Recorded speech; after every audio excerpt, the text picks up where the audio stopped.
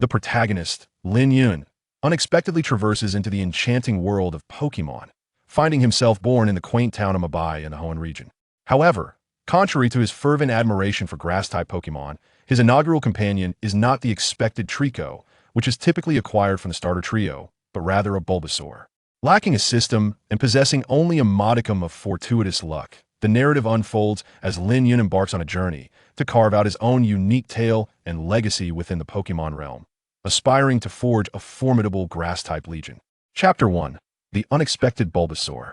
In the town of Mabai, renowned for the esteemed Professor Otamaki's research facility, he stands as a luminary in the field of Pokémon research, specializing in the habitats of these creatures.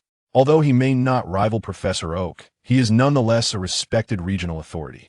In the Hoenn region, he is a household name, well regarded in the community. As a regional professor, he is tasked annually with the responsibility of selecting and distributing the starter Pokémon to aspiring trainers. At this moment, 12-year-old Lin Yun, with his dark hair and fair complexion, is clad in a stylish olive green travel outfit, exuding both charm and gentleness. According to regulations, he should have received his initial Pokémon 2 years prior. In this world, one becomes a trainer upon reaching the age of 10. Yet, this realm is not as idyllic as portrayed in the animated series. Acquiring a starter Pokémon is no simple feat, as nothing comes without a price. To obtain the starter Pokémon distributed by the Alliance's professors, one must first have familial ties to the Alliance, whether through parents or grandparents. The starter Pokémon themselves are exceptional species, nurtured with professional training and inherently gentle, making them more likely to heed the commands of novice trainers. Such starter Pokémon are even more coveted than those available in the market, commanding a premium price. The basic cost is set at 100,000, which can be paid in full if conditions permit. Otherwise, one may opt for annual payments of 10,000 or 20,000 over a span of 5 to 10 years. Only after verifying one's background can one receive a starter Pokémon from the regional professor's laboratory. In other words, out of 50 trainers, perhaps only one possesses such qualifications. Fortunately, Lin Yun is among the fortunate few. His father was a peer and close friend of Professor Otamaki, and his mother was also a talented breeder with a solid foundation in nurturing Pokémon. Lin Yun's training fees had long been settled by his parents. Regrettably, during a field exploration, both parents perished, leaving Lin Yun an orphan. It was Professor Otamaki, honoring their past friendship and recognizing Lin Yun's ties to Mabai, who took it upon himself to care for the boy, enabling him to survive after losing his parents at the tender age of 7. However, unbeknownst to Professor Otamaki, this Lin Yun is not the same as the one who existed before. At that time, the young boy was unable to cope with the loss of his parents and suffered from a congenital illness. Ultimately, he succumbed to despair on a stormy night, collapsing in tears upon his bed. This moment afforded the opportunity for Lin Yun's soul, who had perished in a tragic accident on Blue Star, to inhabit the lifeless body. Armed with the memories of his past life, he becomes the new Lin Yun, vowing to live out the life of his predecessor while forging his own unique path. Lin Yun is not one to forget the kindness of those who have aided him over the years, including Professor Otamaki and various townsfolk. Thus, over the span of 5 years, he frequently labors in the shops of other townspeople, such as breeding centers and ranches. In gratitude, although the townsfolk are generous in compensating him fully, he only accepts 2 or 3 portions of his wages, often working harder than others. During this time, he accumulates invaluable experience. He visits Professor Otamaki's research facility to immerse himself in literature and enhance his knowledge while seeking additional experiences from the townsfolk. Lin Yun aspires to become a Pokémon trainer, a goal he has cherished as both a pursuit and a dream. Through years of diligent study under Professor Otamaki, he has come to understand many aspects of this world. He realizes that it is not as straightforward as depicted in the animations. Certain phenomena and food sources, such as unique evolutionary methods for Pokémon, have yet to be discovered. Even the fairy type has not been introduced. However, unlike other time travelers, Lin Yun refrains from vocalizing his insights for fame or monetary gain, consciously choosing to steer clear of becoming a mere charlatan. Moreover, this awareness brings its own advantages. Yet, these details are not the crux of the matter.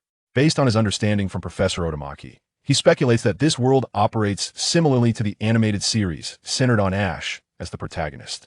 This realization is crucial, for if it were a special episode, the challenges would be significantly heightened, potentially leading to nightmares and a hellish existence. He also learns that while there may be claims of qualifications, there exists the notion of innate talent. This is reflected in the intelligence and learning capabilities exhibited by Pokémon. The concept of qualification is not merely a measure of strength. To advance further, one must encounter opportunities and invest resources. The levels of Pokémon strength and trainers are largely comparable, generally categorized as follows: 1 to 10 for novices, 11 to 20 for ordinary trainers, 21 to 30 for elites, 31 to 40 for gym leaders, 41 to 50 for quasi-champions, 51 to 60 for champions, 61 to 70 for quasi-gods, 71 to 80 for gods, 81 to 90 for Tier 3 gods, 91 to 100 for Tier 2 gods, and 101 to 110 for Tier 1 gods. Lin Yun is acutely aware that surpassing level 120 involves facing the creator deity, Arceus. After reaching quasi-god status, the titles of trainers change. Trainers possessing quasi-god level Pokémon are referred to as Masters, while those with Tier 3 God Pokémon, ranging from levels 91 to 100, are called Grandmasters. The latter two tiers of trainers are exceedingly rare, given that cultivating and conquering Pokémon of Tier 2 God status or higher, particularly legendary beasts, is no simple task. Concurrently, Lin Yun has acquired a wealth of practical knowledge that would have been unattainable in his past life. Furthermore, he has learned various skills from the townsfolk, coupled with his own innate talents, such as Pokémon massage, nurturing, medical care, and the creation of food and unique energy blocks exclusive to the Hoenn region. Though these skills may seem rudimentary, they are remarkably impressive for someone of his age, leaving the townsfolk astonished, particularly as they remain unaware of the full extent of Lin Yun's abilities. Upon reaching the age of 10, Lin Yun decided to postpone receiving his starter Pokémon to further cultivate his skills and experiences, setting a date for this milestone on his 12th birthday. However, he finds himself pondering the current circumstances. The starters of Hoenn include the Fire-type Torchic, resembling a small chick, and the Water-type Mudkip, reminiscent of a blue mudskipper. Yet the Grass-type, which should resemble a bipedal frog known as Trico, has inexplicably transformed into a Bulbasaur from the Kanto region, adorned with peculiar markings and a bluish-green body, carrying a small green seed upon its back. "Professor," Lin Yun exclaimed, casting a bewildered glance towards Professor Otomaki. My apologies, Lin Yun. Due to your 2-year delay, coupled with the fact that other new trainers of your cohort will be arriving later this year, I momentarily forgot that the Trico from the Alliance has yet to arrive. All I have left is this Bulbasaur, which I recently retrieved from Professor Oak, but it should suffice. Please bear with me." Dr. Xiaotian Wan, suddenly feeling rather embarrassed, spoke with a countenance full of apology, scratching his head and chuckling. Coupled with his somewhat portly physique, he indeed appeared rather endearingly comical. Very well then, Lin Yun ultimately acquiesced, as the issue was not of great consequence. He then promptly scrutinized the trio of starter Pokémon before him. The trio had already been present for 9 generations, and none were particularly inferior. The differences among them were rather negligible. Simultaneously, these 27 Pokémon essentially represent fire, grass, and water types, all possessing exceptionally high and commendable base stats. Among them are both single-type and dual-type Pokémon. However, as one progresses further into the development of these species, the number of single-type Pokémon is significantly overshadowed by that of dual-type Pokémon, although both categories enjoy their own advantages. Single-type Pokémon can evade quadruple weaknesses and tend to have higher minimum stats. The drawback lies in their limited offensive capabilities and insufficient resistances. In contrast, dual-type Pokémon boast a broader offensive range, higher resistances, and attribute synergy. The attribute synergy refers to the enhancement a Pokémon receives when using moves that correspond to its own type. Dual-type Pokémon enjoy 2 such enhancements. Nevertheless, the weaknesses of dual-type Pokémon can be rather intricate, necessitating a deeper understanding and strategic pairing by their trainers. Currently, the Firefowl, a fire-type, is destined to acquire a fire and fighting dual-type in the future. The Waterleap fish will evolve to possess water and ground attributes, while the present Bulbasaur embodies grass and poison types. Initially, the Waterleap fish evolves into the Swampert, followed by the formidable Marsh Stomp, which will ultimately bear a quadruple weakness to grass and a double weakness to ice.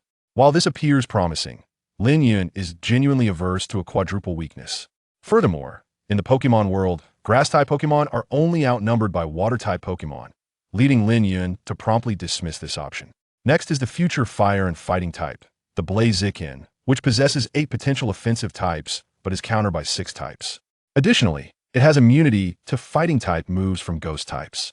Here, we also have the Bulbasaur, which will evolve into a Venusaur, sharing similar attributes. The latter boasts 5 offensive types and 5 weaknesses, with an immunity to steel. The former excels as a swift dual attacker, particularly in melee. Conversely, the latter serves as a diminutive tank, well-suited for ranged special attackers. After a brief contemplation, Lin Yun reflected on his personality and battle strategies. Doctor, I've made my decision. I shall choose this Bulbasaur. The grass-type skills are the most diverse, encompassing offensive moves, special effects, control, healing, and enhancements. He is aware of many advantageous abilities and possesses a commendable base stat distribution, along with a second type that synergizes well with grass. Lin Yun is inherently a versatile individual, or rather, one of remarkable adaptability. Having been a grass-type player in his previous life, and having gained insights from prior experiences, he understands that grass is not a particularly popular type here. The pinnacle of grass-type achievement is typically limited to gym leaders, with not a single champion in sight. Whether to maintain the essence of his previous life or to carve out an extraordinary existence in this world, Lin Yun has long aspired to establish himself as a specialized grass-type trainer. Moreover, the cultivation of powerful Pokémon fundamentally hinges upon the trainer's own prowess. Lin Yun has faith in himself. The memories of his past life, coupled with his current learning, will propel him to demand even more from himself in the future. He is determined to forge his own path in the realm of grass-type Pokémon. Furthermore, the starter grass types are quite impressive, with Venusaur undoubtedly ranking among the top, especially due to its capability for Mega Evolution and Gigantamaxing. Bulba! The Bulbasaur exclaimed joyfully, seemingly enamored with Lin Yun, and promptly leaped into his arms, which Lin Yun embraced with delight. The other 2 starters appeared somewhat disheartened, but upon recalling that other trainers would soon arrive, they quickly reassured themselves. They even hopped down and returned to their respective places, undeniably showcasing the innate sensibilities of Pokémon. Haha, I suspected you would choose that, Dr. Xiaotianwan chuckled heartily, having anticipated this outcome. Through their years of interaction, he had come to realize Lin Yun's passion for grass-type Pokémon. Dr. Xiaotianwan, like many others, harbored certain biases and had previously dissuaded Lin Yun from pursuing a specialization in grass types. However, Lin Yun's steadfastness and articulate reasoning began to sway the doctor's perspective, leading him to refrain from further admonitions. Additionally, he felt genuine joy in seeing Lin Yun take this Bulbasaur away, as it was certainly preferable to having it remain with him. He rarely took his own Pokémon out into the wild. Here, 6 Pokeballs and a Pokédex covering the Hoenn region. Per your request, I have compiled comprehensive information on nearly all Pokémon from the regions of Kanto, Johto, Hoenn, Sinnoh, Unova, and Kalos. Dr. Xiaotianwan promptly handed it over to Lin Yun. Chapter 2. The Blissful Bulbasaur. Thank you, Professor. Lin Yun expressed his gratitude as he promptly accepted the items. These could be considered complimentary gifts. For any trainer fortunate enough to successfully claim one of the 3 starter Pokémon would invariably receive a free Pokédex along with 6 ordinary Pokeballs. However, to augment his Pokédex with information about Pokémon from other regions would indeed incur additional expenses. The Pokédex had long since supplanted the identity card, serving as the official identification for trainers directly affiliated with the league. Hence, acquiring data on Pokémon from other locales would require extra investment. Yet, owing to his rapport with Professor Oda, Lin Yun managed to waive this fee, thus enhancing his Pokédex. He felt immense gratitude for this favor. What are your next intentions? Professor Oda inquired with curiosity. I plan to register for the upcoming Colorful Ghost Festival in Orange City, capturing and training Pokémon along the way, and subsequently challenge the Canaz Gym in Canaz City. Although Lin Yun was aware that the nearest gym to Mo Bai Town was the Orange Gym in Orange City, he recognized that, given his current prowess, attempting to challenge a trainer of the Elite Four caliber, like Qian Li, would be akin to a moth drawn to the flame. Lin Yun possessed a keen self-awareness, hence he deemed it wiser to register for the competition at the Pokémon Center there first, and then confront the Canaz Gym, which had an advantageous type alignment, being a rock-type gym that held an edge over grass-type Pokémon. Haha, splendid. I knew you were a person of ideas. Go forth, and be sure to bring back an excellent result. I understand you've already bid farewell to the townsfolk, and I will frequently send someone to keep your home tidy. Professor Oda said, patting Lin Yun's shoulder with a look of satisfaction. Rest assured, Professor, I shall not disappoint you. Lin Yun replied with a smile as he quickly bid farewell to Professor Oda and the townspeople who had come to see him off. Having spent 5 years in this world since his arrival, it was time for him to embark on his own journey along the path of grass. Before long, he exited Mobi Town. Now, in the wild, to better cultivate his bond with his Pokémon, he was not like Professor Oda. He would release his Pokémon to safeguard him, just as any ordinary trainer would. The Pokédex possessed the ability to reveal certain details about Pokémon, which was a prime reason many trainers coveted it. Lin Yun swiftly retrieved his Pokédex to examine the details of his Bulbasaur. Bulbasaur male grass poison ability, chlorophyll moves, tackle, growl, vine whip, leaf tornado, growth, leech seed, sleep powder, level 6. After perusing the information, Lin Yun was astonished and quickly retracted the Pokédex. Well, this is rather impressive, he exclaimed. Aside from tackle, the rest of the moves were quite commendable. Growl could diminish the opponent's attack power and, being a status move, was effective against both physical and special attacks. Vine whip, while lacking a special effect, could be as formidable as those with special effects once mastered. Leaf Tornado served as a fundamental grass-type attack, boasting a special effect that, when striking a critical hit, could inflict double damage. Growth, upon use, would enhance both physical and special attack stats. Leech Seed offered a trifecta of attack, ensnarement, and healing, while Sleep Powder, though non-damaging, could induce a sleep state in opponents. Thus, all these skills were exceedingly useful. Moreover, with the Chlorophyll ability, this Bulbasaur had an optimal training direction, a sunny weather team, transforming it into an exceptional mobile artillery piece. Under sunny conditions, its speed would double, and by the time it evolved into Venusaur, its speed could potentially surpass its attack and defense stats. This was indeed the essence of a mobile artillery unit. With the right combination of other moves, particularly poison-type moves, Lin Yun felt confident in cultivating it into a formidable Venusaur. If paired with items like Miracle Seed or Heat Rock, it would be even better. Lin Yun was filled with joy. However, typically, starter Pokémon begin at level 5, but this Bulbasaur had been in Professor Oda's care for some time, explaining its elevation to level 6. Suddenly, both Lin Yun and his Bulbasaur became alert, sensing something amiss in the nearby grass. It appeared that an unwelcome presence was approaching. Abruptly, 3 gray canines leaped from the underbrush. Zygarde, a quintessential Dark-type Pokémon. It was frequently trained by both heroes and villains alike, and it evolved into a notably impressive creature. Howl! The trio of Zygarde charged forward, driven by their innate aggression, often attacking passing trainers. Bulbasaur, use Vine Whip, Lin Yun commanded, regaining his composure. Or perhaps he had been calm from the outset. Upon hearing his directive, Bulbasaur sprang into action. It swiftly extended 2 vine whips from the seeds on its back, launching them powerfully at the Zygarde. The strikes landed with tremendous force, sending the canines sprawling. The fallen Zygarde writhed in pain, but it only served to enrage them further, as they retaliated with their signature move, Bite, charging once more at Bulbasaur. Such foolish creatures, lacking in memory. Use Leaf Tornado, Lin Yun ordered. Bulbasaur responded immediately, unleashing a flurry of sharp, rapidly spinning leaves, which rained down upon the Zygarde. The attack sent them flying even farther than before. Now truly frightened, the Zygarde seemed to realize they had encountered a formidable opponent and retreated into the depths of the forest, fleeing in fright. Well done, Bulbasaur, Lin Yun praised, kneeling beside his Pokémon and offering 3 energy cubes, 2 grass-type and 1 poison-type. Bulbasaur chirped joyfully, eagerly consuming the energy cubes, savoring the deliciousness of the treat. Afterward, Lin Yun continued on his journey with Bulbasaur, aware that they might encounter stronger foes ahead. With only a level 6 Bulbasaur, he didn't wish to take unnecessary risks.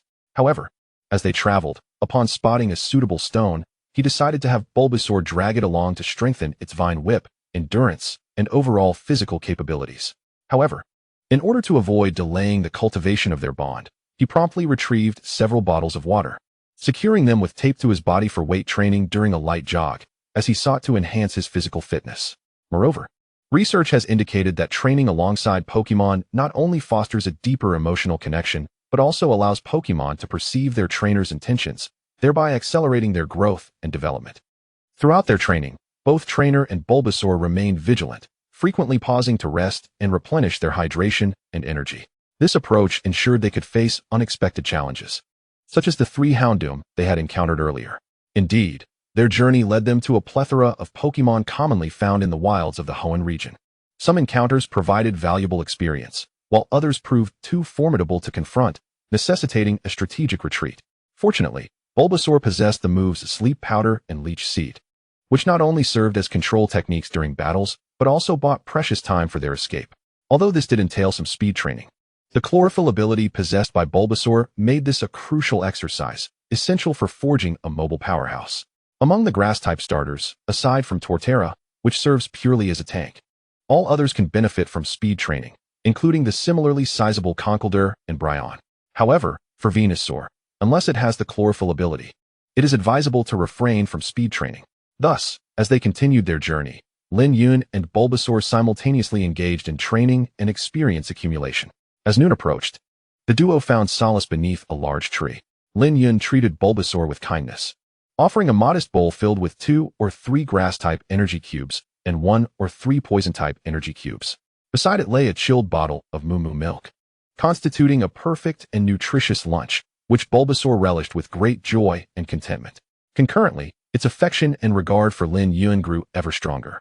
Lin Yun, in turn, unwrapped a sandwich he had prepared that morning to enjoy for his own lunch, accompanied by a glass of regular milk. Moo Moo milk was more suited for Pokemon, while he was content with ordinary milk, as a child would be with simple tea rather than alcohol. After a satisfying meal and a brief rest, Lin Yun resumed their journey. He was aware that they needed to pass through Old Town before traversing a small forest to reach Orange City. Perhaps due to the presence of the esteemed Professor Maze in the area, this quaint town surprisingly boasted a Pokemon Center. Lin Yun could not ascertain whether they would arrive today or the following day. Fortunately, over the past 5 years, he had developed the skills and habits necessary for camping in the wild, so he was not overly concerned. However, beneath Old Town lay an ancient ruin. If memory served, during an upcoming episode, Ash and May would journey to this location, which was entwined with the affairs of Team Magma and Team Aqua.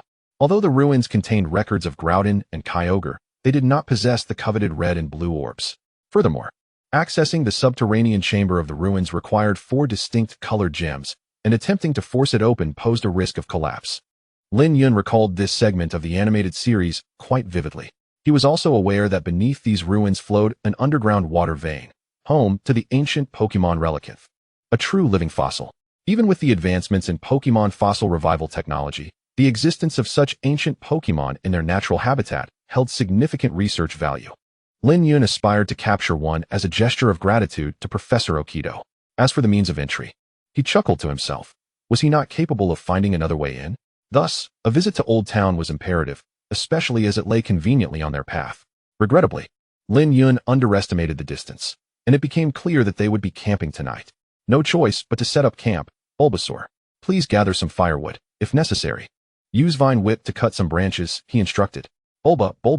Bulbasaur obediently scampered into a nearby grove to collect firewood, demonstrating remarkable intelligence in executing Lin Yun's commands with alacrity.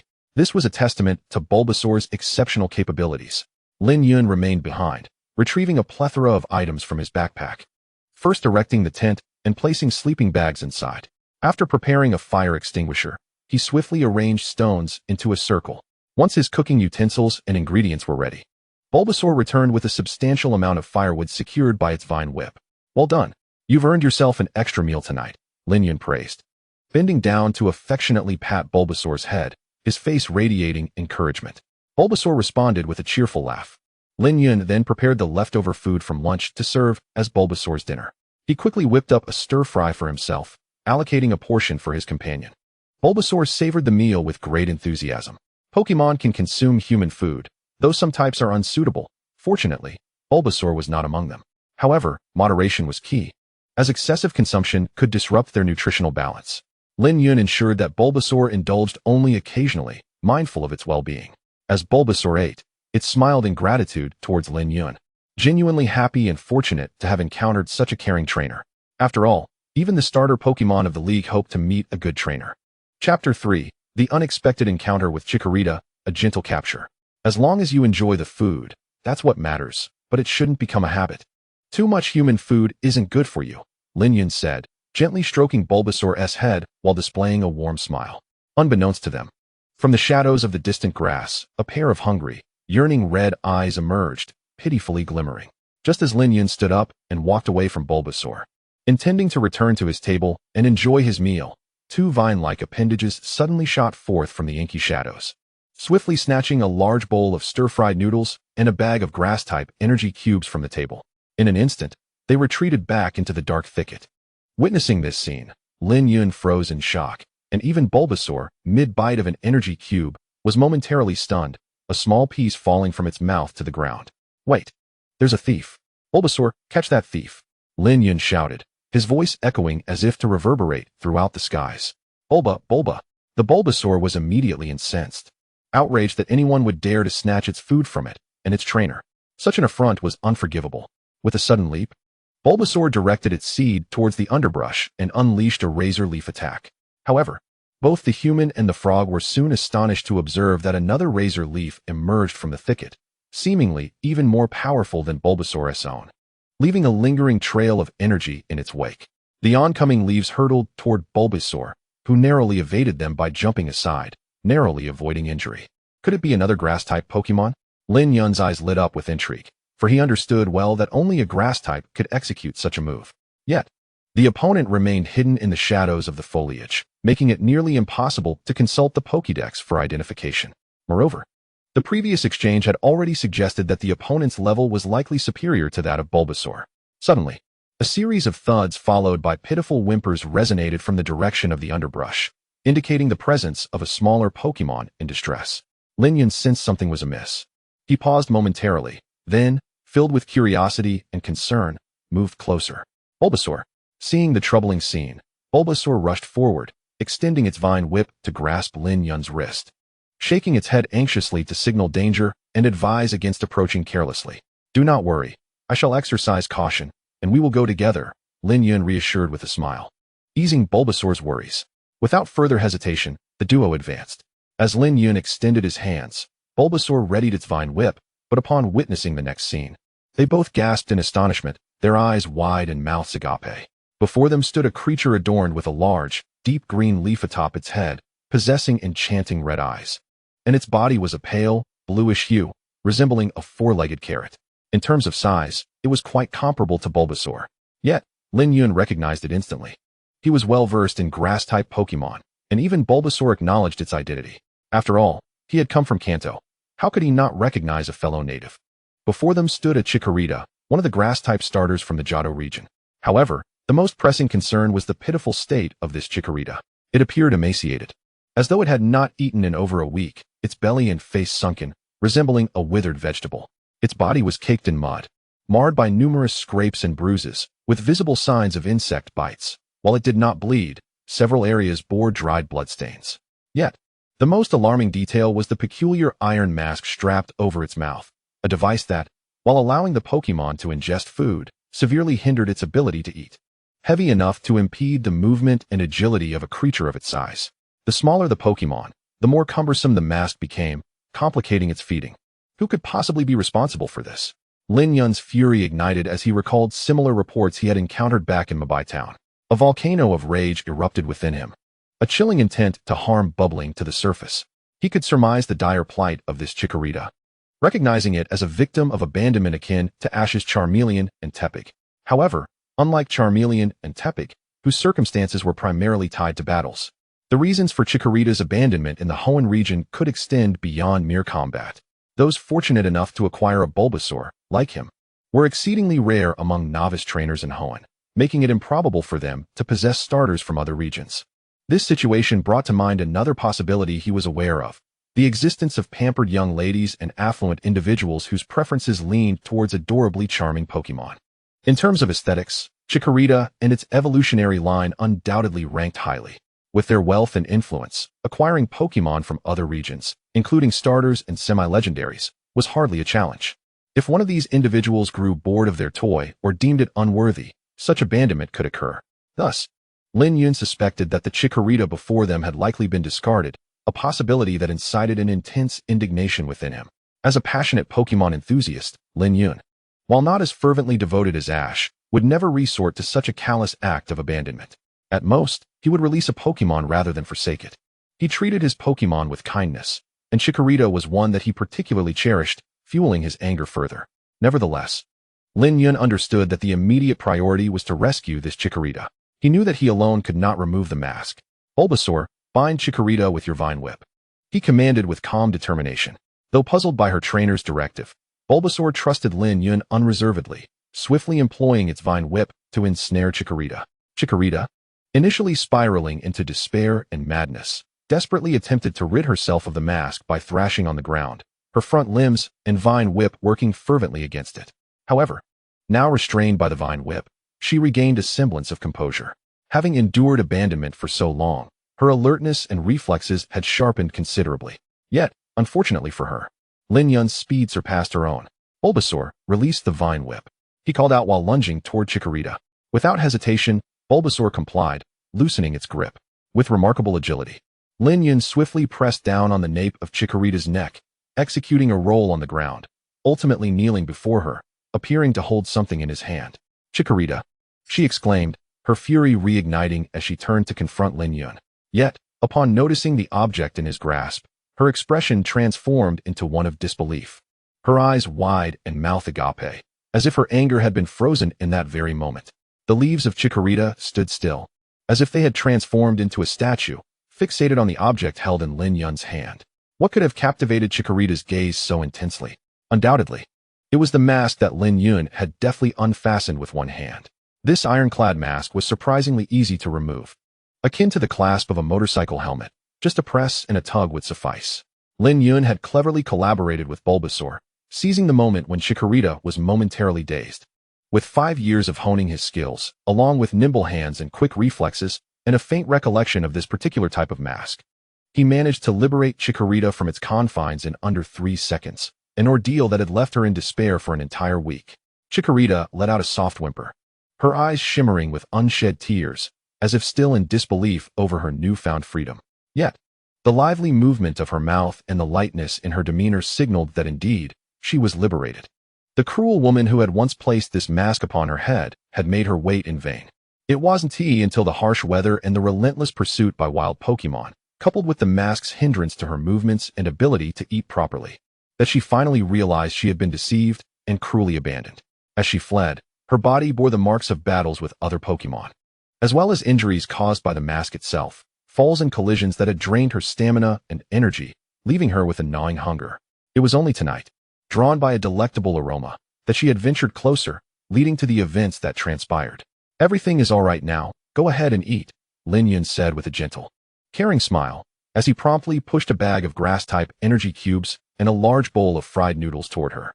Chikorita cast a glance at Lin Yun, but her unyielding hunger, coupled with her desire to savor the delicious food before her, compelled her to dive in, devouring the meal voraciously.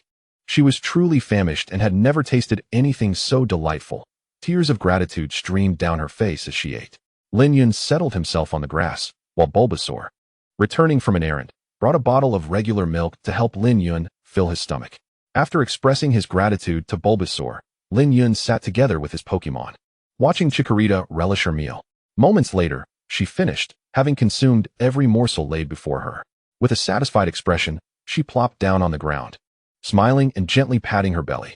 Although her body still bore injuries, the nourishment from the grass-type energy cubes had revitalized her significantly. My name is Lin Yun, and this is my starter Pokémon, Bulbasaur. I am a trainer who has just embarked on a journey, and I have a deep passion for grass-type Pokémon. Bulbasaur echoed in agreement. I see you have endured much, but I also recognize your resilience. I understand you may harbor some suspicion or fear towards human trainers. But will you trust me? I, Lin Yun, swear by the name of the forest deity Shalebi that I shall treat you kindly and will never abandon you. Lin Yun made his declaration with conviction, not hesitating to swear an oath, fueled by his love for grass-type Pokémon, and reassured by the knowledge that this was the Hoenn region, where Shalebi, a benevolent legendary Pokémon, was revered. He would never stoop to abandonment. Upon hearing his vow, both Bulbasaur and Chikorita were taken aback. As iconic representatives of the Kanto region, they were well aware of the legends surrounding Shalebi, the sacred grass-type Pokémon. Bulbasaur's gaze towards Lin Yun filled with newfound respect, affirming its unwavering loyalty. Chikorita, though astonished, was equally moved by the delicious food and Lin Yun's kindness. Coupled with his heartfelt promise, she decided to trust him, at least this once. Chikorita stood up and approached Lin Yun, her smile illuminating her scarred face, making her appear even more endearing. Seeing Chikorita's acceptance, Lin Yun swiftly retrieved a Pokeball, capturing her, before immediately releasing her again. I look forward to our journey together. Chikorita. As the moonlight bathed them, Bulbasaur placed its two small forepaws together in agreement. Chapter 4. Entering the ancient ruins underground river after successfully capturing Chikorita. Lin Yun skillfully helped her take a warm bath and applied some medicine.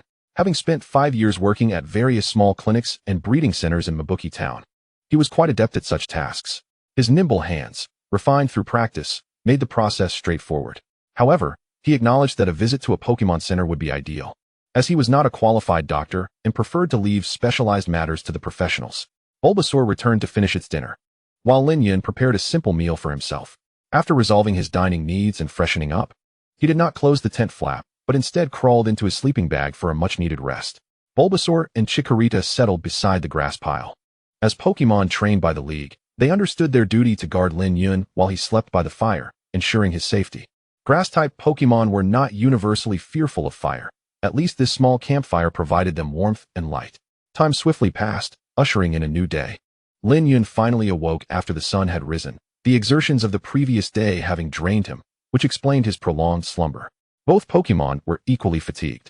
Bulbasaur had also been worn out, and Chikorita, despite sleeping late, had enjoyed a restful night.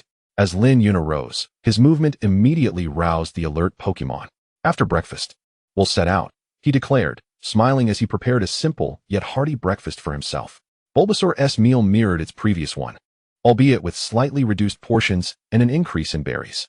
Chikorita's food was similar, lacking poison-type energy cubes, but containing more grass-type energy cubes, suitable for a pure grass-type Pokemon like her. Thankfully, both Pokemon relished their meals, leaving them satisfied. Once both Lin Yun and his Pokemon finished eating and packed their belongings, they continued their journey toward the town of Ancient Dawn. However, as Lin Yun journeyed along the road, he found himself enveloped in a cloud of bewilderment. He could not shake the feeling that during his slumber the previous night, he had acquired something significant, and upon awakening, he sensed a distinct change within himself. Yet, he dismissed it as a mere consequence of having slept in an awkward position, regarding it as trivial and not worthy of further contemplation. Unbeknownst to him, as he and his companions, Chikorita and Bulbasaur, departed, a petite silhouette swiftly vanished into a nearby energy portal. As Lin Yun continued on his way, a thought suddenly struck him. He realized he had yet to assess the condition of Chikorita. Among the 9 generations of starter Pokemon, it was evident that the Johto starters were the least prominent. The Kanto and Hoenn starters, on the other hand, were undoubtedly more celebrated, boasting not only impressive attributes but also the ability to Mega Evolve, particularly the Kanto trio, which further possessed the capability of Gigantamaxing. Other region starters typically included a standout Pokemon capable of carrying the weight of the team. Thanks to Ash, the Sinnoh and Kalos regions Infernape and Greninja were able to shine. The Unova region also had a famous outlier in the form of Serperior. In the Galar region, the starters had initially fallen into the hands of a certain individual in the anime, nearly tarnishing their reputations, though fortunately, they found redemption under the stewardship of a skilled trainer. Alola featured the presence of the legendary Tapu Koko, and while Decidueye may be somewhat obscure, the water and fairy-type Primarina gained considerable acclaim. Lastly, the newly introduced Paldea region mirrored Galar in certain respects, as childhood memories of Ash faded away. Legendary Pokemon such as the Black Rayquaza and the mythical Keldeo seemed to lack the recognition they deserved, leaving the situation rather unfortunate. Nonetheless, the grass and dark-type Meowscarada, a magician in her own right, emerged to uphold the region's reputation. Yet, the Johto starters, alas, appeared to have been relegated to the shadows. It was rumored that their design was initially intended to capitalize on the popularity of Jurassic Park, with Chikorita, Cyndaquil, and Totodile drawing inspiration from herbivorous dinosaurs, crocodiles, and volcanoes, respectively. Other starter Pokemon from different regions similarly drew from thematic concepts. The Kanto starters, for example, were based on household pets, a lizard, a turtle, and a frog, resulting in the creation of Charmander, Squirtle, and Bulbasaur. The Hoenn starters reflected the progression of life, while Sinnoh's mythological framework, Unova's imperial civilization, Kalos's gaming professions, Alola's circus theme, Galar's entertainment industry, and Paldea's versatile performers showcased diverse inspirations. Having digressed somewhat, Lin Yun reminded himself that he was in the real world and ought not to carry the biases of his previous life. He promptly consulted his Pokédex to examine Chikorita's status. Chikorita, female, grass dragon type, ability, Leaf Guard, moves, tackle, Leaf Blade, poison powder, synthesis, magical leaf, reflect, vine whip, aromatherapy. Dragon Dance, level 9. Upon reviewing this information, Lin Yun was nearly left speechless. To think that this little darling possessed the dragon type. Was it not supposed to be purely grass? However, the realization dawned upon him. Due to the differing parentage, it was indeed possible for certain Pokémon to inherit varied attributes from their progenitors. In other words, it was highly probable that one of Chikorita's parents was a dragon-type Pokémon. Furthermore, she had inherited the formidable move Dragon Rage, a significant boost for a dragon type. Nevertheless, the grass dragon typing was less than ideal, with 5 double weaknesses and 1 quadruple weakness. While the absence of fire-type vulnerabilities was a relief and grass-type moves against water and electric types only inflicted normal damage, the presence of a quadruple weakness was still concerning. Fortunately, the final evolution, Meganium, boasted commendable offensive and defensive capabilities, particularly excelling in defense. With further mastery of defensive and healing skills, Chikorita could emerge as a valuable support Pokémon, a cornerstone of any team.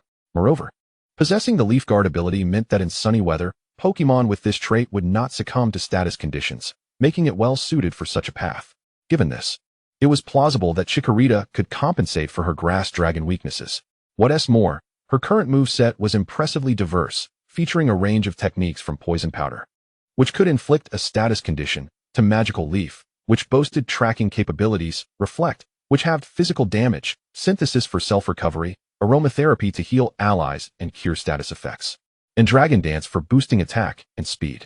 Each of these moves complemented one another, akin to a sumptuous stew. Lin Yun found himself thoroughly pleased with Chikorita. After resolving this minor matter, he promptly resumed the rigorous physical training he had undertaken the day prior, whether for himself or for his 2 Pokémon. Enhancing their physical prowess was of utmost importance. Especially for Bulbasaur and Chikorita, their future trajectories would undoubtedly benefit from increased stamina and resilience. Lin Yun secured several bottles of water onto them and initiated weighted jogging exercises, allowing Chikorita to partake in a slightly reduced regimen, as she had yet to fully recover and, being a female, required a gentler approach. Along the way, they encountered numerous Pokémon. While casual encounters were manageable, any that approached them with hostility became mere fodder for experience. Compared to the previous day, they faced far fewer formidable opponents. Unfortunately, Lin Yun did not encounter the Pokémon he had hoped for during this journey.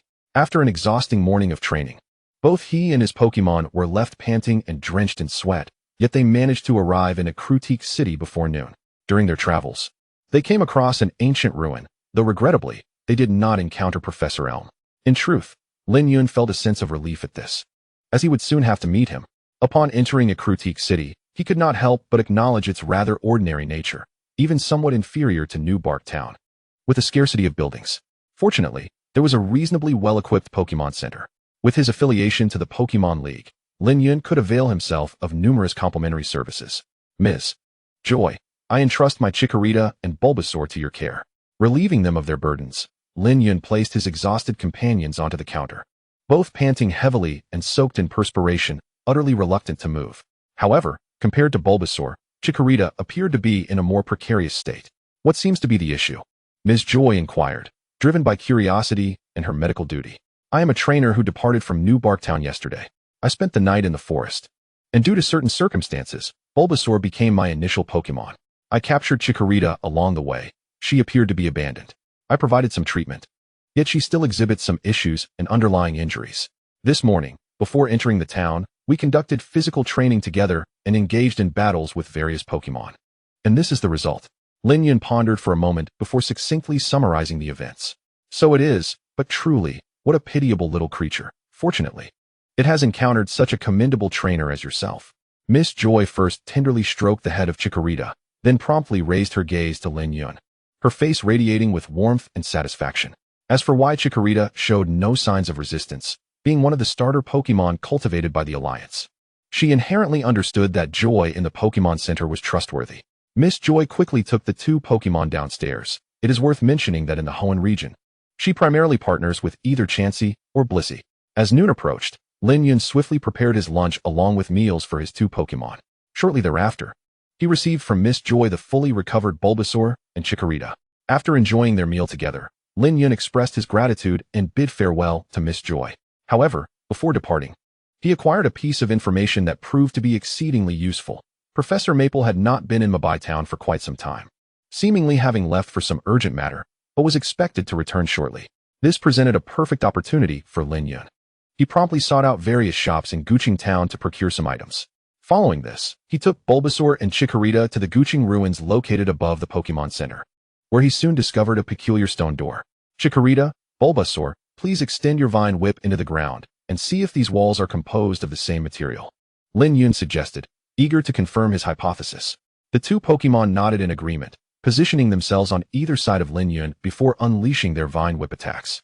Notably, Chikorita's vine whip was released from the buds on her neck, thrusting into the adjacent soil. Before long, the two Pokemon turned their heads, retracted their vine whips, and simultaneously shook their heads with smiles, indicating there was no resemblance. Excellent, Lin Yun responded, pouring a bucket of water onto the earthen wall. Knowing that it would make excavation significantly easier, I will handle the digging. You both focus on gathering the soil and stones together, understood? With a resolute nod from Bulbasaur and Chikorita, the trio commenced their task. They swiftly unearthed a pathway, overcoming minor obstacles such as stubborn stones without much trouble. Ultimately, after their diligent efforts, they arrived at the subterranean river cave within. Having anticipated no dangers, Lin Yun did not don a gas mask and promptly lit a lantern. He then approached the riverbank, peering into the water as if searching for something. Suddenly, sensing movement above, a remarkably ancient-looking fish leapt from the depths. Its size so considerable that even Lin Yun would struggle to lift it, as it was nearly his own size. Upon sighting it, Lin Yun's eyes gleamed with excitement. This was precisely his target, the longevity Pokemon, Relicanth. Relicanth, a water and rock-type Pokemon, had remained unchanged for an astonishing 100 million years, dwelling in the deep sea. It feeds solely on microorganisms with its toothless mouth and is a rare species discovered during deep-sea explorations, its body adorned with rugged, rock-like scales capable of withstanding the immense pressures of the ocean floor. Chapter 5. Entering Orange City. Although Bulbasaur and Chikorita were somewhat inferior in level, the unfortunate reality was that this ancient fish was quadruple weak to grass-type moves. Lin Yun was resolute. He would capture this fish today. Bulbasaur, use Vine Whip to pull it closer. Chikorita, unleash your poison powder on it, he commanded swiftly. Bulbasaur executed the Vine Whip technique, ensnaring the Relicanth just as it was about to plunge back into the water, pulling it onto the shore. Startled, the Relicanth began to thrash about, but at that moment, Chikorita unleashed her poison powder. Although neither attack inflicted damage on Relicanth, the instant it encountered the poison powder, it succumbed to a poisoned state. In agony from the poison, the Relicanth was yanked to the ground by Bulbasaur's Vine Whip, sustaining damage. However, with its rock typing, Relicanth possessed a degree of resistance to the poison-type move, enabling it to retaliate. It opened its mouth and unleashed a water gun attack directed at Bulbasaur, who was still ensnaring it with Vine Whip. Bulbasaur, evade, Lin Yun shouted. Despite Bulbasaur having a resistance to water-type moves, the level disparity was evident. Lin Yun quickly instructed Bulbasaur to retract the Vine Whip and leap aside to avoid the attack. Chikorita, use Magical Leaf. Chikorita called out from the side, leaping into action and promptly executing the Magical Leaf move. A multitude of green glowing leaves, sharp as daggers and homing in on their target, rained down upon the Relicanth, who was already suffering from the effects of poison, causing significant damage due to its quadruple weakness. Bulbasaur, use Sleep Powder. With the situation escalating, Lin Yun commanded a decisive move. Indeed, the Sleep Powder, being a grass-type move, proved exceptionally effective against the water and rock-type Relicanth, causing it to fall into a deep slumber. Go Pokeball. Lin Yun swiftly tossed the Pokeball, effortlessly capturing the sleeping Relicanth without a struggle. Well done, Bulbasaur and Chikorita, he praised, gently patting their heads with a smile of encouragement, feeling an immense sense of pride for his two Pokemon. To reward their efforts, Lin Yun produced 2 boxes of neatly sliced apples, treating his small champions. The two Pokemon eagerly devoured their snacks, and once they finished, Lin Yun collected the Pokeball and departed, leaving the Guqing ruins and Guqing town behind as they pressed onward toward Orange City. Of course, their accomplishments did not end there. Having defeated a Relicanth that significantly surpassed their levels, coupled with prior training battles and accumulated experience, Bulbasaur's level ascended to 8, while Chikorita gained a level, now standing at 10.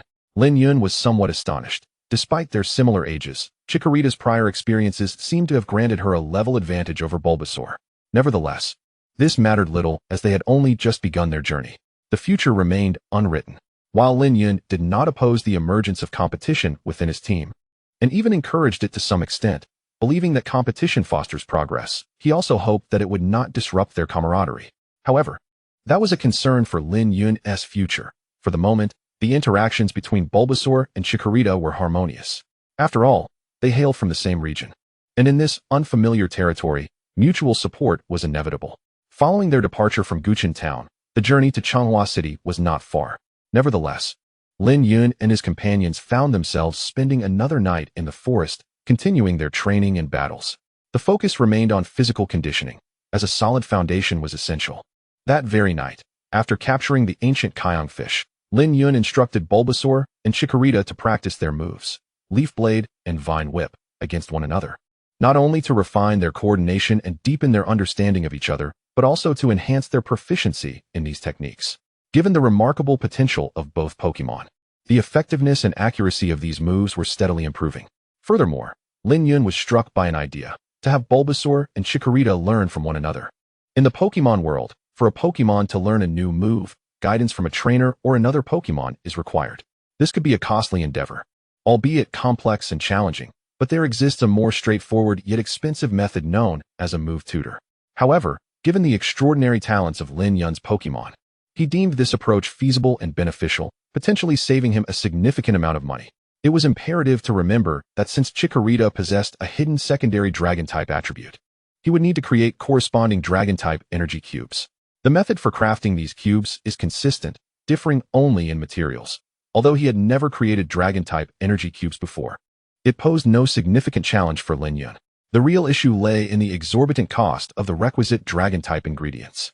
Among all Pokémon food types, Dragon, Psychic, and Ghost types commanded the highest prices, surpassing the combined cost of the other 15 types. Yet, Lin Yun found solace in the fact that he would not need to purchase the materials outright. He could procure them for crafting, thus saving some money.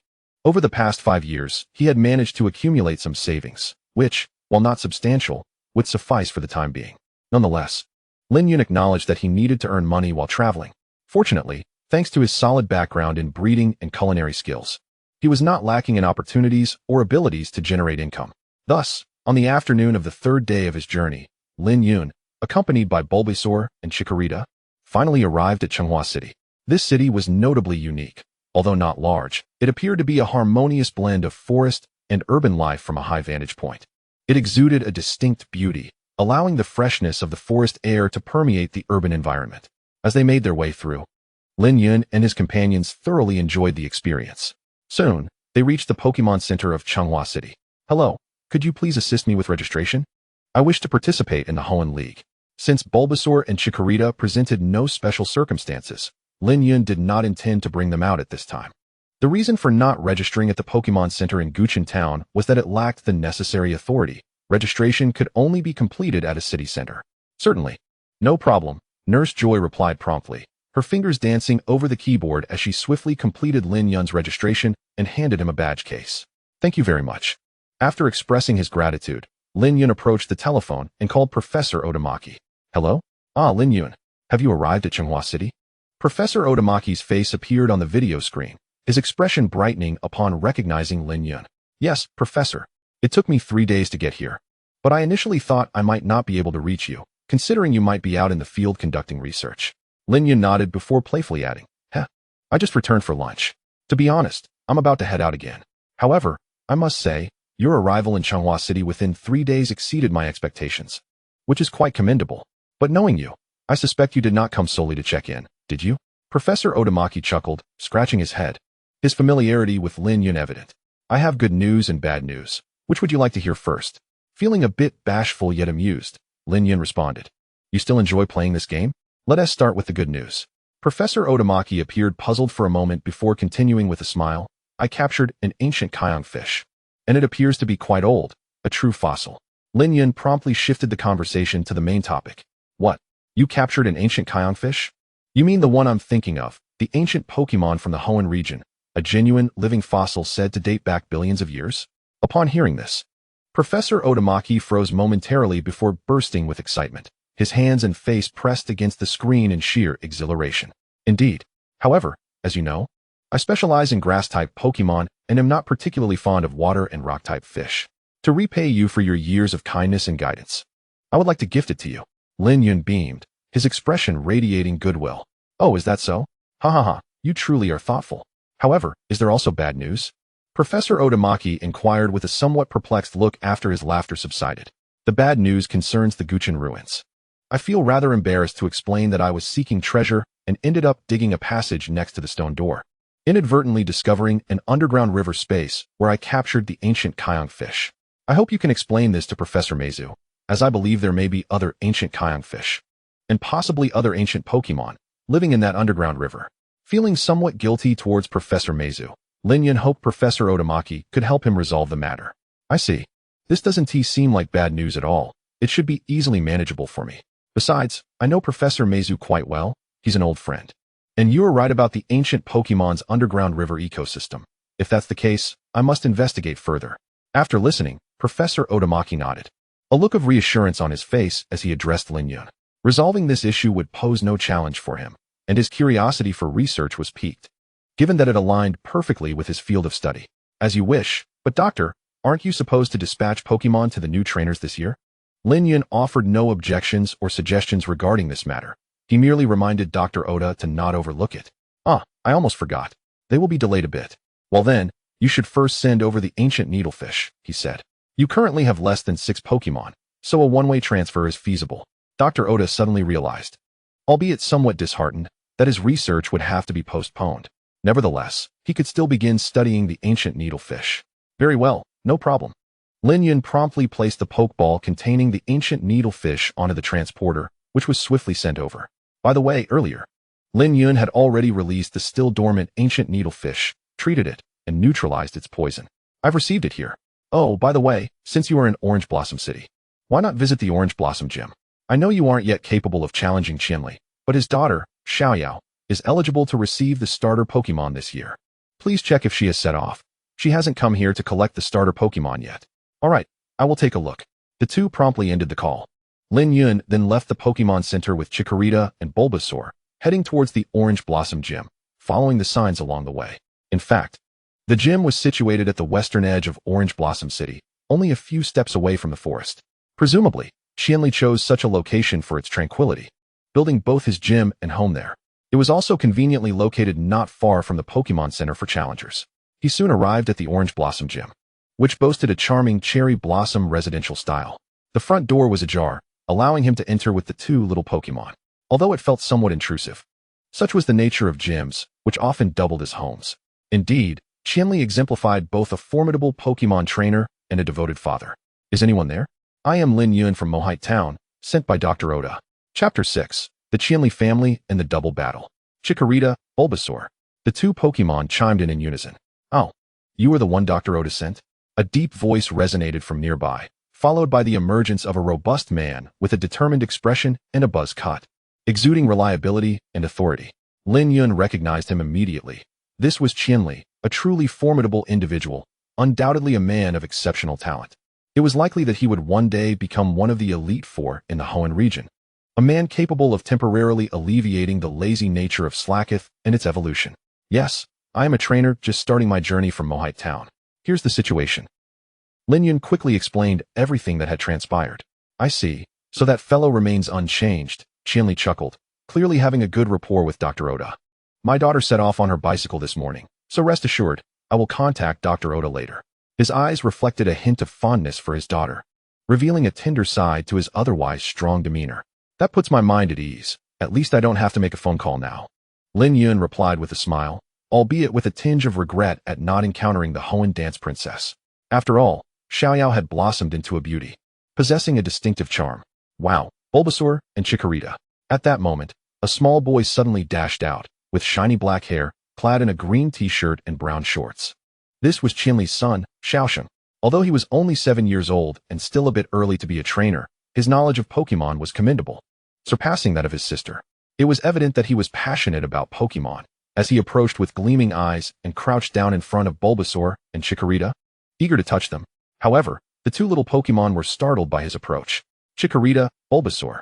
They simultaneously jumped back, lowering their bodies and baring their teeth in a show of warning. I mean no harm, Xiaosheng said, feeling somewhat dejected. It's all right, they are not hostile. Lin Yun reassured him, allowing the 2 little ones to relax. Xiaosheng, Whether it's wild Pokemon or those owned by trainers, you mustn't act so recklessly, Qianli admonished his son. Approaching like that and attempting to touch Pokemon is unwise. He seemed to be a bit strict, perhaps reflecting his belief in raising his son with a firm hand. But this is Bulbasaur and Chikorita, the starters from the Kanto region. It's my first time seeing them. Xiaoxing protested, feeling wronged. That is no excuse. All right. He is still your son, and we have a guest, Qianli retorted, but fortunately, his wife, the stunning Mizuki, Xiaoyao and Xiaoxing's mother, had already approached to calm him down. Otherwise, Xiaoxing would have been in for a scolding. If there's nothing else, I shall take my leave, as I merely came to inquire, Lin Yun remarked, intending to depart. Wait, don't you wish to challenge the gym? Xiaoxing asked, puzzled, while both Qianli and Mizuki looked on with curiosity. It was indeed unusual for someone to visit a gym without the intention of challenging the trainers. I have only just begun my journey and intend to train these two for a while before capturing more Pokemon, Lin Yun explained, displaying a clear awareness of his situation. With that, he prepared to leave. Xiaoxing seemed at a loss for words. That's a commendable approach. It is no wonder Dr. Oda sent for you, Qianli expressed. Regarding Lin Yun with admiration. Young man, would you be interested in having a battle with me, considering it as a training exercise? Rest assured, I won't use any high-level Pokemon, Qianli proposed. Upon hearing this, Mizuki and Xiaoxing were momentarily taken aback, then turned their expectant gazes towards Lin Yun. They likely sought to pass the time, while also witnessing Lin Yun's skills alongside Qianli's prowess. Lin Yun paused, recognizing this as a splendid opportunity for growth, one that he could not afford to miss. However, he had a small request that would be advantageous for him. I have no objections, but I would prefer a double battle.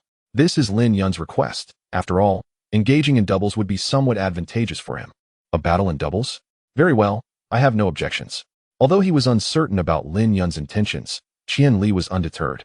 And having not participated in doubles for quite some time, he felt a surge of interest and readily agreed. Before long, both sides arrived at the battlefield, with Xiaoxing and Mei Zinko taking their seats as spectators.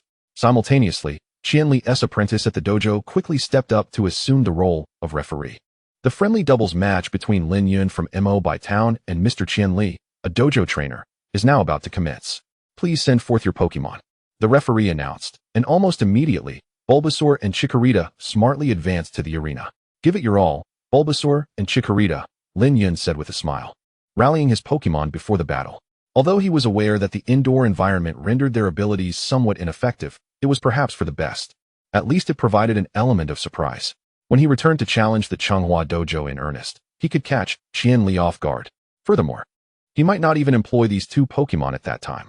The ambience was pleasant, and the atmosphere was conducive, so let us witness your performance. Come forth. Aipom and Slacketh. With that, a lively Aipom and a lethargic Slacketh materialized on the field. However, Lin Yun quickly regained his composure after consulting the Pokemon Dex. This Aipom and Slacketh were not the same ones Ash encountered during his later challenges. The levels did not align. Qianli was well aware that Ash had already traveled through 2 regions by the time of his first visit, and Pikachu was his starter Pokemon.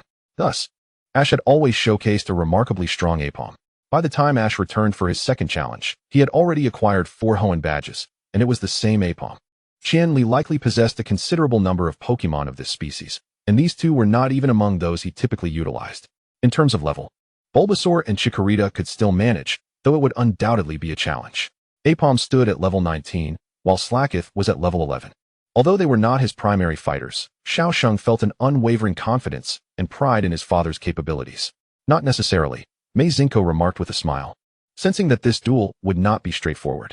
However, Xiaoxing remained steadfast in his belief in his father, leading to his subsequent actions. Let us go, Lin Yun, Qianli said, his smile widening as he granted Lin Yun the first move. Then I shall not hold back. Chikorita, use Leaf Tornado. Bulbasaur, use Growth. With a grin, Lin Yun swiftly issued his commands, prompting Chikorita to leap into action and unleash a flurry of Leaf Tornado. Slacketh countered with Blizzard to intercept the attack, while Aipom unleashed Flamethrower toward them. Qianli, astonished, observed one Pokemon delaying the opponent while the other bolstered its own strength. This kid has a strategy, he mused.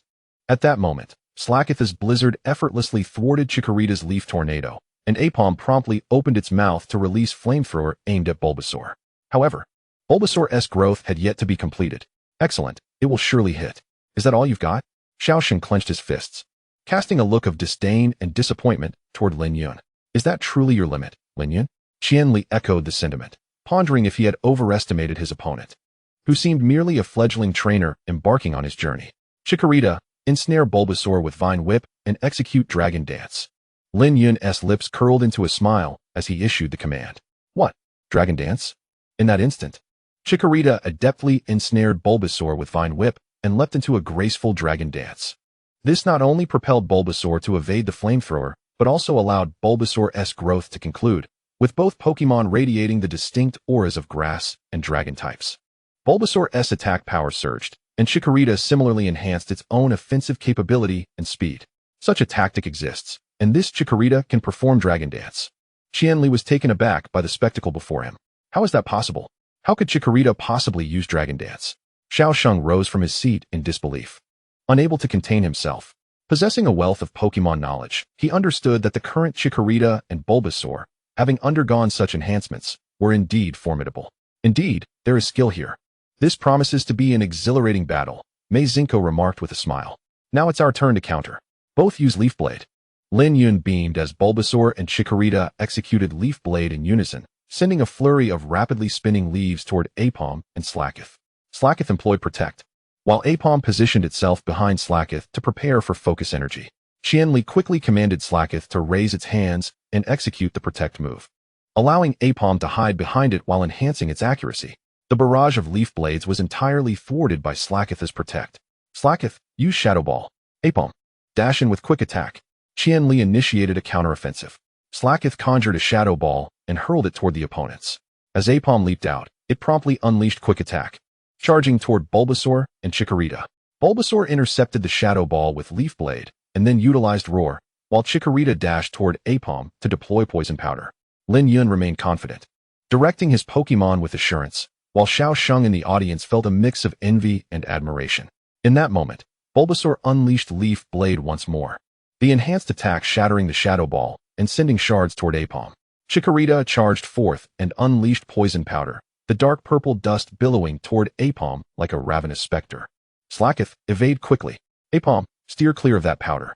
Qianli instructed with urgency, feeling the pressure mount. This young trainer was proving to be more than he had anticipated. Ultimately, Slacketh and Aipom managed to evade the incoming assault. However, Bulbasaur's Roar was now in play, directly lowering the attack power of both Aipom and Slacketh. As the opponent's strength diminished, their own rose, steadily narrowing the level disparity between them. Chikorita, release more Poison Powder. Bulbasaur, use Growth again. Chikorita promptly unleashed a greater cloud of Poison Powder, enveloping the battlefield in a haze of toxic spores. Simultaneously, the Bulbasaur in this vicinity promptly unleashed its Growth ability once more. Indeed, the Sloth King was quite adept, utilizing Blizzard to disperse the toxic powder. Qianli first expressed his admiration, subsequently commanding his Sloth King to execute Blizzard, which, with its frigid ice and howling winds, swiftly eradicated the toxic powder. However, the dispersal of the powder accelerated Bulbasaur's growth. The Hyper Monkey then leaped forth to employ its itching technique. The Hyper Monkey's jumping prowess was exceptional. It soared into the air and charged towards Bulbasaur and its companions. Chikorita countered by using its Tackle move, then swiftly unleashed a toxic powder at close range. Chikorita leaped and executed its Tackle, and although the powered-up technique had enhanced the accuracy of the Hyper Monkey's attacks, it did not bolster their power. Moreover, due to the earlier cry from Bulbasaur, the Hyper Monkey's attack strength was further diminished, coupled with Chikorita's augmented attack power and speed. Chikorita effortlessly intercepted the Hyper Monkey's claw attack. Quickly retreat, Hyper Monkey. Qianli, who clearly heard Lin Yun's command, exclaimed in urgency, but alas, it was too late. Chapter 7. Securing victory, yet declining the badge. Regrettably, being so close was still too late. Chikorita immediately opened its mouth to spray toxic powder, swiftly ensnaring the Hyper Monkey. It grimaced in agony, its visage tinged with purple hues, unmistakably poisoned. Chikorita's Vine Whip and Bulbasaur's Tackle were unleashed simultaneously. Lin Yun pressed the attack, and at this moment, Bulbasaur once again completed its growth, enhancing both of their offensive capabilities. Seed, Chico, the two Pokémon launched their attacks in unison. Chikorita unleashed a barrage of Vine Whips, leaving the Hyper Monkey battered and bruised before it was sent flying by Bulbasaur's Tackle. The Hyper Monkey was severely injured and still afflicted by poison.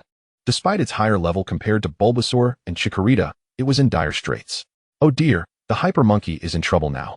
The advantage in this battle lies firmly with Lin Yun, Mizuko remarked in astonishment, noting that this newcomer had managed to suppress her husband Qianli, who had only recently embarked on his journey. This boy exhibited considerable talent in both strategy and command, and all of this was built upon a foundation of profound understanding. "Dad, hang in there. Don't lose," Xiaosheng exclaimed, his expression a mix of anxiety and distress. For him, even though this was merely a friendly match, he could not bear the thought of his father, whom he held in high regard, being bested by a novice trainer. "It seems I underestimated you. But the battle is far from over." The Sloth King initiated Blizzard while the Hyper Monkey employed Ice Wind. Qianli smiled as he issued commands. Fully aware that this battle must be concluded swiftly, the Poison Hyper Monkey could not afford to linger. However, upon hearing Qianli's command, Lin Yun's expression shifted with concern. The combination of Blizzard and Ice Wind would yield a potent effect, exceeding the odds of 11 against 2.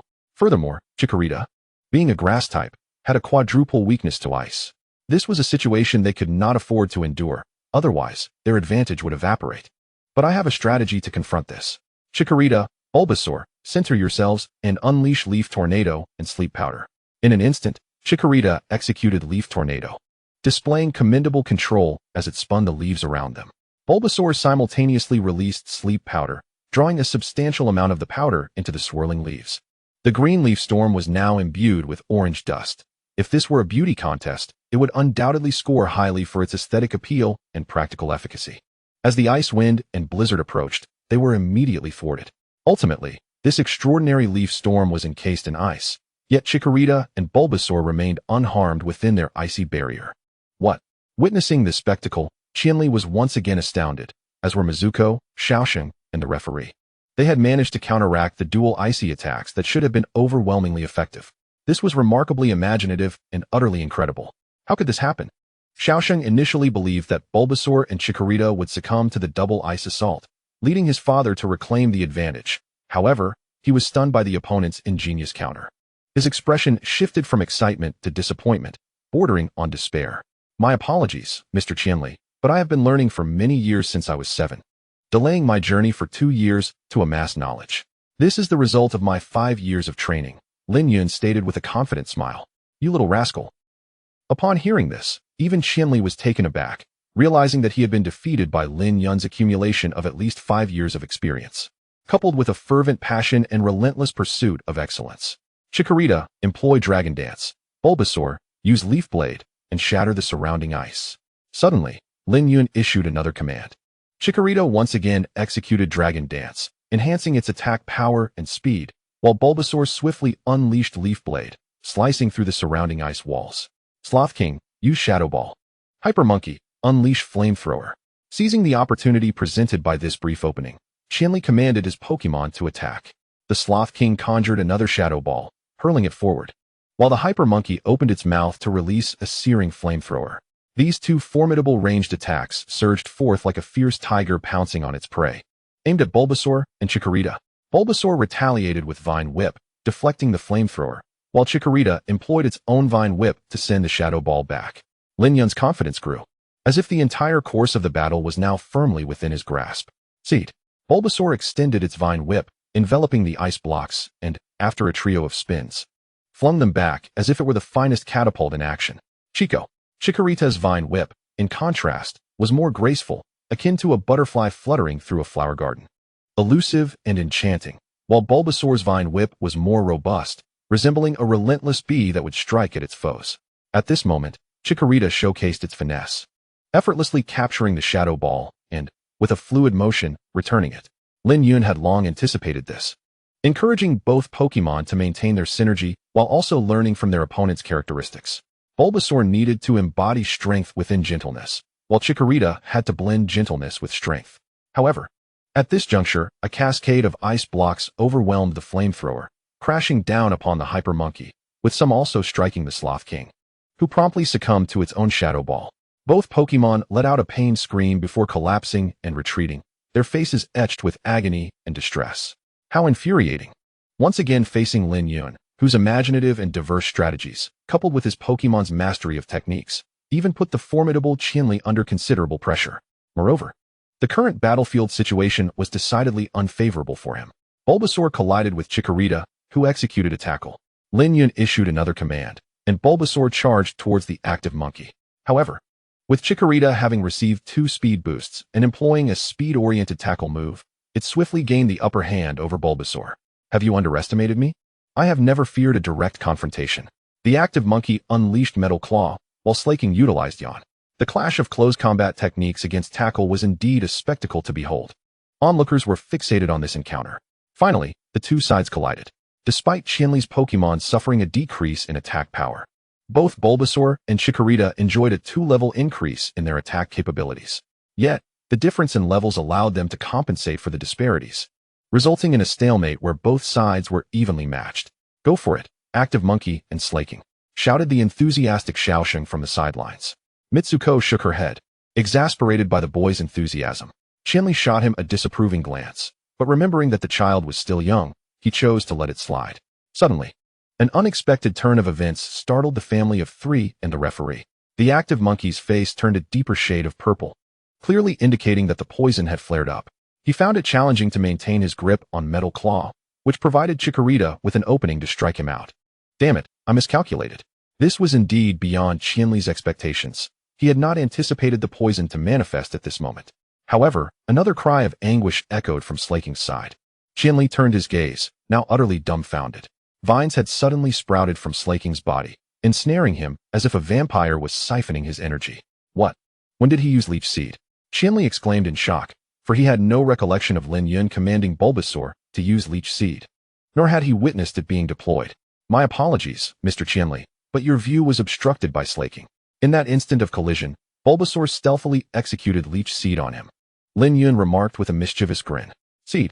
Bulbasaur, seizing the moment, let out a triumphant cry, his expression brimming with pride. Thus, with Slaking drained of stamina and the active monkey afflicted by poison, both fell to the ground in agony. The battle reached its conclusion as they were swiftly dealt with by the Leaf Blade. Seed, Chikorita, Bulbasaur, and Chikorita leaped into action, unleashing Leaf Blade upon the active monkey and Slaking. They emitted one final wail before losing all combat capability, their eyes spiraling into darkness. Active monkey, Slaking, Qianli shouted in concern. Alas, the outcome was already sealed. In this friendly double battle, both the active monkey and Slaking were rendered unable to continue, declaring Lin Yun from Mohite Town the victor. Upon realizing this, Qianli found it hard to believe that he had lost. Even though he hadn't deployed his strongest Pokémon, he still succumbed to a rookie trainer while holding a level advantage. I concede defeat. It was an exhilarating battle. Mohite Town has indeed produced remarkable talent this year. After a brief moment of silence, Qianli finally smiled. Indeed, my intuition was correct. This young man is far from an ordinary trainer. He possesses remarkable capabilities. Mitsuko couldn't help but exclaim with a grin. However, they failed to notice Xiaosheng, who had already sat down, fists clenched, teeth gritted, and a look of disbelief on his face. Seed, Chikorita. Yet, even with some of Slaking's stamina absorbed, Bulbasaur, now utterly exhausted and panting, collapsed onto the ground, both Pokémon leaning against each other for support.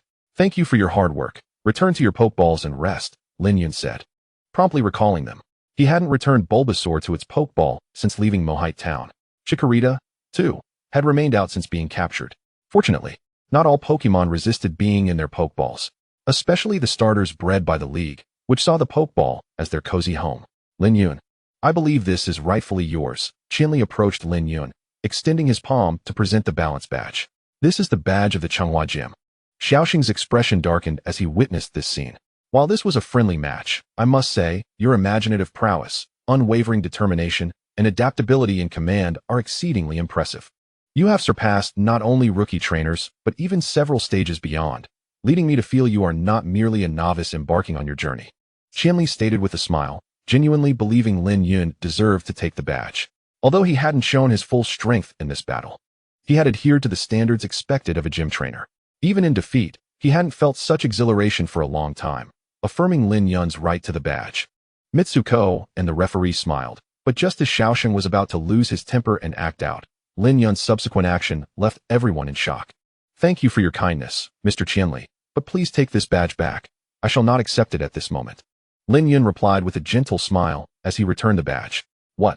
This scene left not only Mitsuko and the referee astounded, but also the gym apprentice. Xiaosheng, too, looked up, eyes wide in disbelief as he stammered, "This can't be right. It's not what I expected. Isn't he supposed to accept it? Unable to comprehend the situation, he felt compelled to intervene. Could you tell me why? What are you thinking? Qianli, noticing something in Lin Yun's gaze, smiled and posed the question that lingered in everyone's minds. The Changhua Gym is reputed to require the acquisition of 4 other gym badges before challenging it, and you, Mr. Qianli, are indeed of such caliber, seemingly destined for the Elite 4 position in the Hoenn region. Chapter 8. Leaving the city, entering the forest, avoiding trouble. According to my original plan, this is the 5th gym I intend to challenge. Ultimately, this is merely a friendly match. And had it not been for my intention to convey a message to Dr. Oda, I likely would not have visited the Orange City Gym at all. Lin Yun promptly expressed his thoughts and circumstances, articulating the truth of the matter. It turns out that while you possess ambition, the reality is not as you envision. As a gym leader, there are times when, despite exerting your utmost effort, challengers may still succeed. However, the responsibilities of a gym leader extend beyond merely winning or losing battles or deciding whether to award badges. A gym leader must also safeguard the safety of the local city and deploy appropriate Pokémon based on the challenger's circumstances, providing guidance to challengers both during and after battles, regardless of whether they emerge victorious or not. As I mentioned, you indeed have the capability to earn this badge. Upon hearing this, Qianli suddenly understood, realizing that his subsequent remarks not only emphasized the responsibilities of a gym leader, but were also directed at Xiaoxing, who he had already discerned was present. After hearing this, Xiaoxing felt as though the darkness within him had been illuminated by a guiding light, which quickly transformed into a radiant sun, reminiscent of the original storyline where Qianli enlightened him. Yet, at this moment, Lin Yun shook his head once more. If my memory serves me correctly, the first 4 gym leaders may have gone easy on challengers, but upon reaching the 5th gym, the difficulty escalates, with some gym leaders unleashing their full potential. Therefore, I plan to challenge for the balance badge only after acquiring the other 4 badges. I am eager to face a gym leader who will not hold back. Furthermore, according to the regulations of the Orange Gym, a 3v3 exchange allows you, Mr. Qianli, to fight with all your might. And it is only under such circumstances that I shall seek to obtain the badge. Lin Yun smiled, revealing the proud spirit within him, as he walked towards the exit, seemingly prepared to depart. This fellow is rather peculiar, I thought. I agree, Xiaoxing and the gym apprentice said in succession. Haha, not necessarily, Mitsuko chuckled. Haha, what an amusing young man. It has been quite some time since I encountered someone like him. I shall remember you, Qianli exclaimed with hearty laughter, his joy palpable. May I borrow the kitchen and dining area for a moment? Suddenly, Lin Yun turned back, a sheepish smile adorning his face, a stark contrast to his earlier demeanor. Qianli, Mitsuko, Xiaoxing, and the gym apprentice were left in a state of confusion. 13 minutes later, in the dining area, Bulbasaur and Chikorita sat at the table, reveling in the delightful pink pancakes placed before them, their energy and vitality replenishing with each bite. What is this? It appears to be a pancake meant for humans. Yet it seems to have effects akin to energy cubes, Xiaoxing queried, watching Lin Yun emerge from the kitchen, his previous thoughts now replaced by curiosity. This is indeed a food similar to energy cubes, originating from the Sinnoh region. It has comparable effects, but is more effective in enhancing the blood circulation and bodily regulation of Pokémon. I had to persuade Dr. Oda to obtain the recipe from Dr. Yamanashi in the Sinnoh region. Lin Yun replied with a smile. I've heard of such pancakes, but this is my first time seeing them, and your culinary skills are impressive. Mitsuko remarked with a smile. Indeed, but the reason you sought this recipe is due to its effects, isn't it? Qianli inquired, his curiosity piqued. Yes, but I also wish to diversify the Pokémon's diet. Just like us humans, who enjoy variety, sandwiches one day and hamburgers the next. Unfortunately, Dr. Oda is not well acquainted with Kalos. Otherwise, I would have liked to acquire the recipe for Poffins, Lin Yun stated as he took a seat, reminiscing about his previous thoughts on Poffins with a hint of regret. That's a brilliant idea. You seem to be quite an adept Pokémon breeder, or perhaps a chef, Qianli said with a smile, his eyes filled with admiration. My parents passed away when I was young, and from the age of 7 to 12. I often worked in Mabai town. Although I had Dr. Oda's care, I wanted to become self-sufficient. During that time, I learned various skills, including cooking, healing, breeding, and massage, albeit without certification. I plan to head to Canas City next, as obtaining a certification will greatly benefit my future travels, Lin Yun shared, unable to suppress his nostalgia.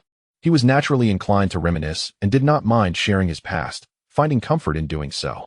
I never would have guessed you had such a background, Xiaoxing remarked, his typically sardonic demeanor replaced by a glimmer of empathy. Haha, The children of the less fortunate grow up quickly.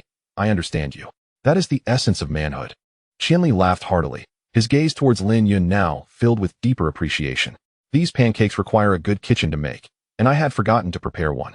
Given Chikorita's unique condition, I had no choice but to borrow from you.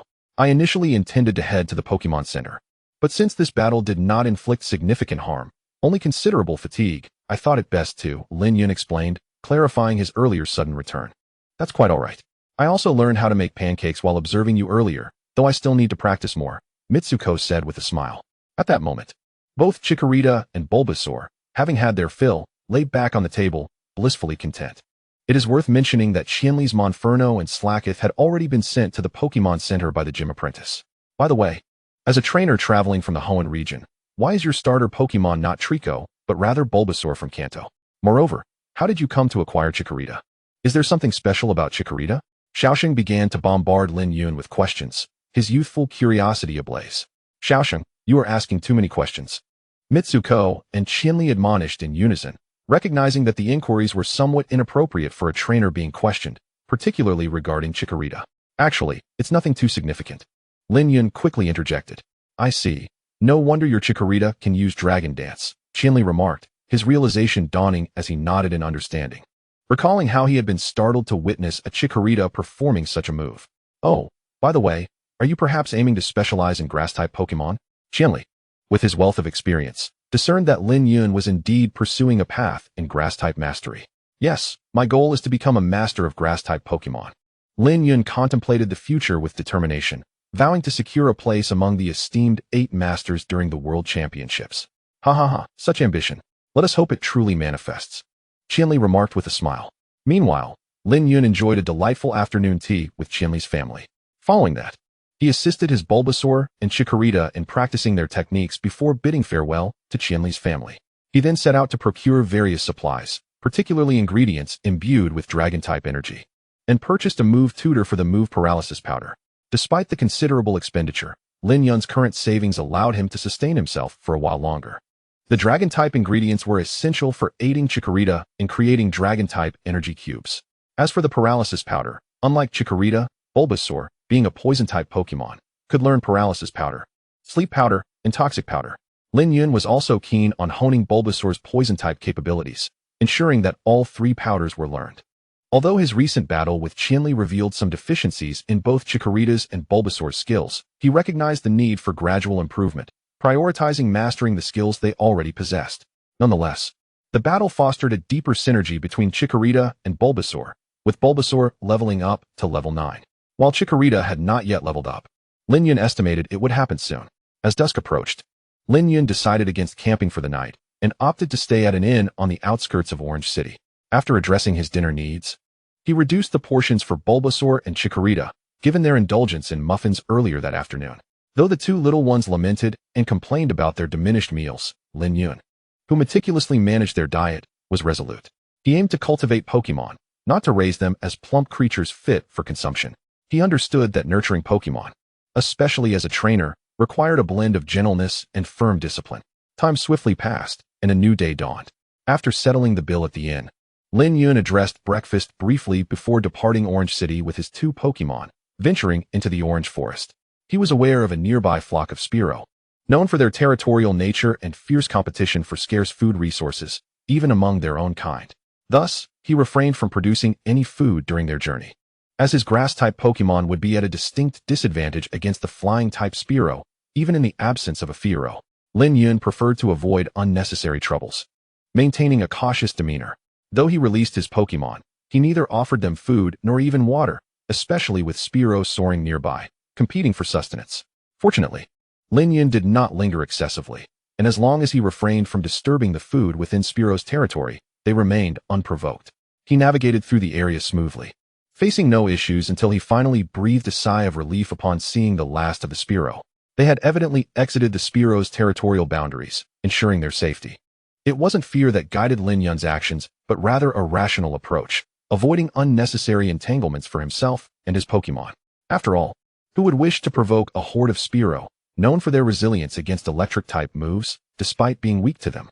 After an entire morning of travel, even without engaging in training or battles, Lin Yun and his two Pokémon soon found themselves utterly exhausted. He discovered a small stream adorned with pebbles of various sizes, a splendid location. Satisfied, Lin Yun nodded appreciatively and decided to linger here for a while to train his beloved Pokémon. After addressing their lunch needs, he promptly called his Pokémon over for an enriching training session. Bulbasaur, here is the move tutor for Paralysis Powder. I hope you can learn it swiftly. Bulbasaur nodded eagerly, using its vine whip to grasp the tutor before moving aside to practice diligently. Chikorita, do you see those 3 trees? Your upcoming training is to enhance the proficiency and power of Magical Leaf. Practice shooting at them in a continuous cycle from left to right to solidify your foundation. The 3 trees. Oh heavens! What sin have we committed? Chikorita nodded and began its practice with fervor. Meanwhile, Lin Yun noticed his stock of energy cubes dwindling, but fortunately, he had ample materials on hand. He seated himself at a nearby chair and began crafting a substantial number of Dragon-type, Grass-type, and Poison-type energy cubes using the energy cube maker on the table. Everything in Lin Yun's possession was progressing steadily. Chapter 9. Rich Harvest and Encounter with the Boy in Shorts. Lin Yun and his companions remained in this location for 3 days before setting off again, yielding considerable rewards during their stay. Lin Yun produced a substantial quantity of energy cubes, alleviating any concerns regarding their sustenance. Moreover, by the evening of the same day, Bulbasaur successfully learned Paralysis Powder using the tutor, albeit with a degree of unfamiliarity. Regrettably, the tutor shattered and vanished immediately after Bulbasaur's lesson, much to Lin Yun's dismay. As such tutors were not inexpensive, it was anticipated that it would take the Alliance several more years to develop reusable move tutors. As for Chikorita, after rigorous practice with Magical Leaf, the 3 trees ultimately succumbed to the onslaught, and Chikorita became highly proficient in the move. With targeted training, it could execute various effects, including attack, control, harassment, and rescue.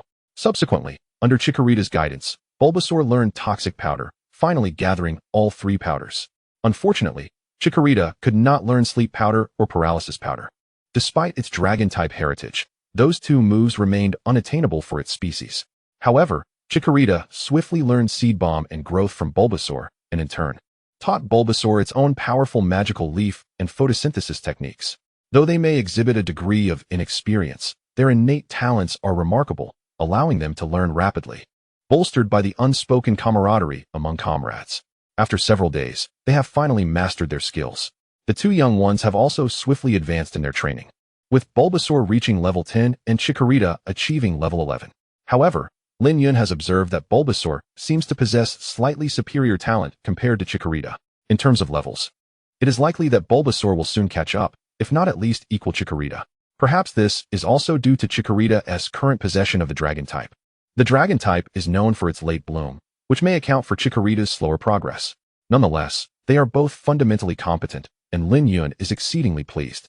Moreover, they have become quite adept at their original skills, and he believes that in the forthcoming battles, they will certainly replicate the dynamic situations they encountered during the double battles with Qianli.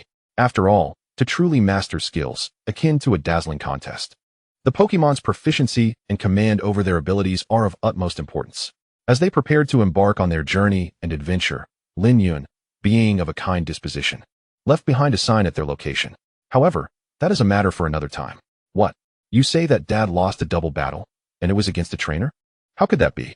At this moment, within the Changhua Gym, seated in your room conversing, aside from the previously mentioned Qianli family of 3, is the sprightly and agile Xiaoyao, donned primarily in red, with deep blue shorts that accentuate her fit physique. She gasps, hands clasped before her mouth, her eyes wide with disbelief. No longer a novice trainer, he began his studies at the tender age of 7, having delayed for 2 years. And only now at 12 has he set forth on his journey. He not only possesses an extensive understanding of Pokémon knowledge and battle strategies, but he also has knowledge of culinary arts and healthcare. Xiaosheng promptly emphasizes Lin Yun's situation, having long since revised his perception of him. Appreciating his displayed talents and unwavering spirit, as well as his fervor and dedication to Pokémon. Before Lin Yun departed, he left a profound impression on Xiaosheng, who aspires to become a stalwart man like him. Even Xiaosheng's father, Qianli, hopes that he can learn from Lin Yun, not necessarily in medicine or culinary skills, but at the very least, to care for Pokémon and acquire more related knowledge, especially regarding battles. He sounds like such an intriguing individual. I truly look forward to encountering him and battling him in the future, exclaimed Ash, still maintaining his familiar demeanor, now clad in a new outfit predominantly in blue. Accompanied by his Pikachu, his face alight with anticipation and excitement. "Pika, Pikachu," echoed Pikachu in agreement. Suddenly, Xiaoyao recalled something. Could Lin Yun be the one who excavated the passageway next to the stone chamber in the ancient ruins? If you say so, it must be him, Ash replied, momentarily taken aback before exclaiming, "What do you mean by that?" Mitsuko inquired, her expression a blend of curiosity and intrigue. Ash and Xiaoyao quickly recounted the story, particularly as Dr. Oda is currently studying the ecology of the ancient coelacanth. This kid, who would have thought he possessed a heart for treasure hunting? Instead of using the main entrance, he dug a side path. Ha! What a talent! Qianli laughed heartily, and the story continued as originally planned. However, Ash and the others had already learned about Lin Yun, a trainer who delved into the realm of grass-type Pokémon. Currently, Lin Yun remains within the Changhua Forest. It is an expansive area, only slightly smaller in scale compared to the Tokiwa Forest in the Kanto region. Along this journey, encounters with Pokémon have become more frequent, though groups and territories remain scarce. Some challengers have approached, but they quickly became experience fodder for Chikorita and Bulbasaur. What Lin Yun finds regrettable is his failure to encounter his desired Pokémon. Regarding grass-type Pokémon in the Hoenn region, aside from the grass-type starter trio, the only other ones he could potentially capture are Shroomish, Sableye, and Ludicolo. Then there's Tropius, yet it's not as commonly found as the first three. The ancient Pokémon lineage of Lileep is even rarer, likely only obtainable through fossil revival. Other options are rather limited. To be truthful, as a trainer, possessing a flying Pokémon is quite advantageous. However, within the grass type, the easiest to acquire are the Budew and Cottonee lineages, alongside the previously mentioned Tropius. The Alolan grass-type starter Rowlet family also comes to mind, followed lastly by the mythical Pokémon Shaman. However, it is indeed challenging to encounter the latter two, with one being from the distant Alola region and the other a seldom-seen mythical creature. Compared to the earlier mentioned Cottonee lineage, Tropius is easier to find in the Hoenn region, as Cottonee is primarily distributed in the Kanto and Johto regions. Lin Yun finds this somewhat perplexing, yet he is already quite content to have obtained two grass-type starters so early in his journey. He shall leave it to fate. Meanwhile, the only companion by Lin Yun's side is Chikorita, as he has returned Bulbasaur to its Pokeball. He cannot constantly have his Pokemon out. While it fosters intimacy and bonding, it also depletes their stamina. Given the current training regimen for the two young ones, it is best for them to alternate their appearances alongside him. Suddenly, Chikorita, who had been walking ahead of Lin Yun, became captivated by something, her curious gaze drawn toward it. It was a Snorlax. Lin Yun too directed his attention to the scene, quickly spotting 4 or 5 Snorlax not far away, indulging in their meals, grooming themselves, and napping. The evolved form, Ursaring, is an exceptional Pokemon, particularly if it possesses the pickup ability, which could lead to significant fortune.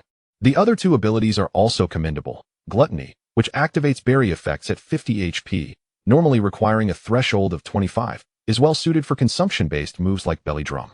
And Quick Feet, hidden ability, which boosts speed by 15 times when in a status condition, albeit requiring special acquisition methods. However, compared to the Galar region's black and white Ursaring lineage that possesses both normal and dark types, the deep brown normal type Ursaring lineage indeed falls short. This Pokemon is not as commonly sought after for capture and training, though there are still some enthusiasts. The primary reason lies in the normal type's inability to counter any type, while also not being countered by any type except fighting. Yet, it notably possesses immunity to ghost-type moves, meaning it is unaffected by any normal-type attacks. However, combining normal with dark-type would mean a definitive advantage against ghost types, dealing double damage, although it has a 4-fold weakness to fighting and a 2-fold weakness to bug and fairy types. However, the dilemma lies in the fact that the Ursaring in the Galar region can evolve once more, transforming into an even more formidable creature, the Intercepting Bear. Consequently, the hybrid of the normal type and the dark type, the shiny Ursaring, enjoys greater popularity and cultivation than its purely normal type counterpart. Chikorita, upon noticing Lin Yun, turned its gaze toward him, seemingly seeking guidance on the next course of action. "Let us proceed. I harbor no interest in the Ursaring," Lin Yun remarked with an air of indifference. As an ardent admirer of grass types, he naturally felt little inclination towards the Ursaring. Had it possessed a special ability, he might have been tempted to capture it. Alas, it did not. Moreover, the Ursaring with such abilities was notably rarer than those with the hidden ability of Quick Feet. Furthermore, Lin Yun was well aware that the Ursaring was a Pokemon characterized by a strong territorial instinct, adept at guarding its food. Although it could not climb trees, It employed its signature moves or utilized its own body to dislodge fruits from branches, indulging in their bounty. Chikorita promptly followed Lin Yun's lead, while the Ursaring, merely passing by Lin Yun and Chikorita, chose not to disturb them, as long as they did not provoke the Ursaring or encroach upon its food. It was not one to initiate conflict. Suddenly, a colossal Ursaring emerged from the nearby underbrush, racing past Lin Yun and his companion toward a cluster of other Ursarings. Chikorita, both startled and intrigued, wondered how such a large Ursaring could appear so suddenly. Could it be? Lin Yun's thoughts converged, and indeed, the reality unfolded as he had anticipated. You there, the Ursaring over yonder, come forth and engage in battle with me. The larger Ursaring immediately rose to its feet, astonishingly articulating human speech. However, it soon became clear that it was merely a costume, and as the suit was removed, a boy clad in shorts emerged, evidently fixated on the Ursaring. Clearly, his objective was the Ursaring, and not only did he gaze at it with fervor, but he also swiftly donned a water-type costume, summoning a water-leap fish. Indeed, this fellow appears to be a trainer who set out this year. Lin Yun recognized him instantly, accompanied by a sense of speculation. He was none other than the boy from the animated series who had donned various costumes across at least 2 episodes, a person deeply passionate about Pokémon, who dressed as them to foster a deeper understanding.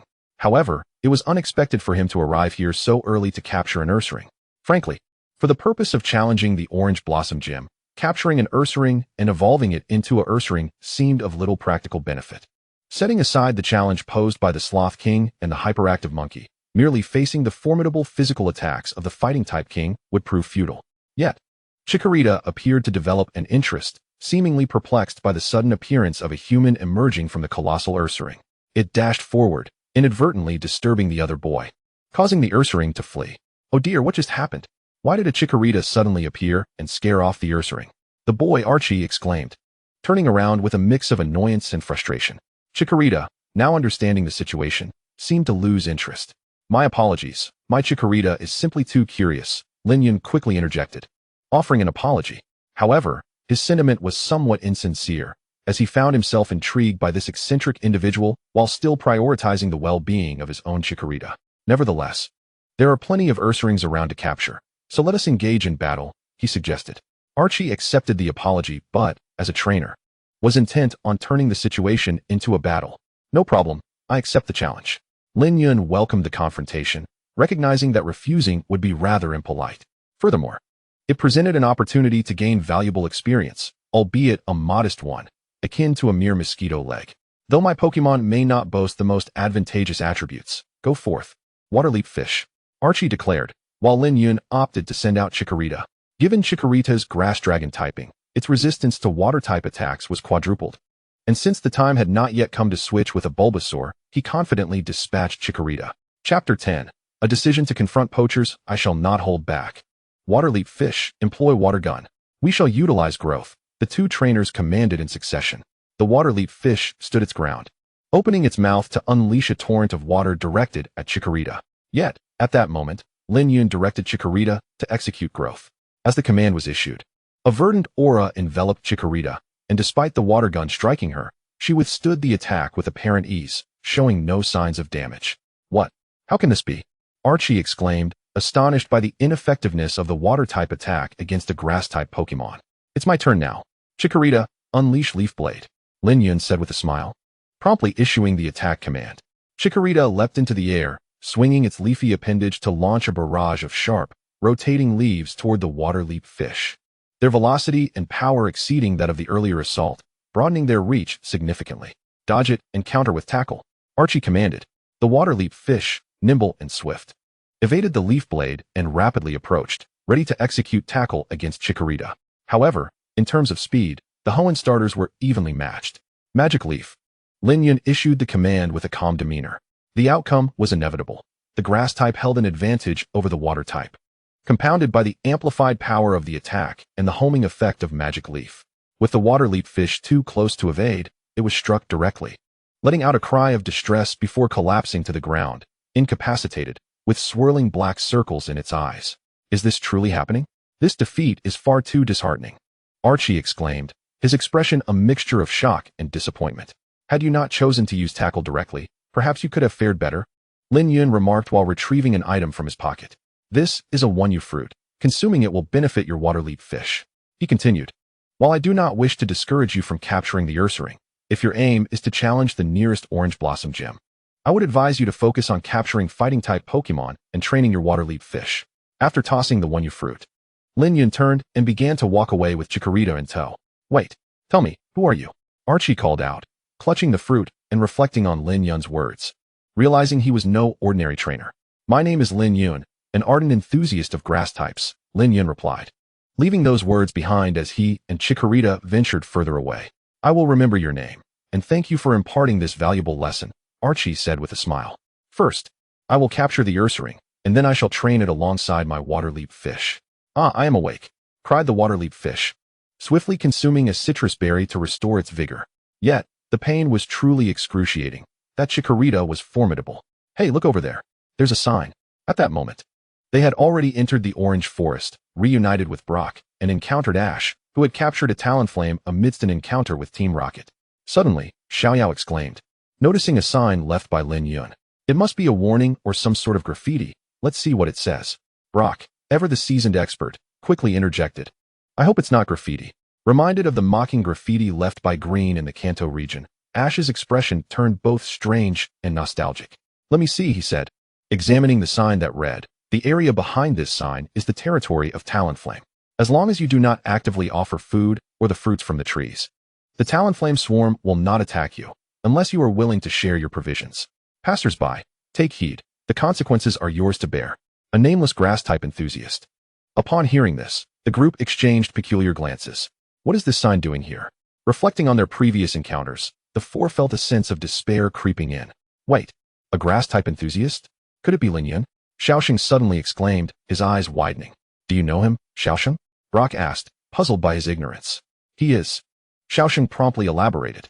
A specialist in grass types? Brock was astonished. It was remarkable that someone would choose to specialize in grass types, a path that had never produced renowned champions. As a rock and ground type enthusiast, he was naturally concerned about those who were countered by grass types. Having experienced a similar journey, Lin Yun's circumstances, though perhaps slightly worse, yielded better results, igniting Brock's anticipation to meet him and discover what kind of individual he truly was. Ah, look over there, Xiaoyao suddenly exclaimed, her expression shifting dramatically as she pointed in a particular direction. The others turned to see what had startled her, and their faces mirrored her astonishment. They beheld severely damaged trees and scattered stones, clearly the aftermath of numerous attacks. It appears someone has been training their Pokémon here, particularly with moves. The signs point to grass-type moves. With this many leaves, it must be moves like Leaf Blade or Magical Leaf, Brock remarked, showcasing his extensive knowledge and experience. It's probably Lin Yun. Both his Bulbasaur and Chikorita can use Leaf Blade, and that Chikorita can also employ Magical Leaf. Xiaoxing, the only one in the group who had previously met Lin Yun, promptly affirmed. Lin Yun seems to be quite a formidable adversary, Ash declared, his expression resolute. Pikachu nodded in agreement. As time flowed unceasingly, even though they had exited the confines of Orange Forest, Lin Yun remained enveloped within a woodland. During this time, he had alternated between summoning Chikorita and Bulbasaur, accompanying him on his journey. Along the way, they had encountered numerous Pokémon and engaged in battles, thereby amassing a modicum of experience. Bulbasaur had even leveled up to level 11. Conversely, Chikorita, perhaps due to previous challenges and the inferior quality and quantity of opponents faced, had not progressed in level. Hang in there, Bulbasaur. There should be a Pokémon Center nearby, Lin Yun encouraged as he traversed alongside Bulbasaur. After a morning filled with walking and battling, not only with wild Pokémon but also other trainers, the scorching sun weighed heavily upon them. Although they pressed on, they found themselves slightly breathless, beads of sweat trickling down their brows. Yet, having consulted the map earlier, Lin Yun was confident that they would soon encounter a Pokémon Center if they continued on this path. Bulbasaur responded with a nod, demonstrating its willingness to persevere. Though it envied Chikorita, who rested comfortably within its Pokeball, shielded from the sun's relentless rays. Why not utilize photosynthesis during your upcoming training? You can practice while walking. This is crucial.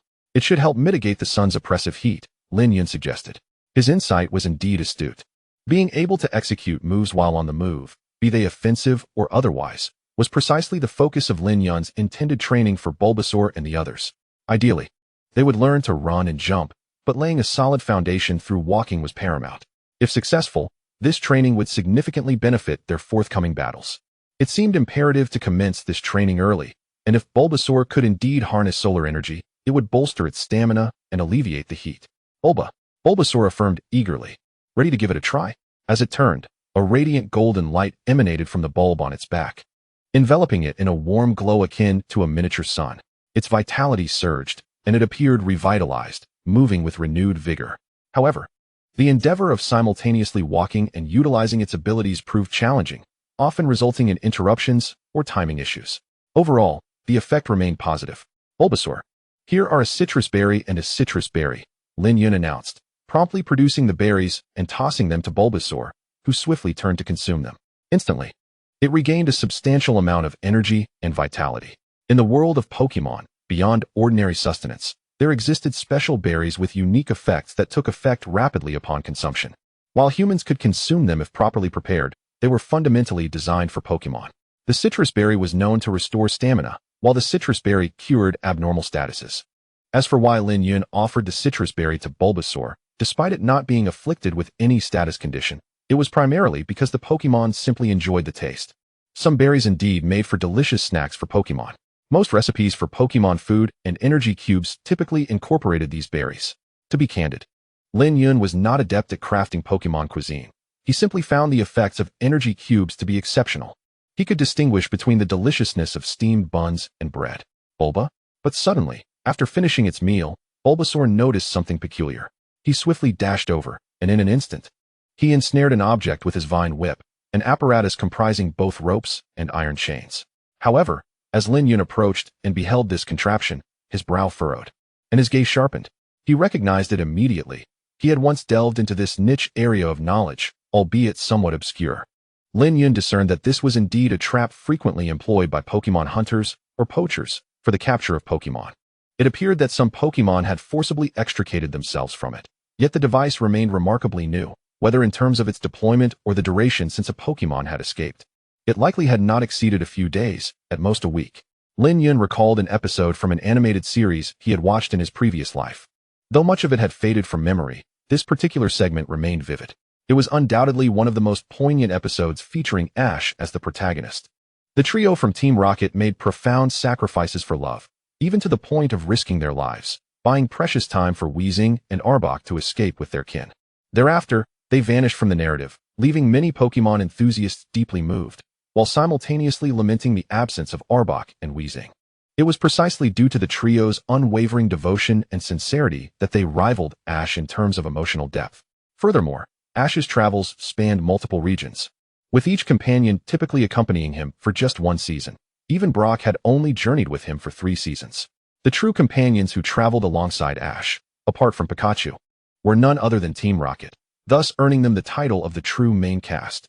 Now, although they had yet to meet, including Ash himself, Lin Yun resolved to inconspicuously assist Team Rocket, ensuring their retention of Arbok and Weezing. Ultimately, the ones who would bear the brunt of trouble would still be Ash and his companions, leaving Team Rocket unscathed. As for whether this would be unfair to Ash, please. They were the true protagonists. Even if Arbok and Weezing remained, it likely wouldn't pose a significant issue. Moreover, Ash and Brock were already well acquainted with these 2 Pokémon. Given that Lin Yun had now traversed to this storyline, it signaled that they were not far from the Pokémon Center. Furthermore, if memory served him right, the poacher named Aaron had a Spearow that evolved into Fearow at level 20, while a Larvitar would evolve into a Tyranitar at level 30. The disparity in levels was substantial, and the flying type had an advantage over the grass type. Currently, Bulbasaur and Chikorita lacked the experience to contend with Pokémon adept in aerial speed. Although Tyranitar was of the rock-ground type, rather than the rock-dark type post-evolution, it was still a quasi-legendary Pokémon that had completed its 2nd evolution. In other words, Lin Yun was acutely aware that capturing the poacher named Aaron directly would be quite challenging, primarily due to the significant level gap. Lin Yun pondered whether to wait for Ash and his companions, but doing so might result in the loss of Arbok and Weezing. Alternatively, he could utilize the trap he possessed to contact the Pokémon Center and reach out to Junsha. After careful consideration, this approach seemed promising, and he believed that if he explained the situation, Junsha would likely mobilize greater forces. Chapter 11. Confronting Poacher Aaron. With this thought in mind, Lin Yun continued his journey with Bulbasaur, quickly arriving at the Pokémon Center. This establishment also functioned as an outdoor Pokemon center and was notably spacious. Lin Yun entered without delay. Typically, such locales experienced minimal foot traffic. Welcome to the Pokemon Center. How may I assist you? Miss Joy greeted him with a smile.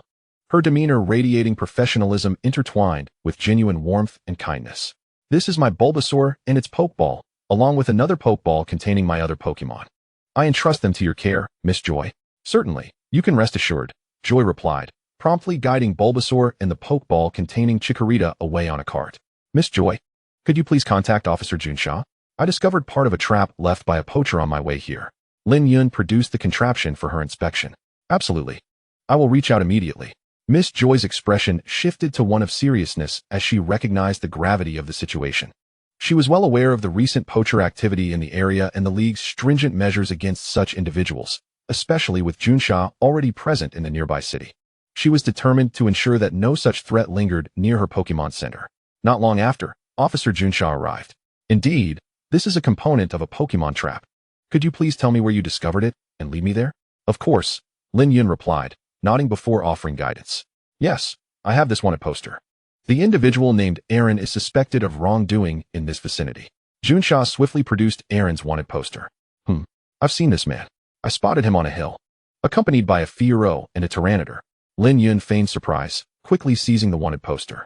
So it is him, and he possesses a Fiero and a Tyranitar? This complicates matters. Miss Joy, may I borrow your phone? I need to contact the police station to have a powerful Pokemon dispatched here. Junsha's expression hardened, seriousness enveloping her as she turned to Miss Joy behind the counter. This opponent warranted her utmost attention. Absolutely, no problem at all. With Miss Joy's consent, Junsha made a call, and soon a Pokeball was transmitted to them.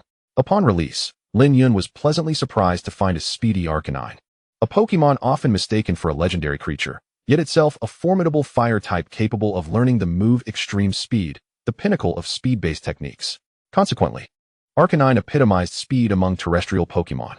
Moreover, this particular Arcanine was of considerable level, surpassing level 35.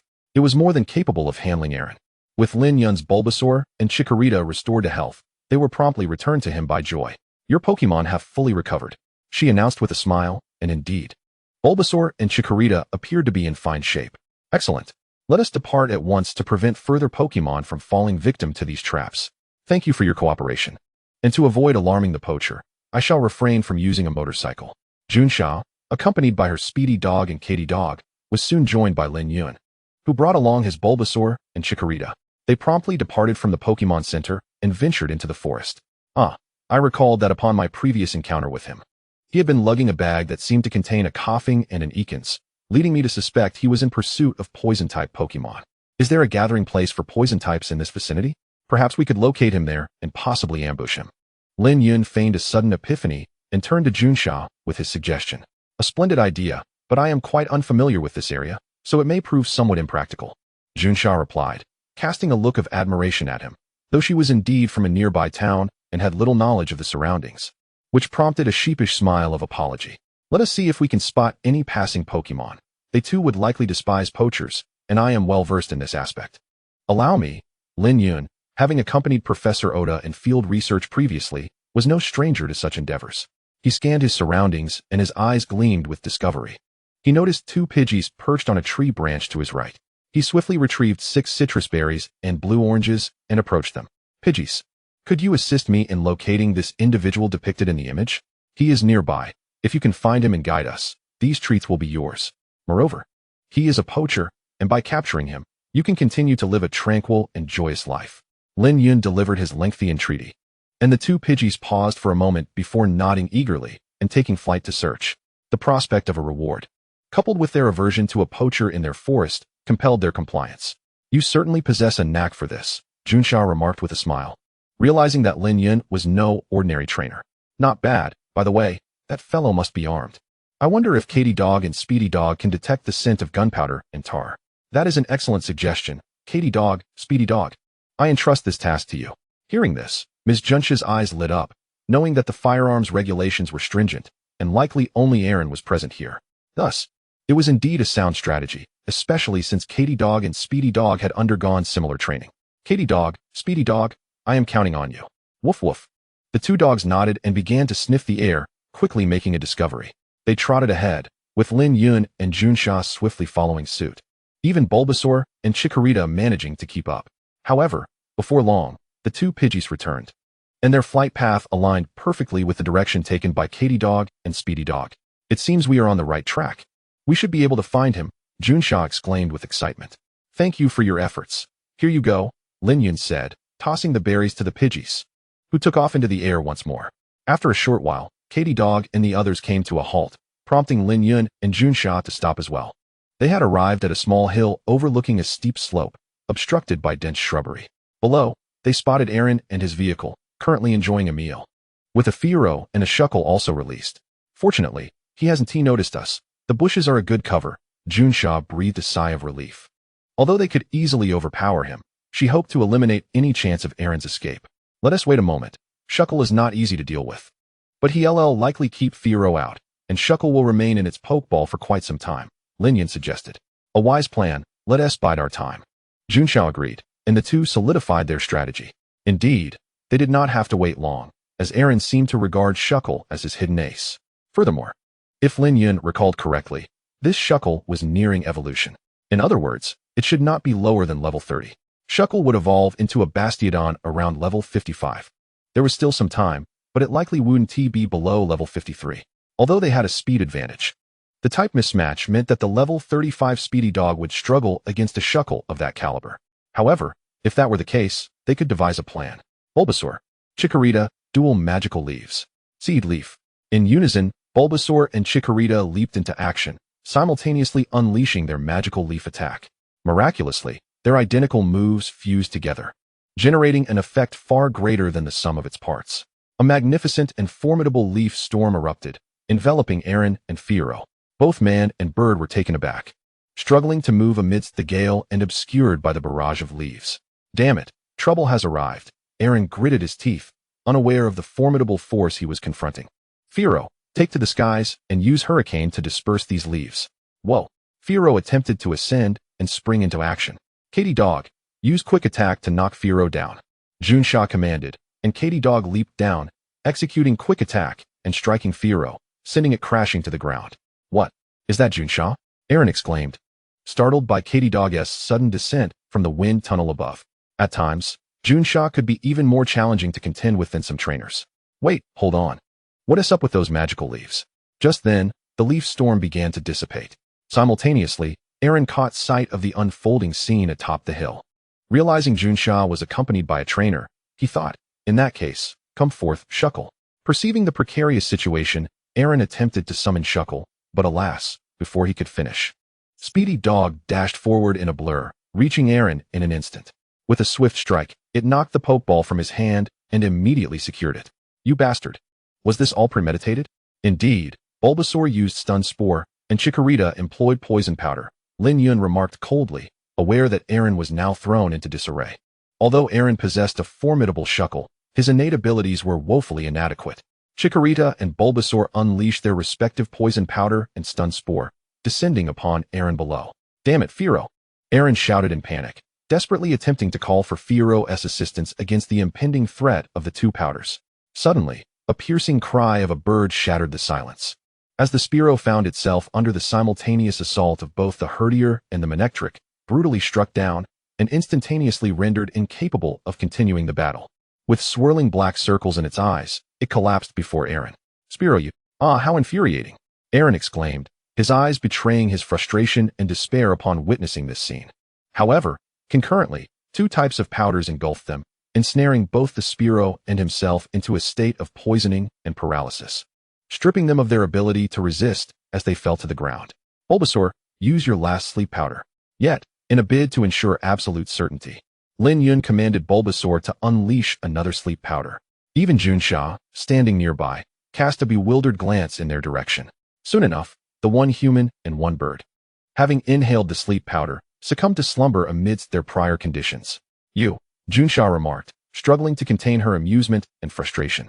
It would be better to let him sleep. After all, how could someone like him, who aims to capture Poison-type Pokémon, lack a strategy against poison? Better safe than sorry, Lin Yun explained with a smile. Are you implying that you doubt my capabilities, fearing he might escape during transport? Junsha shot back, her expression tinged with annoyance, as if to suggest he was underestimating her. Haha, of course not. Nonetheless, we should clean up the aftermath swiftly, with this fellow out of the way. The Pokémon in this forest can enjoy a peaceful existence once more. If there is nothing else, I shall take my leave, Lin Yun replied with a smile. Marking the conclusion of this matter, he intended to depart. Thank you immensely for your invaluable assistance, Mr. Lin Yun. I shall inform my superiors, and the corresponding amount and rewards shall be delivered to you via Pokémon Express, Junsha said with a bright smile.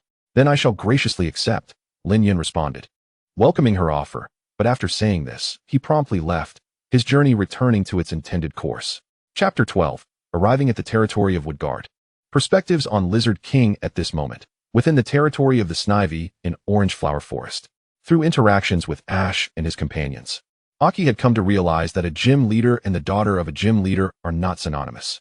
When Ash dealt with Team Rocket, it became clear to him that Ash was stronger than he. He also understood that the Orange Flower Gym was no easy challenge, recalling Lin Yun's previous advice. Even though he had already captured a Snivy, Lin Yun was right. Relying solely on the Snivy would not suffice to conquer the Orange Flower Gym. He needed to train his Pokémon further, ideally capturing a fighting-type Pokémon as well. Lin Yun. Hearing Aki utter this name, Ash and his companions were taken aback. Had Lin Yun passed through this area and interacted with him? What is the matter? Do you know him too? No, aside from Shell. The rest of us have never met him. Could you share your experience with us? Ash inquired, his curiosity piqued, while both May and Brock exchanged eager glances. Recently, they had frequently heard of this individual. Although they could not meet him in person, learning more about him would certainly be beneficial. As for Shell, he too was filled with anticipation. Of course, that is no problem. Aki immediately recounted his encounter with Lin Yun, detailing a minor conflict that escalated into a battle. Ultimately, after his crushing defeat, Lin Yun's words clarified everything. Did Lin Yun easily defeat you, just as he did me? May remarked, feeling the pressure mount. It seemed she still had much to learn as a trainer. She was still too inexperienced. Even Aki had bested her, and even with a type advantage, she doubted she could ever overcome Lin Yun. Perhaps it was even impossible. First, he used growth to enhance his attack power, then Leaf Tornado, merely to distract, creating an opportunity for Magical Leaf. Quite the strategy, Brock commented, astonished by the tactical prowess displayed. Sho remained silent, as their family had promised Lin Yun to keep certain matters confidential, including the fact that his Chikorita was a grass dragon type capable of using Dragon Dance. Not even Ash, Brock, or his sister had been informed. I truly look forward to the day we can battle him, Ash declared, his competitive spirit ignited, and even Pikachu shared his enthusiasm. Days passed, and Bulbasaur and Chikorita continued their daily cycles of training alongside Lin Yun, journeying together. Despite their travels, their training never waned. At this point, both Chikorita and Bulbasaur could effectively utilize photosynthesis while on the move. They had also mastered executing other similar powder moves, Leaf Tornado, Magical Leaf, and Vine Whip, seamlessly while walking. However, executing moves while running and jumping was still beyond their current capabilities and would require further training once their levels and proficiency reached the necessary heights. Lin Yun felt this was unnecessary. After all, future Venusaur and Torterra would be quite large Pokémon. Running and jumping were not their strong suits. So being able to execute skills while walking was already satisfactory. There was no need to train for running and jumping moves. However, considering the incident with the Spearow, Lin Yun decided to incorporate training for encounters with swift aerial opponents throughout their journey. He would gather twigs and toss them from various angles, prompting Bulbasaur and Chikorita to respond with Leaf Tornado, Magical Leaf, and Vine Whip. Additionally, he trained them to focus on using a single Vine Whip for attacks, reducing the number of leaves produced by Magical Leaf and Leaf Tornado, sometimes even releasing just 1 or 2 leaves. This approach was aimed at honing their control over their moves. Sometimes they would unleash powerful moves, while at other times, the power would be diminished. The benefit of this was that it allowed them to adapt more closely to real combat scenarios, minimizing unnecessary expenditure of energy. After all, sometimes it was merely about catching a chicken, not using a knife meant for slaughtering a cow, which would be laborious and time-consuming. This was essentially twofold training. One side focused on controlling their moves, while the other aimed at preparing them for fast aerial opponents. Though the past few days had been arduous, and both Pokémon often found themselves panting and drenched in sweat, they exhibited remarkable perseverance and grit. Coupled with timely nutritional support and massages from Lin Yun, they were making notable progress.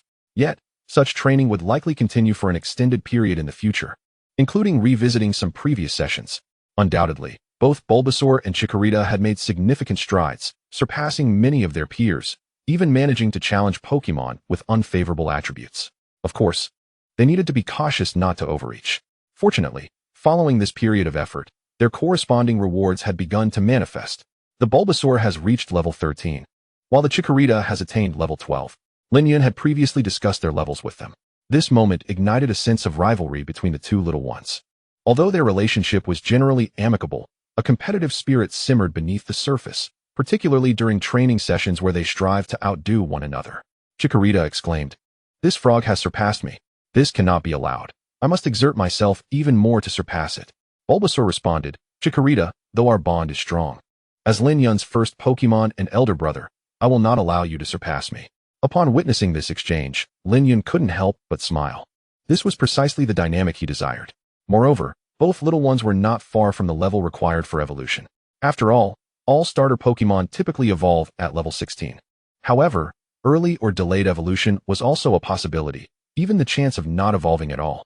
For instance, Ash's Squirtle and Bulbasaur, while still in their first stage, had remarkably high levels and abilities that far exceeded their current forms. In other words, level evolution is merely a guideline, and the circumstances are unpredictable. Alright, Chikorita and Bulbasaur. This is our final training session before lunch. Let's not become complacent, Lin Yun stated with a serious expression. The two little ones were instantly filled with excitement. Yet they remained vigilant. Despite their extensive training and previous successes, they understood the importance of maintaining focus. "Here it comes," Lin Yun exclaimed as he swiftly tossed a large bag.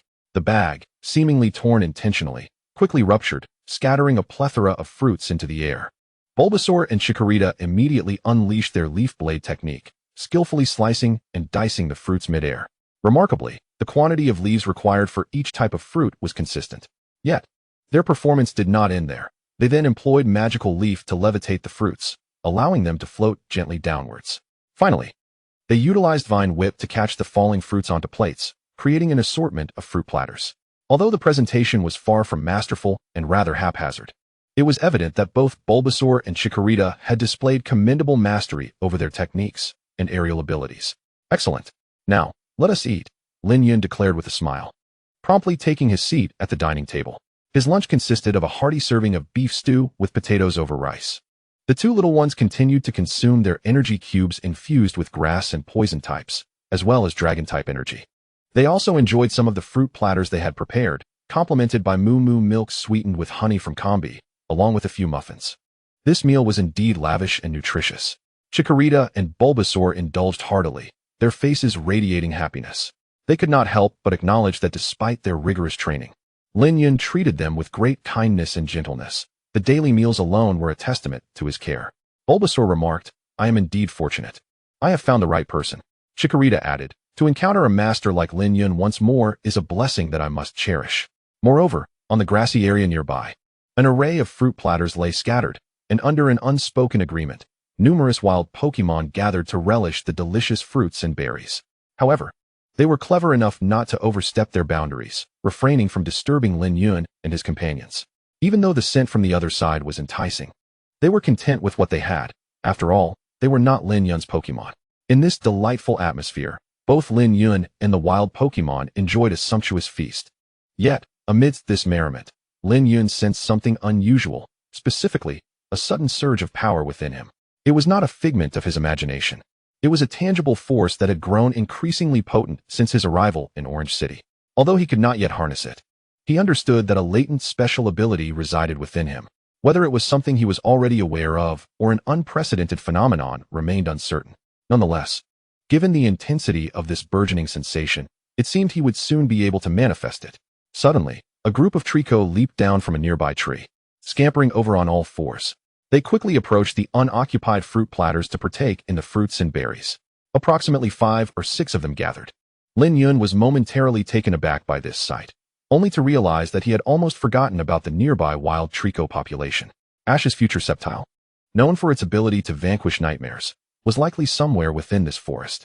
Additionally, there was a poignant story associated with this area. A millennia-old dead tree stood within it. This tree, though lifeless for 7 years, had given birth to the very forest surrounding it. When Ash's Trico was born, it did so atop this ancient giant, developing an unwavering determination to revive it. However, How could an ordinary Pokemon or human possibly achieve such a feat? It would take the intervention of a legendary Pokemon. Otherwise, the 1,000-year-old tree would remain beyond salvation. Ultimately, Ash's Trico accepted reality and chose to follow the trainer who suited its taste. Now, as Lin Yun hastily finished his meal, he promptly scanned the Trico with his Pokédex. He quickly shook his head in disapproval.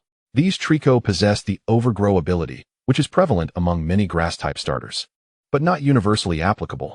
Effect: when HP is at 1-3, grass-type moves gain a power boost of 15. However, most starters can learn moves that amplify their abilities or provide recovery. Thus, if one masters such moves, the overgrow ability becomes less significant. For Trico, it would be preferable to have the hidden ability, Unburden. Effect: speed doubles upon losing an item. Tactical value: when combined with items like the citrus berry, it can trigger a speed boost, enabling rapid offensive capabilities, such as after using Swords Dance. Applicable scenario: single battles focusing on speed, item depletion strategies. If Lin Yun were to capture a Trico, or rather, he was determined to capture one, he hoped it would possess this hidden ability. With an item such as the citrus berry, which was easily obtainable, he could prepare a substantial stock. Furthermore, both Bulbasaur and Chikorita already possessed hidden abilities. Within his grass-type team, he had little interest in starters lacking such traits. Moreover, due to this reasoning, Lin Yun would never resort to taking someone else's beloved Pokemon. The unique traits of that Trico were better suited for Ash. Additionally, with its overgrow ability, it was not particularly appealing to him. However, this also led to discussions about the issues surrounding the Hoenn starters' Mega Evolutions. The Super Blaziken and the Mega Sceptile are both quite remarkable, particularly the latter after its Mega Evolution, which undoubtedly makes it a cornerstone of a Rain team. Following its Mega Evolution, Blaziken boasts the Speed Boost ability, and with its adeptness in speed-oriented techniques, it also stands out. However, it is rather unfortunate that the only Pokemon capable of enhancing its stats, Sceptile, transforms into a Grass Dragon type post-evolution. The inherent issues with the Grass Dragon typing have been previously discussed, yet it does grant a fourfold resistance to electric-type moves. Furthermore, with the Lightning Rod ability, it becomes immune to electric attacks, and when struck by such moves, it even boosts its special attack. In essence, Sceptile's Mega Evolution is meticulously designed to counter electric-type Pokemon. Should you be a Grass-type trainer seeking to battle electric types, Mega Sceptile is your prime recommendation. Chapter 13. Encountering an Exceptional Trico. While it performs reasonably well against other Pokemon, even when facing type disadvantages, it is advisable to refrain from Mega Evolving Sceptile when confronting Ice-type opponents. Nevertheless, Lin Yun is currently in pursuit of a Trico with the Light Metal ability. Yet the ones present here seem to lack such traits.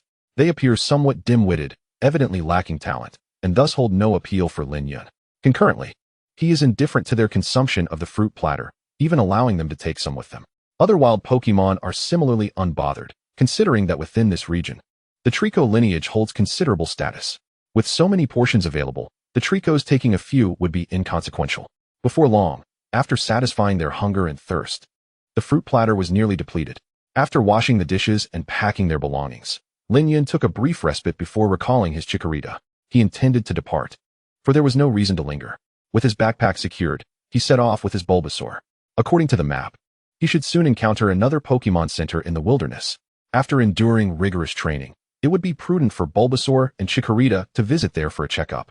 Time seemed to elapse without notice, and it appeared he had left a small section of the forest. The abundance of tree cover allowed the sunlight to filter through, while the refreshing breeze drifting from the woods was immensely pleasant, making each breath a delight. Both Lin Yun and Bulbasaur reveled in this experience, savoring the refreshing chilled water. Initially, both Bulbasaur and Chikorita felt somewhat uneasy, as the majority of Grass-type Pokemon typically dislike the sensation of cold, especially in frigid environments. They would tend to curl up entirely. However, in pursuit of relief from the heat, and having observed Lin Fan enjoying it, they gradually adapted and began to relish the chilled water and iced juices. Their aversion to the cold sensation dissipated. Lin Yun was quite pleased with this. It served as the most fundamental and straightforward form of ice resistance training for his two companions. In the future, he would implement corresponding training for fire, poison, and flying resistance as well. As for the bug type, it was of little concern. Most bug types, especially those with secondary typings, generally utilize moves from that type in conjunction with others. Bug type moves are typically of low power, and regardless of whether the encounter is ranged or melee, Lin Yun possesses means to confront them. Thus, despite grass types being vulnerable to 5 different types, he bore little worry regarding bug types.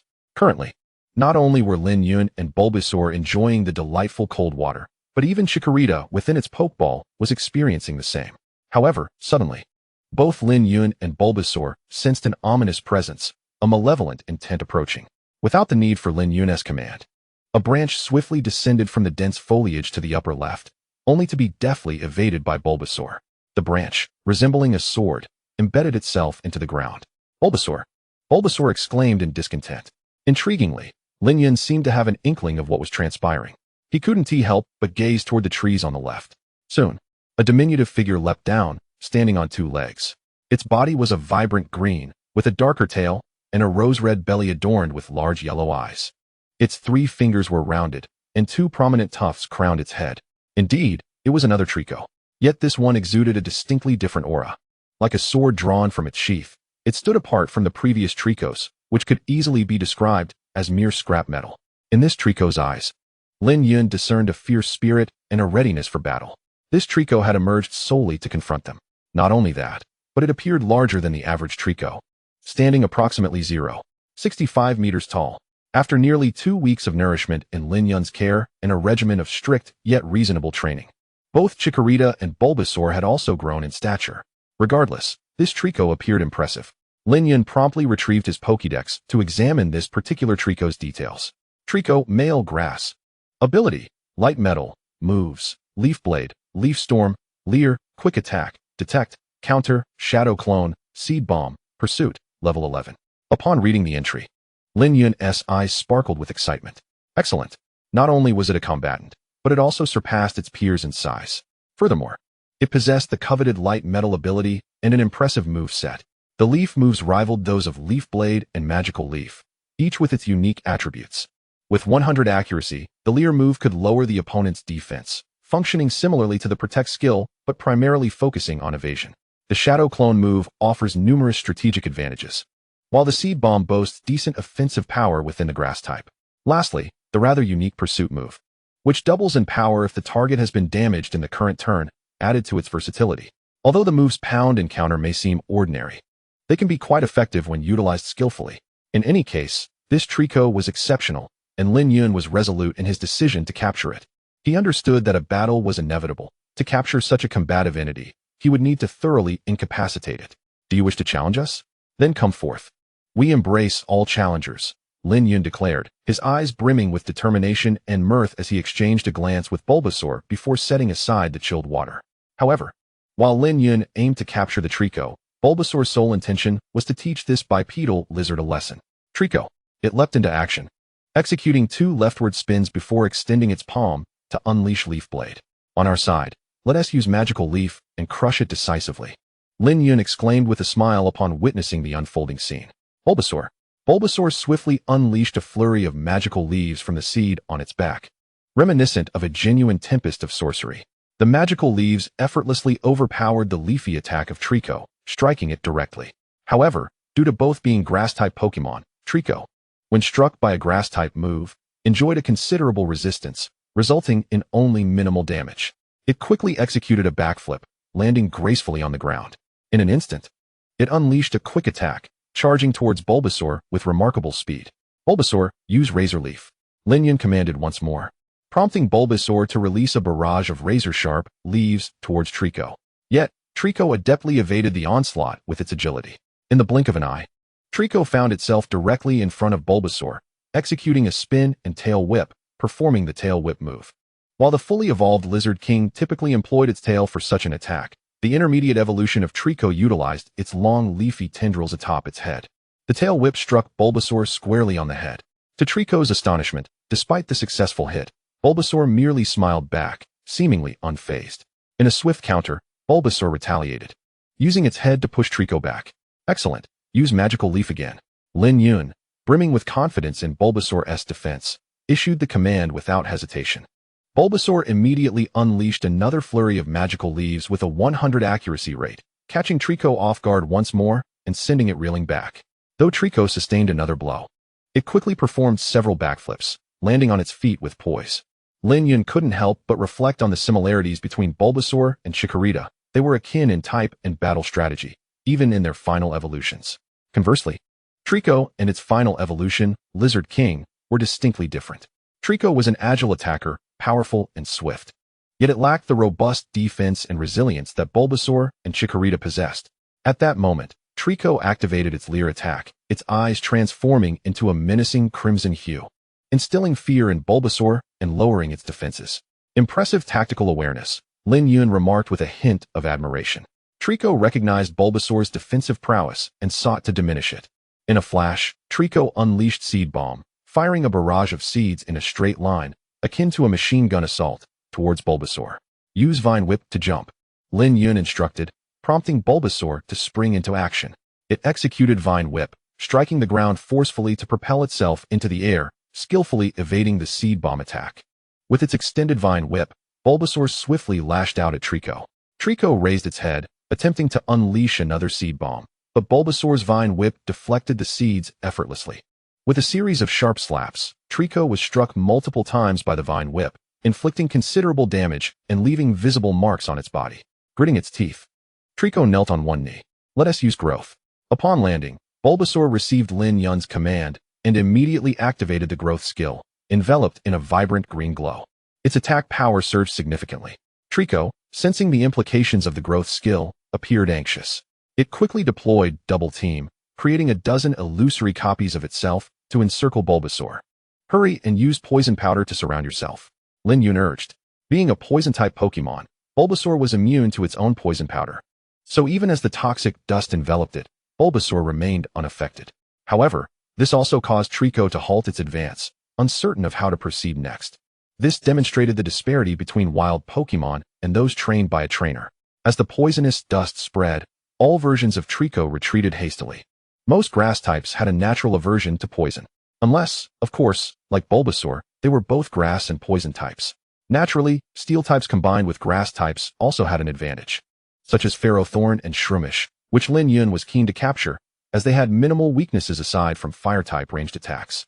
Returning to the present, it seemed that Trico had previously suffered from poison, prompting its instinctive retreat along with its clones. Bulbasaur, execute a sweeping Vine Whip, Lin Yun commanded with urgency. Bulbasaur once again unleashed its Vine Whip, bursting forth from the poisonous mist and striking all of Trico's duplicates. While the illusions were dispelled, the real Trico leaped to avoid the attack.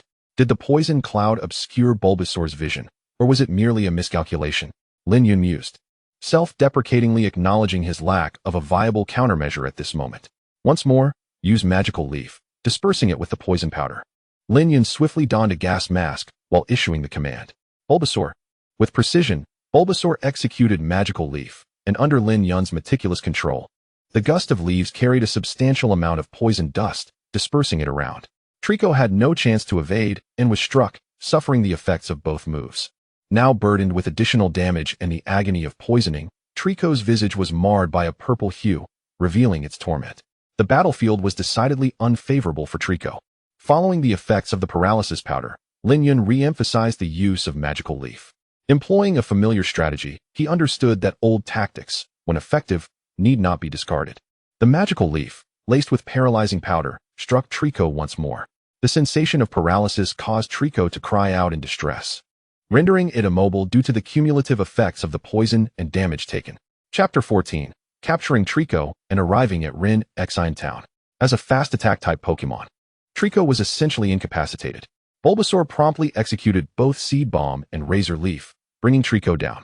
Were it not for Trico's indomitable spirit, it likely would have succumbed without needing those final moves. At this juncture, the outcome of the battle had already been determined. Lin Yun, upon witnessing his opponent's complete loss of combat capability, promptly tossed a Pokeball to capture him. However, akin to the previous encounter with Chikorita, he swiftly summoned the captured Pokémon once more. After removing his gas mask, Lin Yun efficiently attended to the creature, relieved to find that he possessed the necessary antidotes. Otherwise, Trico would have continued to suffer grievously.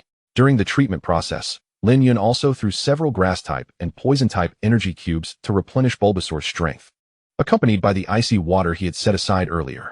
As Bulbasaur watched over the proceedings, he simultaneously restored his vigor. Meanwhile, Trico began to awaken. Realizing that he had been captured, accepting his fate, he acknowledged the prowess of the trainer before him.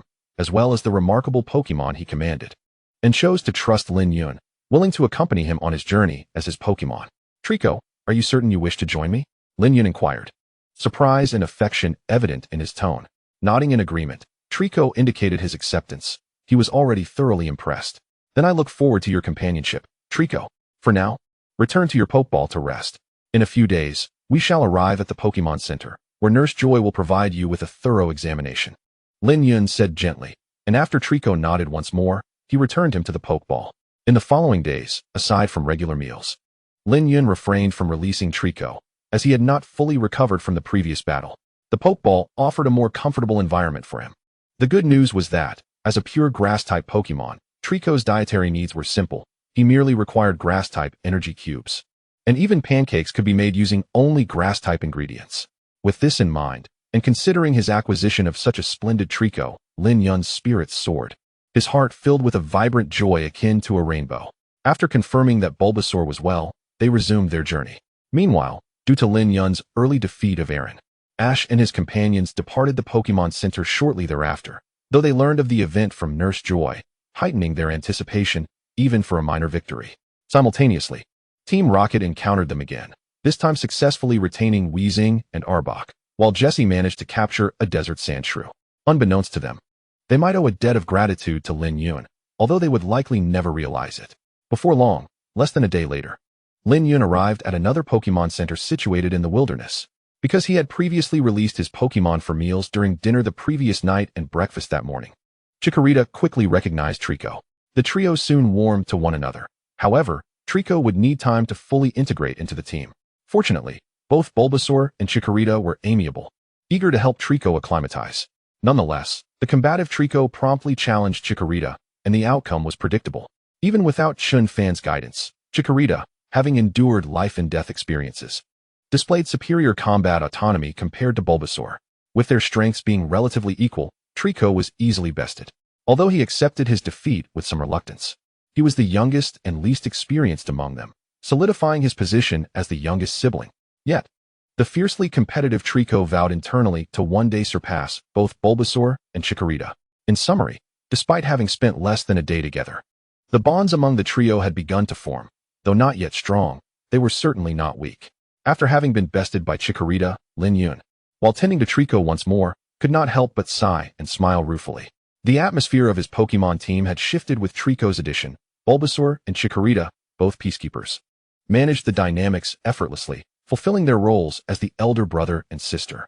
Now, with the addition of the feisty and determined Trico as the younger sibling, the previously tranquil and harmonious team was bound to become more lively. However, this was not unwelcome. A little more passion and vitality would invigorate their journey. Ultimately, they arrived at the Pokemon Center that morning. Nurse Joy, I entrust this to you, Lin Yun said. Certainly, leave it to me, she replied, taking the Pokeballs containing the 3 Pokemon and disappearing into the back with her Chansey. Lin Yun then found a place to sit and began to assess his supplies. The Pokemon pancakes were nearly depleted, and it was clear that many of his food and medical supplies required replenishment. They would soon reach a small town, which presented the perfect opportunity to restock. Additionally, he considered purchasing some skill-learning devices and the necessity of carrying items. Trico was of little concern, as he had no issues with the required food. For Bulbasaur, the most suitable item was the Life Orb, while Chikorita, who leaned towards support and defense, would benefit from leftovers. This item was easily crafted by having Chikorita consume an apricot berry until only the seed remained, providing a restorative effect of 1 HP per turn, thus enhancing the Pokemon's endurance in battles. Although these were one-time use items, they were indeed the most appropriate. Fortunately, Lin Yun had no worries regarding the apricot or the Life Orb. However, acquiring the Life Orb would prove challenging. It was a rare and exceedingly expensive item. Nonetheless, for Bulbasaur, who would eventually evolve into Venusaur, he was determined to find a way to obtain it. After compiling a list and reviewing his assets, he noted that he still had considerable resources, alleviating any concerns about financial constraints. Moreover, he recalled that Junsha would soon contact the League to deliver a reward to him. Once everything was organized, Lin Yun placed the list in a conspicuous spot within his backpack. Excuse me, but your Pokemon are ready. They have all fully recovered, Nurse Joy announced, approaching him with a tray bearing 3 Pokeballs, each containing Bulbasaur and the others. Thank you, Nurse Joy, Lin Yun expressed gratefully. Lin Yun promptly returned the smile and accepted his Pokeball. I never anticipated that anyone would possess the Grass-type starter Pokemon from 3 different regions. It seems you have an exceptional fondness for grass types, Miss Joy remarked playfully, her smile unwavering. I was merely fortunate, and I had intended to pursue a path immersed in grass types, Lin Yun replied cheerfully. What a bold and novel ambition. I wish you the best of luck in your forthcoming journey and battles. I appreciate your kind words, he added. After exchanging a few pleasantries with Miss Joy, Lin Yun paid a fee to borrow the kitchen facilities within the Pokemon Center, where he crafted some waffles and energy cubes, also preparing a lunch for Joy and her Chansey as a token of gratitude. Observing their delighted expressions as they savored the meal, Lin Yun felt a profound satisfaction. For to a chef, the ultimate reward lies in the enjoyment of their patrons. After swiftly finishing their lunch, Lin Yun and his 3 companions set off. However, as fate would have it, they soon encountered the Spoink that Team Rocket's Jessie had captured. This Spoink ranked among the more formidable Pokemon in Team Rocket's roster. Lin Yun swiftly summoned his Trico for battle. Although both Trico and Ash's Trico were of similar age, one was focused on reviving the ancient tree, while the other aspired to grow stronger through combat. At that moment, Ash's Trico possessed a far more advanced skill set than Lin Yun's. The outcome of the battle was predictable, with Lin Yun's Trico easily defeating the Spoink, gaining valuable experience, and leveling up to level 12. Simultaneously, Lin Yun recalled that in the original storyline, Ash's Trico had never triumphed over that Spoink in their first encounter, only managing to secure victory after specifically training its move at a waterfall, ultimately defeating the Spoink captured by Jessie. Yet, Lin Yun had no intention of following that path.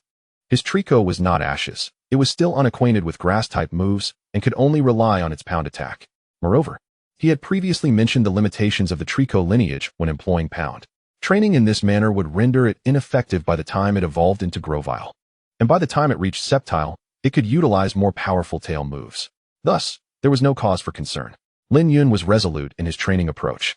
After dispatching the Spoink, they continued on their way.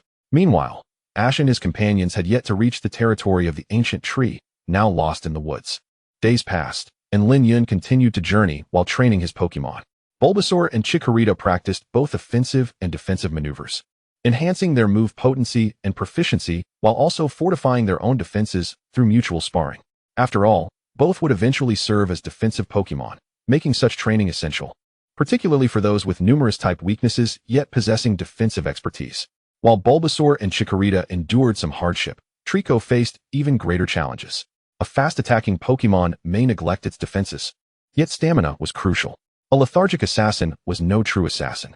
Thus, there was no rush to refine moves. Lin Yun directed Trico to engage in intensive stamina training. The little lizard gritted its teeth, panting as it persevered, spurred on by its fighting spirit and determination. After a couple of days, the trio exhibited remarkable growth, each leveling up twice. Bulbasaur reached level 15, while Chikorita and Trico achieved level 14.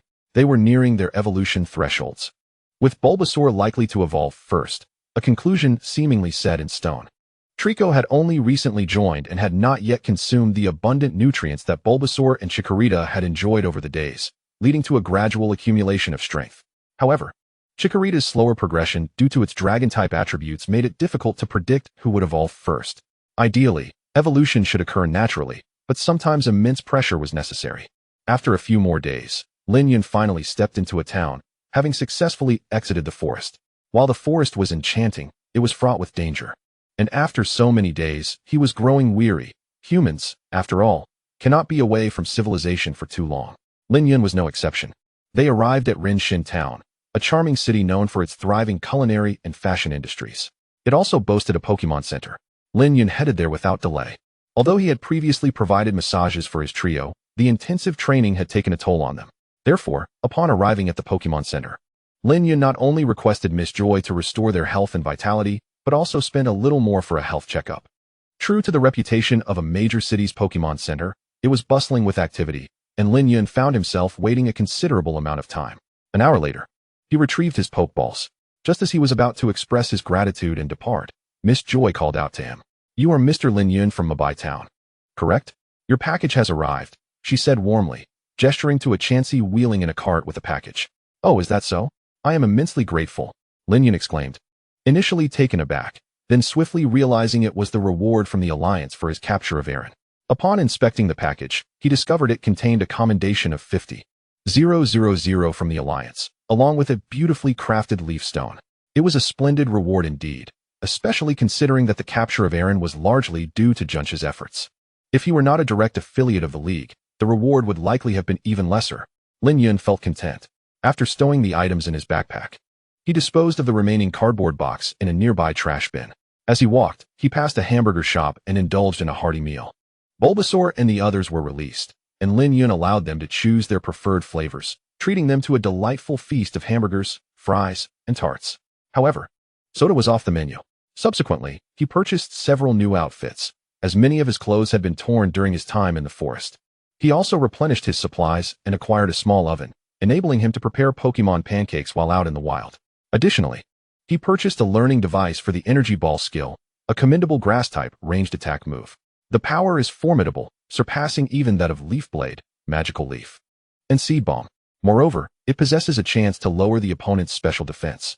Regrettably, Chikorita and Trico are unable to learn this move. Thus, he promptly acquired the TM for Energy Ball. With a high accuracy and greater power than Energy Ball, it regrettably lacks any special effects.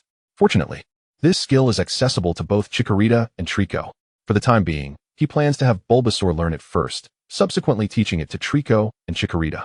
However, Trico is indeed quite different from Chikorita and Bulbasaur. The only moves he can learn from them are Photosynthesis and Magical Leaf. He cannot learn Vine Whip, Sweet Scent, or Leaf Blade, nor Growth.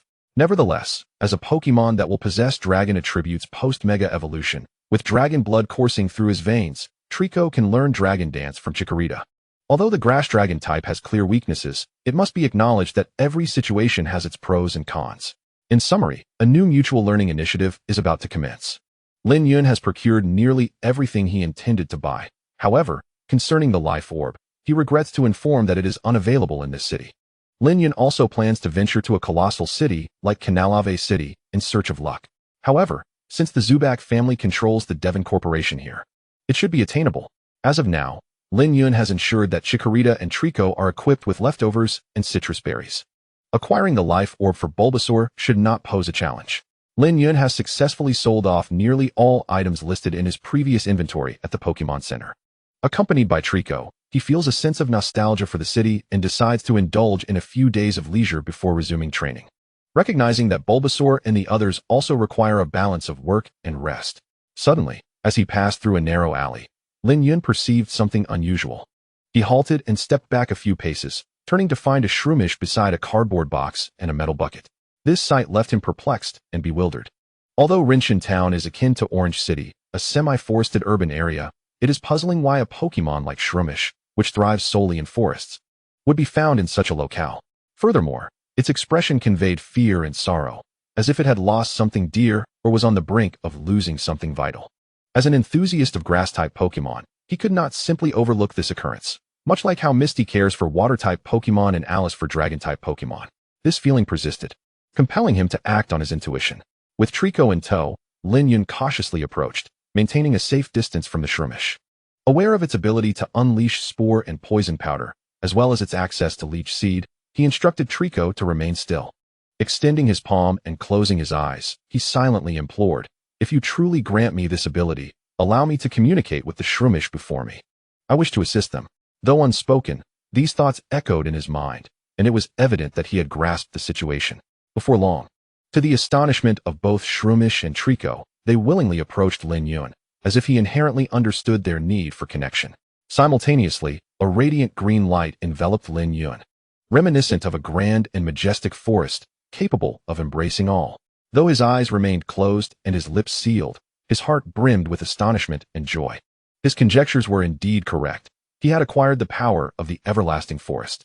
This unique ability, bestowed periodically by the Everlasting Forest, possesses the capacity to heal and soothe Pokemon when a Pokemon is injured or experiencing emotional distress.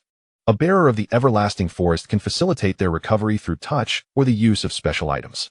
However, this ability is primarily granted by Celebi, as it seldom appears before humans, and the Everlasting Forest is its main domain. Therefore, it is referred to in this manner. Though Celebi possesses dominion over all forests and bestows the power of the Everlasting Forest upon favored humans, as the deity of the forest, Shalebi naturally attracts numerous ordinary Pokémon eager to aid her, even legendary Pokémon. For instance, when issues arise in the Kanto region involving Shalebi, the likes of Ho-Oh, Lugia, and Mutwo invariably come to her aid. Consequently, humans endowed with the power of the everlasting forest also garner the favor and affinity of Pokémon. However, this connection only manifests when they actively engage with or approach Pokémon. Shroomish, could you share your plight with me?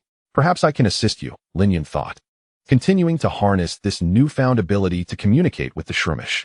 Trusting Lin Yun entirely, the Shroomish recounted its experiences, representing the collective struggle of its species. Please help us. We once thrived here, but as humans expand their cities, we have lost our home. Now, even our last sanctuary, the abandoned mansion known as the greenhouse nearby, is at risk of being demolished by a redevelopment crew. This is our final refuge, and we cannot bear to lose it. We wish to resist, yet we do not desire to confront humans too aggressively.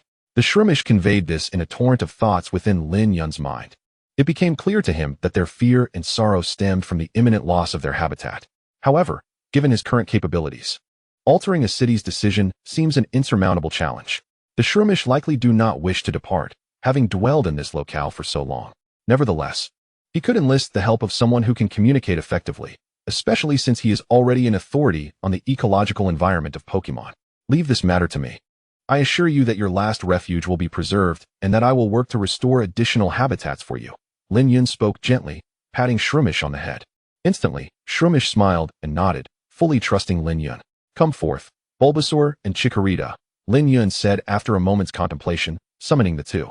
Both Bulbasaur and Chikorita perked up enthusiastically and gazed at Lin Yun.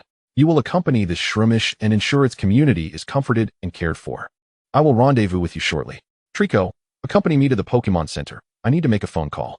After Lin Yun had given his instructions, he divided his team into two groups. He promptly took his wood gecko and returned to the Pokémon Center. Meanwhile, the mushroom Pokémon set off towards the green pavilion with Bulbasaur and Chikorita. Lin Yun quickly made his way back to the Pokémon Center with wood gecko and made a phone call to Professor Otamaki. Indeed, the person he sought was Professor Otamaki, who was renowned for his research in this domain and held considerable weight in the Hoenn region. In his eyes, such matters were trivial. Lin Yun, what brings you to me? Professor Otamaki appeared on the video screen, sporting a messenger bag and smiling, as if he was about to head out. Oh, so this is the Lin Yun you mentioned before. Quite an impressive young man indeed.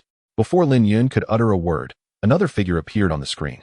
He appeared benevolent and robust, clad in a white lab coat over a red shirt and beige jeans. Lin Yun was taken aback. It was none other than Professor Oak. This was his first encounter with Professor Oak, even if it was through a video call. You are Professor Oak, aren't you? How come you are there? And do you know me? Lin Yun inquired, both curious and puzzled. I have heard about you from Professor Otamaki, and I was compelled to visit after learning about the small ecological zone of the ancient spiny fish discovered beneath the ancient Shin ruins, Professor Oak replied with a smile. And Lin Yun realized that it was indeed his doing. However, it was nothing too grave. It is a pleasure to meet you, Professor Oak. But I urgently need to speak with Professor Otamaki about a matter that, if not handled properly, could incite a war between Pokémon and humans. Lin Yun said with a serious demeanor. What? Is it truly that severe? Professor Oak exclaimed, his eyes widening in disbelief. Lin Yun, please share the details with us. Professor Otamaki urged, having known Lin Yun long enough to trust his judgment. It is as follows, Lin Yun began, recounting the entire sequence of events. Without even mentioning that the mushroom Pokémon release vast amounts of toxic powder and paralysis spores, should they be provoked. They could evolve into a much more aggressive form known as the Shroomish. I estimate there are no fewer than 70 of these Pokémon present. Lin Yun was well acquainted with this species and articulated his concerns, for as he had suggested, it could indeed lead to a conflict between Pokémon and humans. Oh, I understand now why you sought my assistance. The ecological area of the mushroom Pokémon has suffered significant degradation, Professor Otamaki said, his demeanor shifting to one of seriousness. He would not remain idle, especially since this was within his realm of expertise. I will board a private plane immediately and discuss this with the local authorities. Then I shall assist as well, Professor Oak declared, intending to accompany Professor Otamaki to Rinchin Town. Professor Otamaki quickly mentioned that they would arrive in a few days. It would not take this long ordinarily, but they were currently at the ancient Chen ruins, and their research was nearing completion, necessitating some time. After hanging up the call, Lin Yun promptly headed to the green pavilion with Wood Gecko. Along the way, he inquired with some passers-by, and fortunately, The mushroom Pokémon had yet to cause any alarm among the locals regarding the Green Pavilion.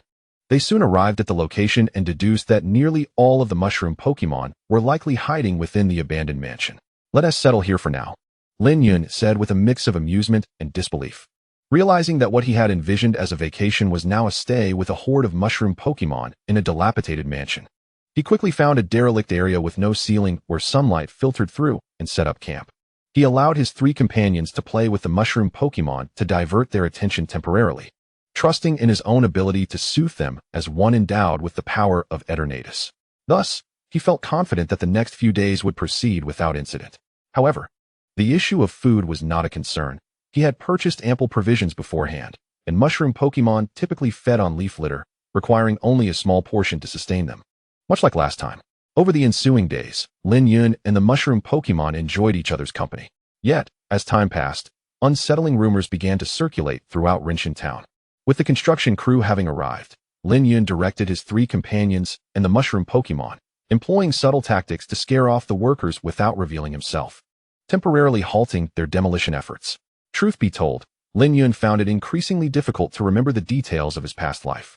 He felt as though he was reliving scenes from the original animation, albeit with some details obscured, likely those deemed inconsequential.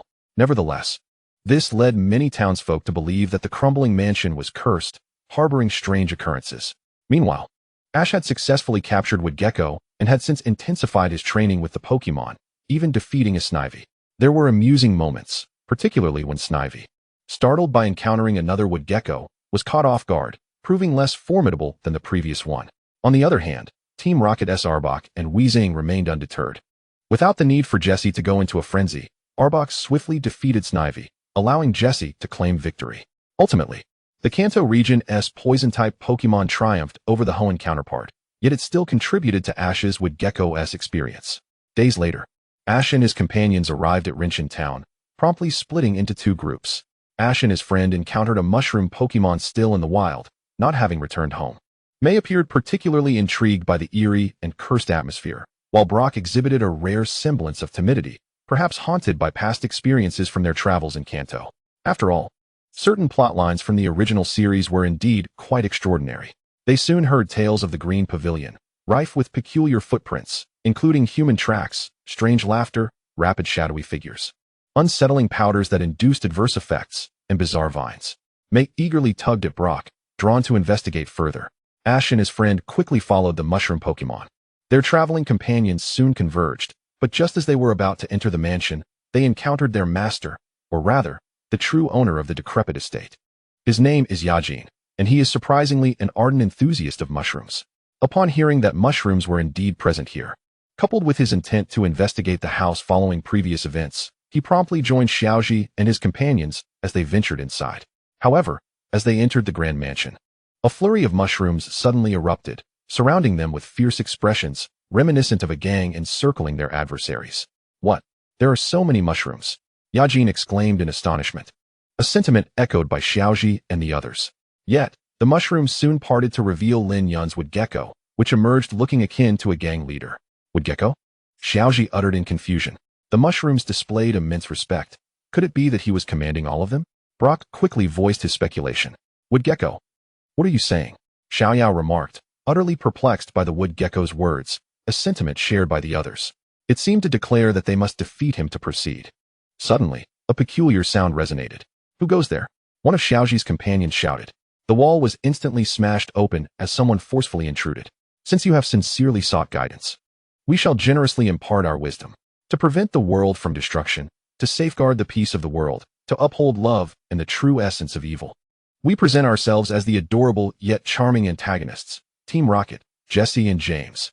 We traverse the galaxy, and a bright tomorrow awaits us. That's how it is, meow." Team Rocket again. Xiaoji and his companions gritted their teeth, their expressions darkening. "We will capture Pikachu. Go, Desert Naya Weezing. Attack, Arbok, and Weepinbell." Team Rocket summoned 4 Pokémon and launched their assault simultaneously. Desert Naya, use Arm Thrust. Weezing, use Tackle. Arbok, employ Bite, and Weepinbell, use Poison Tail. The 4 Pokémon from Team Rocket charged forward with their melee attacks. However, before Xiaoji and the others could react, Woodgecko swiftly unleashed Leaf Storm, repelling all of Team Rocket's Pokémon back. "What? No way." He seems rather formidable, exclaimed Jesse in surprise. Then let's capture him too. Both Jesse and James were taken aback, as were Xiaoji and his friends. That leaf storm is too powerful. Only Meowth reacted swiftly, immediately releasing a capture net. However, Wood Gecko easily evaded it, then retaliated with a quick thunder shock, striking Meowth hard, particularly in the face, causing him to collide with the ground. Ouch, that hurts, Meow. Meowth cried out in anguish. He can use thunder shock and also has a strong attack. He's quite impressive, Xiaoxing remarked in astonishment. Meowth, you scoundrel. Weepinbell, use bind. Arbok, quickly employ Iron Tail. Jesse commanded, and Team Rocket's focus shifted entirely to Wood Gecko. Weepinbell lunged forward, attempting to ensnare Wood Gecko with its body, but was swiftly sent flying by a barrage of seed bombs, with Arbok suffering the same fate. Weezing, use Mud Bomb. Desert Naya, employ Needle Arm. James ordered. Yet, these attacks were effortlessly dodged by Wood Gecko, who swiftly countered with Pursuit, inflicting considerable damage on the two Pokemon. Wow, he's so strong. Xiaoyao exclaimed, astonished. My Wood Gecko. Xiaoji felt a tinge of inferiority. He knew his own Wood Gecko could not match such prowess, at least not at the moment. Wood Gecko then executed a backflip, landing amidst the mushroom crowd, exuding an air of confidence, bolstered by the cheers and adulation of the surrounding mushrooms. Could it be that he is indeed the leader here? Xiaoxing pondered aloud. It seems likely, Brock replied. However, they were soon proven wrong. Just as Wood Gecko was basking in its triumph, two vine whips suddenly descended and struck Wood Gecko on the head. It yelped in pain, covering its head with tears in its eyes, feeling both aggrieved and furious. Yet, upon seeing a figure descending the staircase behind, it could only suppress its emotions for the time being. After all, it was merely a subordinate and could not challenge the positions of the leader and the second-in-command, especially that of the fierce dragoness, who had an even shorter temper than the leader. Chikorita. Xiaoji gasped in surprise, recognizing the Pokemon he had once raised, which had evolved into Bayleaf. It appeared this was the true leader. Xiaoyao immediately declared. As for Yajin, he had become somewhat of a bystander, lacking the status of a trainer. He could only watch in bewilderment. What on earth is happening? Let us all attack together, Meowth declared, charging alongside the other Pokemon. Chikorita leapt forward, immediately casting Reflect, which rebounded the 5 Pokemon back, colliding with Jesse and James, sending them flying outside the mansion. This Chikorita seems quite formidable, Xiaoyao remarked, astonished. However, Chikorita and Wood Gecko, along with a throng of mushrooms, still regarded them with hostility, clearly not welcoming their presence. We mean no harm. We only wish to assist you. Xiaoji stepped forward. But it was evident they did not require their help. Brock wore a somewhat bitter expression. But I can't shake the feeling that this Chikorita looks familiar, Xiaoxing said, furrowing his brows, genuinely believing he had seen this Chikorita before. Yet before he could ponder further, the mushrooms simultaneously released sleep powder, causing them to retreat in fright. As for Bulbasaur and Lin Yun, they remained undisturbed, sound asleep in their room, oblivious to the commotion. Chikorita. Suddenly, Chikorita recalled the boy in green it had encountered previously, yet remembering its master's orders. It knew that aside from the middle-aged man in a white coat and an elder, none were permitted entry. In case of trouble, it was to report back immediately.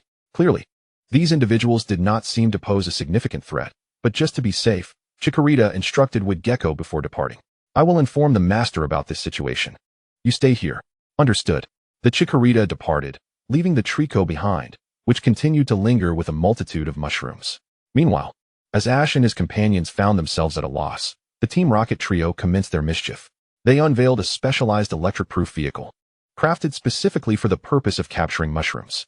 They promptly rammed the vehicle into the mansion twice, startling the mushrooms into fleeing. Seizing the opportunity, Team Rocket extended their mechanical arms to ensnare the mushrooms, depositing them into the large basket at the rear of their vehicle. Ash and Pikachu's electric attacks proved futile, as did the paralysis powder from the mushrooms. Just as the onlookers were at a standstill, Team Rocket reveled in their triumph. Bulbasaur, use Energy Ball, Lin Yun commanded, emerging from the gaping hole in the mansion with his trio of Pokemon. Bulbasaur had mastered both Energy Ball and Energy Sphere over the past few days. Since this was not a formal battle, he required a move with greater destructive power. Thus, he opted for Energy Sphere, which surpassed the potency of Energy Ball. In an instant, a verdant orb erupted from his mouth, striking the windshield of Team Rocket's electric-proof vehicle with immense force. The impact shattered the front glass and caused significant damage elsewhere due to the power of the attack, exacerbated by the fact that Team Rocket had neglected to employ any grass-type defenses. Curse it! Who dares to ruin our joyous plans?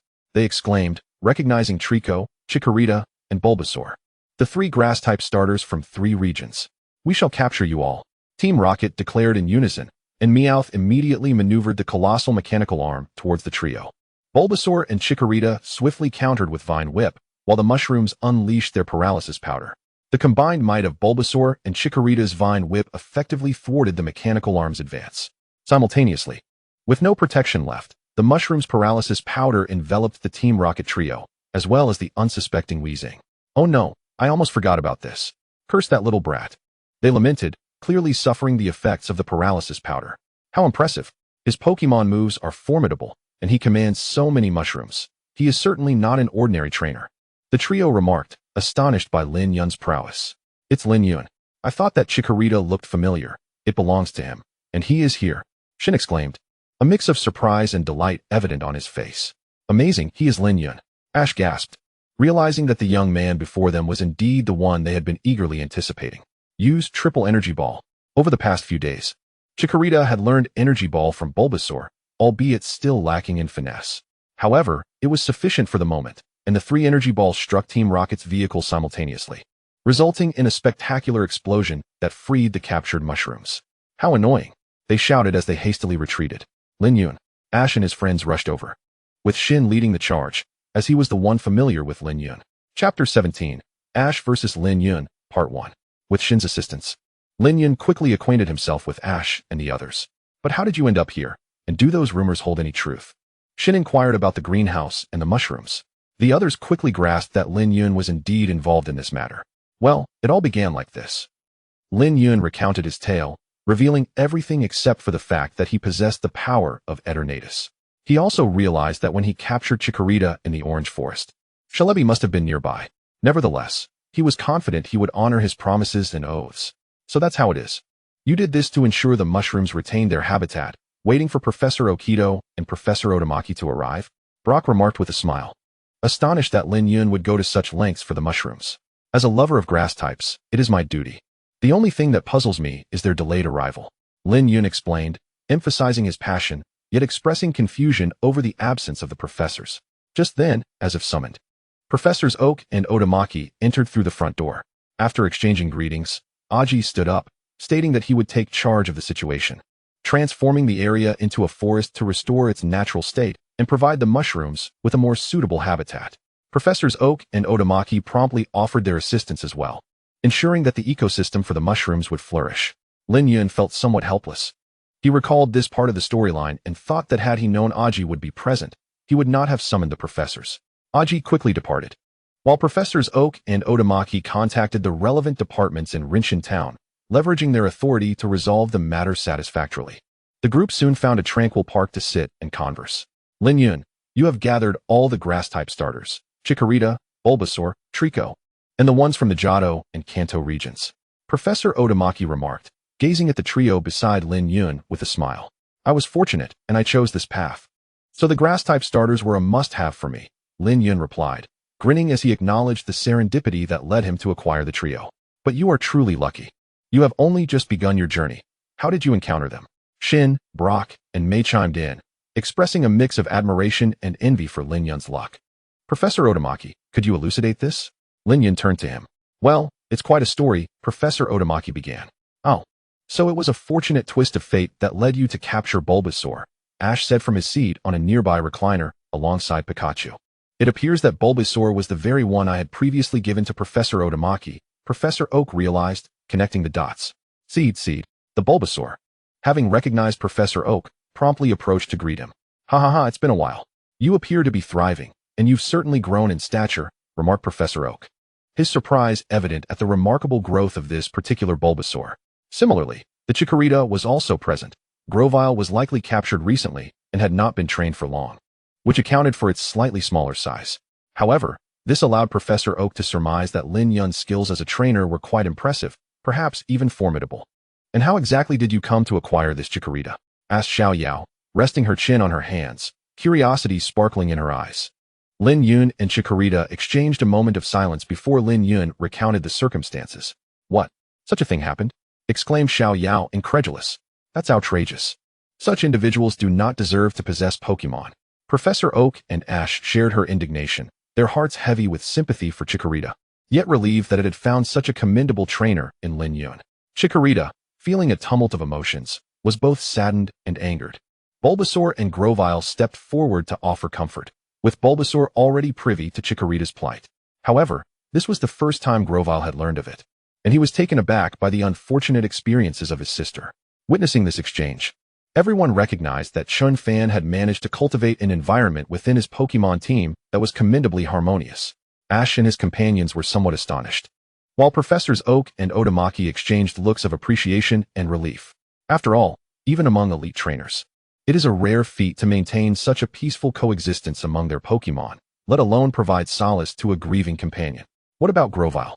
Xiaoxing interjected, knowing that Grovyle must have been captured by Lin Yun after departing from the Orange League gym. But suddenly, Ash exclaimed, and from his belt, a Pokémon leaped forth from its Pokeball. It was Ash's Grovyle, which immediately regarded Lin Yun's Grovyle with hostility, teeth bared. Lin Yun's Grovyle paused, then broke into a smirk that carried an air of disdain. It's you. I never anticipated it would be you. Have you finally come to terms with reality? Lin Yun's Grovyle retorted. Indeed, but I shall never forget the failures and mockery you bestowed upon me. Ash's Grovyle shot back defiantly. Well then, let me see what progress you have made, Lin Yun's Grovyle replied, a challenge evident in his tone. Exchanging glances, Chikorita and Bulbasaur understood that they would not intervene in this matter. Had it been any other situation, they would have stepped in to admonish Grovyle for seeking trouble. However, it was apparent that they were acquainted, so there was no cause for concern. It seemed Lin Yun's Grovyle and Ash's Grovyle had a history together, confirming Lin Yun's previous capture of this Grovyle. Xiaoxing, witnessing the scene, felt reassured in his assumptions. Xiao Yao, not one to be outdone in wit, remarked. But it seems their relationship is rather strained. Indeed, Brock assessed. Professors Oak and Otamaki quickly deduced a rough truth from their conversation. Hey, Grovyle. Ash attempted to interject. But suddenly, Ash's Grovyle leaped into action, executing a spinning attack and aiming its tail towards Lin Yun's Grovyle. Lin Yun's Grovyle could not contain its laughter, dismissing the attack with a scoff. Still relying on that move? You think adding a bit of flair will suffice?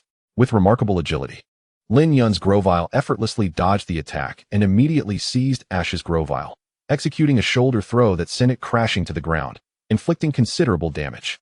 Nevertheless, Ash's Grovyle quickly regained its footing, refusing to be defeated so easily. Hey, don't do that, Ash protested, but it was clear that a battle was unavoidable. Thus, Lin Yun declared, let us engage in a best-of-3 series of one-on-one battles. Possessing the strength of his resolve, Lin Yun understood the implications of the earlier exchange between the two Grovyle and recognized that this confrontation was inevitable. It would serve as an opportunity to gauge Ash's current capabilities. All right, I accept, Ash replied, momentarily taken aback but soon filled with determination and fighting spirit. He had intended to challenge Lin Yun, and now that the opportunity had presented itself, he would not hesitate to embrace it. This is not good. He surely stands no chance, Xiaoxing remarked, concern etched on his face. Ash's Grovyle only knows how to use that one attack. It cannot possibly compete with Lin Yun's Grovyle, which is skilled in numerous techniques. What an enigma. How can two Grovyle from the same forest exhibit such a vast disparity in strength? Professor Otamaki pondered aloud, echoing Professor Oak's confusion. I've heard Ash mention something similar. Brock interjected, promptly recounting the details. Ah, I see. Although both are wild Grovyle, one is combative while the other seeks to save a 1,000-year-old tree. It is no wonder they differ so greatly, Professor Oak concluded, the pieces falling into place. Simultaneously, the battle commenced. Grovyle, charge in and use pound, Ash commanded, fully aware of his Grovyle's limitations yet unwilling to concede. Both trainer and Pokémon were determined not to back down. Relying solely on Grovyle's agility, Ash's Grovyle surged forward, pivoting to deliver a tail swipe. Use Leaf Tornado, Lin Yun directed with ease, knowing full well that Ash's Grovyle was limited to a single move. In an instant, Lin Yun's Grovyle unleashed a flurry of leaves, not only blocking Ash's attack, but also sending Ash's Grovyle flying back to the ground. Yet, Lin Yun's Grovyle was relentless, following up with a barrage of seed bombs that struck Ash's Grovyle, further depleting its energy and inflicting significant damage. Grovyle, this is infuriating. Ash realized the dire state of his Grovyle, understanding that its lack of versatility was its downfall. Don't mistake my strategy for bullying, Ash. Grovyle, do not evade the next set of attacks, Lin Yun teased, his Grovyle displaying a confident grin, ready for the challenge. Do not underestimate me, Grovyle. Execute the strongest pound you trained for at the waterfall. Ash retorted, his frustration palpable, yet he recognized this as an opportunity to unleash Grovyle's full potential. With that, Grovyle leaped into the air, spinning gracefully before launching its tail towards Lin Yun's Grovyle. The moment struck Lin Yun's Trico squarely on the head. Though it was accompanied by a twinge of pain and the inherent vulnerabilities of a Trico, the general type move had only a mediocre effect on a Grass-Type Pokémon. Moreover, the stamina Lin Yun had diligently cultivated over the past few days was not in vain, as it did not wane. Lin Yun's Trico promptly steadied itself and raised its hand to seize Ash's Trico by the tail, engaging in a malicious pursuit. In an instant, Lin Yun's Trico executed this maneuver, amplifying the impact of its throw twofold, swiftly incapacitating Ash's Trico. Ash, filled with concern, shouted out in alarm. Regrettably, Ash's Trico had already succumbed, its eyes swirling in a daze, rendered incapable of further battle. With Ash's Trico defeated, Lin Yun emerged victorious in this initial round. A result promptly declared by Professor Oak, who recognized that this did not truly reflect Ash's capabilities, but rather the prowess of that particular Trico. Simultaneously, he harbored doubts about Ash's decision to start anew, pondering whether it was a wise choice.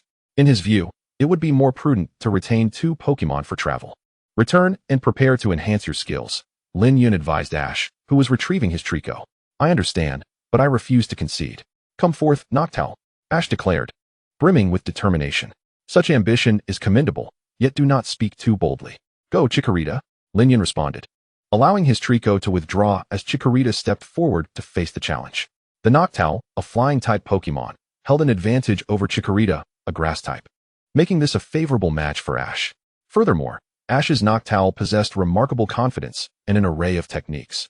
Both May and Brock held high hopes for Ash in this encounter. However, Lin Yun's Chikorita was no ordinary contender. Aware of the true situation, Misty remained somewhat skeptical of Ash's chances. While the Grass Dragon held an inherent advantage over the normal flying type, Chikorita's dragon-like resilience and regenerative capabilities could potentially level the playing field. Chapter 18, Ash vs. Lin Yun, continued. The spectators were acutely aware of Misty's concealed knowledge. She understood more about Lin Yun's Chikorita than she let on.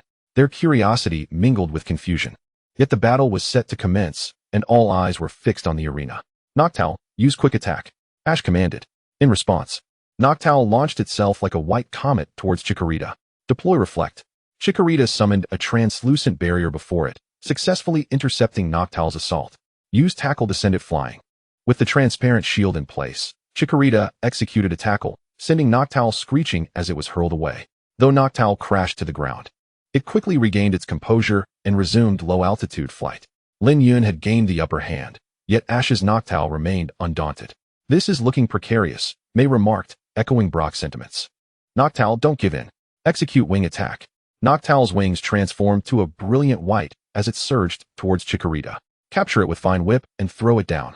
Chikorita, heeding Lin Yun's command, swiftly unleashed its Vine Whip.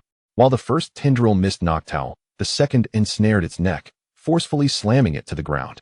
Despite the impact, Noctowl quickly regained its footing and continued to soar just above the ground.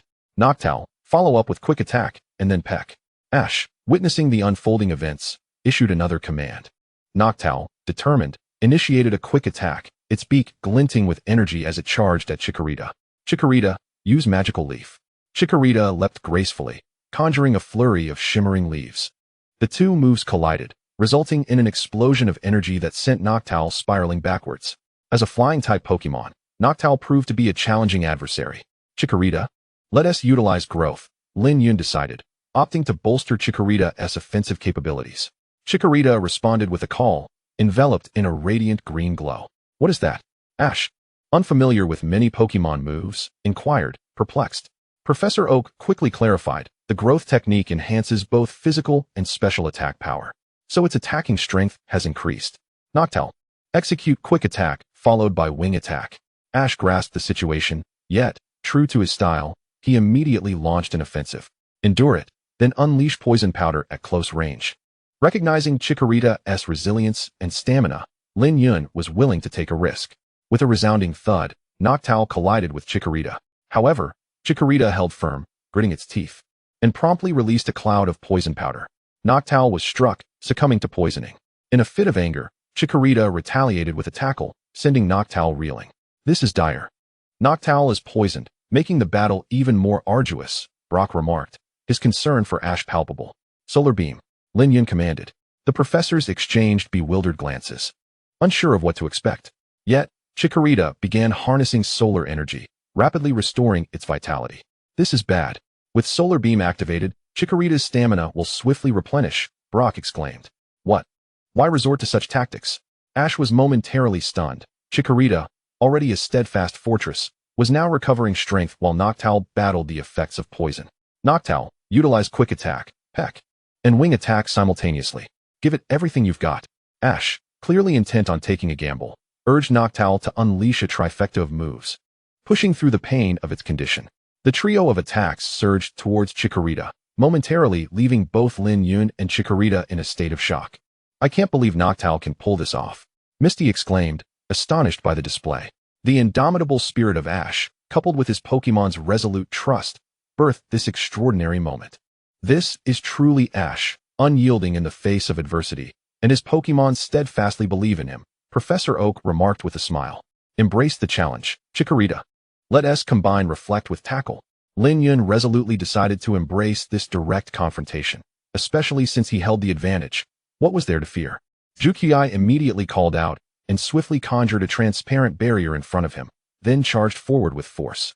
The two sides collided instantaneously, igniting a fierce clash that generated intense gusts of wind.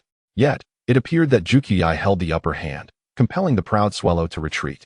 However, Swellow clung desperately to its position, though the effects of poisoning were beginning to take their toll. This is where it ends, Lin Yun remarked with a subtle smile, causing Ash to grit his teeth, feeling the pressure mount. According to their agreed-upon rules, if he lost this round, the score would stand at 3-2 in Lin Yun's favor, rendering the final match unnecessary. Hang in there, Swellow. Show them your pride, Ash urged fervently. It was unclear whether Swellow truly felt Ash's heartfelt encouragement or was simply responding to the destiny of the chosen one. Suddenly, Swellow let out a mighty cry, rejuvenated and filled with fervor, as a brilliant blue flame enveloped it. This was the signature move of a legendary bird, the special attack. Dr. Okito instantly recognized its significance, the most powerful physical attack in the flying type. It seemed that Ash's sentiments had resonated within Swellow, and with its indomitable spirit, it refused to yield, mastering this ultimate technique in a moment of dire need. Dr. Otomaki beamed with pride, exclaiming, "Well done, Swellow." Ash was equally elated. Both sides had now reached a semblance of equilibrium. "Charge, Swellow," he cried. It was indeed a miraculous turn of events, and the outcome was uncertain. Who would prevail in the end? Let us go, Jukiai. We must give it our all. Although Lin Yun felt a twitch at the corner of his mouth, was this the privilege of the protagonist? The advantage still lay with him, and he firmly believed that his affection and dedication to Grass-Type Pokémon would not be overshadowed by Ash's determination. Swellow and Jukiai collided fiercely, but ultimately, Jukiai's reflective barrier seemed unable to withstand the onslaught, particularly when confronted with 4 physical moves simultaneously. The barrier, which could only partially absorb the impact, shattered under the strain. Swellow and Jukiai crashed into each other, enveloping the arena in a thick cloud of smoke, causing a wave of air that nearly knocked everyone off their feet, rendering them momentarily unable to see. As the smoke dissipated, the spectators gasped in astonishment, witnessing both Pokémon sprawled on the ground, eyes swirling with dizziness. Jukiai had not fully recovered its strength and, having absorbed 4 attacks, including 3 from the flying type, was understandably overwhelmed. As for Swellow, given its final surge of strength coupled with the effects of poisoning, its performance was commendable. Much to their surprise, Moku and Mayubazhong observed that the battle had ended in a stalemate. Both Swellow and Jukiai had lost their fighting capabilities, resulting in a tie for this round.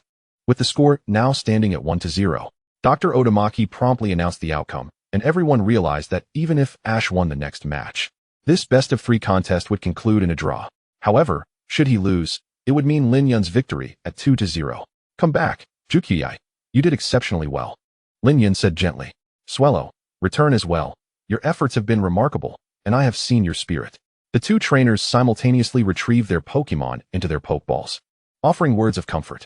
Once their Pokeballs were secured, they exchanged glances. Truly, they were seasoned trainers who had traveled across 2 regions and reached the top 16 in 2 league tournaments. You did well too, but I want to be losing from here on out, Go, Pikachu! Pika Pika! Pikachu leaped from its previous perch and positioned itself defiantly before Ash, gazing at Lin Yun with determination and a smile. More accurately, it was facing Bulbasaur. Ash's Pikachu, being quite astute, understood that its opponent had only 3 Pokémon, and with the first 2 already used, the remaining adversary must be Bulbasaur. Seed, Bulbasaur boldly approached Pikachu. Lin Yun silently hoped for a favorable encounter with the legendary Pokémon and wished for Bulbasaur to seize this opportunity. He gestured to Ash, signaling him to strike first. Pikachu, use Thunderbolt. Pika Pika! Pikachu leapt into action, unleashing a powerful thunderbolt that surged toward Bulbasaur. One vine whip was poised for attack, while another plunged into the earth. However, Lin Yun issued an unusual command at that moment. What is he doing? What kind of tactic is this? Xiaoyao questioned, puzzled. I'm not sure. But there must be a purpose, Brock replied, sensing Lin Yun's strategic intent. The thunderbolt struck Bulbasaur directly, but simultaneously, one of its vine whips struck Pikachu, sending it tumbling to the ground with a heavy thud. Yet, in a miraculous turn of events, the electrical current traveled down the vine that had anchored itself in the ground, diverting all the electricity away from Bulbasaur. What? The onlookers were taken aback by this revelation. They had not anticipated such a tactic, using the vine whip as a conductor to channel the lightning into the earth, thus sparing Bulbasaur from harm. Dr. Otamaki quickly grasped the situation, casting an appreciative glance toward Lin Yun, acknowledging his remarkable skills both in battle and training. Darn it, are you okay, Pikachu? Ash exclaimed, feeling the weight of pressure as his prized thunderbolt had been effortlessly countered. Pika! Pikachu stood up and scathed, for grass-type Pokémon do not have a disadvantage against electric types, and it appeared to be in excellent condition. Quick, use Leaf Blade! Lin Yun commanded rapidly, and Bulbasaur immediately unleashed the Leaf Blade toward Pikachu. Dodge it! Pikachu sidestepped and leaped, evading the Leaf Blade attack. Now unleash Thunderbolt again. We'll employ the same strategy. Once again facing Pikachu's Thunderbolt, Bulbasaur mirrored the previous tactic, using one vine whip to guide the electrical current into the ground, while the other vine whip forcefully struck Pikachu back. Apologies, but I have a few tricks up my sleeve for dealing with electric-type moves. Pikachu retaliated with quick attack, colliding with Bulbasaur in response to Lin Yun's confident taunt, prompting Ash to swiftly alter his strategy. Pikachu instantly transformed into a streak of white lightning, hurtling towards Bulbasaur with remarkable speed. Utilizing Magical Leaf as a barrier, Lin Yun swiftly commanded Bulbasaur to summon the swirling leaves around itself, forming a protective shield. As Pikachu struck with a bolt of electricity, it collided against the barrier, which sent it ricocheting away and inflicted damage from the Magical Leaf. The fact that Magical Leaf could achieve such a feat left Xiaoyao utterly astonished. This Bulbasaur has a remarkable mastery of its moves, Brock remarked, unable to contain his admiration. My father once suffered under this very technique, Xiao Sheng stated earnestly. Oh, has Lin Yun battled against Qianli? At the mention of this, Dr. Oda turned, his expression one of surprise. Xiao Sheng promptly recounted the details of their friendly match. I see, this lad possesses quite the creativity and imagination, Professor Oak commented with a chuckle. Meanwhile, the magical leaf barrier dissipated, leaving Pikachu and Bulbasaur in a tense standoff. Chapter 19, Ivysaur, capturing the Shroomish. Suddenly, Bulbasaur let out a loud cry, enveloped in a radiant blue-white glow. Pika, is it evolving? The onlookers gasped in astonishment, including the 2 professors, who had not anticipated such an evolution at this moment. Before long, the glow revealed Bulbasaur, now significantly larger, transformed into a small Ivysaur adorned with a budding flower atop its head. Lin Yun beamed with joy. He had anticipated this evolution, as Bulbasaur had reached level 16 in the past few days, while both Trico and Chikorita had also attained level 15. However, in the realm of reality, evolution was not solely determined by level. Perhaps sensing the pressure, this transformation was a natural progression. In the heat of battle, his hypothesis proved correct. Aided by Ash and Pikachu, he had indeed facilitated Bulbasaur's evolution into Ivysaur. Thanks to his prior nurturing and a nutritious diet, Ivysaur was not an ordinary specimen. While a typical Ivysaur stood around 1 meter tall and weighed approximately 13 kilograms, his Ivysaur measured around 1.3 meters and weighed at least 25 kilograms. Compared to its peers, his Ivysaur boasted denser skin and muscles. Excellent, and it has even learned a new move, Lin Yun exclaimed as he consulted the Pokédex. It was commonplace for Pokémon to acquire new techniques upon evolution. Ivysaur, unleash Seed Bomb. With that command, Ivysaur released a seed imbued with explosive energy from its bud.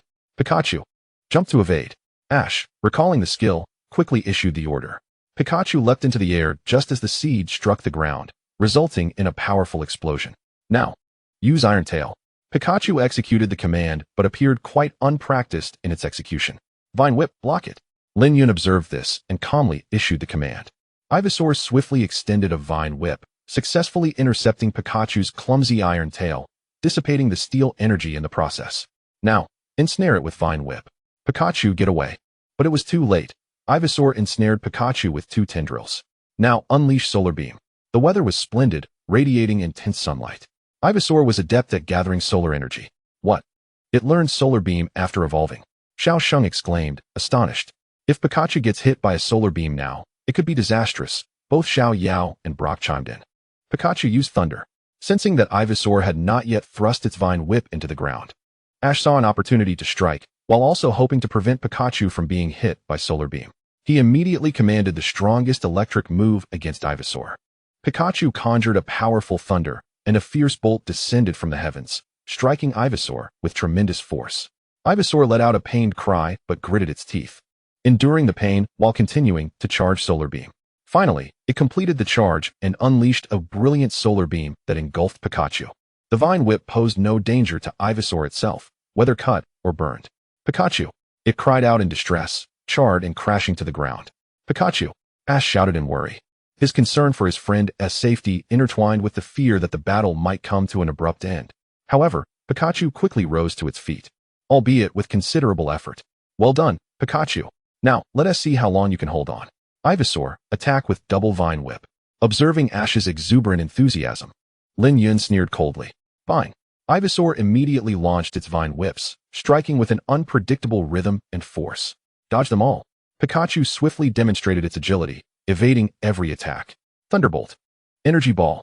They commanded simultaneously, as Ivysaur released an Energy Ball while Pikachu unleashed Thunderbolt.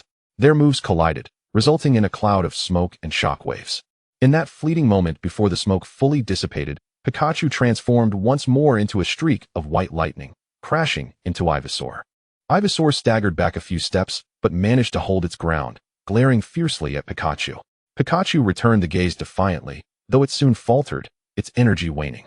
The final move, Magical Leaf, will finish it. Lin Yun seized the moment. Fine. Pikachu. Completely feigning strength, the already fatigued Pikachu was swept away by the Magical Leaf attack. Collapsing to the ground, its eyes swirling in exhaustion, having lost the will to fight. With Pikachu incapacitated, Ivysaur emerged victorious, thus declaring Lin Yun the winner. Thank you for your hard work, Pikachu. You did wonderfully. Ash rushed to the center of the field, cradling Pikachu in his arms and offering words of comfort. Pika. Pikachu stirred awake, letting out a soft call. They felt no shame in their defeat, as it was not an overwhelming loss to a superior opponent. Your Pikachu still needs to practice Iron Tail diligently. While it excels in physical attacks, it should also develop some range techniques. And I need not elaborate on your Trico. Lin Yun promptly approached, accompanied by his Bulbasaur, which was engaging in photosynthesis. This interaction also served as a subtle piece of advice for Ash. Thank you. You are truly impressive. If you were to bring out Pokemon from the first 2 regions, I wouldn't stand a chance against you, especially that Charizard. Ash's gratitude elicited a rather contemplative response from Lin Yun, prompting Ash to ponder deeply. Let's head to the Pokemon Center together, Lin Yun suggested. Turning away and making his way towards the Pokemon Center, Ash and his friends quickly chased after him, but Professor Oak and the others soon bid them farewell. As they had numerous matters to attend to, particularly Professor Oak, who intended to return to the Kanto region shortly. Time swiftly passed, and evening fell upon them. The 2 Pokemon were soon restored to full health. I plan to head to Kanaz City next. What about you? Lin Yun inquired. Us too. I want to challenge the Kanaz gym, Ash replied eagerly. Since we share the same direction and goal, how about we travel together, even if just for a while? Ash expressed his excitement, and the other 3 companions shared his anticipation. After a moment's reflection, Lin Yun considered that traveling with them wouldn't be a problem, especially since they would likely part ways upon reaching Kanaz City. All right, I agree, but only temporarily, Lin Yun conceded. That's wonderful. Ash and his friends cheered, delighted that a strong and reliable companion like Lin Yun would join them. Thus, they set off together, heading towards the outskirts of Rinshan town. However, just as they were about to leave the town, they were suddenly confronted by a mushroom holding a pokeball, its paint nearly worn off, indicating it hadn't been well cared for in quite some time. This mushroom is The very first one I've encountered since arriving here, Xiaoyao remarked, her curiosity piqued. Upon recognizing it, Lin Yun responded, confirming that it was indeed the first mushroom he had encountered. The mushroom approached and nudged the Pokeball towards Lin Yun's feet. Are you suggesting that you want to join me? Lin Yun inquired, bending down, to which the mushroom nodded eagerly, clearly expressing its desire to become his Pokemon. Lin Yun contemplated the situation. The mushroom's willingness to follow him, combined with its evident talent and intelligence, suggested it would be a valuable companion. Given that it had approached him voluntarily, there was no reason not to accept it. Then I look forward to working with you, mushroom. Lin Yun swiftly used the Pokeball to capture the mushroom, and Ash and the others offered their congratulations. However, this was not the end of their adventure, as they were still quite fond of the mushroom. He then released the mushroom to walk alongside him, accompanied by Bulbasaur. Why are you allowing the Pokemon to walk alongside you?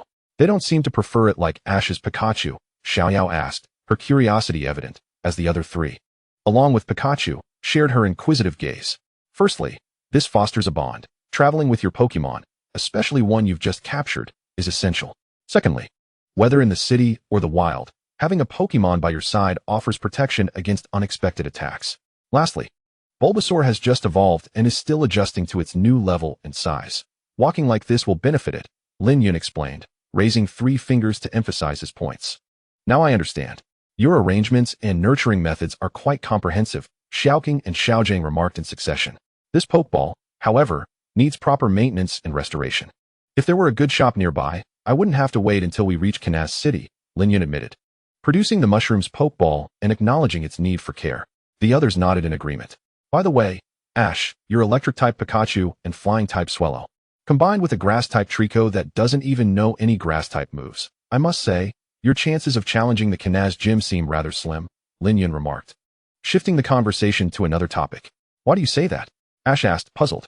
The Canaz gym specializes in rock-type Pokemon, and historically, rock and ground types go hand in hand. There are numerous Pokemon that possess both ground and rock types, making your current situation quite challenging, Lin Yun explained. That's indeed true, Ash, just like when you challenged my pewter gym back in the day, Xiaojing added, turning to Ash. However, if you could teach Pikachu Iron Tail and Trico some grass-type moves, Xiaojing continued, implying that such preparations could enhance Ash's chances significantly. We still have a ways to go before reaching Canaz City. Make the most of this time to train, Xiaoqing suggested, glancing at his navigation device. In that case, let's do just that, Ash agreed. As they walked and chatted, night fell, and they soon found a suitable spot to set up camp. Lin Yun pitched his tent a bit farther from Ash and the others, as they were not companions for an extended journey. During dinner, the humans dined at a table while their Pokemon sat on the ground with plates before them. Ash and his friends primarily consumed Pokemon food, while Lin Yun enjoyed an extravagant meal consisting of energy cubes, a few muffins, and chilled Moo Moo milk. This lavish spread drew envious glances from Ash's Pokemon. In response, Lin Yun offered some Moo Moo milk and grass-type energy cubes, as he could only provide what was specifically tailored for his Pokemon. Additionally, the grass-type energy cubes were predominantly suited for Trico. Even among Pokemon of the same species, preferences can vary, akin to how humans have different tastes. Though all the energy cubes were grass-type, Bulbasaur, Chikorita, Trico, and the newly acquired mushroom had distinct preferences for their food. Xiaojing, perhaps you should take note of this. Considering your goal of becoming the best Pokemon breeder, Lin Yun suggested. In the midst of Lin Yun's words, Xiaogang found himself lost in contemplation. Chapter 20, A Deceptive Encounter. Moreover, there was another matter that transpired that very evening, when he noticed the arrival of a new member, a Shroomish. Musho Gong was so moved that he nearly wept. It was splendid. He was no longer the sole understudy, as a new Shroomish had joined their ranks. At last, someone had come to share the burden of Frog Boss and Sister Longair's tyranny. However, it would only be later that he would realize how mistaken he was. One must not blame the uneven path for their own shortcomings. The issue does not lie with others, but rather with oneself. Naturally, the relationship between Xiao Zhi's Musho Gong and Lin Yun's Musho Gong remained strained.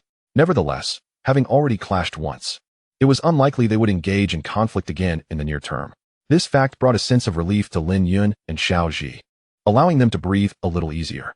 After a brief conversation, everyone retreated to their tents to rest, having mostly recalled all their Pokemon. Lin Yun, however, chose to keep his Shroomish and Musho Gong awake for the night watch. Just before drifting off to sleep, he promptly consulted his Pokédex to assess the condition of his Shroomish.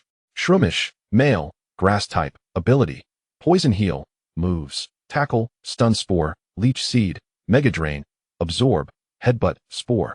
Toxic. Level 8. Upon reading this, Lin Yun was filled with immense joy. What a remarkable find, and with the Poison Heal ability.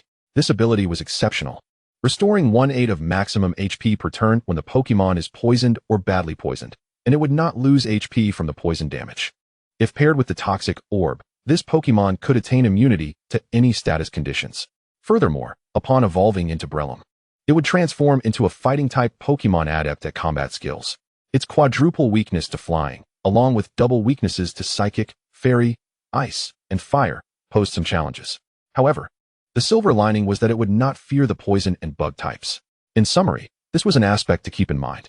Thus, he would acquire an exceptionally unique fighter. Moreover, it was crucial to note that this Breloom would indeed be capable of using Spore. Shroomish would typically evolve into Breloom around level 23, but post-evolution, it would no longer learn Spore, the most potent sleep-inducing move. This move could only be learned after reaching level 45. Yet, perhaps due to genetic inheritance or sheer luck, this Shroomish had already mastered it, ensuring a seamless evolution at level 23. Consequently, Lin Yun cherished this Shroomish greatly. He intended to cultivate it as a core member of his second team, though it could occasionally substitute for his first team. Continuing on their journey with Xiao Ji and the others, Lin Yun released Shroomish and Mu Shou-Gong midway. Recently, Mu Shou-Gong had consumed a diet that included some dragon-type ingredients, leading to the accumulation of dragon energy within. As a result, both Mu Shou-Gong and Shroomish had made some progress in learning Dragon Dance, although mastering the move would likely require more time or a bit of pressure. Additionally, the enhancement moves could not be used consecutively, especially for the current Shroomish, which could only utilize them 3 times in succession. Hence, it was somewhat challenging and time-consuming for Mu Shou-Gong to learn Dragon Dance. However, witnessing Shroomish successfully execute Dragon Dance astounded Xiao Ji, Xiao Yao, and Xiao Gang, including Pikachu. The astute Xiao Shang, noticing Lin Yun's demonstration, quickly provided an explanation. Xiao Ji and the others soon grasped the situation, equally astonished that Lin Yun's Shroomish possessed the Grass Dragon attribute. They also understood that while such occurrences were rare in the Pokemon world, they were indeed possible. The group felt a mix of envy and admiration. Yet, they were puzzled as to why Mu Shou-Gong seemed capable of learning Dragon Dance as well. In response, Lin Yun promptly clarified that certain Pokemon, despite not being of the Dragon type, could still learn Dragon-type moves, citing Charizard and Gyarados as examples. Upon hearing these names, Xiao Ji and Xiao Gang nodded knowingly. Being from Kanto, they were quite familiar with these 2 Pokemon, which could indeed learn Dragon-type moves. Everyone was taken aback at the revelation that Mu Shou-Gong could also do so. This was merely a brief interlude, as they soon exited a forest and arrived at a quaint little town, home to the strongest Pokemon gym. Spotting a roadside advertisement, Xiao Ji and his companions grew intrigued. However, Lin Yun quickly recalled the storyline involving the con artist named Anthony. His original intention was noble. He sought to raise a Pelipper into the strongest Pokemon. Yet, he ultimately strayed onto a misguided path. With its large beak, Pelipper could easily accommodate numerous Pokeballs and smaller Pokemon, enabling it to perform a variety of moves. Nevertheless, as a core member of a Rain team, unless facing a Pokemon with Keen Eye, Pelipper's Rain Dish and Drizzle abilities were quite advantageous. Coupled with its water and flying typing, it only had quadruple weakness to electric and double weaknesses to rock. This alone made it a Pokemon worth nurturing. And with mastery of a particular technique, it could even withstand electric-type attacks. If Lin Yun were to pursue a water-type path, he would undoubtedly train a Pelipper with either Rain Dish or Drizzle. Perhaps this was an opportunity waiting to unfold, Lin Yun mused. As he walked alongside Xiao Ji and the others to the private gym, they soon encountered Anthony, who made a rather arrogant first impression. Xiao Ji initially intended to challenge him, but Lin Yun quickly intervened. "Allow me, Xiao Ji. My Shroomish has been harboring a grudge since its last defeat, and it's time to vent it. But I want to battle too." Xiao Ji protested, though he was reluctant to concede. "I'll have my Mu Shou-Gong teach your Mu Shou-Gong Leaf Tornado and Seed Bomb." Indeed, during this time, Mu Shou-Gong had learned Leaf Tornado from Bulbasaur and Shroomish. Though still somewhat unrefined, it was undoubtedly better than not having fully mastered Dragon Dance yet. "Alright, it's a deal." Xiao Ji's eyes lit up at that, and he promptly agreed. The other 3 exchanged puzzled glances, including Pikachu. "Are you sure the 2 Mu Shou-Gongs can effectively teach each other?" Regardless, Lin Yun summoned Shroomish to confront Anthony's Pelipper. "You dare to use a Grass-type Pokemon against my Pelipper? You underestimate me, especially my strongest Pokemon." Anthony exclaimed with a boastful laugh. Let me offer you a piece of advice. Falsehoods will inevitably be unmasked. Lin Yun retorted with a sardonic smile. What do you mean by that? Exactly what I said. Leaf Tornado. Shroomish immediately unleashed its Leaf Tornado. Quick evade. However, the formidable Gyarados, which had secured aerial dominance, narrowly evaded the attack. What a trivial matter. Quickly. Unleash your Wing Strike. This was merely a delaying tactic. Chikorita, mount Gyarados.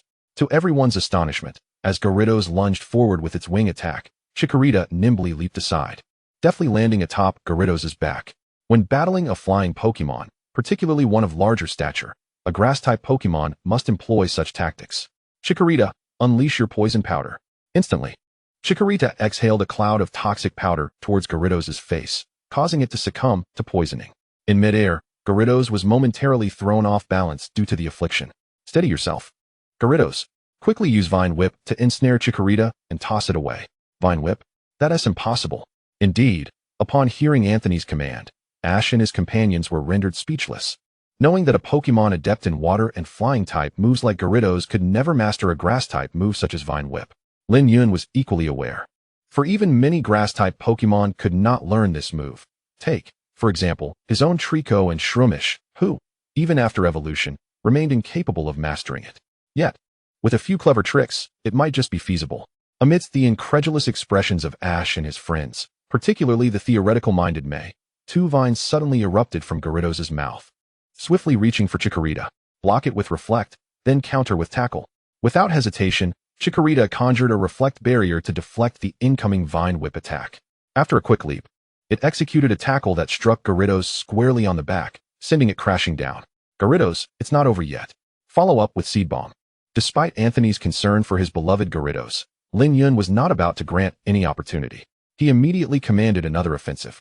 However, the Seed Bomb launched by Chikorita was deftly evaded by the newly invigorated Gyarados, which continued to dominate the skies. Chikorita, meanwhile, began its descent towards the ground. Watch out! Ash exclaimed, while the others exchanged worried glances. Use Vine Whip. Chikorita promptly executed Vine Whip, performing a graceful landing upon the ground. Excellent! Weavy learned something new. Ash and his companions cheered, with May exclaiming her delight at the newfound knowledge. Gyarados, don't falter. Quickly use Flamethrower. In the air, Gyarados opened its mouth and unleashed a torrent of flames. What? It can use a Fire-type move as well? May exclaimed incredulously, feeling overwhelmed. She began to doubt her years of training. Energy Ball. Hearing Lin Yun's command, Chikorita immediately released an Energy Ball, which collided with the Flamethrower, resulting in an explosion that successfully intercepted the attack. At that moment, the poison within Gyarados flared up, causing it to momentarily falter in midair, leading to its descent.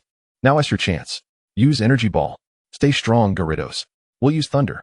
It can use Electric-type moves too? Ash exclaimed in disbelief. That Gyarados is utterly unreasonable. May was on the verge of despair. The clash between Energy Ball and Thunder yielded results similar to before. However, the residual force from the explosion unexpectedly impacted Gyarados, who was already close enough to be affected, sending it skidding across the ground and inflicting considerable damage. Seed Bomb. Lin Yun's commands came swiftly. Chikorita efficiently launched a seed at Gyarados, ensnaring it in vines that drained its vitality. Coupled with its prior injuries and poison, Gyarados found itself in dire straits. Stop, please. Cease this, Anthony shouted, his composure slipping as he lost all sense of direction and rationality. I warned you, falsehoods will always be unveiled. Chikorita, strike Gyarados' chin with all your might. Upon witnessing Lin Yun's cold smirk as he commanded, Anthony's heart sank. He realized that Lin Yun had seen through his ruse. In a moment of desperation, Chikorita collided with Gyarados' chin, causing the beleaguered Pokémon to expel a multitude of Pokeballs, along with a Magnemite. I had already anticipated this, hiding numerous Pokeballs in Gyarados' mouth, ready to unleash corresponding Pokémon with each command you called out, Lin Yun remarked with a composed smirk. What? So this was the truth. No wonder it could use so many moves. This is reality, the undeniable truth. I knew such a Gyarados could not possibly exist. Ash and his companions exclaimed in unison. I just wanted to train my Gyarados to be the strongest, but somehow, Anthony lamented, finally acknowledging his misguided efforts. Your Gyarados is already quite impressive. Instead of resorting to such flashy tactics, the correct path lies in strengthening it based on its inherent abilities, Lin Yun concluded before departing, with Ash and his friends promptly following suit. As for Anthony, Having never faced Team Rocket together with them, they decided to leave him to fend for himself.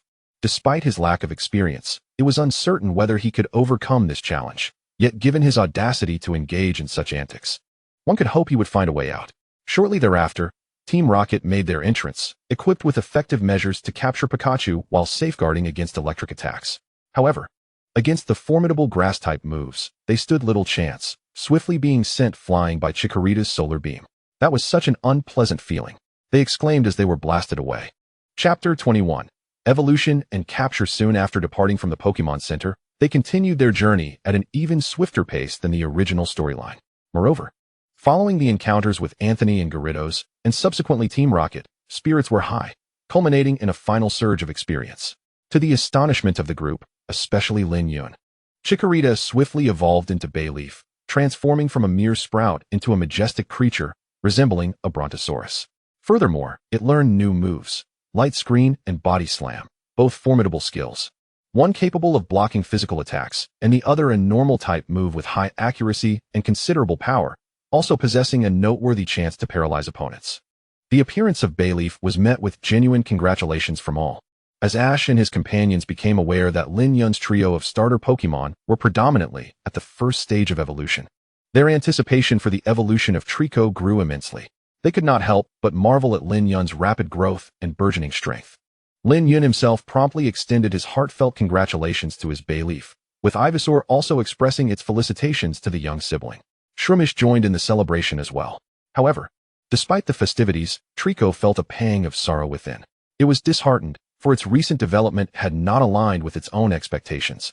The leadership of Froakie and Dratini remained stringent, frequently asserting their prowess and status.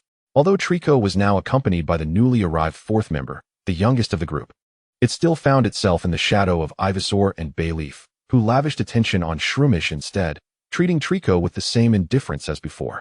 This perplexed Trico, leading it to ponder the reasons behind this disparity. Lin Yun, observing the situation with bemusement, utilized his powers of communication with Pokemon to understand the dynamics at play. He recognized that Shroomish was an exceptionally well-behaved child, while Trico was the troublemaker of the group, which explained its frequent reprimands. Consequently, it was no surprise that Trico faced challenges. As they journeyed onward, albeit reluctantly, Trico instructed Ash's Trico under the imposing gaze of certain individuals and Pokemon. While not fully mastering the techniques, it managed to grasp the basics of Seed Bomb and Leaf Tornado. Fortunately, Lin Yun's Trico also learned Dragon Dance from Bayleaf over the past few days, albeit with a hint of unrefinement. For reasons unknown, this tutoring, combined with the mastery of Dragon Dance, led to a swift evolution that left onlookers astonished, their jaws nearly dropping in disbelief. Lin Yun's Trico evolved into a genuine Sceptile, acquiring new moves, Leaf Blade, Fury Cutter, and X-Scissor. These skills were particularly advantageous in close combat, especially the latter two, which would prove effective against Psychic, Fairy, and Dark-type opponents. As for the cause of the evolution, Lin Yun could only speculate. It seemed that Trico was eager to assert itself and had been holding back its potential. At present, Lin Yun's Pokemon roster stood as follows: Ivysaur at level 18, Bayleaf at level 17, Sceptile at level 16, and Shroomish at level 9. Lin Yun's training for Shroomish remained minimal, particularly due to their brief travels with Ash and his friends, which curtailed training time for all his Pokemon. Thankfully, Shroomish did not require physical training at this stage. It simply needed to enhance its proficiency with its techniques, reserving physical conditioning for post-evolution into Breloom. The other three Pokemon primarily focused on adapting to their new forms and engaging in basic physical training, alongside refining their previous moves. Soon after, they passed a Pokemon conservation area, where the ranger, a strikingly beautiful woman, was accompanied by 3 large hounds and a dingo. Even after witnessing 3 evolutions, the group chose to remain to assist the dingo in fully integrating into the pack of hounds. Lin Yun had no objections, using this time to train his Pokemon. Ash, eager to avoid being outdone, also dedicated himself to training his trio, particularly focusing on Pikachu's Iron Tail, which still required improvement. Lin Yun, your nurturing skills are impressive. Is there any way you could expedite the dingo's evolution? Asked Ash. Experiencing battles, regardless of victory or defeat, accumulates valuable experience, and once that threshold is reached, evolution will follow. Lin Yun considered Ash's request, realizing it was not overly difficult. The dingo was close to the required evolution level, and it merely needed a determination to succeed. Ultimately, with the unexpected assistance of Team Rocket, who, despite their mischief, inadvertently instilled confidence in the dingo along with Ash's encouragement, the dingo successfully evolved into a hound. After bidding farewell to the ranger and her hounds, Lin Yun and Ash's party promptly departed. The next phase was dedicated to mutual learning, albeit predominantly one-sided, with Sceptile tasked with teaching Shroomish, while also ensuring that Ivysaur and Bayleaf mastered the seed bomb technique. Do you often allow your Pokémon to learn from one another? Ash inquired. Indeed, Lin Yun replied. Diversifying their skills is beneficial. Besides, I am not as affluent as you might think. I rarely consider using move tutors. Allowing Pokémon to teach one another not only fosters camaraderie, but also enhances their teaching abilities. In the process of learning, they also improve themselves. As the adage goes, reviewing the old brings forth the new. Ash and his friends listened intently, prompting Lin Yun to elaborate further. However, he refrained from mentioning that many of them were wealthier than he. After all, residing in Pallet Town, running a gym, and having parents with significant resources were quite telling. Thus, he kept to himself that this method significantly reduced his expenses. Days passed, and soon Lin Yun and Ash's group arrived at a serene and harmonious lakeside. All of them, including Pikachu, eagerly dove into the water, though Brock accidentally made a fool of himself. I must say, this might be a habitat for wild Pokémon. Are you sure it's wise to jump in without proper confirmation? Lin Yun remarked, standing on the shore, arms crossed, wearing a bemused expression as he observed the scene. With Shroomish by his side, these individuals seemed incapable of learning from past experiences. Had it not been for his Pokémon, who had intervened to protect them from the aggressive hounds and the dingo during their previous encounter, they would have faced dire consequences, even if it was merely a misunderstanding. When venturing into the world, one must possess both strength and a vigilant heart. Haha, that's true. But the fact that nothing has happened so far suggests the lake is safe, replied Ash. Yes, come join the fun, Lin Yun, chimed in Ash, Brock, and the others, seemingly unconcerned, and urging Lin Yun to join them in their revelry. Did you not notice those lily pads approaching us? Lin Yun pointed out, shielding his eyes with one hand and gesturing towards the advancing lily pads. His words drew Ash and the others' attention, but alas, they had inadvertently trespassed into the domain of the lily, who promptly ejected them from the water. As for why Lin Yun was certain that it was a Lotad, well, the past 5 years had not been spent in vain, even if he had somewhat forgotten the details of this particular storyline. When it came to the lakes of the Hoenn region and the moving lily pads within them, the first thought that sprang to mind was indeed the Lotad species. Regarding the Lombra and Ludicolo, once evolved, their dependence on aquatic environments significantly diminishes as they transition from their original aquatic habitats to terrestrial realms. Interestingly, the former two are rather taciturn, while the latter exudes a cheerful disposition. However, it is rather peculiar that such a character would also be an essential member of the Rain Dance team.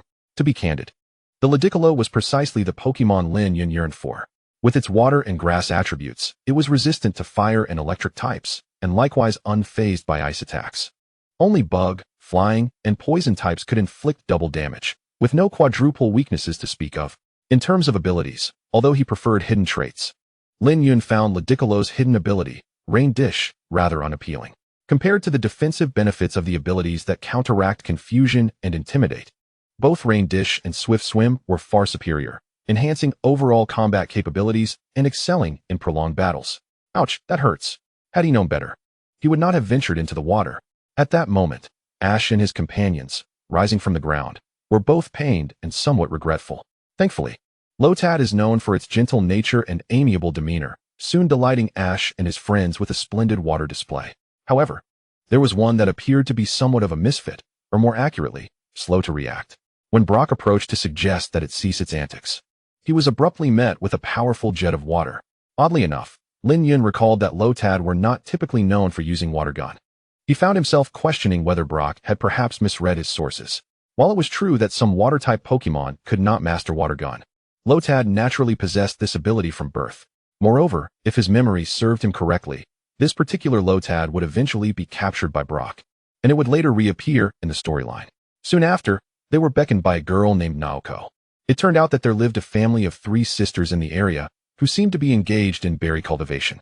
Brock instantly gleaned a wealth of knowledge, as did Lin Yun, who absorbed a plethora of new insights.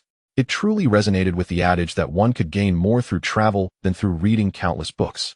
In places one least expects, extraordinary experiences often unfold. The ensuing events were rather uneventful. Lin Yun, along with his Bulbasaur, Bayleaf, and Trico, assisted the three sisters in their Lotad. Unexpectedly, he discovered that Shroomish had formed a delightful friendship with another Lotad, and they were having a splendid time together. Aside from that, Brock frequently lent his support to the rather slow Lotad. Naoko was a kind-hearted and generous girl, who even ventured out late at night to help Brock find a particular berry, nearly falling prey to a Beedrill attack. Fortunately, Brock and the others arrived just in time, and he summoned Fortress to save her. Speaking of Fortress, it was a notably infamous self-destructing Pokémon, yet Brock's passion for Pokémon, while less than Ash's, still held strong. However, he could never bring himself to execute a move that would cause such self-harm. Following this, they managed to fend off Team Rocket, who sought to capture the Lotad. After bidding farewell to the three sisters, Lin Yun and Ash swiftly departed. Brock successfully captured the Lotad. Meanwhile, they were not far from Canas City. However, as they traveled along the road, they sensed something following them. Lin Yun had already noticed and recognized the presence. Nonetheless, he promptly alerted Ash and the others, who quickly turned their attention behind them. To their surprise, another Lotad approached. Simultaneously, Shroomish, who had been by Lin Yun's side, joyfully made its way over. It was indeed this very Lotad. Ash and his friends soon understood that this was the Lotad that had been enjoying Shroomish's company. After a brief exchange between the two, they returned to Lin Yun's side, evidently wishing to accompany him. Yet Lin Yun pondered aloud whether it had truly decided to follow him or merely wanted to stay with Shroomish. He looked at Ash and the others with a perplexed expression. Perhaps it was a bit of both.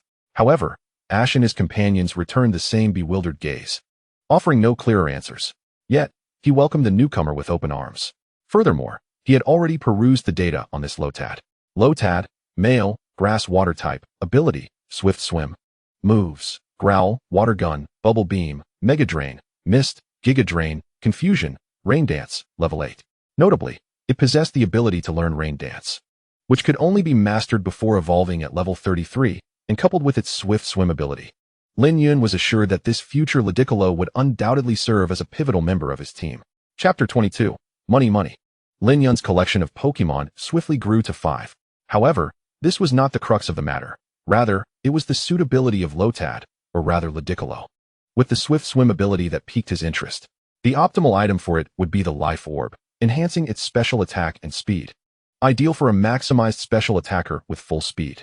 The challenge lay in acquiring 2 Life Orbs, alongside a Toxic Orb, and upon arriving in Canas City, he would need to stock up on supplies.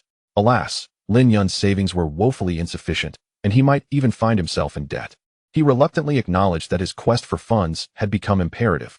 Soon, they arrived at the Canas Center, conveniently located near Canas City, which was currently hosting a grand festival.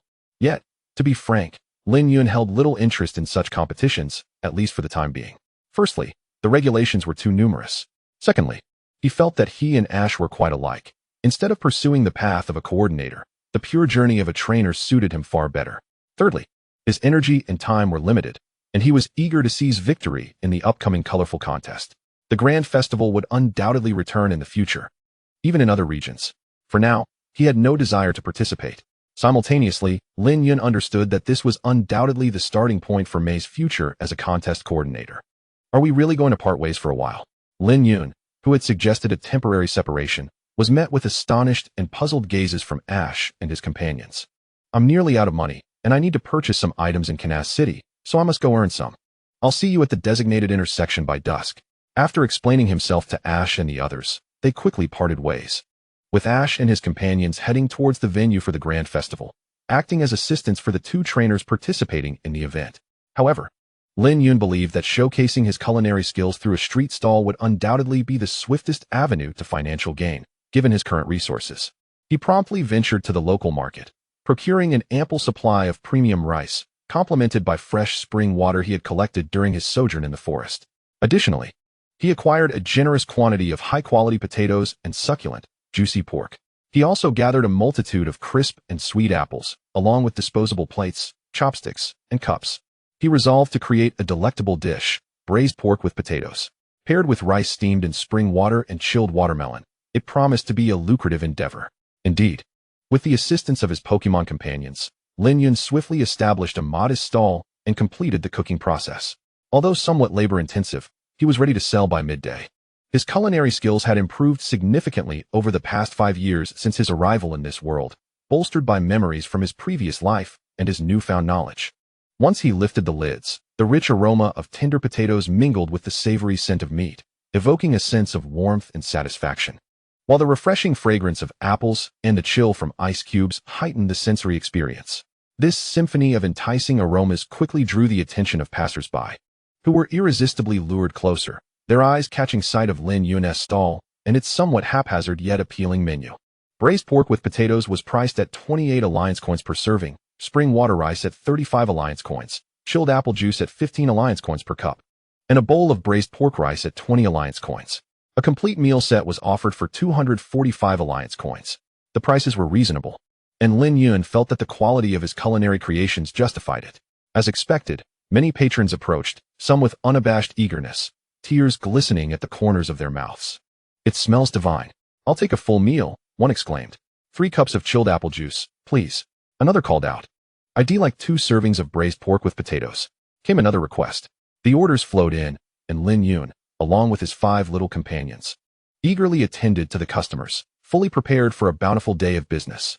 With a substantial quantity of food prepared, he was poised for a significant profit. As he exchanged meals for coins, the delighted patrons savored every bite, some devouring their portions hungrily, all wearing expressions of bliss as they relished the delightful fare. Word spread quickly, and soon Lin Yun's stall was enveloped in a throng of customers. To his astonishment, business was thriving beyond his expectations. The appetite for exquisite cuisine in the Pokémon world seemed insatiable. Remarkably, within just an hour and a half, everything had sold out, netting Lin Yun over 8,000 alliance coins, a commendable achievement, indeed, especially considering the short time he had spent. Unfortunately, latecomers left disappointed, having missed out on the feast. As the saying goes, the early bird catches the worm, and those who arrived too late had no one to blame but themselves. As dusk approached, Lin Yun tidied up, even packing away his stall for future use. He then made his way to the designated meeting spot with Ash and the others. Serendipitously, the 2 groups arrived simultaneously. Ash and his companions recounted their recent experiences, including their participation in a dazzling contest that had particularly inspired Misty to capture a Butterfree. Lin Yun then shared the details of his own day, eliciting an eager response from Mei, who expressed her desire for him to prepare a meal for her as well. "Please, can you make one for me, too?" she implored with a charmingly pitiful expression. In no time, Brock, Ash, and Max chimed in with their requests. "No problem. I saved some ingredients for dinner," Lin Yun replied with a smile, despite feeling a tinge of regret for how much time he had dedicated to cooking that day. Later that evening, while camping in the forest, Lin Yun fulfilled his promise, and Ash's group could not stop praising the meal. Even Brock had to concede that Lin Yun's culinary skills surpassed his own. Naturally, the Pokémon also enjoyed the feast, but as previously mentioned, it was important for them to eat sparingly. Mei and Ash, both gluttons at heart, were eager for more, but alas, the portions were limited, especially with the Pokémon sharing in the meal. Though they felt a twinge of disappointment, they had to accept the situation. Throughout the evening, several amusing incidents unfolded.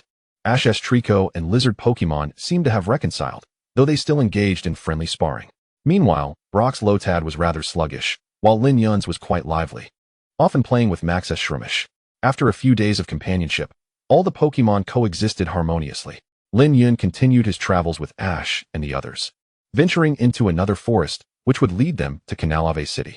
At this juncture, Mei, slightly out of breath and lagging behind the group, inquired, "Why are you so intent on making money? Do you need it for something specific?" Max then interjected with a question that piqued the interest of the other 2 boys.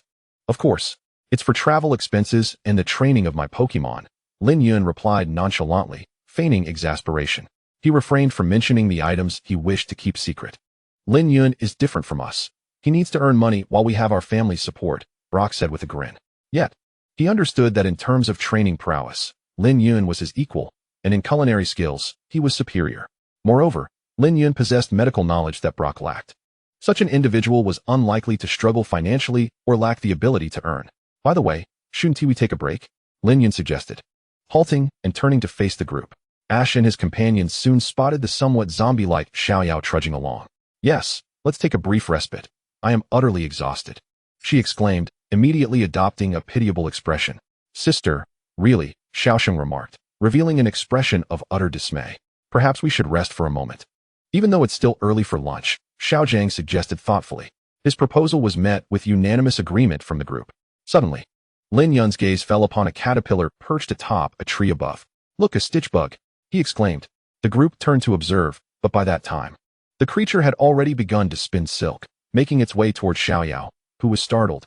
After all, most girls harbor an innate fear of insects, though not to the extent of Xiaoxia, at least not in Xiaoyao's case. The stitch bug then ventured off to the side. "I just remembered, stitch bugs can evolve into huntail butterflies," Xiaoxing suddenly interjected. This comment sparked Xiaoyao's interest, recalling the previous splendid competition, and she eagerly pursued the creature. Although the others found her enthusiasm somewhat amusing, they refrained from hindering her, recognizing that capturing Pokémon independently would be a valuable experience for her. "I worry she may be disappointed in the future," Lin Yun mused, casting a curious glance at the trio. "Why do you say that?" Ash inquired, confusion evident on his face, mirrored by Xiaojiang and Xiaoxing. "If I am not mistaken, stitch bugs have a chance to evolve into either a shield cocoon or a shell cocoon. The shield cocoon evolves into a poison powder butterfly, while the shell cocoon transforms into a huntail butterfly. The reason behind this randomness remains a mystery," Lin Yun elucidated. "Could it really be so?" Xiaoxing gasped in disbelief. "That is why I hope Xiaoyao is mentally prepared. While the poison powder butterfly is indeed beautiful, I suspect her heart is set on the huntail butterfly," Lin Yun added with a sigh. Ash and the others fell silent, hoping that Xiaoyao's stitch bug would evolve into a shell cocoon. "I am off to find some wild Pokémon for Mushrooms and Lotus Leaf Boy to battle and gain experience. And perhaps I may also gather some fruits and vegetables along the way," Lin Yun declared, genuinely eager for his Pokémon to engage in more battles. With Mushrooms having learned Seed Bomb, though lacking in proficiency, and Lotus Leaf Boy also capable of mastering the move, he sought stronger opponents to aid in their experience accumulation. "Be sure to return promptly," Lin Yun instructed before parting ways with Ash and the others, traversing through the forest. He promptly summoned Mushrooms and Lotus Leaf Boy. Along the way, they encountered numerous Pokémon, primarily of the bug type. Although bug types are strong against grass types, Lin Yun was not particularly daunted by them. Many bug Pokémon became valuable experience for Mushrooms and Lotus Leaf Boy throughout their journey. Though they encountered a few formidable opponents, Lin Yun's exceptional command skills, combined with the well-rounded abilities of his Pokémon, ensured victory in the end. By evening, when he reunited with Ash and the others, Mushrooms and Lotus Leaf Boy had both leveled up. Additionally, they had each mastered the crucial rain dance and spore techniques, allowing for a smooth evolution when the time came. Meanwhile, Ash and his companions stumbled upon an intriguing situation. They encountered a pair of twin brothers. One of them engaged Ash in a double battle, which Ash won, while the other assisted Xiaoyao in capturing the stitch bug. Lin Yun was aware that, barring unforeseen circumstances, Xiaoyao's stitch bug would undoubtedly evolve into a huntail butterfly, while Musashi's would likely become a poison powder butterfly. Soon, they would also arrive at Canas City. Chapter 23, Encountering Fire Duck and the Arrival of Cuckoo. After a brief journey alongside Ash and his companions, Lin Yun finally arrived at Canas City. However, not long after entering this vast metropolis, he decided to part ways with Ash and the group, marking the conclusion of their short adventure. "Ah, why?" Ash asked, perplexed and bewildered on behalf of the group. "As previously agreed, I intended to travel with you to Canas City, and I plan to challenge the Canas gym the day after tomorrow," Lin Yun replied with a smile. "Why the day after tomorrow?" Xiaoyao inquired, both confused and curious. The gym leader, Cuckoo, is also a busy teacher at the local Pokémon Academy. Given that Ash has his challenge and I have other matters to attend to, it naturally becomes the day after tomorrow, Lin Yun explained. "So, does that mean I can only challenge the gym tomorrow? Will you come to watch my gym battle?" Ash asked, beginning to grasp the situation but still eager for Lin Yun's presence at his match. "I will come, and I hope you can also attend my match the day after tomorrow. If all is well, I shall take my leave now," Lin Yun responded before parting ways with Ash and the others. Sticking to his original plan, Lin Yun made his way to the Pokémon Breeders Association in Canas City. After entering and completing the necessary application, he learned about the various levels of breeders: beginner, intermediate, advanced, super, elite, and master, amounting to 8 tiers, corresponding to trainer ranks from novice to champion. Lin Yun's current level was intermediate, a status he had attained a year and a half prior, and he was confident that his actual abilities far surpassed that designation now. Regrettably, assessments above the advanced level could only be conducted in major cities like Canas. There were no opportunities for ranked assessments, but he could still proceed with additional tasks afterward. The evaluations consisted primarily of theoretical and practical assessments. The former involved written tests, where achieving a passing score was essential followed by practical evaluations focusing on Pokemon food preparation. However, with the advent of energy cubes and corresponding food from other regions, the practical assessment required breeders to create Pokemon food of the appropriate level. Lin Yun promptly undertook his advanced theoretical assessment. Fortunately, his 5 years of study at the Oda Institute paid off. With a passing score of 65, he achieved an impressive 97. The 3 points he missed stemmed from subjective interpretations, as everyone's thoughts differed. Nevertheless, he was relieved to have passed. Next, Lin Yun proceeded to craft several types of energy cubes representing grass, dragon, water, and poison types, attributes corresponding to his 5 Pokemon, and the quality was exceptionally high, even exceeding the advanced level. The examining official was left astonished. In the end, Lin Yun unexpectedly passed another rigorous theoretical examination, thereby establishing himself as a super-level Pokemon breeder, complete with the corresponding certificate and badge. However, the fact that a mere 12-year-old had achieved such a status left the examiners and members of the association utterly astonished. For it is exceedingly rare to encounter a breeder of this caliber at such a tender age. Typically, those who reach this level do so after the age of 27. The sheer novelty of Lin Yun's achievement left them both bewildered and eager to learn more about his connection with ice. Yet they were left with a sense of regret as Lin Yun departed swiftly. They could only report this extraordinary event to their superiors. To be candid, Lin Yun had already reached a top-tier standard in crafting Pokemon cuisine, yet he struggled with the theoretical examination. The advanced theoretical assessments encompassed knowledge beyond the local region, extending to other territories. Even at the super level, there had already been references to the Kanto region, while the top level would delve into Sinnoh, Unova, and even Kalos. As for the latter 3 regions, the alliance relations are still tenuous, hence their exclusion. Nonetheless, Lin Yun candidly acknowledged that his understanding of affairs in these other regions was rather limited, as he remained rooted in a tangible world. Moreover, attaining the status of a super breeder was indeed within his plans. After leaving, Lin Yun promptly sought out a shop and dedicated some time to thoroughly repair the Pokeball for his Shroomish. Following that, he procured an ample supply of ingredients, significantly exceeding his previous purchase, at least 5-fold. Being in the bustling city of Kanaz, teeming with people and affluence, he found a somewhat secluded spot to commence his culinary endeavors. Having acquired a notable quantity of spring water on his last visit, he steamed a large batch of rice this time, complementing it with dishes such as braised pork with potatoes, stir-fried beef with green peppers, tomato scrambled eggs, mapo tofu, and fish-flavored shredded pork. Drawing from his memories of his past life, coupled with the culinary skills he had honed over the past few years, he prepared an abundance of delectable dishes, each showcasing its unique flavors and characteristics. In terms of beverages, he not only offered apple juice as before, but also introduced grape and orange juices. Once everything was ready, he set up a stall in a high-traffic area and began selling his creations. Regarding pricing, although he had added new items, the prices remained relatively unchanged from his previous offerings.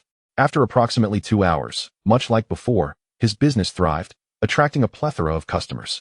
Despite the increased volume, the surge in foot traffic resulted in his stock being sold out in roughly the same time frame.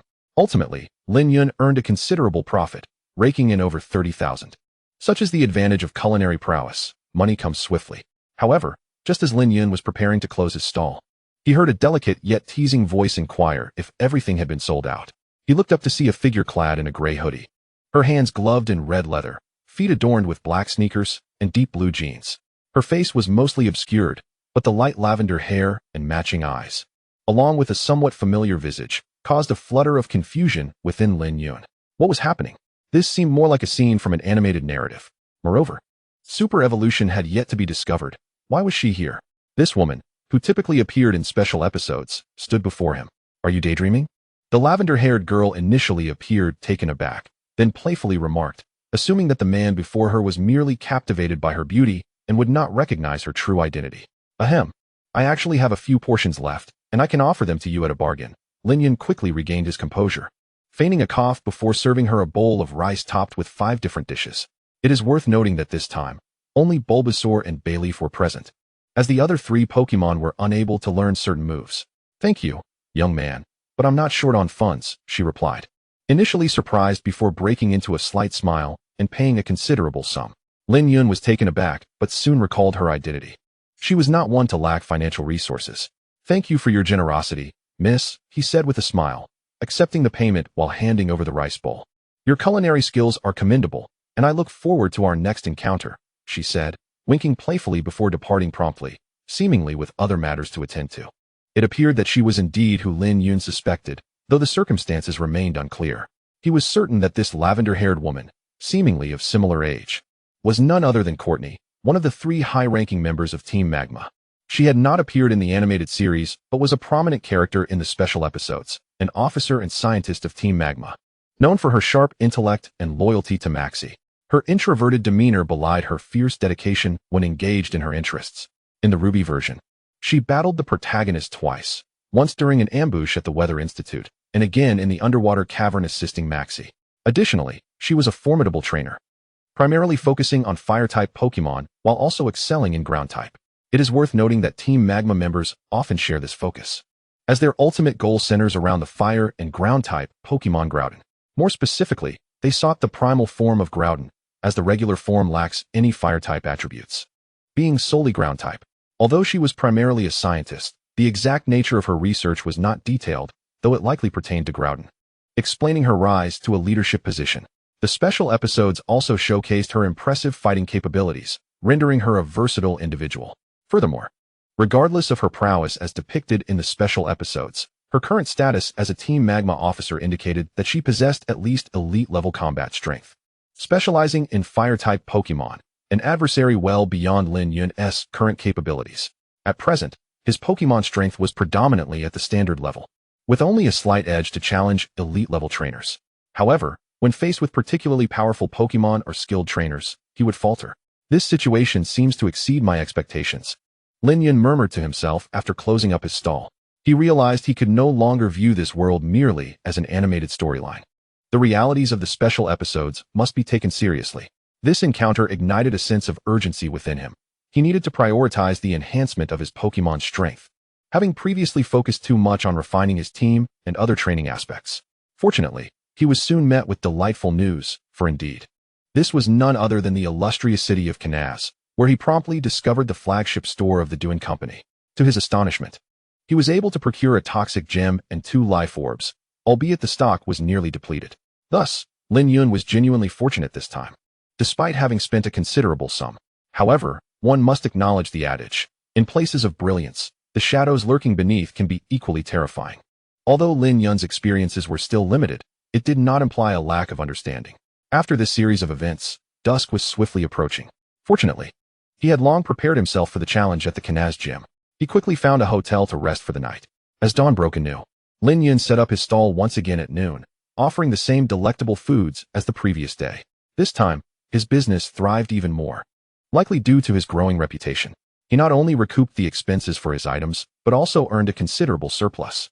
Later that evening, he visited the Pokémon Center to ensure that his 5 Pokémon were restored to peak condition, ready to face the gym challenge the following day. Of course, in the morning, he naturally attended Ash's gym challenge. Remarkably, Ash's performance surpassed that of the original narrative, as his Trico had learned Grass-type moves and successfully defeated Geodude, though it ultimately fell to Snorlax. With Ash's unorthodox strategies and Pikachu's early mastery of Iron Tail, unlike during the original gym challenge when it was still unrefined, he easily secured victory against Snorlax, allowing him to earn the Rock Badge. After the conclusion of the challenge, the charmingly elegant Cuckoo, a fellow academy student, was introduced to Lin Yun through Ash. She quickly learned that Lin Yun was now a Grass-type trainer even stronger than Ash, igniting her competitive spirit and anticipation for the upcoming gym challenge. Despite her opponent being a Grass-type user, who had a distinct advantage over her, she remained undeterred and eager to learn. When she expressed her desire to record their battle, Lin Yun readily acquiesced, deeming it a trivial matter. Soon, the long-awaited day arrived. On either side of the rock-type battle arena stood Cuckoo and Lin Yun, flanked by staff members recording the match, while Ash and his companions eagerly occupied the spectator seats. Thus commenced the official gym challenge between Lin Yun from Mabai Town and Miss Cuckoo, the gym trainer of Canaz City, utilizing 2 Pokémon each.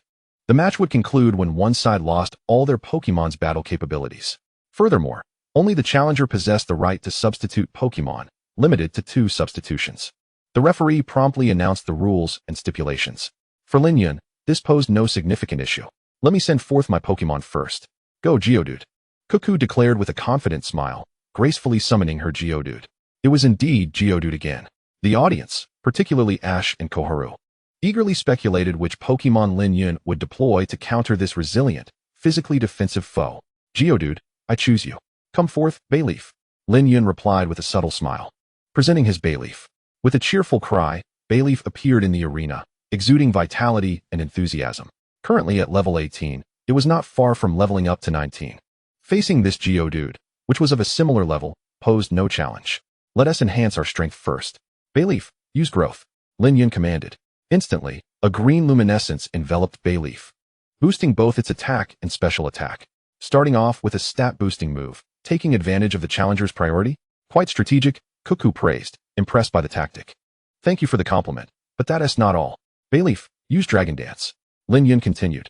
Cuckoo gasped in disbelief as she witnessed Bayleaf gracefully execute Dragon Dance, shimmering with renewed energy, enhancing both its attack and speed. How could this be? It can actually use Dragon Dance? This is utterly incredulous, Cuckoo exclaimed, momentarily forgetting to give commands as Bayleaf executed two boosting moves, rendering it quite formidable for its level. My Bayleaf is a rare case. One of its parents is a Dragon-type Pokemon, which granted it the ability to inherit Dragon-type moves.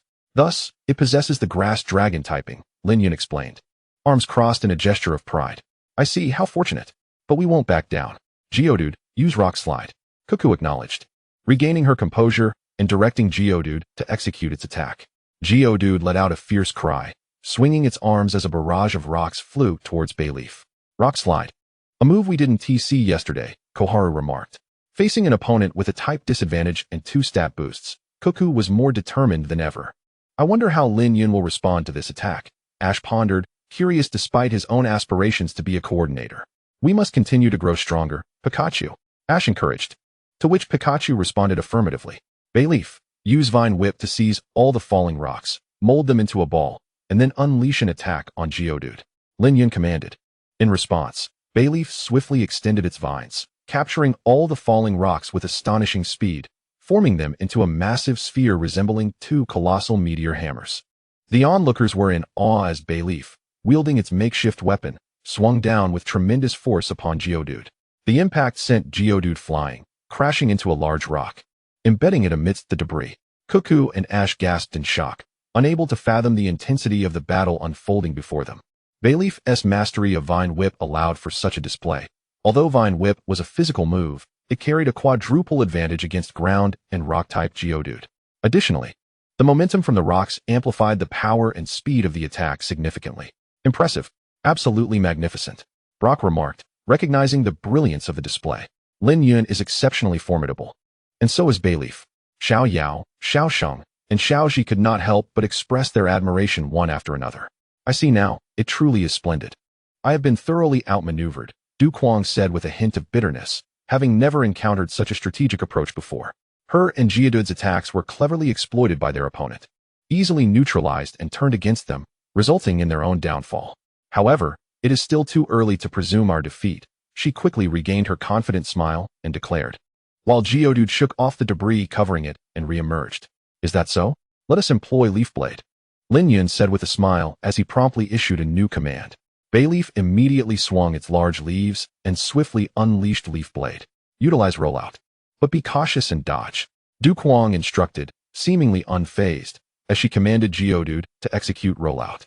Not only did Geodude roll swiftly across the ground, but it also adeptly avoided the Leaf Blade. It was now on a direct collision course with Bayleaf. Apologies, but this is merely a baiting tactic. Bayleaf, use Reflect to send it airborne. Lin Yun revealed a confident smirk as he swiftly gestured his command. Bayleaf executed Reflect, angling the barrier upward at a 45-degree angle. As Geodude rolled forward, it was abruptly launched into the air. What? Du Kuang gasped in shock. The Leaf Blade was merely a ruse. Lin Yun had orchestrated this perfectly, as Xiao Gang noted. Du Kuang seemed to realize just how thoroughly she had been outplayed by Lin Yun. Bayleaf, use Seed Bomb. Lin Yun seized the opportunity to strike while Geodude was airborne and unable to retaliate. Bayleaf immediately launched a Seed Bomb, which struck Geodude in midair, ensnaring it with vines and inflicting considerable pain, sapping its strength. This is dire. Du Kuang felt the pressure mount as she recognized the extent of Lin Yun's cunning. With Seed Bomb now affecting both her and Geodude, their situation was severely compromised. Geodude, quickly remove the Seed Bomb, Du Kuang urged, fully aware that under these circumstances, Geodude would find it difficult to execute any moves, as the seed bomb would interrupt its actions. Geodude hastily extended its hands in an attempt to dislodge the seed bomb. There's no time left. Let us finish with Energy Ball, Lin Yun declared, and Bayleaf promptly unleashed an Energy Ball, which swiftly obliterated Geodude. After all, it was 4 times weak to Grass-type moves, compounded by the previous circumstances and the considerable power of Energy Ball. Geodude was rendered unable to battle, leading to Bayleaf's victory, which the referee promptly announced. "Come back, Geodude. You performed admirably," Duquang acknowledged, her tone softened yet laced with resolve. "You truly are impressive. But acquiring my badge will not be so effortless. Go, Snorlax." After recalling Geodude, she summoned her gentle yet formidable Snorlax. "It's Snorlax. I wonder how Lin Yun will respond," Xiaosheng remarked with anticipation. "Indeed, it's this one. Come back, Bayleaf." Lin Yun smiled as he recalled Bayleaf into its Pokeball. Contemplating who he would send out next, Xiaoji leaned forward, curious. "Come forth, Trico," Lin Yun called out, deploying Trico to confront this tank-like opponent. With a level advantage over Geodude, and given that both Shroomish and Lotad would stand no chance, Trico, known for its speed and offensive prowess, was undoubtedly a more fitting choice than Bulbasaur or Bayleaf. "Think you can win with speed? It won't be that simple. Snorlax, use Rock Tomb," Duquang commanded. And Snorlax promptly stomped the ground, summoning a cascade of rocks to encircle Trico. "This is troublesome. Unless it possesses an escape tactic akin to Pikachu's Thunderbolt, it will be difficult to break free," Xiaoji remarked. There's no need for such complexity. Use Leaf Blade to slice through all the rocks," Lin Yun responded. And Trico swiftly utilized Leaf Blade, cleaving through the stone barriers in an instant, leaping out unscathed. "Use Leer." Trico then employed Leer, lowering Snorlax's defenses. "Snorlax, let us use Rock Slide," Duquang commanded, and a gray aura enveloped Snorlax as it summoned a multitude of rocks to hurl toward Trico. "Dodge with Quick Attack, and then use Double Team," Lin Yun ordered, prompting Trico to transform into a streak of white lightning, evading all the falling rocks while simultaneously conjuring several clones to surround Snorlax. "Quickly, unleash Sandstorm." Duquang waved her hand, and Snorlax initiated the move. The fierce sandstorm engulfed the area, destroying all of Trico's clones. "Well done. Now, use Electro Ball," Duquang exclaimed, clearly pleased, as Snorlax released an Electro Ball from its nose. "Jump and use Leaf Storm." With Trico's inherent agility, it leapt high into the air, evading the Electro Ball, and spun mid-air to unleash Leaf Storm, dispersing the sandstorm in one fell swoop. "What? You managed to dispel my sandstorm like that?" Duquang exclaimed in astonishment.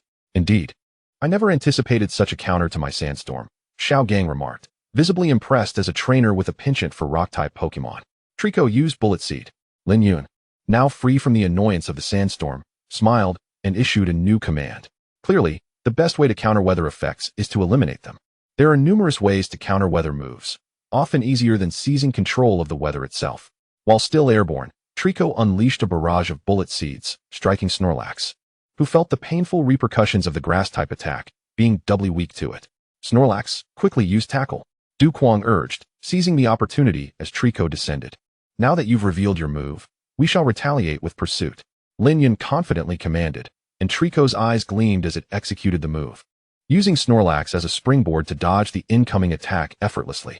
It then employed its Leaf Whip to deliver a doubled force of the previous Bullet Seed attack. "This is becoming increasingly dire for Snorlax," Duquang exclaimed anxiously. The forest lizard swiftly landed beside Chow Baby, who still had a considerable amount of health, regaining its composure. Chow Baby fixed its gaze intently upon the forest lizard. "Excellent. Chow Baby, utilize Rock Closure once more," Duquang exclaimed with palpable excitement.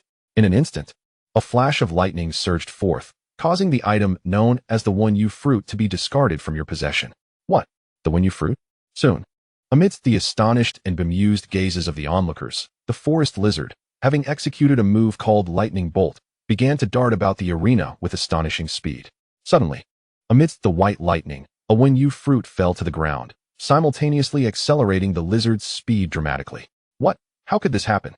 The forest lizard's speed has been augmented so significantly. It's truly remarkable," Ash exclaimed, unable to contain his excitement, while both Shun and Xiao Yao wore expressions of astonishment. "Your forest lizard possesses the ability known as Light Frame," Duquang remarked, her eyes widening, a hint of irritation in her voice. "Light Frame, I see now." Brock initially appeared puzzled before a look of enlightenment crossed his face. Brock, what is light frame? Ash and his companions turned to him, their curiosity piqued. Whether it be the wood turtle or the forest lizard, they possess a trait called Vibrant, which enhances the power of grass-type moves when their stamina is depleted. Alongside another ability known as Light Frame, which boosts speed upon the removal of held items, Brock promptly explained with a grin. Now it makes sense. Ash and the others quickly grasped the concept. Moreover, the Lin Yun fruit is the most suitable item for the Light Frame ability, offering a greater enhancement to speed than any other item. Additionally, Duwan, your Chow baby is at its limits. Rush in and execute your final leaf blade. What? Duwan panicked, but alas, it was too late, for the forest lizard's speed was beyond imagination. Chapter 25, Devon Manufacturing Company. With remarkable swiftness, the forest lizard approached Chow baby, unleashing a flurry of leaf blade attacks, each one striking true. Chow baby let out a final, anguished cry before collapsing onto the ground, its massive weight creating a thunderous impact that stirred up a cloud of dust. Undoubtedly, Chow baby had lost its ability to fight, its eyes swirling with darkness. As Chow baby succumbed, the forest lizard emerged victorious, thus declaring Lin Yun as the challenger and winner. The referee promptly announced the result. Fortunately, forest lizard, your dinner this evening will not be lacking, Lin Yun remarked, eliciting a proud response from the forest lizard as it raised its head in delight. After a moment of silence, Lin Yun swiftly returned the forest lizard to its pokeball. What an exhilarating battle, Lin Yun. I have learned so much from you. I never anticipated that Vine Whip and Reflect could be utilized in such a manner, nor that you could counter a sandstorm with leaves. Your final combination technique was truly astounding. I still have much to learn. This has been a remarkable recording, Duwan approached with a smile, having also recalled her Chow baby. Thank you. When I chose the path of grass types, these strategies and ideas became essential, especially considering the 5 weaknesses of grass types. Lin Yun responded with a grin. My love for rock types is quite similar. In any case, I have been enlightened.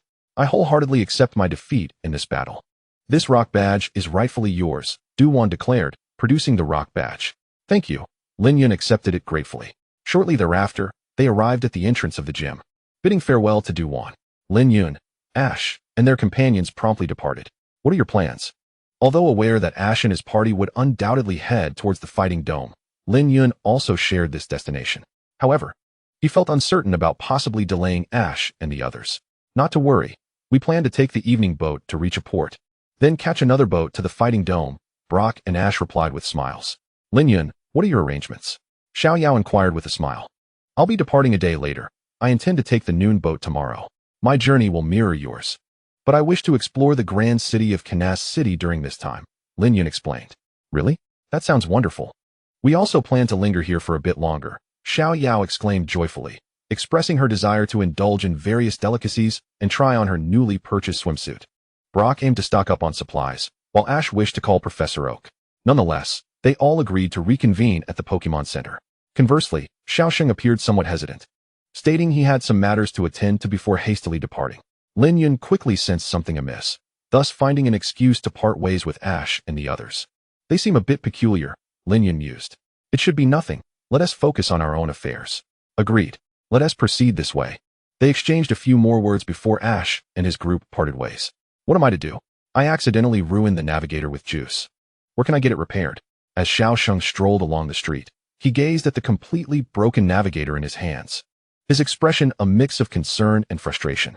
Since he had left the Pokemon Center to witness Lin Yun's gym battle, he had refrained from disclosing this incident. After all, this device was his responsibility, and he felt a twinge of fear towards his sister, Xiao Yao. I see now, so that's why you were acting that way. A voice chimed in. Startled, Xiaosheng turned to find Lin Yun approaching, accompanied by a Bulbasaur. Ah, it seems you've known all along, Xiaosheng replied dejectedly, resembling a deflated balloon. You're still too naive, Lin Yun chuckled, recognizing him as merely a 7-year-old boy. But Lin Yun, can you fix it? Xiaosheng asked eagerly, pulling out the navigator with hopeful eyes. I cannot, but perhaps I can find someone who can assist. Lin Yun shook his head, acknowledging his lack of expertise. He then pointed toward a nearby crowd. Xiaosheng immediately followed his gaze, intrigued. They approached a gathering of people, where they spotted an elderly individual clad in purple attire, his white hair suggesting he was nearly 50. Are you sure he can help me? Xiaosheng expressed skepticism, noting how even a child could open a can while requiring a small robot for assistance. The outcome was, regrettably, a failure. The can remained stubbornly sealed, resulting in a shower of soda. Witnessing yet another unsuccessful invention, the surrounding children, all roughly the same age as Xiaoxing and Lin Yun, promptly dispersed. I shall impart 2 lessons. Never allow yourself to be deceived by the superficial appearance of things, and always cultivate an awareness of the world beyond just Pokemon knowledge.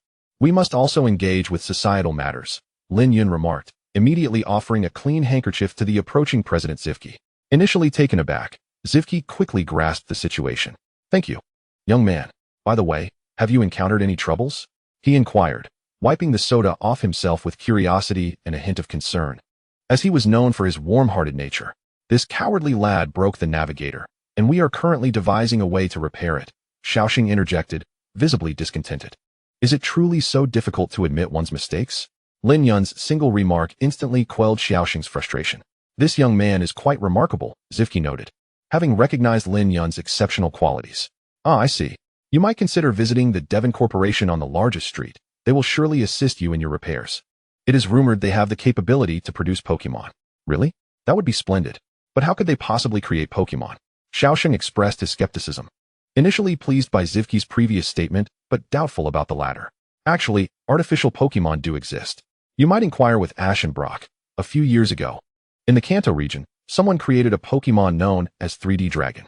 Moreover, the process of producing Pokemon that this gentleman refers to is a revival technology currently under research by the League and scientific community, allowing extinct Pokemon to be resurrected from fossils and reintroduced into the world, Lin Yun explained with a smile. Is that so? And such a thing truly exists? Xiaoxing was astonished and found it hard to believe, yet he trusted Lin Yun's words. Ha ha ha, this young brother speaks truthfully. I have indeed heard of the 3D Dragon from the Kanto region. What I mentioned regarding Pokemon production pertains to this very concept. Zivki laughed heartily before adjusting his demeanor, recognizing Lin Yun's sophistication and intent to cultivate a more amicable rapport. However, Zivki's secretary soon arrived, prompting him to excuse himself momentarily. This feels rather strange, Xiaoxing remarked, perplexed and cautious about the 2 individuals. Were you aware of their identities, you would not feel this way. Come along, Lin Yun chuckled, leading the way with his Bulbasaur. Do you know those 2? Xiaoxing pursued him, curiosity piqued. The gentleman in purple attire is the president of Devon Corporation, while the other is his secretary. Their relationship and circumstances are entirely ordinary, Lin Yun clarified. Is that so? Yet this hardly seems normal. Consider your broken navigator as the president, and the secretary as your sister. Reflect on that, Lin Yun teased. Ah, I understand now. Is this the reason you urged me to gain a broader understanding of society? Xiaoxing responded with a bittersweet smile. Indeed, and this is inherently part of our journey, Lin Yun affirmed. So where are we headed now? Xiaoxing inquired. To this very place, the Devon Corporation, Lin Yun gestured expansively. Xiaoxing's eyes widened at the sight of the imposing edifice before him, a true behemoth. He stood in awe as Lin Yun and Bulbasaur led him inside. Soon after entering, they encountered Zivki once more, who graciously guided them through the facility. Naturally, some unexpected individuals had also joined the throng. Zivki promptly sent Xiaoxing's navigator for repairs while sharing additional information. Oh, just as Lin Yun indicated, you are indeed the president. And your relationship with that gentleman is as stated, Xiaoxing exclaimed in astonishment. Oh, is that so? It seems this young brother has discerned my identity and has already surmised the prior circumstances, Zivki chuckled, now fully aware of Lin Yun's exceptional nature. The name of Devon is not widely recognized in the Hoenn region, especially given that the former champion, Steven, hails from here. I have also seen you on television, making it easy to deduce your connection with Mr. Kuroda. Lin Yun smiled faintly. Ha ha ha, what a delightful and intriguing young man you are, my young brother. I look forward to your guidance, Zivki responded. Xiaoxing felt somewhat out of place in the conversation, though Bulbasaur's presence offered him comfort. Following further dialogue and exploration, they finally arrived at the so-called Pokemon production facility, which was, in fact, a Pokemon fossil revival machine. Zivki began to explain, noting that it was still a work in progress, but nearing completion. Speaking of fossils, I happen to possess one, Lin Yun said, and with a flourish, he produced an ancient slab, imbued with an aura of antiquity, bearing intricate fern-like patterns resembling tentacles, much to the astonishment of Zivki and Xiaoxing. This is a tentacle fossil. My heavens, and I have never seen one so well preserved. Where did you find it? Zivki exclaimed, his eyes sparkling with excitement. He had a keen interest in inventions and, like his son, a fondness for stones. While his son preferred minerals and unique stones, such as evolution stones, Zivki held a particular fondness for fossils, which explained his anticipation for the unfinished revival machine. A few years ago, during an expedition with Dr. Oda, we discovered it in a cave. We found two. I took this smaller one, while Dr. Oda has a larger specimen, Lin Yun reminisced fondly. As it was an unforgettable experience. Dr. Oda? Working in the field together? Zivki was taken aback by the name, realizing that he had uncovered the depth of this young man's capabilities. Lin Yun. Everything Xiaoxing knows about him, he recounted. Zivki listened intently, astonished, sensing that despite Lin Yun's lack of a prominent background, he was destined for greatness. Cultivating a friendship with such an individual is undoubtedly a venture that bears no detriment. Moreover, he possesses unwavering confidence in his discernment. However, the matter of utmost significance at present lies in the fossil before us. Young man, are you willing to trade this fossil? I can provide you with something you desire. It holds little importance for me, so I am willing to part with it. But in return, could you assist me in acquiring a Turtwig, preferably one with a shell armor trait? Lin Yun was indeed rather indifferent to this particular fossil.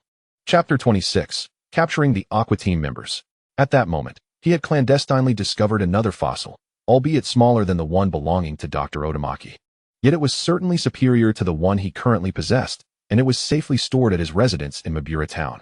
To be frank, while the Cradle Lily is a remarkably fine Pokémon, otherwise, Daigo would not have chosen it to participate in the World Championship several years hence. It does have its vulnerabilities, being weak against ice, fighting, bug, and steel types due to its grass-rock dual typing.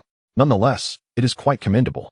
After all, a grass-rock type has more than 9 weaknesses, yet it manages to nullify 5 of them. In all honesty, aside from the starter Pokémon, Lin Yun was not inclined to consider other regional Pokémon. The grass-type starters would be his primary choice. He intended to first capture the local grass-type Pokémon from the Hoenn region. This understanding of the story's context is precisely why Lin Yun chose to accompany Koyuki. His aim was clear, and Daigo would eventually witness trainers he knows and admires bestow Megastones. In the future, the value of Megastones would even surpass that of starter Pokémon. For Zaboki, the president who harbors a passion for fossils and inventions, obtaining a Turtwig with a hidden ability would be a trivial endeavor, especially considering that if memory serves, the Zaboki family has some involvement in the Sinnoh region as well. As anticipated, the situation unfolded just as he envisioned. What? Is that all? Oh, this is merely a trivial matter. In that case, I shall send you a corresponding valuable item as a gift, which I will mail to you later. Zaboki was initially taken aback, but immediately assented, even offering Lin Yun an additional fine item. Clearly, in his mind, this posed no significant challenge. Lin Yun felt a wave of relief wash over him, outwardly expressing profound gratitude to President Zaboki. The other grass-type starters were far too difficult to procure. Now that he had secured a Turtwig, he felt immensely satisfied. Koyuki promptly extended his congratulations to both men. Unbeknownst to him, Lin Yun had subtly utilized him for his own benefit. Shortly after, they encountered Secretary Hekui, and President Zaboki promptly instructed him to summon Ash and the others. After all, it had been a while, and Koyuki had yet to return to regroup. Plus, they were to remain there for some time. Thus, this course of action seemed most prudent. Following this, President Zaboki led the two of them on a continued tour. However, it was not long before both he and Lin Yun sensed something amiss, their attention drawn to a man who had just exited the laboratory. Lin Yun, young brother. Koyuki, come with me, but be very quiet, President Zaboki instructed. The three of them then cautiously followed the man. What seems to be the issue with this individual? I am familiar with nearly everyone here, yet this fellow is a stranger. In response to Koyuki's inquiry, President Zaboki promptly replied, he is a member of the Aqua Team. Lin Yun, possessing prior knowledge, interjected, I had already surmised that. Oh, how did you deduce that? President Zaboki was taken aback, then curiously inquired, clearly unsure of the man's affiliation with the Aqua Team, despite harboring suspicions. Only in Hoenn do you find a legal organization such as the Magma Team and Aqua Team, both of which have a penchant for targeting this location. They typically operate around volcanic and oceanic regions. And do you not detect the scent of seawater emanating from this man? Lin Yun chuckled softly, then somewhat playfully remarked, is that so? Indeed, you are quite astute. Young brother Lin Yun, President Zaboki responded, though he himself had not perceived any odor. Reflecting on his age, he acknowledged that he could hardly rival the keen senses of the youth, particularly one who specialized in grass-type Pokémon. Simultaneously, he could not help but admire Lin Yun's prowess and capabilities. What exactly are the Magma Team and Aqua Team? Koyuki inquired, his curiosity piqued. To put it simply, they are a band of nefarious terrorists. The Magma team targets the legendary land deity Groudon of the Hoenn region, while the Aqua team seeks the legendary sea deity Kyogre. They believe that humanity's living space is overly constrained, hence their desire to harness the powers of these two legendary Pokémon to expand land and sea. However, this notion is utterly misguided. Not only are legendary Pokémon beyond their control, but the balance of land and sea has already been established in this world. In other words, they exhibit a profound lack of common sense, and their ambitions are unlikely to succeed, particularly with the involvement of legendary Pokémon. Should they fail, the Hoenn region may face calamity, as Groudon and Kyogre could reignite their ancient conflict. Lin Yun succinctly elaborated on the situation regarding the Magma team and Aqua team. So that is the case. They are truly foolish, Koyuki remarked, having learned some relevant knowledge. He understood Lin Yun's perspective. This stems from their overwhelming ambition and greed. President Zaboki asserted, recognizing that his path to success had been paved by a keen understanding of human nature. He was also astonished that Lin Yun possessed such insight into the motives of these organizations. Before long, Koyuki posed a question that had been on his mind. Lin Yun, it seems you have some understanding of legendary Pokémon. Could you enlighten me further? Koyuki eagerly asked. My knowledge is rather limited, but being a native of Hoenn, you should be aware of some aspects. To put it simply, both Groudon and Kyogre seek to expand their territories, which inevitably leads to encroachment upon one another's domains, making them mortal adversaries. Their battles invariably result in widespread disaster and destruction, at which point the sky deity, Rayquaza, intervenes to restore balance. Lin Yun succinctly summarized his understanding. Your explanation aligns closely with my knowledge, yet you articulated it with greater detail, Koyuki responded with a smile. Ha ha ha, I too have learned much. President Zaboki chuckled, realizing a crucial point. If Lin Yun's assertions were accurate, then the Magma team and Aqua team ought to proceed with caution. Should they manage to unleash the three legendary Pokémon, it would be the Hoenn region that would suffer the consequences. Another question lingered in his mind. Why did Aqua team members infiltrate his company, and what were they targeting? As they continued their surveillance, they made their way to the rooftop, only for Koyuki to accidentally trip on the stairs, inadvertently alerting the man. What a misfortune, to draw attention at such a critical moment. I wonder how he managed to follow him without being detected earlier. However, this man did not immediately retaliate or confront, but instead opted to flee. He likely understood that, despite his own strength, it was unwise to linger in this place. Lin Yun was also aware that this individual possessed a Kingler, which typically evolves at level 30, and even in the show, Ash's Pikachu struggled against it. At the very least, he would need to surpass that level by 5 more. This was not a Pokemon he could contend with, even with all his Pokemon combined. Nevertheless, drawing from the experience of his previous encounter with the poachers alongside Junsha, and being a member of the Zafuchi family and the president of Devon Corporation, he undoubtedly had formidable Pokemon for self-defense. Henceforth, he simply needed to execute his usual plan as they continued to pursue the man before them, heading towards the rooftop. Simultaneously, Secretary Heike soon placed a call, and both parties swiftly exchanged information, revealing that the man had stolen 2 vials of the crucial cultivation liquid for the revived fossil Pokemon. As the chase progressed, dusk began to envelop the sky. They swiftly followed the members of Team Aqua to the rooftop, only to find Ash and his companions lying in wait for them. The man promptly summoned his Kingler and Ash's Pikachu with a flash of electricity, charged forth but sustained minimal damage, only to be repelled back. At this moment, Junsha, who had been pursuing Team Rocket, arrived with her crew. Meanwhile, Lin Yun awaited his opportunity, utilizing his bond with his Bulbasaur to communicate telepathically. Bulbasaur nodded slightly in response, while the Kingler managed to fend off the others. He and Bulbasaur alone evaded the attack, feigning defeat by collapsing to the ground. Just as the man attempted to escape, he retrieved a flying device from a nearby cardboard box. Bulbasaur swiftly unleashed its vine whip, knocking the device from the man's grasp and sending it plummeting outside the building. What? The Team Aqua member was taken aback, but by the time he turned, Lin Yun had already positioned himself before him, his back to the man. Seizing one of his arms, in a fluid motion, he executed a shoulder throw, a maneuver he had practiced, which finally proved its worth. The man let out a pained scream, feeling as though his very being was being torn apart, with his arm dislocated. He collapsed to the ground, struggling to move. Damn you, you wretched brat. Come forth, Kingler. Recognizing the futility of his escape, the man half-crouched, a fierce expression etched across his face. However, just as he attempted to call forth his Kingler again, Bulbasaur swiftly utilized Vine Whip once more, snatching the Pokeball from his hand and locking it away. In addition, It promptly released a cloud of sleep powder towards the man. Defeated, he succumbed to the ground, poisoned, harboring resentment and unwillingness as he fell. Chapter 27. Boarding the ship. Lizard pursues the kitten. Team Aqua, your game is over, I'm afraid. Lin Yun taunted with a smirk as he retrieved the 2 vials of cultivation liquid from the man's pocket. I will not let you go, the man hissed. Even as he lay poisoned on the ground, his face contorted in malice.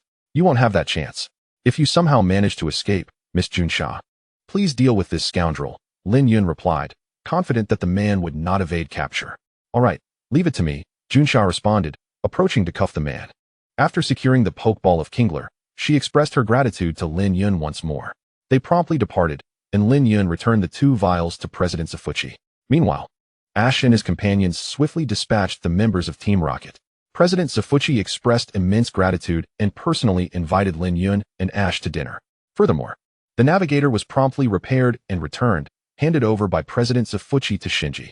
Ash and his companions soon realized that it was Shinji's mishap that had damaged the navigator. Shinji quickly apologized, but fortunately, Ash and the others bore no ill will, treating it lightly. Shinji finally grasped Lin Yun's point. Sometimes, facing things with honesty is the best approach. I must thank you once more, Lin Yun. Otherwise, 2 of our most crucial cultivation vials would have been stolen. President Zafuchi expressed once again, filled with appreciation at the dinner table. It was the least I could do. I have encountered poachers before and know how to deal with them. I also understand when they might strike, Lin Yun replied with a smile. After all, for him, if he could confront them, he would do so. Not to mention that after the previous encounter with Eren, capturing a member of Team Aqua would surely earn him accolades from the Alliance and Junsh's side. With the prospect of financial gain and the ability to combat crime, he would intervene as long as it did not exceed reasonable bounds. But how did you manage it? You never issued commands to Bulbasaur, yet it acted independently and so precisely, Ash inquired, intrigued. I have accumulated some experience over time, plus I often train my Pokémon to develop their autonomy in battle, Lin Yun explained. Autonomy in battle? So even when you are not near them, they can manage some situations and dangers on their own? Lin Yun's words left Xiaoyao puzzled, prompting Brock to provide clarification. That's truly impressive. It is indeed a challenge, but the outcome and effectiveness are commendable, Shinji remarked as President Zafuchi nodded in approval. Expressing admiration, he also decided to make a modest investment in Lin Yun, considering the cultivation liquid and the capture of Team Aqua. By the way, I recall you have a ship to catch this evening, Lin Yun suddenly teased, looking curiously at Ash and the others. Oh no, we forgot. This is a disaster.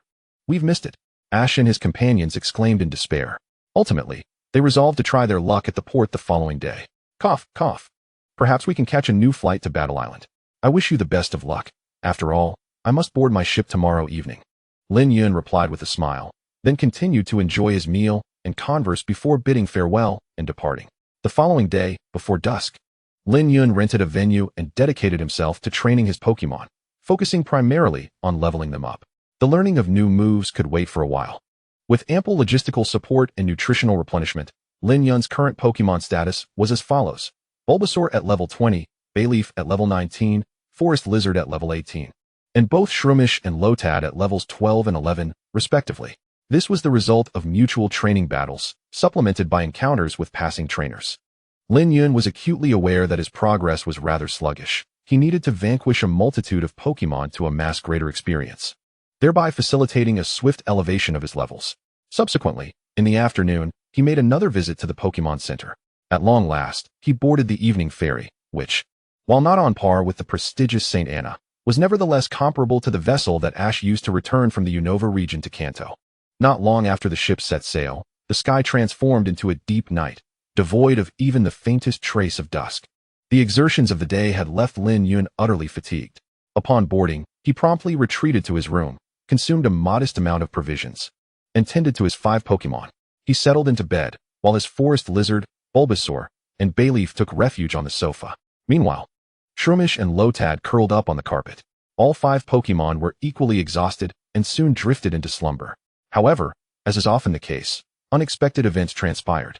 Nearing the witching hour, Forest Lizard was roused by the faint sound of footsteps outside the door, while the other Pokémon remained undisturbed. After all, among his companions, he possessed the keenest senses. Almost any slight rustle would alert him. Intrigued and naturally restless, he treaded lightly to avoid disturbing the others and ventured into the corridor outside. There, at the far left end, he beheld a shadowy figure that resembled a feline Pokémon. Without hesitation, he pursued it. The creature appeared entirely ebony, its fur a deep black, rendering it difficult to identify its species. Yet, Forest Lizard discerned a pair of somewhat rosy eyes, beautiful yet sorrowful feline orbs. He promptly followed the enigmatic creature into the ship's kitchen, concealing himself behind a refrigerator. Forest Lizard observed as the dark feline toppled a trash bin and began devouring a discarded fish. The stench was unmistakable, while the fish was cooked. It had begun to decay. Yet, remarkably, the cat endured the foulness, clearly prioritizing survival over dignity. Forest Lizard was taken aback, his gaze fixed in astonishment and respect. In his days within the forest, as a Trico, he had been somewhat of a pariah due to his combative nature. Unlike Ash's Trico, he was not as well liked. However, he often defended his kin from those who sought to bully them. The tribe did not truly disdain him, but other Trico were less belligerent. Thus, he had chosen to live far from his community, frequently seeking out Ash's Trico, as they shared a similar essence and had once been at odds over the matter of the Millennium Tree. Before meeting Lin Yun, he had been indifferent to his meals. Remembering a particularly harsh winter when he had failed to stock up on food and was forced to subsist on tree bark and dried leaves. Hence, he held a certain respect for the little cat before him. He sensed a connection to grass-type energy emanating from it, albeit accompanied by an aura that, while not overtly malevolent, possessed an unsettling quality. Suddenly, as if sensing the presence of Forest Lizard, the black cat lifted its head and was startled to discover him peering from behind the refrigerator. Mistaking him for a security Pokémon aboard the ship, it swiftly transformed into a streak of white lightning and executed a quick dash in the opposite direction. Yet, Forest Lizard was not to be outdone. He unleashed his own speed and gave chase.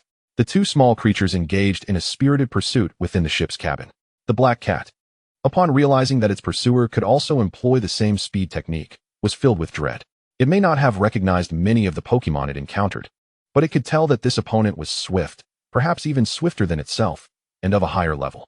In a moment of panic, the cat halted and swiftly executed a leaf tornado, hoping to buy itself more time. Having completed the move, it immediately resumed its escape with another quick dash. However, playing with leaves was rather naive in front of Forest Lizard. Seeing the leaf tornado heading his way, Forest Lizard was momentarily taken aback, then chuckled, promptly countering with his own leaf tornado. His attack was equally potent, instantly obliterating the black cat's attempt. Not only that, but with the cat having momentarily paused, Forest Lizard surged forward, closing the distance between them significantly. Turning to glance back, the black cat was now in a state of panic. How could this green lizard, which resembled its own past self, be so formidable? This unfamiliar territory felt daunting. It longed for the familiarity of home. Simultaneously, the cat felt a twinge of regret for having left its old life behind in pursuit of a broader world, only to find itself in such perilous and shadowy circumstances. Now, it truly felt like a stray, living a meager existence, often going hungry, with its coat coated in unremovable grime. Had it known how grim this journey would be, it would have waited for a trainer to claim it instead of venturing out alone. Abruptly, the black cat's thoughts shifted as it found itself cornered. Its heart sank, and turning around, it glared at Forest Lizard with a mix of fear and anger, as if to say, "You have no escape, little cat, surrender now." Chapter 28. An odd yet special new leaf meow. Mew, now fully embodying the spirit of a black cat Pokémon. The creature howled in fury and immediately unleashed the move Play Rough, one of the few fairy-type skills capable of engaging in physical combat. The black cat lunged at Forest Lizard. What was this?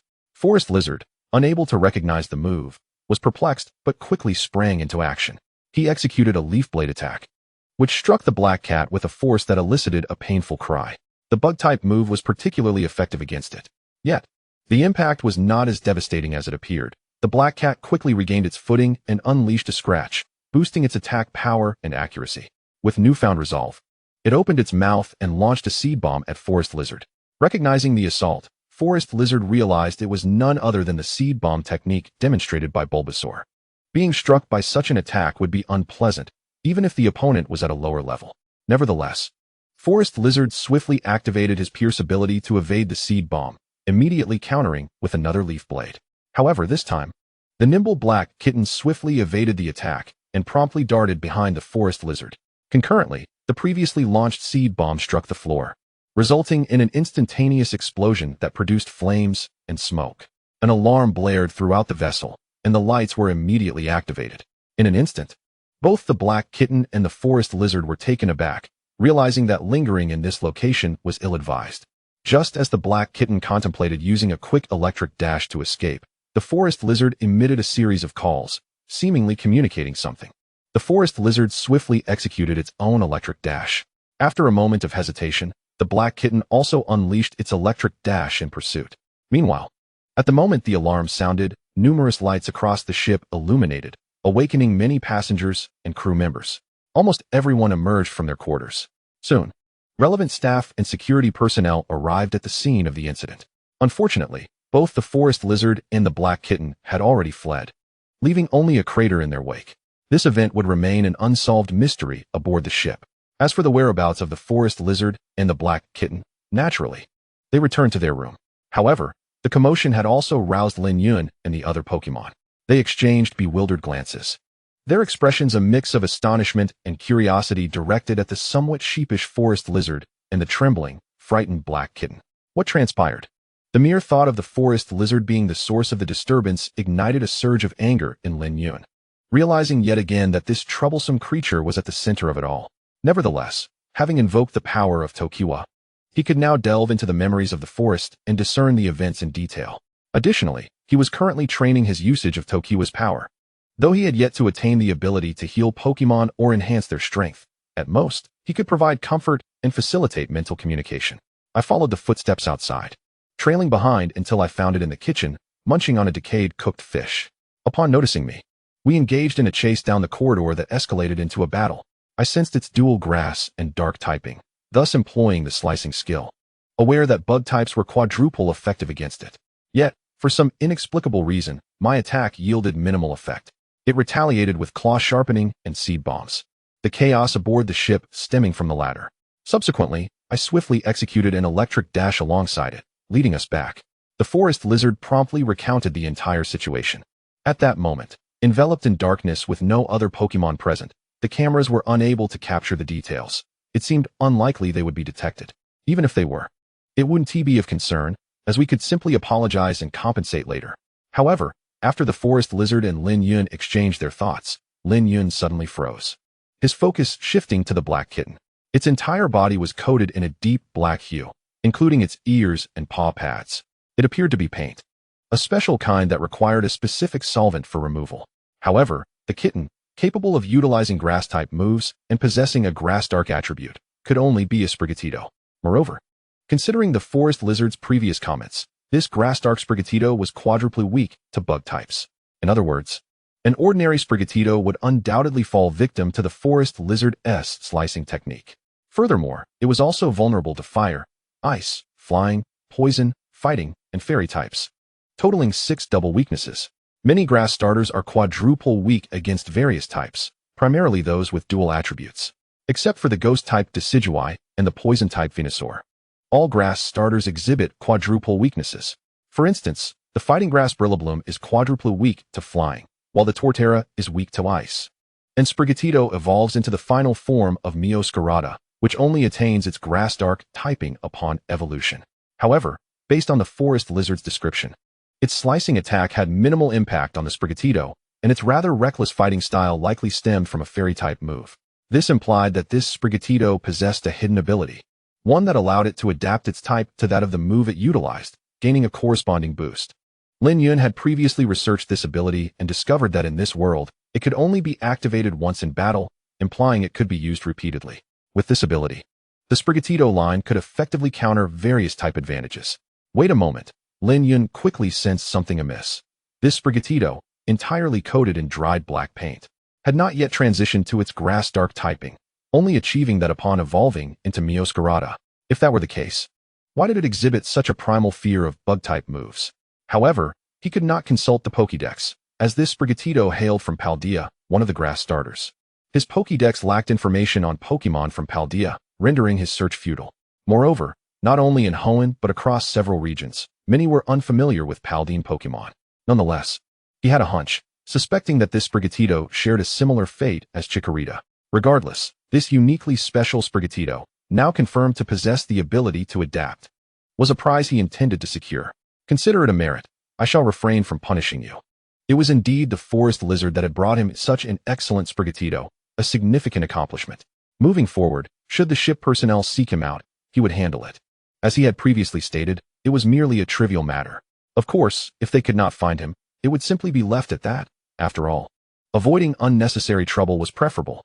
For the time being, the priority lay in capturing this Sprigatito. Upon hearing this, the forest lizard let out a sigh of relief, seemingly grasping Lin Yun's thoughts, and promptly settled onto a nearby sofa to watch. However, the reason for its relief stemmed from the fact that both the Bayleaf and Venusaur had retracted their vines. If they were to hear Lin Yun utter a single word of agreement, they would certainly deliver a thorough reprimand to the forest lizard for orchestrating yet another scheme. Yet now, Lin Yun had decided to spare the forest lizard, seemingly for a commendable deed, allowing the matter to fade away. They quickly took their seats on another sofa, while the Shroomish and Lotad remained seated on the carpet. At this moment, Lin Yun retrieved the ordinary grass and dark energy cubes he had prepared and filled the bowl, presenting it to the Sprigatito. "Don't be afraid, little one. You must be hungry. Go ahead and eat to your heart's content," Lin Yun gently reassured, as he invoked the power of Tokiwa to soothe the Sprigatito's anxious and fearful disposition. Xenia Imio could sense the gentleness and kindness emanating from the man before her, as if he were someone entirely worthy of trust, complemented by his remarkable power. Moreover, she was genuinely famished, having not eaten satisfactorily before. Compounded by the exertion of physical activity and battling, it had been an eternity since she had savored a proper meal, and the food before her appeared exceedingly delectable. Unable to withstand her hunger any longer, Xenia Imio immediately set upon the food in the dish, her small front paws eagerly pawing at it, as if fearing it might sprout legs and flee.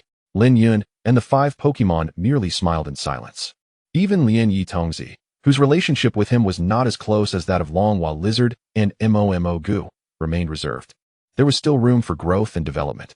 However, Lin Yun possessed immense confidence in his culinary skills, and the 5 Pokémon were well aware of just how exceptional his cooking was. Thus, they were not the least surprised to witness Xenia Imio devouring the meal voraciously. Before long, Xenia Imio had consumed every morsel from the plate, her belly finally satiated. She promptly settled onto the ground, a look of contentment gracing her face as she let out a satisfied burp, relishing the moment while gently stroking her belly. "Could you share your story?" she inquired. "I know you hail from the Paldea region, but how did you end up in the Hoenn region? It is quite a distance. And what is the story behind your peculiar paint? It appears to be quite aged." Chapter 29, The Challenge of the Battle Gym. Upon hearing Lin Yun's barrage of questions, Xenia Imio was momentarily taken aback. Yet, recalling the hearty meal she had just enjoyed, and the presence of the man before her, gentle and trustworthy, with an air of extraordinary ability, she was reminded of tales recounted by the elders of her clan, stories of the revered forest deity, held in high esteem by all grass-type Pokémon. After a brief contemplation, she began to recount her tale. Lin Yun, endowed with the power of the everlasting oak, along with the other 5 Pokémon, listened intently to Xenia Imio's narrative. However, in truth, Lin Yun was aware that the distance between the Paldea region and the Kanto region was vast. It was estimated that it would take several more years before Paldea would establish connections with other regional alliances, at least in terms of air travel. This left him puzzled as to how such a Xenia Imio could traverse thousands of miles, perhaps even further, to appear in the Hoenn region, and aboard a ship no less. And how had she acquired such a coat of paint? At that moment, Xenia Imio began her tale. First, she explained that the management of the 3 starter Pokémon in the Alola, Galar, and Paldea regions was not as stringent as in earlier regions. The population of these starters in the wild was quite substantial. This particular Xenia Imio belonged to a wild group in Paldea, comparable to most grass-type starter Pokémon in other regions. Having grown up in a forest, she longed for the world beyond, inspired by the stories told by older, more experienced Pokémon of her clan, which ignited her curiosity and wanderlust. Driven by her innate feline curiosity, she left her homeland to explore the outside world. In her journey, she encountered both the light and the darkness of existence. Her days transformed into a struggle for sustenance, foraging for food, and often going hungry. She frequently interacted with other Pokémon and humans, and though she had contemplated finding a trainer, none seemed to meet her expectations. Approximately a month ago, she was playing on a beach when she inadvertently boarded a small vessel meant for only a few individuals. Unbeknownst to her, she found a secluded spot to sleep. But when she awoke again, panic set in. Upon reopening her eyes, she was confronted by a colossal water spout, waves soaring to heights of at least 100 meters. Alas, She could not escape, and she fell into the sea, seemingly swallowed whole by some enormous aquatic Pokémon. Within the belly of this giant creature, she spent several days, enduring hunger. Eventually, the massive marine being surfaced, and she was ejected by a powerful jet of water, landing back in the ocean. At that moment, the sea was calm, and the weather splendid. She caught sight of the enormous blue Pokémon that had consumed her, an immense blue whale. Fortuitously, a passing ship appeared, and she managed to climb aboard, albeit in a weakened state. However, misfortune struck again when someone inconsiderately dumped a bucket of black paint overboard, staining her in the process. Thus, she found herself trapped in a layer of indelible black, leading a shadowy existence aboard the ship until the present day. Along the way, she encountered numerous Pokémon from Hoenn and Kanto, and through overhearing human conversations, she learned that she had arrived in the Hoenn region, a place she had never heard of before, and thus she ended up here, crossing paths with Lin Yun and his companions. Such is the tale of Xinyu Imio, she concluded. Upon hearing this, the assembled Pokémon nodded in understanding. Lin Yun shared their sentiments. But he also pondered the identity of the massive blue Pokémon that roamed the ocean and spouted water. It could undoubtedly only be the Wylord. While there were other contenders such as Kyogre, it was improbable that Kyogre would venture into the Paldea region. Though Wylord may not be the swiftest swimmer among Pokémon, its endurance was remarkable. He had heard that Wylord sought ocean currents, and if this were indeed the case, despite not knowing the exact duration of Xinyu Imio's experience, if it was truly Wylord that had carried her, she had certainly possessed the means to traverse from Paldea to Hoenn, especially given the extraordinary circumstances. Little one, would you care to join us on our travels? This is not a request for you to become my Pokémon or for me to be your trainer. Rather, it is an invitation to journey together for the time being. I won't require a Pokeball, as the paint on you necessitates a special dissolving solution for removal, which can only be found on the mainland. After a moment's reflection, Lin Yun decided against employing forceful tactics for capture, opting instead to engage her emotions to win over the exceptional Xinyu Imio before him. Xinyu Imio contemplated the offer. She certainly desired to rid herself of the paint, and this man appeared to be her only hope for assistance. Moreover, traveling together was not a burden. A man with such culinary prowess could easily serve as a long-term source of sustenance. Yamio, she called out, nodding in agreement. Her acquiescence was evident. Then I look forward to your guidance, Lin Yun replied with a smile. Upon witnessing this smile, while Momo Gu and Lien Yi Tongzi remained unfazed, the other three Pokémon shook their heads, revealing knowing smiles. For they understood their master well. This little cat was unlikely to escape. As weariness descended upon Lin Yun, the group, along with Xinyu Imio, settled down to slumber, ushering in the night. Good news arrived in quick succession. Firstly, the individuals aboard the ship had not been scrutinized at all, allowing Lin Yun to sidestep any repercussions. He neither paid compensation nor made an appearance. Then, earlier this morning, the large ship set sail. Xiao Ji and the others had just embarked on Old Man Hachi's vessel, and with their vacation ahead, it would take them another day or two to reach Battle Island. Yet, Lin Yun had already arrived. This morning, he found himself surrounded by laurel leaves at his feet and new leaves upon his shoulders as he descended, officially setting foot on Battle Island. With his spirits high, he swiftly inquired and soon discovered the location of the Battle Dojo. Simultaneously, he recalled matters concerning Fujishu, a trainer adept in fighting-type Pokémon. His passion for surfing had evidently influenced his Pokémon to share this love, even incorporating surfing techniques into their battles for evasion. Fortunately, there exists no disadvantage or resistance between grass and fighting types.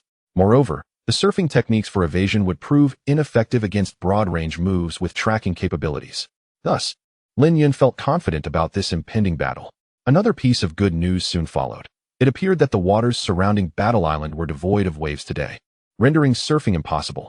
Upon arriving at the Battle Dojo and expressing his intentions, Lin Yun was promptly met with an acceptance of challenge from Fujishu. Thus commenced the dojo challenge between Lin Yun from Mo by Town and Mr. Fujishu, the dojo trainer. Each side could utilize 2 Pokémon, and the match would conclude once all Pokémon from one side lost their fighting capability. Furthermore, only the challenger had the right to substitute Pokémon. I have heard of you from Duyuan, who mentioned that you are a remarkable and unique trainer. Let me witness your skills today. Go, Makhok, the referee announced, as Fujishu, standing at the opposite end, regarded Lin Yun with a smile, as dojo trainers often share a unique communication channel. Upon realizing that the trainer before him was Lin Yun, whom Duyuan had spoken of, Fujishu felt a surge of interest and determination, alleviating some of his disappointment at not being able to surf today. Without hesitation, he summoned his first Pokemon, a Machoke. Indeed, it was Machoke. Lin Yun was well aware of this Pokemon. Virtually every fighting-type trainer aspired to cultivate one, especially considering that Machoke's final evolution, Machamp, boasts the advantage of 4 arms. Furthermore, it is a common sight on construction sites, excelling in physical labor.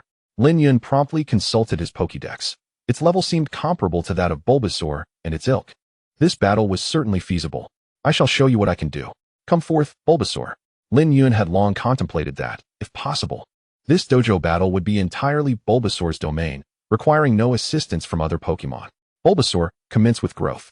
Starting with an enhancement, Lin Yun sought to capitalize on the initiative. Bulbasaur swiftly executed a wave of growth, its dual offensive capabilities illuminated in green light. A commendable strategy, but if you think that will suffice to confront us, you're mistaken. Machoke, leap forward and use Karate Chop.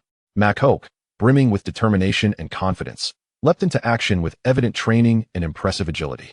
With one hand poised horizontally, it unleashed a silvery brilliance and charged towards Bulbasaur. Vine Whip, block and strike. Lin Yun commanded with a smile, and Bulbasaur responded with a swift call, deploying its vines to intercept Machoke's Karate Chop, while simultaneously delivering a powerful lash from above, sending Machoke crashing to the ground with a pained cry. Chapter 30. Securing the first blood and provoking with mockery. What? Fujishu was taken aback. He had not anticipated Bulbasaur's ability to multitask, executing 2 distinct actions simultaneously with its Vine Whip. It was evident that considerable training had gone into that single move. Apologies, but rushing from that distance to employ a melee attack has minimal effect on me. Bulbasaur used Growl. Lin Yun remarked with a mischievous smile, issuing the command swiftly. Bulbasaur let out a sound, causing Machoke to experience an odd sensation as its attack power diminished. Well played, but you won't get away with it. Machoke, quickly use Bulk Up. Fujishu countered with a smile, evidently intent on compensating for Machoke's loss of attack power while boosting its defenses. Machoke shouted, a crimson aura enveloping it, as both its attack and defense rose. Let's unleash an energy ball. Lin Yun commanded again, and Bulbasaur opened its mouth to release a verdant energy ball. After evading, Fujishu seemed aware of the energy ball's unique properties, even if the chances were slim. He dared not engage. He promptly issued his command. Machoke executed a stylish surf move to evade the attack and charged towards Bulbasaur. Machoke, use Leer. Bulbasaur, shut your eyes. Both trainers issued their commands almost simultaneously. However, as Machoke ran and used Leer, the move proved ineffective against Bulbasaur, who had timely closed its eyes to avoid the effects. Excellent reflexes, but you are now quite close. Use Karate Chop again. Fujishu commanded with unshakable confidence. But you seem to have forgotten that I am utilizing Bulbasaur. Bulbasaur, release a cloud of poison powder around you. What? In Fujishu's astonished gaze, Machoke executed a Karate Chop directly onto Bulbasaur's head, yet Bulbasaur gritted its teeth and endured. Seemingly unfazed. Almost instantaneously, it released the poison powder, which spread throughout the vicinity. Though Machoke attempted to flee, it was too late, and some of the powder clung to it, rendering it poisoned. Fighting types do not possess an inherent advantage over grass types, and my Bulbasaur has undergone training to withstand attacks. Machoke, with its attack power not sufficiently elevated, would find it completely capable of enduring the onslaught. Grass type. Both Lin Yun and Bulbasaur shared a confident smile. Moreover, with the poison powder engulfing the area, Bulbasaur, being part poison type, had no fear of succumbing to its own poison, while your Machoke was now poisoned, making a war of attrition disadvantageous for you. But how will you breach my circle of poison? Lin Yun's words left Fujishu feeling the weight of pressure and difficulty, his jaw clenched in resolve. Yun was right. You are indeed no ordinary trainer, but do not underestimate me. Machoke, use Aura Sphere, aiming for the center of the poison circle. Fengshu shook his head with a smile, yet promptly issued new commands. His fighting-type Pokemon, Arm Strength, despite enduring the agonizing effects of poison, swiftly conjured a blue energy orb. This was the martial arts technique known as the Chi Blast, a ranged attack. Arm Strength immediately launched the Chi Blast towards the epicenter of the poisonous powder circle. In an instant, a flash of fire erupted as the explosion from the Chi Blast dispersed the toxic powder, sending shockwaves outward, accompanied by the resounding noise of the blast and the billowing smoke that enveloped the arena. Truly, as a gym trainer, his strategy was commendable. With a stroke of fortune, he could have struck Bulbasaur. Even if he missed, the power of the Chi Blast would still serve to dispel the toxic haze. Lin Yun remarked with a hint of admiration. Haha, thank you for the compliment. However, I believe Bulbasaur was indeed hit, considering you never commanded it to act. And it was surely positioned right at the center of the poison circle. Even if it wasn't directly struck, it would have been affected. Fengshu chuckled, his confidence evident. Oh, is that so? What? How could that be possible? Upon witnessing the cold smirk and assured demeanor on Lin Yun's face, he suddenly felt an unsettling pain and rushed to the battlefield. What he saw as the smoke cleared left him utterly shocked, as did arm strength. Bulbasaur had sustained no injuries and appeared to have long since vacated the poison circle, gathering energy for Solar Beam, poised to unleash its attack at any moment. My apologies. I had Bulbasaur withdraw from the poison circle long ago, and while the Chi Blast was approaching, it has been accumulating energy ever since, Lin Yun stated, crossing his arms with a confident, yet somewhat mocking expression. That's impossible. You never issued any commands. Fengshu exclaimed, his eyes wide in disbelief as he shook his head in denial. Indeed, I did not, for Bulbasaur acted on its own accord. Only afterward did I command it to gather energy in preparation for Solar Beam, Lin Yun replied, somewhat evasively, as he had utilized the psychic communication ability granted by the power of the Evergreens to orchestrate this entire maneuver. Thus, Bulbasaur's actions were not entirely of its own volition. In Pokemon battles, the use of special abilities is permissible, even in formal competitions, as they reflect one's own skills and capabilities. Moreover, employing strategies that go unnoticed by one's opponent, while maintaining an air of deception, is indeed a testament to one's own prowess and authority. First blood goes to Bulbasaur. Use Solar Beam. Grass. With an impressive display, Bulbasaur unleashed a magnificent Solar Beam, as if intent on incinerating everything in its path, channeling the sun's radiance to obliterate all malevolence. Arm strength, evade. Fengshu commanded urgently. After such a prolonged charge, being struck would be disastrous. Unfortunately, as arm strength attempted to leap away, the poison surged through its body, preventing a timely escape, and it was ultimately engulfed by the Solar Beam. In a moment of panic and dread, arm strength was indeed struck by the radiant attack. Arm strength. Fengshu cried out in anguish as arm strength emitted a final, pained cry. Yet, as the smoke settled, arm strength lay defeated on the ground, eyes swirling in circles. Having lost its fighting capability, Bulbasaur emerged victorious. Even the referee was taken aback by the outcome, yet he quickly fulfilled his duty and announced the result of the match. Return, arm strength. You performed admirably, but we underestimated our opponent. Haha, I suppose all of this was part of your cunning plan, including arm strength's poisoning, Fengshu said, retrieving arm strength into its pokeball while offering a few words of consolation, then looking up with a hint of bitterness. Indeed, it was only under the condition of being poisoned that arm strength stood a greater chance of being taken down by Bulbasaur's Solar Beam, Lin Yun said, encouraging Bulbasaur as he stood tall. It seems I underestimated you. You are not an ordinary trainer. However, as a fighter and surfer, I shall not concede easily. Come forth. Machoke. Fengshu regained his confidence and promptly summoned Machoke, a Pokemon of higher level than arm strength, nearing evolution and hovering around level 24.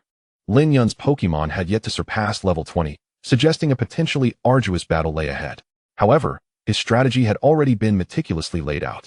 Bulbasaur, unleash Solar Beam, Lin Yun declared with a cold smirk. Golden light enveloped Bulbasaur, signifying the accumulation of solar energy. To initiate with Solar Beam, are you feeling overconfident or merely underestimating me? Fengshu retorted, momentarily taken aback before his anger flared. Hee, I conducted my research prior. Neither arm strength nor Machoke seemed to possess speed-oriented moves, and Mashoki's agility is inherently limited. Even if it charges forward, Bulbasaur's Solar Beam will be ready. Lin Yun seemed to provoke Fengshu deliberately. How dare you? I warned you not to underestimate me. Machoke, wait. As soon as the Solar Beam is fired, evade immediately. Fengshu and Machoke, both incensed, prepared for the impending Solar Beam. With unwavering confidence in Mashoki's agility and no poison affliction to hinder it, Fengshu was resolute that Machoke could evade the Solar Beam. Lin Yun, observing this exchange, felt a surge of amusement. Fengshu had fallen into his trap. As moments passed, Fengshu grew increasingly perplexed. Why had the Solar Beam not yet been unleashed? Moreover, it appeared Bulbasaur was not currently preparing the attack. He noticed its vitality was returning, even recovering from the minor damage inflicted by arm strength's earlier assault. What on earth was happening? When Fengshu finally observed Bulbasaur ceasing to absorb sunlight, standing there full of vigor and seemingly unscathed, realization dawned upon him. A wave of frustration and anger surged within him as he comprehended that he had been outwitted. Connecting this to Lin Yun's previous actions made it abundantly clear that he had been deliberately misled. I did not anticipate that throughout this entire encounter, you would fail to recognize that this was never solar beam, but rather photosynthesis. Chapter 31, Claiming the Boxing Badge, an Unexpected Gain. Lin Yun's face broke into a smile. Relishing the moment of Feng Shu's folly, arms crossed in a posture that radiated mockery. Photosynthesis? Feng Shu was taken aback, feeling a wave of regret wash over him. Wishing he could slap himself. How could he have failed to discern the difference between solar beam and photosynthesis? Although both techniques harness solar energy, their fundamental applications were distinctly different. The realization that he had been played by his opponent stung sharply. Yet, it was not long before he sensed something was amiss. This is incorrect. The command clearly specified sunlight blaze, so why is Bulbasaur using photosynthesis? Where did he go wrong? Wait, could it be that moment? When you previously called Bulbasaur over for comfort, it had already been decided. Tingshu gritted his teeth and said, "What a crafty move, and a continuous one at that. Congratulations. It seems that as a gym leader, you possess some wit. In that case, Bulbasaur, use growth," Lin Yun remarked with a feigned smile, swiftly issuing a new command to Bulbasaur. Bulbasaur immediately emitted a green glow, evidently utilizing growth once more. Machoke, rush in and use knockoff. At Tingshu's furious command, Machoke dashed forward without hesitation. "Didn't I tell you? A close-range attack against me won't yield much effect." Lin Yun regained some confidence, realizing that Machoke, despite being at a higher level than Bulbasaur, was not overly daunting. "Seed Bomb," Lin Yun commanded quickly, and Bulbasaur promptly released an explosive seed from its bud. Machoke, with formidable strength and defense, struck the explosive seed aside with a single palm. The ensuing explosion created a small crater on the ground. But Machoke continued to charge towards Bulbasaur. Then, he leaped into the air, delivering a powerful blow towards Bulbasaur's head. Although this attack was significantly stronger than the previous one, Bulbasaur, having fully recovered its stamina, braced itself against the impact.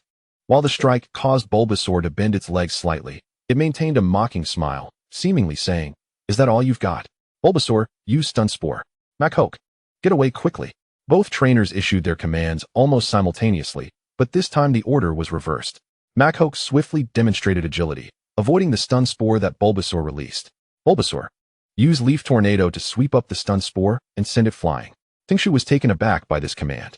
Lin Yun quickly ordered, and Bulbasaur unleashed Leaf Tornado, which swept up the Stun Spore and, combined with its tracking and wide area effects, struck Machoke directly.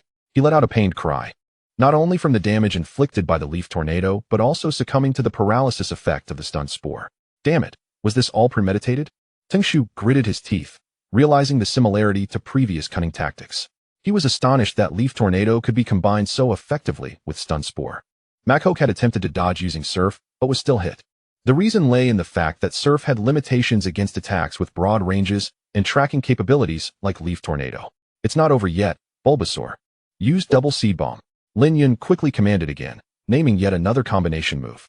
Upon hearing this, Bulbasaur promptly released both an explosive seed and a leech seed in quick succession. Now paralyzed, Machoke became an easy target and was struck by both attacks. The explosive seed dealt considerable damage, while the leech seed ensnared Machoke, not only binding him, but also draining his energy. Having previously been struck by Machoke, Bulbasaur now regained its vigor, though the pain atop its head lingered. "Machoke, pull yourself together." Tingshu, now flustered, was at a loss for how to command his Pokémon, especially after it had been hit by both Stun Spore and Leech Seed. Machoke had lost all combat effectiveness, reduced to a mere lamb awaiting slaughter. Battle concluded, Bulbasaur unleashed the most powerful energy ball. Bulbasaur opened its mouth and released a massive energy ball that struck Machoke fiercely. He let out a final cry before collapsing, utterly defeated, his eyes swirling with dizziness. With Machoke incapacitated, Bulbasaur emerged victorious, marking Lin Yun as the winner of this duel. The referee, momentarily stunned, eventually announced the result. It's the first time I've been so thoroughly defeated by a challenger. Yet, I must admit, you are indeed impressive, Lin Yun. I never expected Grass-Type Pokémon to wield such power in your hands. Keep at it. I look forward to your performance at the Celestial Tournament. Here, take this as proof of your victory, the fighting badge. After recalling Machoke into its Pokeball, Tingshu approached Lin Yun, feeling a mix of bitterness and dissatisfaction. After exchanging a few words, he presented the fighting badge. "Thank you, though I know you didn't give it your all. If you had more ranged strategies, the outcome could have been different," Lin Yun said with a smile as he accepted the badge. After a brief exchange, Tingshu headed to the Pokemon Center. As both Machoke and his other Pokemon were gravely injured, Lin Yun departed from the fighting gym, contemplating his next steps. Ultimately, he decided to remain for a while. He was aware that Ash would be arriving soon, likely tomorrow or the day after. However, he felt too anxious. And knowing that his current Pokemon couldn't match Tingshu's strength, he resolved to stay for intensive training. Ash and his friends had spent a considerable amount of time here before departing. He didn't mind waiting a bit longer, as he wanted to ensure their paths aligned, allowing him to not miss out on anything. Additionally, he had thoughts of his own, primarily regarding his need for specialized training. From Mabai Town to now, he had realized on multiple occasions that his current strength was still inadequate, especially after encountering the fiery bird Pokemon. Defeating some wild Pokemon and passing trainers didn't hold much merit. Even having bested 2 gym leaders, it was evident that Tingshu and Duguan had been lenient. Their true lineups and formidable Pokemon would be far more intimidating than what was showcased in gym challenges. Thus, Lin Yun was motivated to train vigorously on Fighting Island to rapidly enhance his Pokemon's capabilities and levels.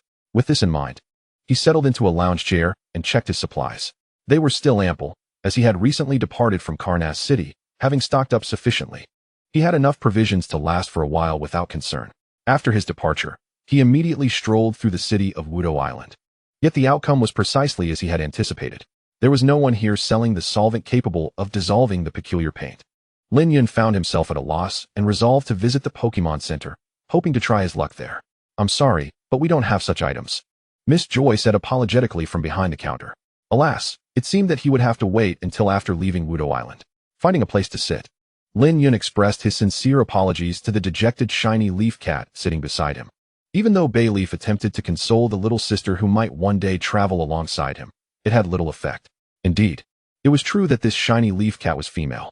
This realization had brought Lin Yun some relief, as he preferred a female magical masked meow. Not one that appeared as a cat girl, yet was male. Although he could accept it, the thought left him feeling somewhat awkward and embarrassed. Since disembarking, both the shiny leaf cat and Bayleaf had remained by his side, watching from the audience as he faced challenges in the gym. As for Bulbasaur, he had long since returned it to its Pokeball. Moreover, following this gym challenge, Bulbasaur had leveled up to level 21. Regarding his other Pokemon, apart from the shiny leaf cat, he was unaware of their circumstances, but he suspected that the others would soon level up as well after experiencing a few battles, particularly those akin to life and death struggles. At that moment, a voice interrupted his thoughts. "Lin Yun, are you in search of the solvent for the special paint?" Upon turning, he was taken aback to find it was Fujiki. Yet, thinking back, it made sense. After leaving the gym, Fujiki had headed straight for the Pokemon Center to ensure that his Machoke and Machamp received care. "Yes, I need it. The black paint on this child must be washed off promptly," Lin Yun replied, cradling the shiny leaf cat in his arms. The cat raised its head, its eyes sparkling with a glimmer of hope. This time, the outcome did not disappoint them. "When my gym was renovated last time, we had some leftover paint and the corresponding solvent.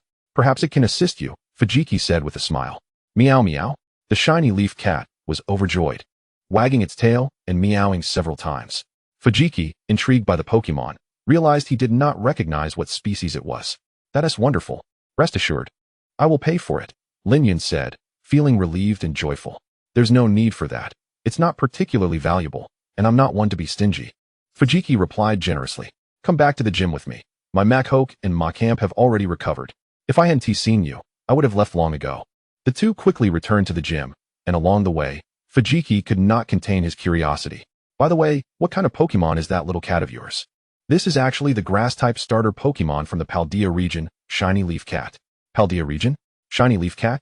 Although Lin Yun answered promptly, Fujiki's expression was one of confusion, as he had never heard of Paldea or Shiny Leaf Cat. He quickly realized it was a distant region, far from Hoenn, and felt satisfied with this newfound knowledge. "You truly have a passion for Grass-type Pokemon," Fujiki remarked. "Yes, I aspire to become the Grass-type champion, or even the Grass-type master," Lin Yun replied with enthusiasm. "Haha, that is a noble ambition. Given your previous battles, I have high hopes for you." They continued to converse as they made their way back to the Wudo gym. Once Fujiki handed over the solvent, Lin Yun promptly used it to thoroughly cleanse the black paint from the shiny leaf cat. Before them appeared a beautiful green and white feline, and Bayleaf was present as well. Lin Yun then sprayed a lavender-scented perfume, which the shiny leaf cat adored, having previously inquired about it. As for Bayleaf, being a female Pokemon, She also carried a hint of chrysanthemum-scented perfume, while the male Pokemon typically lacked such fragrances. By the way, what are your plans next? Fujiki asked curiously, eager to know Lin Yun's intended destination or which gym he aimed to challenge next. I will be staying on Wudo Island for a while, primarily for special training, before heading to Zijing City to challenge the Zijing Gym. Is that so?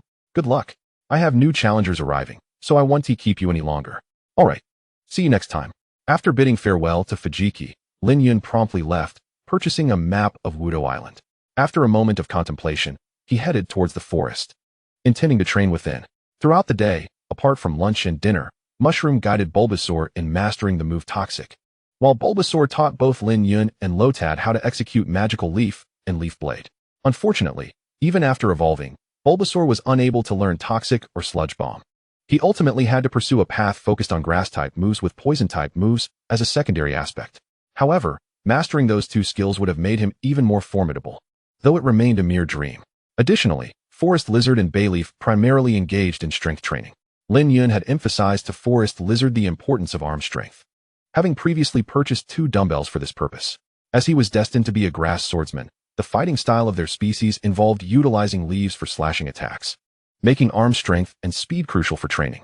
Without a doubt, both arms and hands required immediate conditioning. For Bayleaf, Lin Yun affixed water bottles to her 4 legs. As she and Bulbasaur were quite similar, she served as a mobile defensive support, while Bulbasaur acted as a mobile defensive artillery. Thus, both their endurance and leg muscles required rigorous training, especially since one had access to Dragon Dance to enhance speed, while the other possessed the Chlorophyll ability to double their speed. Throughout the day, Lin Yun had them engaged in such training, and he had chosen the forest not only for training Grass-type Pokémon, but also because of the abundance of wild Pokémon. Taking a moment to pause, he instructed all Pokémon, except for the new Leaf Meow, to seek out the most formidable wild Pokémon for battle. Fortuitously, within this forest, they encountered numerous Pokémon of commendable quality, none too overpowering. By dusk, nearly all Pokémon, save for the Bulbasaur, had swiftly attained a level increase. The current standings were as follows: Bulbasaur at level 21, Bayleaf at 20, Forest Lizard at 19, and the duo of Shroomish and Lotad at levels 13 and 12, respectively. Notably, the 3 primary Pokémon still had a considerable journey ahead before achieving their final evolutions, with Shroomish requiring a level 23 for its transformation into Breloom. However, Lotad only needed to reach level 14 to evolve into Lombra, yet he would need to procure a Water Stone. Without it, Lotad could not evolve into Ludicolo. As for Leaf Meow, although not yet part of his team, the little feline remained indecisive. Seizing the opportunity while the other Pokémon trained, Lin Yun took the time to assess Leaf Meow's attributes. Leaf Meow, a female grass dark type with the ability Adaptability, possessed a repertoire of moves including Quick Attack, Seed Bomb, Scratch, Tail Whip, Leaf Tornado, Magical Leaf, Leech Seed, Energy Ball, Play Rough, Dark Pulse, and Struggle Bug, currently at level 12, nearing 14. Indeed, after thorough evaluation, this was confirmed to be Leaf Meow's profile. While her level remains somewhat uncertain, Lin Yun estimated it to be approximately within that range. Perhaps akin to the situation with Chikorita, Leaf Meow had surprisingly acquired Dark-type moves early on, marking her as a genuine Grass-Dark Pokémon. Additionally, her move pool was impressively diverse, and it appeared she had inherited certain moves. For instance, while Struggle Bug could be learned later, Dark Pulse was typically reserved for evolved forms, particularly the final evolution, Mimikyu. Undoubtedly, the data indicated that this was an exceptional Leaf Meow. This realization further ignited Lin Yun's desire to obtain her, though he sensed that the wait would not be prolonged. Following 2 more days of training, all Pokémon exhibited rapid improvements in both strength and synergy. Even Lin Yun, having settled in, was enhancing his own skills. They engaged in mutual practice and sought out wild Pokémon to challenge, fostering not only their individual power, but also their camaraderie. Amidst this, Forest Lizard seemed to have matured significantly over these few days. Bulbasaur and Bayleaf had largely ceased to monitor him, and their bonds were evidently strengthening. Likewise, Shroomish and Lotad experienced similar growth. Indeed, after 2 days of intensive training, Lotad finally reached level 14, evolving into Lombra under the pressure of a wild Mareep. Albeit ultimately facing defeat, Lin Yun was nonetheless immensely satisfied with his progress. Not just Lotad, but all Pokémon demonstrated substantial enhancement. Bulbasaur at level 24, Bayleaf at 22, Forest Lizard at 22, and Shroomish and Lombra at levels 15 and 14, respectively. Their advancement was impressive, averaging a level increase per day. Bayleaf had been caught up by Forest Lizard, evidently influenced by the dragon type's prowess. As for Bulbasaur's sudden leap of 3 levels, it was primarily due to his victories over 2 adversaries that had a type advantage against him, pushing him to elevate rapidly under pressure. However, New Leaf Meow did not progress at such a pace. She had officially joined the team as Lin Yun's Pokémon, yet influenced by the environment and her own ambitions. Leaf Meow, after a bout of anxious antics, prompted Lin Yun to arrange a physical training regimen for her, hoping she would recognize the importance of timing and adaptability. As the 3rd day dawned, Lin Yun led his Pokémon in training around the camp for nearly half the morning when suddenly, Forest Lizard and Leaf Meow, possessing the keenest hearing in the team, detected a disturbance. It seems there is some commotion. Come, let us investigate. Lin Yun decided to allow his Pokémon a moment of respite, equally curious about the source of the noise. They swiftly approached the scene, concealing themselves behind a tree and the surrounding grass, where they soon spotted 2 individuals and a cat, accompanied by a caterpie. Chapter 33, Entering the Rock Cave. The trio from Team Rocket, along with a caterpie raised by Jessie, which would eventually evolve into a Butterfree. However, it quickly became apparent that something was amiss. After the Rocket trio produced some food, the caterpie's voracious appetite raised alarms. This was clearly unusual, as Jessie's caterpie had a notably smaller appetite, contrasting with May's caterpie, which was quite the glutton. They had inadvertently swapped Pokémon. Lin Yun instantly recognized the unfolding scenario. Shroomish, use Stun Spore. Bayleaf, Bulbasaur, deploy Seed Bomb to subdue them. With this strategy in mind, he swiftly issued the command. The trio of Pokémon executed their moves almost simultaneously. What is going on? Who are you? Oh no. It's Stun Spore and Seed Bomb. What? So, they're back again. Indeed, Meow.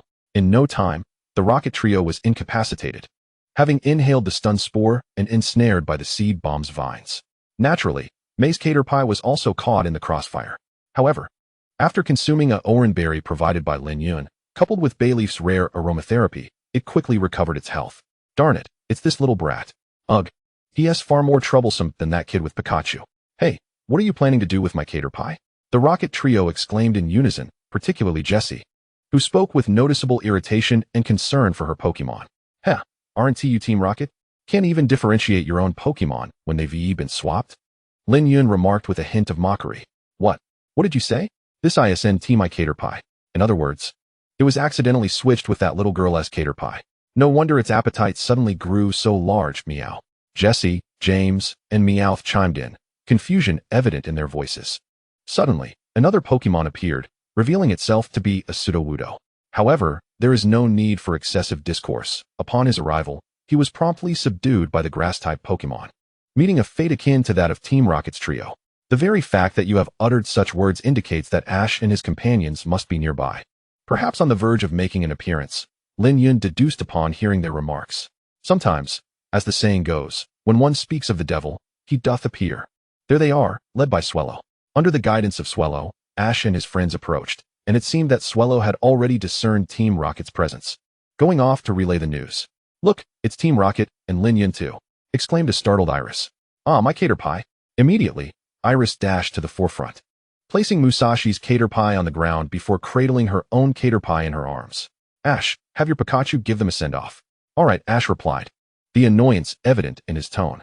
In no time, Ash's Pikachu unleashed a thunderbolt, sending Team Rocket flying. Lin Yun swiftly joined Ash and the others, engaging in conversation.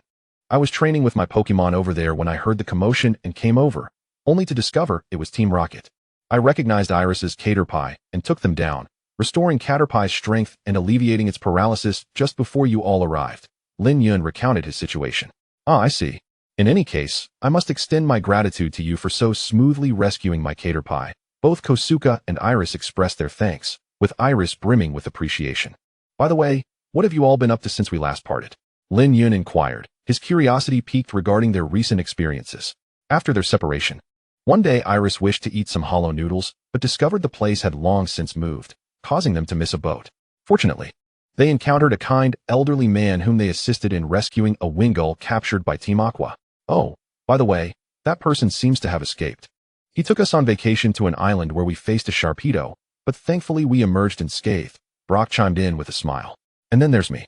We arrived at the battle island, and I challenged the gym leader, but ultimately I lost. So, I've decided to stay behind and train until I grow stronger before challenging again. Ash said with a bittersweet smile. What? You actually lost to Toru? Lin Yun feigned ignorance, pretending to be astonished. Did you defeat Toru and earn the gym badge? Kosuke exclaimed, incredulity written all over his face. The others mirrored his astonishment. Indeed. Behold, this is the punching badge, proof of my victory over Toru. I solely utilized my Bulbasaur to triumph over Toru's Machoke and Hitmonchan. Lin Yun declared with a grin as he produced the badge. You won using only Bulbasaur? Ash felt a twinge of discouragement upon hearing this. There was no denying the vast disparity between him and Lin Yun. Impressive. Iris, who had previously witnessed Ash's challenge, expressed her admiration. But how did you counter Toru's surf evasion technique? Brock inquired, his curiosity piqued. It primarily relied on magical leaf and powder moves, against such expansive and tracking moves. His surf technique proved ineffective, Lin Yun explained, attributing his success to skillful execution. Ash, you might find it challenging to emulate this, given that even your Trico, despite having learned magical leaf, cannot acquire the other 3 powder moves, Kosuke teased. I am aware of this. So, what should I train to counter Toru? Ash lamented, feeling slightly overwhelmed, especially since he did not wish to rely on Pikachu this time. I can offer a suggestion, either train by harnessing the power of waves, employing his own tactics against him, or capture new Pokemon, particularly those adept at countering fighting types, Lin Yun offered, doing his best to assist. Is that so? I shall consider it, Ash nodded thoughtfully, seeing merit in the advice. However, Lin Yun, you've swiftly acquired 6 Pokemon, and there are new faces among them. Moreover, your Lotad has evolved into Lombra, Brock remarked, eyeing Lombra and the new Pokemon, Sprigatito, with curiosity. Ash and Iris immediately retrieved their Pokédexes to look up information on the new Pokemon. While they found details on Lombra, they were unable to locate any information on Sprigatito. Prompted, they turned to Kosuke and Brock, who were more knowledgeable. Apologies, I have no recollection. Ash, Kosuke replied. Neither do I, Brock added. This is Sprigatito, one of the grass-type starters from the Paldea region. I acquired it by chance, and I have yet to formally capture it. We are merely traveling together for now. Lin Yun explained with a smile. Paldea region, grass-type starter, Sprigatito, Ash, and the others echoed, their curiosity piqued. If you ever have the opportunity, you should visit. But I must emphasize that the region is somewhat unique and perilous, especially for outsiders, Lin Yun added, chuckling to himself. As he had no immediate plans to venture to Paldea, Ash and his friends seemed to take this lightly. After all, they were still unfamiliar with several regions they already knew. After a brief conversation, the two groups soon parted ways, returning to their respective camps. Lin Yun, however, had set his sights on exploring the rock cave. His motivation lay in the abundance of rare minerals within, which even Steven frequently sought. He hoped to unearth a few treasures, thereby earning some money, while also granting his Pokemon a well-deserved respite. Thus, 2 days later, Lin Yun and his Pokemon arrived at the rock cave. It was not far, so they reached it swiftly. Indeed, it was an expansive cave, aptly named. Lin Yun was acutely aware that it was home to numerous rock, ground, and even steel-type Pokemon. The most renowned inhabitants, even regarded as the cave's sovereigns, belonged to the Beldum lineage. Steel rock Pokemon, when pitted against grass types, dealt standard damage, lacking any type advantages or resistances. If he could enlist their aid, the journey ahead would undoubtedly be smoother. Lin Yun promptly entered the cave with his 6 Pokemon. The signs of previous excavations were evident, possibly made by others, Steven, or various Pokemon. Almost immediately, they were greeted with enthusiastic welcomes from the local Pokemon. As the arrival of Lin Yun and his companions startled the Zubat and Golbat that hung from the cave walls. Regrettably, even in the face of a grass-type legion characterized by exceptional synergy, profound camaraderie, and mastery over an array of techniques, they managed to triumph effortlessly, despite not having the advantage in either level or numbers. Subsequently, they swiftly vanquished numerous Pokemon, not only augmenting their combat experience, but also accumulating significant growth. Meanwhile, Lin Yun took intermittent pauses to excavate alongside the Pokemon, though their fortunes seemed rather dismal. Throughout their journey, they encountered no remarkable fossils or stones. Chapter 34. The Rock Cave and the Treasure Cat. At this juncture, Lin Yun traversed deeper into the rock cave, with 6 Pokemon in tow. He was now somewhat caked in mud and limestone, and a sigh of exasperation escaped him. Their luck was abysmal. Nearly an hour had elapsed since their entry, yet they had yielded no results. Could it be that these areas had been previously excavated, rendering their chances exceedingly slim? Must they resort to exploring less frequented locales? As he continued onward with the Pokemon, a rather foolish notion crossed his mind. Thus, He promptly acted upon it after Lin Xiaodong and Momo Mushroom repelled another wave of Pokemon, gaining experience in the process. Lin Yun soon discovered a section that appeared to have never been excavated. Without hesitation, he seized a pickaxe and began to dig. Fortuitously, his efforts bore fruit. Within a short span, he unearthed a substantial quantity of valuable ore, at least 56 pieces, while not as coveted as evolution stones. These were still types of or favored by rock, ground, and even steel-type Pokemon, and could potentially be incorporated into the crafting of Pokemon cuisine. Clearly, he had struck the right path. Everyone, spread out and excavate along this vein, Lin Yun exclaimed, elated, and resolved to press his luck further. The Pokemon eagerly assisted, particularly with the presence of Lin Xiaotong, who possessed the techniques Water Gun and Bubble Beam, streamlining their excavation process. Indeed, the current statistics for Lin Xiaotong were noteworthy. Name: Lin Xiaotong. Gender: male type. Grass Water ability: Swift Swim moves: Growl, Water Gun, Bubble Beam, Mega Drain, Mist. Giga Drain, Confusion, Rain Dance, Seed Bomb, Magical Leaf, Leaf Blade, Energy Ball, Hydro Pump, Icy Wind level 15. This data reflected Lin Xiaodong's remarkable progress, especially given the battles fought alongside Momo Mushroom, which had allowed them to accumulate considerable experience. Lin Xiaodong had leveled up to 15, while Momo Mushroom had reached level 16 as well. As for the other companions, including the newly joined Xi and Yi Meow, it wouldn't be long before they too would ascend a level. Moreover, despite the evolution of Lin Xiaotong into a cheerful Hitong, he was unable to learn Energy Ball. However, he could certainly acquire it. Consequently, in the past 2 days, Miyawaki had promptly taught Energy Ball to Lin Xiaodong, who had honed this skill to a commendable level. To Lin Yun's surprise, Lin Xiaodong had also instinctively mastered Hydro Pump and Icy Wind following his evolution, skills of considerable merit. One could say that Lin Xiaodong had surpassed even Brock's Pokemon. Joy soon enveloped the Pokemon and Lin Yun alike, as if Lady Luck had finally smiled upon them. They unearthed numerous rock types and ores that could serve as sustenance for the aforementioned 3 elemental Pokemon, without considering weight or quality. The sheer volume of their haul was nearly equivalent to that of an adult human. Additionally, they had finally struck gold, unearthing 2 firestones of seemingly excellent quality. However, their luck appeared to wane thereafter, as further excavation yielded little else. Lin Yun promptly decided it was time to depart. Suddenly, a voice calling out resonated from a distance, causing Lin Yun to pause in surprise. Isn't that Ash's voice? Familiar with the unfolding narrative, Lin Yun realized the uncanny coincidence of their paths crossing on the same day. He hastened towards the source, cautioning his Pokemon to remain vigilant, for the rock cave was a labyrinth of tunnels and caverns, rife with potential pitfalls and surprises from local Pokemon. Yet, by the time they arrived, it was too late. Ash and his companions had inadvertently fallen into a trap laid by Team Rocket, tumbling down as a result of dislodging a wall. As they descended, Lin Yun and his Pokemon reached the vicinity of the excavation site. Although slightly delayed, the interconnected nature of the cave suggested they would likely encounter no peril, allowing Lin Yun to focus on his own endeavors. He surmised Ash and his friends would manage without issue and intended to continue his activities. The Pokemon nodded in agreement, accepting Lin Yun's decisions without question. However, soon after, a cacophony erupted, heralding the appearance of 2 enraged Exploud, seemingly just roused from slumber. Lin Yun, bemused yet unfazed, gestured forward, prompting his 6 Pokemon to charge forth and swiftly subdue the 2 Exploud, casting them aside. In light of the circumstances, Lin Yun saw no need for decorum. After all, in the wild, strength prevailed. However, suddenly, Xi and Yi Meow seemed to sense something and darted away. Hey, Xi and Yi Meow, don't run off, Lin Yun exclaimed, a mix of surprise and exasperation in his voice as he and his Pokemon pursued her.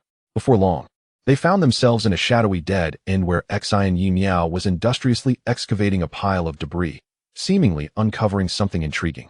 Lin Yun and the other Pokemon remained silent, their curiosity piqued, eager to discover what Xi and Yi Meow had unearthed. In no time, Xi and Yi Meow halted her digging, clutched something in her mouth, and turned to reveal a stone, a striking azure hue adorned with a yellow lightning bolt pattern. A thunderstone, Lin Yun exclaimed, his eyes lighting up as he took the stone from her mouth, praising her and affectionately patting her head as a gesture of encouragement. Xi and Yi Meow beamed with joy, her face radiating delight. However, if the rubble here is embedded with thunderstones, does that not imply that the comrades should commence excavation? Lin Yun, soon realizing the implications, could hardly contain his excitement as he grasped a pickaxe and began to dig, with the Pokémon eagerly assisting him. Before long, they indeed unearthed unexpected treasures, perhaps with an air of inevitability. Astonishingly, they discovered 2 Thunderstones, albeit of slightly inferior quality compared to the previous one. Yet, to their amazement, they soon excavated a Sunstone.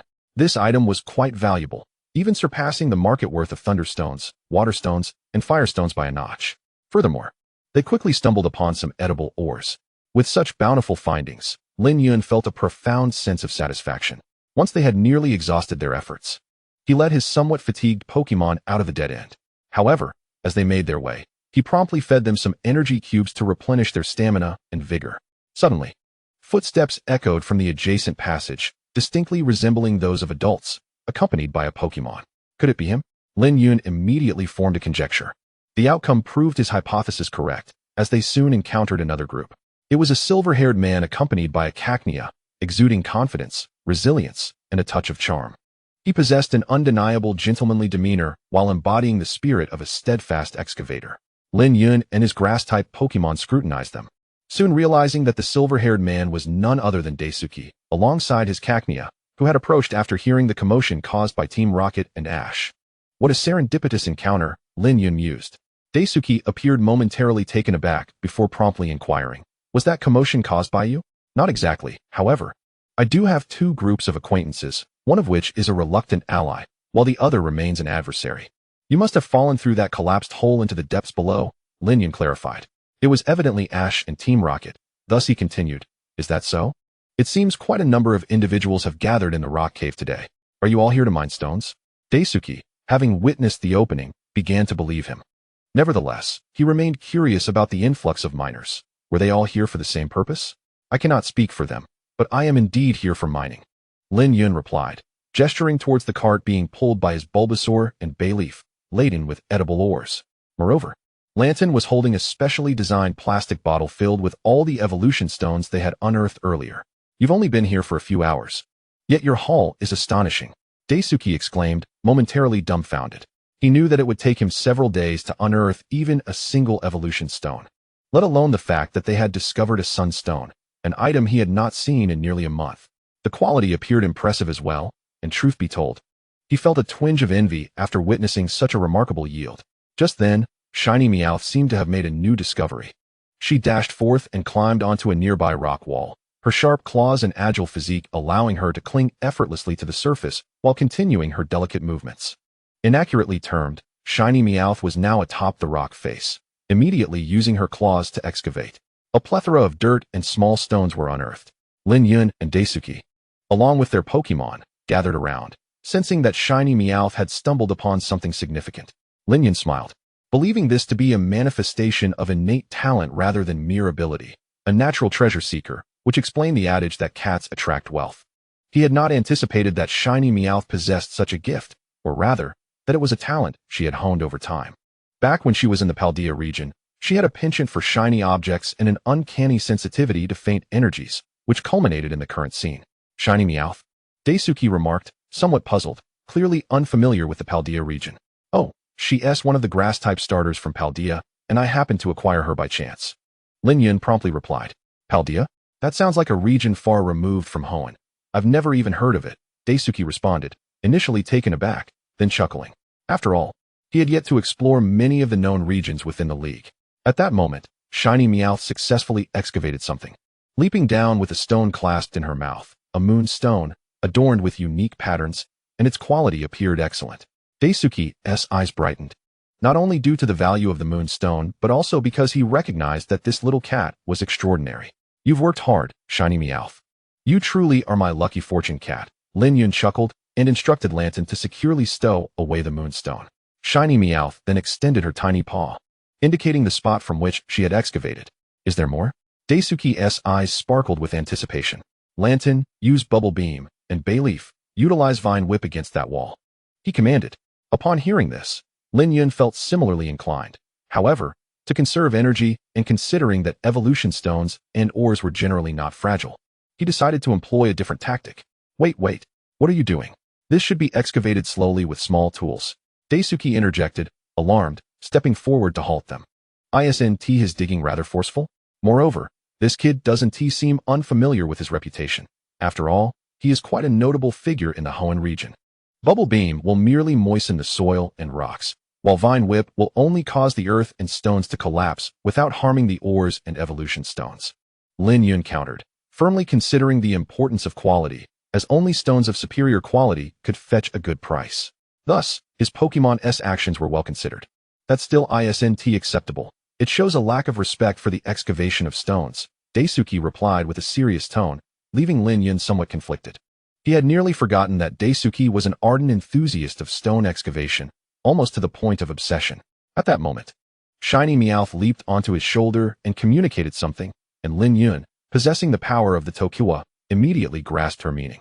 Master, there are merely 2 more moonstones inside, and their quality isn't great. Let us head over there instead. I can sense a significant energy source, Shiny Meowth conveyed. Lin Yun maintained a stoic expression. Very well, but I shall refrain from digging. Lunchtime is fast approaching. Let us exit the cave and have lunch in the forest. After Lin Yun finished speaking, he promptly departed, followed closely by the Grass-Type Pokémon. His actions could indeed be seen as a gesture of respect towards Dawu. Dawu was momentarily taken aback. He had not anticipated that the other party would leave so abruptly, genuinely heading for lunch, yet curiously, his direction seemed to lead away from the rock cave. He appeared to be a trainer with a profound affection for grass types, typically characterized by a gentle temperament. Yet, why was he so indifferent towards the excavation of stones? Dawu chose not to dwell on it, although he felt some dissatisfaction regarding Lin Yun's attitude towards stone excavation. He was reluctant to engage in a confrontation with a trainer who had only recently embarked on his journey. He quickly retrieved his tools and, alongside Kadora, began to excavate the wall behind him. However, the results were far from satisfactory. While they unearthed 2 moonstones, their quality left much to be desired, leaving Dawu quite discontented. Soon after, drawn by the commotion caused by Ash and the others below, he leapt down into the depths of the cave. Meanwhile, Lin Yun, on the other side, quickly experienced new fortunes. Thanks to the treasure-hunting talents of his new leaf cat, he promptly discovered 2 commendable thunderstones and a sunstone, and even a top-quality firestone.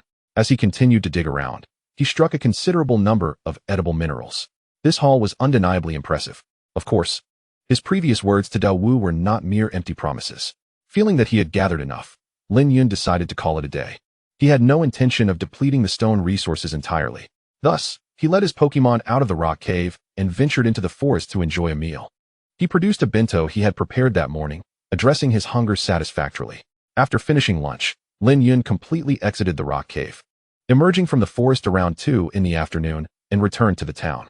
The renowned rock cave was situated on Battle Island, so it was hardly surprising that there were corresponding shops nearby. He quickly located a somewhat official and reputable store and sold off all the stones he had previously collected, making quite a handsome profit in the process. However, just as he was about to leave, he noticed that his Bulbasaur was fixated on a particular direction, its gaze filled with yearning. What is it, Bulbasaur? Lin Yun inquired as he turned to see what had captured its attention, only to be astonished and nearly drop his jaw. Before him lay a peculiar stone, larger than a basketball, resembling some form of crystal, with an object inside that resembled a genetic ring or a marble's core. It was a Mega Evolution Stone, and Lin Yun was taken aback. He had not expected to stumble upon such a find in this shop. The fact that Bulbasaur had sensed it clearly indicated that this was, without a doubt, a Mega Evolution Stone for Venusaur. Excuse me, do you sell this item? Lin Yun quickly concealed his excitement and exhilaration, adopting a calm demeanor. Although Mega Evolution had yet to be discovered, he did not wish to draw attention to his interest, as this would allow him to acquire the Venusaur Mega Evolution Stone with ease and without any concerns. However, the shopkeeper's response left him utterly bewildered. This item is not particularly valuable, but are you interested in a gem that resembles a marble? Given the quantity of evolution stones and minerals you've brought today, just wait a moment, and I will have it processed in the back for you. Watching the shopkeeper retreat with the Mega Evolution Raw Stone, Lin Yun found himself at a loss for words. He could only blame the fact that the immense potential of Mega Evolution Stones and Evolution Keys had not yet been realized, allowing him to secure such a remarkable bargain. As for the wearable components, he decided to hold off on that for now, intending to wait until Bulbasaur evolved into Venusaur before customizing it appropriately. Simultaneously, he pondered the limited options for Pokémon capable of Mega Evolution, knowing only Venusaur and Sceptile could achieve it. As for Abomasnow, despite being a unique grass-ice type, Its fourfold weakness to fire and vulnerabilities to 6 other types made it less appealing, especially since its Mega Evolution merely raised its stats to a fixed level of 100 without altering its attributes or abilities, rendering it somewhat lackluster. Lin Yun was uncertain about how to train such a Pokémon, particularly given that Bulbasaur primarily operated in the Ice type. Consequently, he felt ambivalent about whether to capture Bulbasaur or Snowy. Beyond that, he realized that there were no other Grass-type Pokémon capable of Mega Evolution.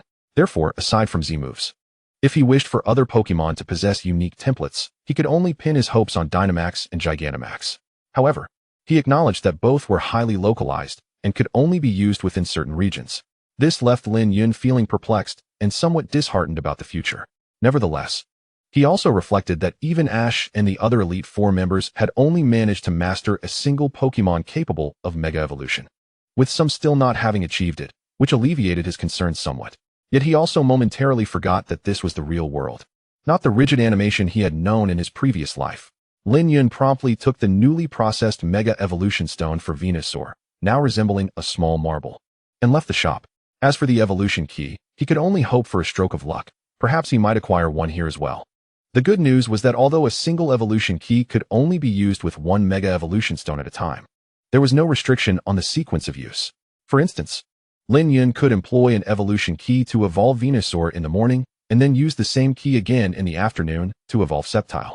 However, he was acutely aware that he needed to enhance his own physical condition, as nearly all templates relied on the physical stamina and bond between trainer and Pokémon. Chapter 36, A Month of Hellish Devil Training. Following this, Lin Yun first visited the Pokémon Center to restore the health of all his Pokémon. He also spent some money to have them checked for any underlying injuries, and with the all clear, he felt a significant sense of relief. After all, a lengthy training regimen awaited him. He resolved to find a beach and conduct a focused training session for all his Pokémon, including himself. Unexpectedly, he received a reward from the Alliance for his previous capture of Team Aqua, which had apparently been waiting for him at the Pokémon Center for quite some time.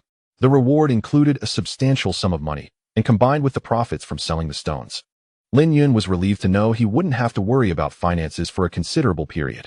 Additionally, he received a high-quality water stone, which delighted him immensely. It meant that when Lombro was ready, he could evolve it into Ludicolo without any concerns. But the surprises did not end there. He also received a Sunny Day move tutor, which was particularly beneficial, as many Grass-type and Fire-type Pokémon relied on the Sunny Day weather condition.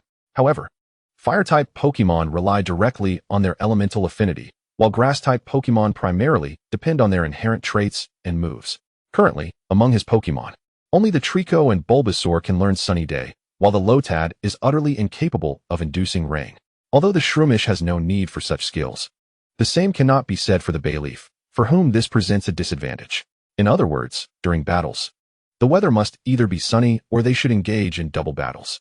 Otherwise, it would be prudent for the Bayleaf to refrain from entering the fray too readily. Approximately a month later, after departing from the Pokémon Center, Lin Yun commenced rigorous training and specialized drills with his Pokémon. All the Pokémon embarked on comprehensive enhancement regimens, including physical conditioning, endurance training, technique mastery, and skill acquisition. Even Lin Yun devoted this period to self-improvement, continuously striving to elevate his own capabilities. Furthermore, they often sought out wild Pokémon for battles. To challenge themselves, they constructed makeshift rafts to venture into the ocean, confronting perilous aquatic Pokémon in groups, such as swarms of Tentacle, packs of Sharpedo, and even hordes of Gyarados, facing near-fatal encounters on several occasions. However, after a month of relentless training, their efforts bore fruit. As the saying goes, one must invest to reap rewards. The price of their labor was steep, involving bloodshed and the constant threat of life. Yet the rewards were commensurate with the risks taken. By the end of the month, Bulbasaur had reached level 35 and, through this grueling regimen, had learned new techniques, including Petal Dance and Heavy Slam, in addition to Sunny Day. Bayleaf and Trico were at levels 32 and 34, respectively. The Bayleaf still faced the same challenges, compounded by the fact that Trico had been the most diligent of all Lin Yun's Pokémon, resulting in a disparity in experience gained. Consequently, Trico now led Bayleaf by 2 levels. Nonetheless, Trico appeared to have matured significantly. Although still somewhat arrogant and proud outwardly, internally, it had developed into a seasoned warrior. The trials of the past month, particularly the unpredictable raft journeys at sea and battling against formidable aquatic Pokémon in harsh weather conditions, had fostered growth in all of them, akin to a resilient plant that remains unyielding despite the fiercest storms. Trico recognized that it need not compete excessively with Bayleaf, nor with the other Pokémon. However, a healthy competitive spirit within the team remained essential. After Trico mastered Sunny Day, it, along with Bayleaf, acquired new skills. In friendly battles, Trico learned Solar Blade, and in moments of dire need, it discovered Quick Attack. Bayleaf similarly learned moves such as Flash and Grass Knot. However, Lin Yun was particularly astonished when Bayleaf unexpectedly learned Sunny Day, evidently inspired by Trico and Bulbasaur's presence. Although the reason remained unclear, perhaps due to its dragon-type lineage or an innate talent, Bayleaf had indeed mastered Sunny Day, alleviating Lin Yun's previous concerns. Regardless, the outcome was advantageous for him, Bayleaf, and the entire team, bringing immense joy to everyone involved. Then came the Shroomish and Lotad, both of whom had evolved. Lin Yun took the opportunity to evolve Lotad using a water stone when the time was right. Shroomish had reached level 26, while Lotad was at level 25. Both had also acquired new skills. Shroomish learned Sonic Punch, Aura Sphere, and Explosive Punch. Given the significant transformations that accompany evolution, it was unsurprising that Shroomish had mastered 3 different punches. Lotad, transformed into a cheerful optimist, now danced joyfully and wore a constant smile, even influencing Shroomish's demeanor, which had become more generous and carefree, as if they had both fully embraced their roles as dancers and fighters. Moreover, Lotad had gained new capabilities, particularly after evolving alongside Shroomish. Remarkably, it learned Shadow Clone and Surf. Lastly, there was the new Leaf Meow, or more accurately, Teary Meow. No longer the petite kitten it once was, it now stood upright, walking on 2 legs, exhibiting the early traits of a magician, coupled with its innate talent. It had even surpassed Shroomish and Lotad, standing at the same level as Trico, Bulbasaur, and Bayleaf, now around level 28. Prior to its evolution, it had completely become Lin Yun's 6th Pokémon. The little cat ultimately agreed to evolve, recognizing the benefits of being part of such a supportive team and the bonds formed over these days. Therefore, it joined Lin Yun's team without hesitation. With this, Lin Yun had finally assembled a complete roster of 6 Pokémon. Naturally, Teary Meow, upon evolving, mastered the most new skills, including Charm Voice, Shadow Claw, Swift, and Mud Slap. All were commendable. However, it was unfortunate that even after evolving into a Mismagius, it could not learn Steel-type moves. Otherwise, it could have utilized its versatile abilities to negate any fears of Poison-type attacks. Nevertheless, it was also a stroke of luck that Teary Meow no longer had to fear electric, normal, fighting, ghost, dragon, or psychic-type moves.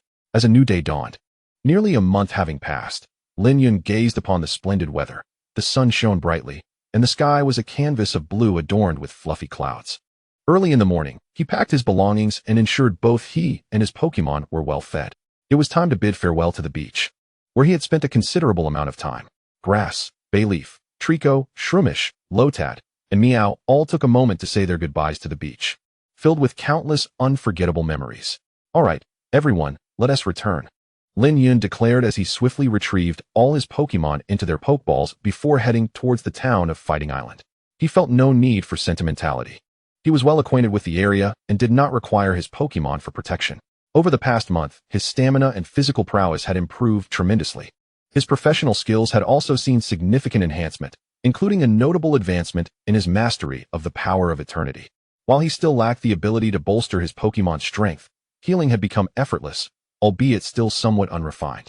Undoubtedly, this month had yielded substantial growth and strength for Lin Yun himself. Lin Yun swiftly entered the heart of the town, making his way once more to the Pokémon Center, specifically the one located on Battle Island. "Miss Joy, I entrust all my Pokémon to you," he declared, promptly handing over his beloved Ivysaur and the others. After a rigorous month of training, one that could only be described as torturous, his Pokémon required ample time to recuperate, especially to avoid any lingering injuries. Thus, it was imperative to ensure they were in prime condition before departing. At that moment, a thought struck him. It was essential to purchase an item for his beloved Tortuga. Ideally, he sought a choice scarf, which would maximize the power of its future skills, particularly suited for a high-speed, high-attack configuration. After all, Tortuga, by its very nature, was akin to a rogue. The choice scarf was relatively inexpensive and quite common among items. Lin Yun had resolved that once he returned to the mainland, he would acquire one without fail. However, after retrieving his Pokémon, he soon found himself visiting the battle gym again. Chapter 37. The challenge from the fighting girl, Shino. Ash defeated me the day before yesterday, and I claimed the punch badge, though it wasn't in the gym itself, but rather in another location.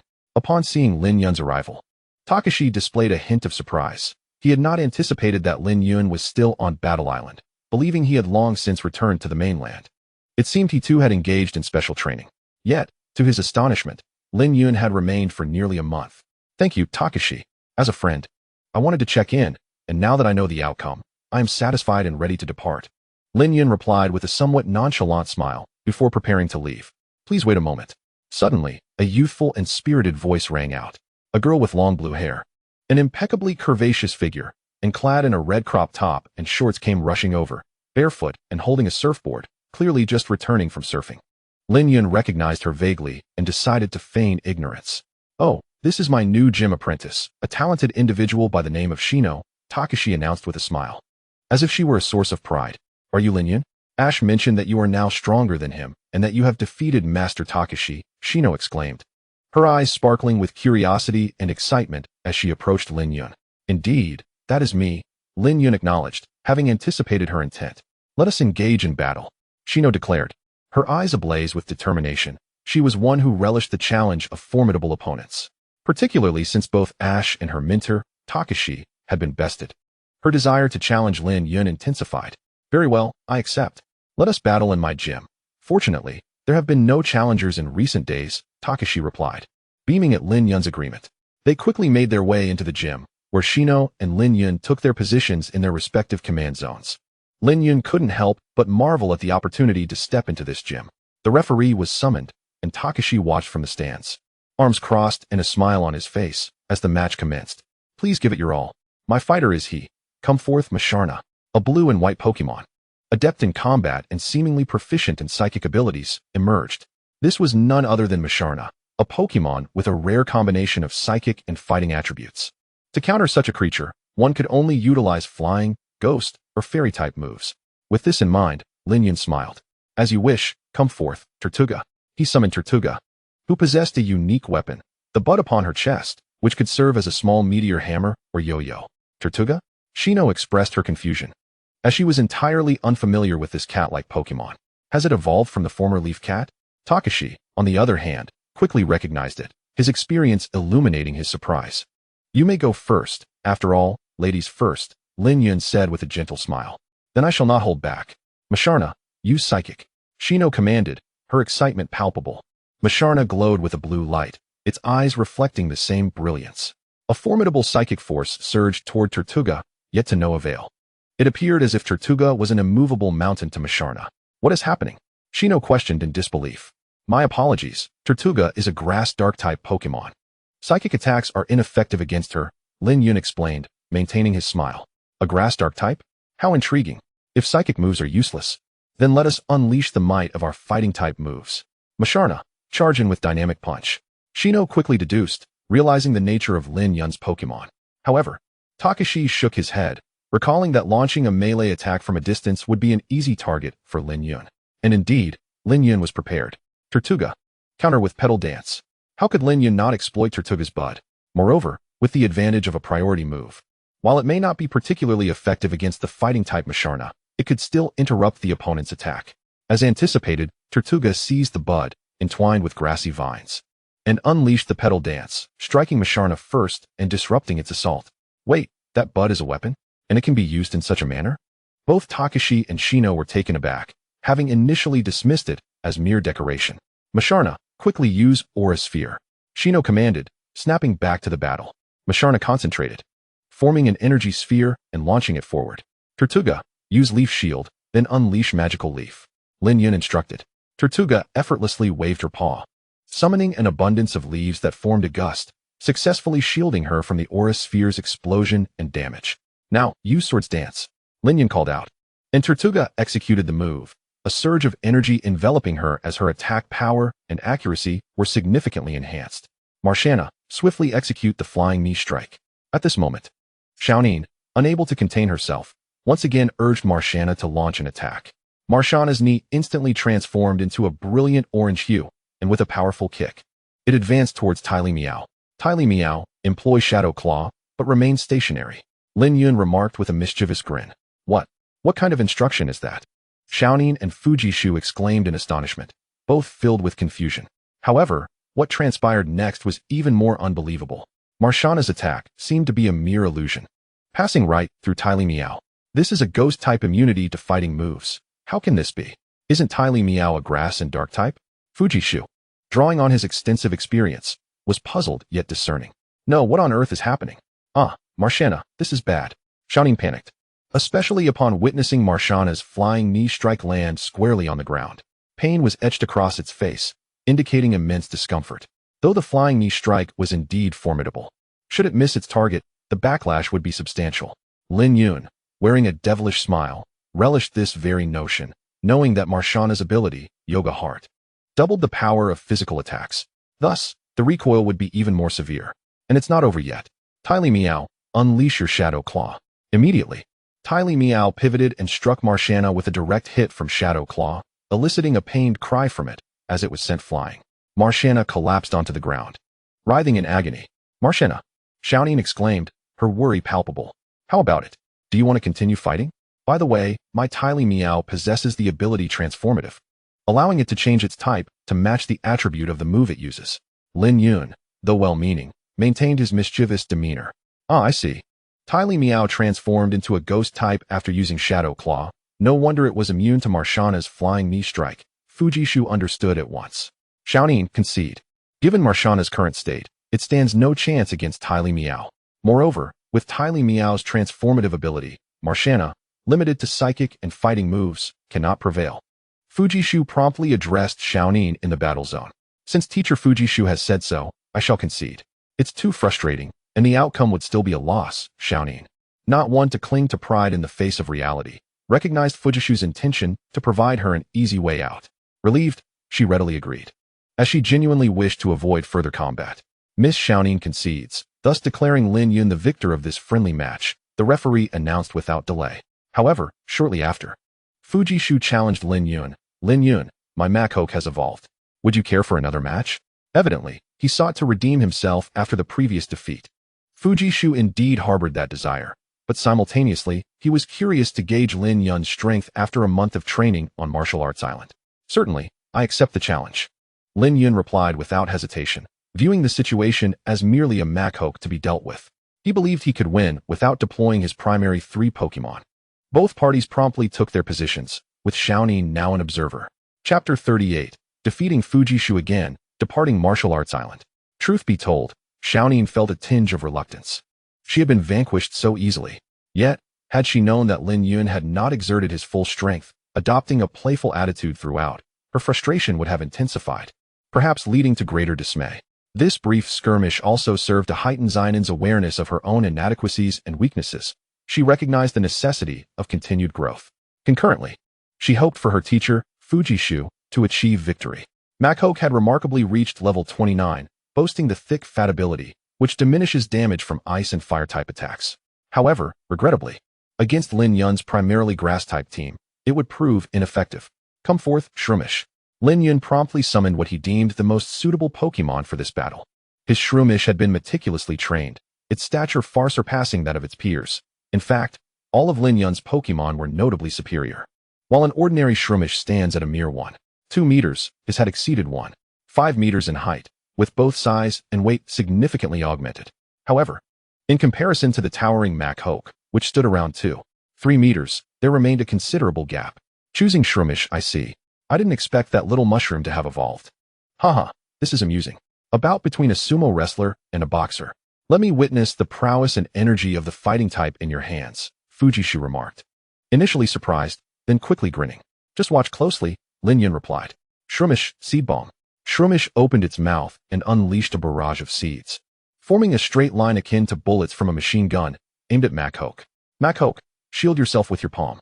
Fujishu commanded swiftly, and Machoke extended its iron-like hand, effectively blocking the seed bombs without sustaining any injuries. Shroomish, leap and use Force Palm.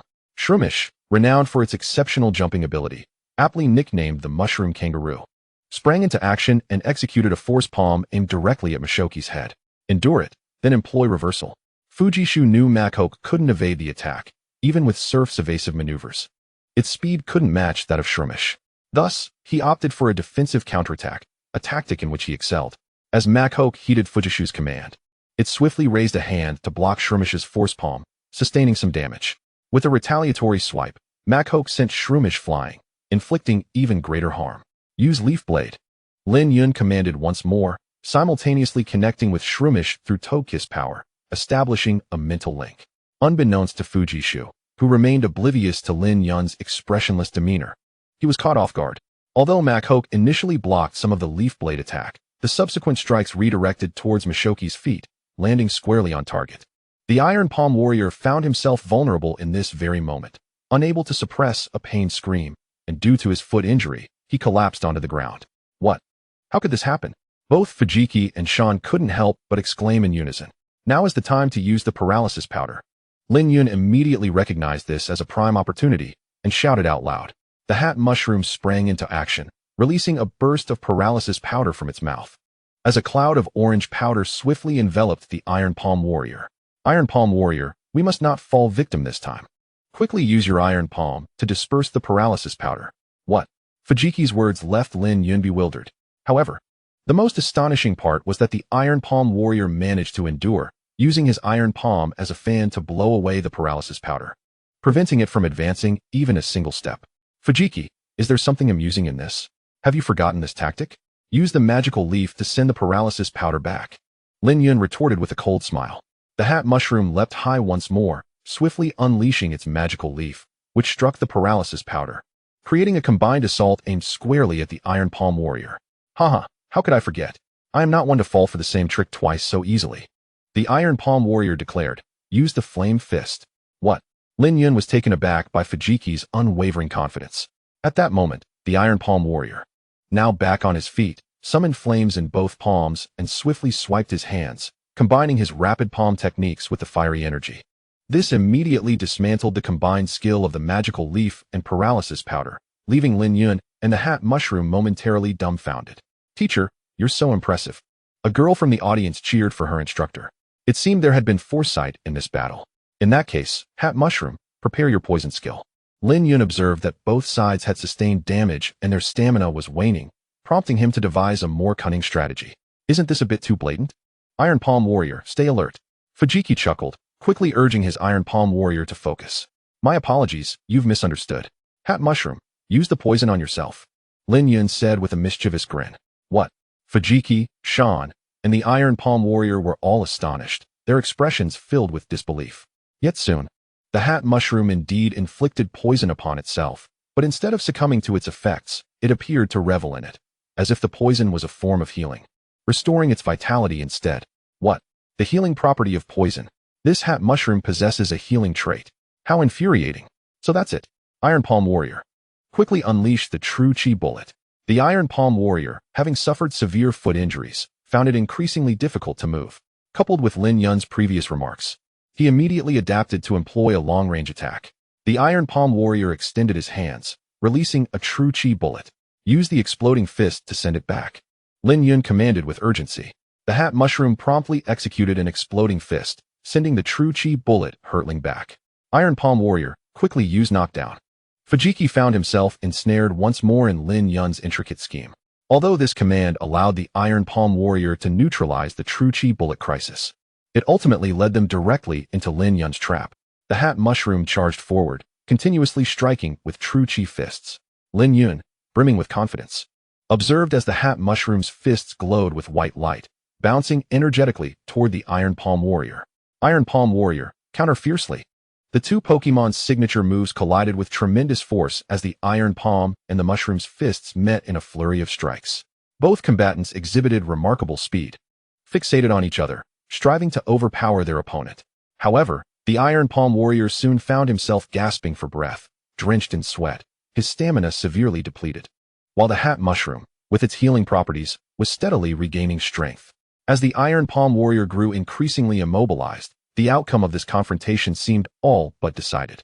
Suddenly, the Iron Palm Warrior could no longer endure, ceasing its movements. The hat mushroom unleashed a series of rapid sonic fists, each strike resonating with explosive sounds. The Iron Palm Warrior sustained significant damage, nearing exhaustion. Iron Palm Warrior, it's over. Ultimate Absorb. Unfazed by Fujiki's concerns, Lin Yun pressed on, urging the hat mushroom to deliver a final blow. The hat mushroom executed its ultimate absorb, decisively concluding the battle. The Iron Palm warrior collapsed, its eyes swirling into darkness as it lost the ability to continue fighting. Its substantial weight stirred up a cloud of dust as it fell. With the Iron Palm warrior incapacitated, the hat mushroom emerged victorious. The referee, recovering from his astonishment, quickly announced the result. Return, Iron Palm warrior. We performed admirably, but alas. Fujiki, retrieving the Iron Palm warrior into its pokeball, cast a bittersweet glance at Lin Yun. Yet again, I have fallen into your cunning ploys. This individual possesses a wealth of underhanded tactics, coupled with a profound understanding of Grass-Type Pokémon. My defeat is indeed justified, though a tinge of reluctance lingers. I concede, Lin Yun replied, not recalling the hat mushroom, before promptly departing. Who would have thought? Just a month's time, and he has grown so formidable, Fujiki mused. Teacher, are you all right? Sean approached, her expression laced with concern. I'm fine. I still need to grow stronger. Teacher, I will accompany you. Ha ha ha, splendid. You are indeed someone I have my eye on. Meanwhile, Lin Yun prepared to leave, securing passage on a ship bound for Kanazumi City. His intentions were clear, to reunite with Ash and the others, and Kanazumi City promised to be a splendid destination. Perhaps he could acquire the cherished love scarf there. Chapter 39. The appearance of Shun 2 days later, Lin Yun arrived at the coastal metropolis of Kanazumi City. It truly was a splendid city, a delightful seaside resort. Once again, he released all his Pokemon, booked a beachfront hotel suite, and planned to indulge in leisure for a while. After enduring rigorous training, it was essential to unwind and relax. Of course, he also visited a shop where he had already reserved a love scarf, but unfortunately, it was out of stock at the moment and would take some time to restock. However, it just so happened that Lin Yun had intended to unwind here for a while. Ladies and gentlemen, today we shall indeed take a well-deserved respite, free from training. Feel free to indulge in relaxation. As soon as he finished speaking, the Pokemon before him erupted with excitement and dashed out.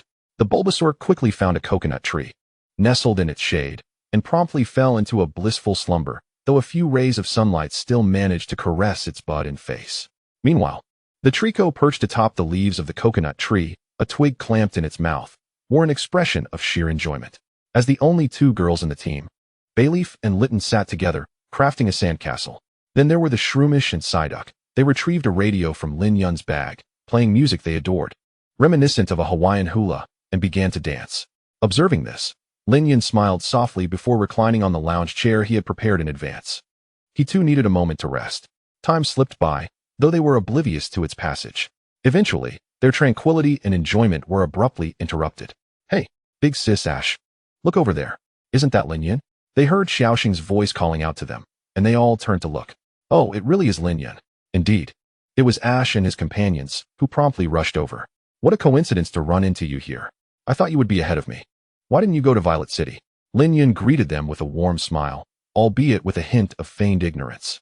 We came because Xiaoyao is participating in the grand festival being held in Celadon City, Brock immediately explained. And what brings you here, Lin Yun? Xiaoxing inquired with curiosity. After we parted ways last time, I was training on Battle Island and just finished 2 days ago. I took a boat here to relax a bit. For both myself and my Pokemon, we'll enjoy a few days of play before continuing our journey. The training over the past month has exhausted us all. Lin Yun succinctly elaborated. I see. But your progress is remarkable. It seems that 3 of your Pokemon have already evolved. Brock exclaimed, gazing at the fully evolved Shroomish, Psyduck, and Litten with astonishment. In just a month, your advancement is truly impressive. What kind of rigorous training have you undergone? It must have been quite grueling. Not only that, but Bulbasaur, Bayleaf, and Trico are also on the verge of evolution. And this must be Xiaoyao's first time participating in the Grand Festival. Would you like me to share some insights? Lin Yun offered, knowing quite a bit about the event after observing it extensively. Lin Yun, I thought you weren't interested in the Grand Festival. How come you know so much about it? Ash asked, both curious and puzzled. In the 2 years before my journey, I often watched it on television. The Grand Festival is usually broadcast live and replayed on TV, so after watching it many times, I've gathered some knowledge.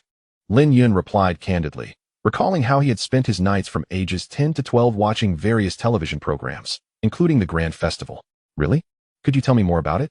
Xiaoyao said, her eyes sparkling with innocence and enthusiasm. First, you'll be facing not just judges but also an audience. So overcoming nervousness is key. Trainers are the first to take the stage, so you must leave a good impression and showcase your best energy. Lin Yun began to share his thoughts and insights. The Grand Festival consists of an initial judging round followed by group showcases. However, some people struggle to even pass the first round. There are two main points to remember. First, the Grand Festival is a stage for Pokemon performances. The focus should be on the Pokemon. Don't become too enamored with the moves. The moves should highlight the elegance of the Pokemon, not the other way around. Second, consistent training is vital, as one of the judges is a local Nurse Joy. Take your Beautifly, for instance. Its colors are vivid, it appears lively and energetic. And how it handles its moves is crucial. If you grasp these 2 points, the first round should not be too difficult. Lin Yun summarized his insights, blending his experiences from this world with what he knew from his past life. I understand now, Xiaoyao exclaimed, her eyes brightening as she nodded eagerly. What about the subsequent showcase? Ash asked. While battling, you must also emphasize the elegance of your Pokemon. However, the most important aspect is still the power. Strength is crucial. The Pokemon's stamina, physical prowess, and mastery of techniques are all essential. Ultimately, the showcase is akin to a battle. I once watched a match where a novice coordinator, participating for the first time, had a strong Charmander, while the opposing seasoned trainer, who had been competing for a year, used a very elegant Butterfree. The experienced trainer utilized his vast experience in a variety of moves to reduce the novice's score to virtually nothing, while the novice scored none. Despite the novice's Pokemon being strong, the experienced trainer was already at a disadvantage. With less than 10 seconds remaining, can you guess who would win? Lin Yun said with a hint of amusement, recalling a real match he had witnessed. Of course, it sounds like the seasoned trainer would win, Xiaoxing replied without hesitation, unable to fathom how a novice could triumph over an experienced competitor. You are mistaken. The ultimate victor was, in fact, the trainer with the Charmander, Lin Yun replied, shaking his head before breaking into a smile. How is that possible? The disparity in skill is so vast. Xiaoxing's eyes widened in disbelief. Not just him, but Ash and the others shared the same incredulity, along with a certain someone lurking in the shadows. Butterfree is 4 times weak to rock-type moves. That novice trainer took a gamble and had his Charmander unleash a rock slide, which decisively knocked out the Butterfree, rendering it unable to battle. Regardless of how wide the score gap was before that moment, the instant a Pokemon loses the ability to battle, that side has lost completely. Lin Yun articulated the crux of the matter. So for the second round of the Grand Festival, the showcase, the most important factor is still strength. Only with the appropriate power can you qualify to display your talents and your Pokemon's elegance on stage, Lin Yun concluded. I see. Now I understand, Xiaoyao exclaimed, jotting down everything eagerly, feeling enriched by the invaluable insights. Armed with this crucial knowledge, she felt considerably more confident about her upcoming participation. There is another matter to discuss, which is that the magnificent building embodies 5 qualities: dashing, beautiful, adorable, robust, and intelligent. After evolving, the Fire Chick transforms into the powerful Fire Rooster and the fiery Blaziken. One might consider that dashing and robust traits are indeed present. Of course, the beauty and adorableness of the hunting Butterfree are also commendable.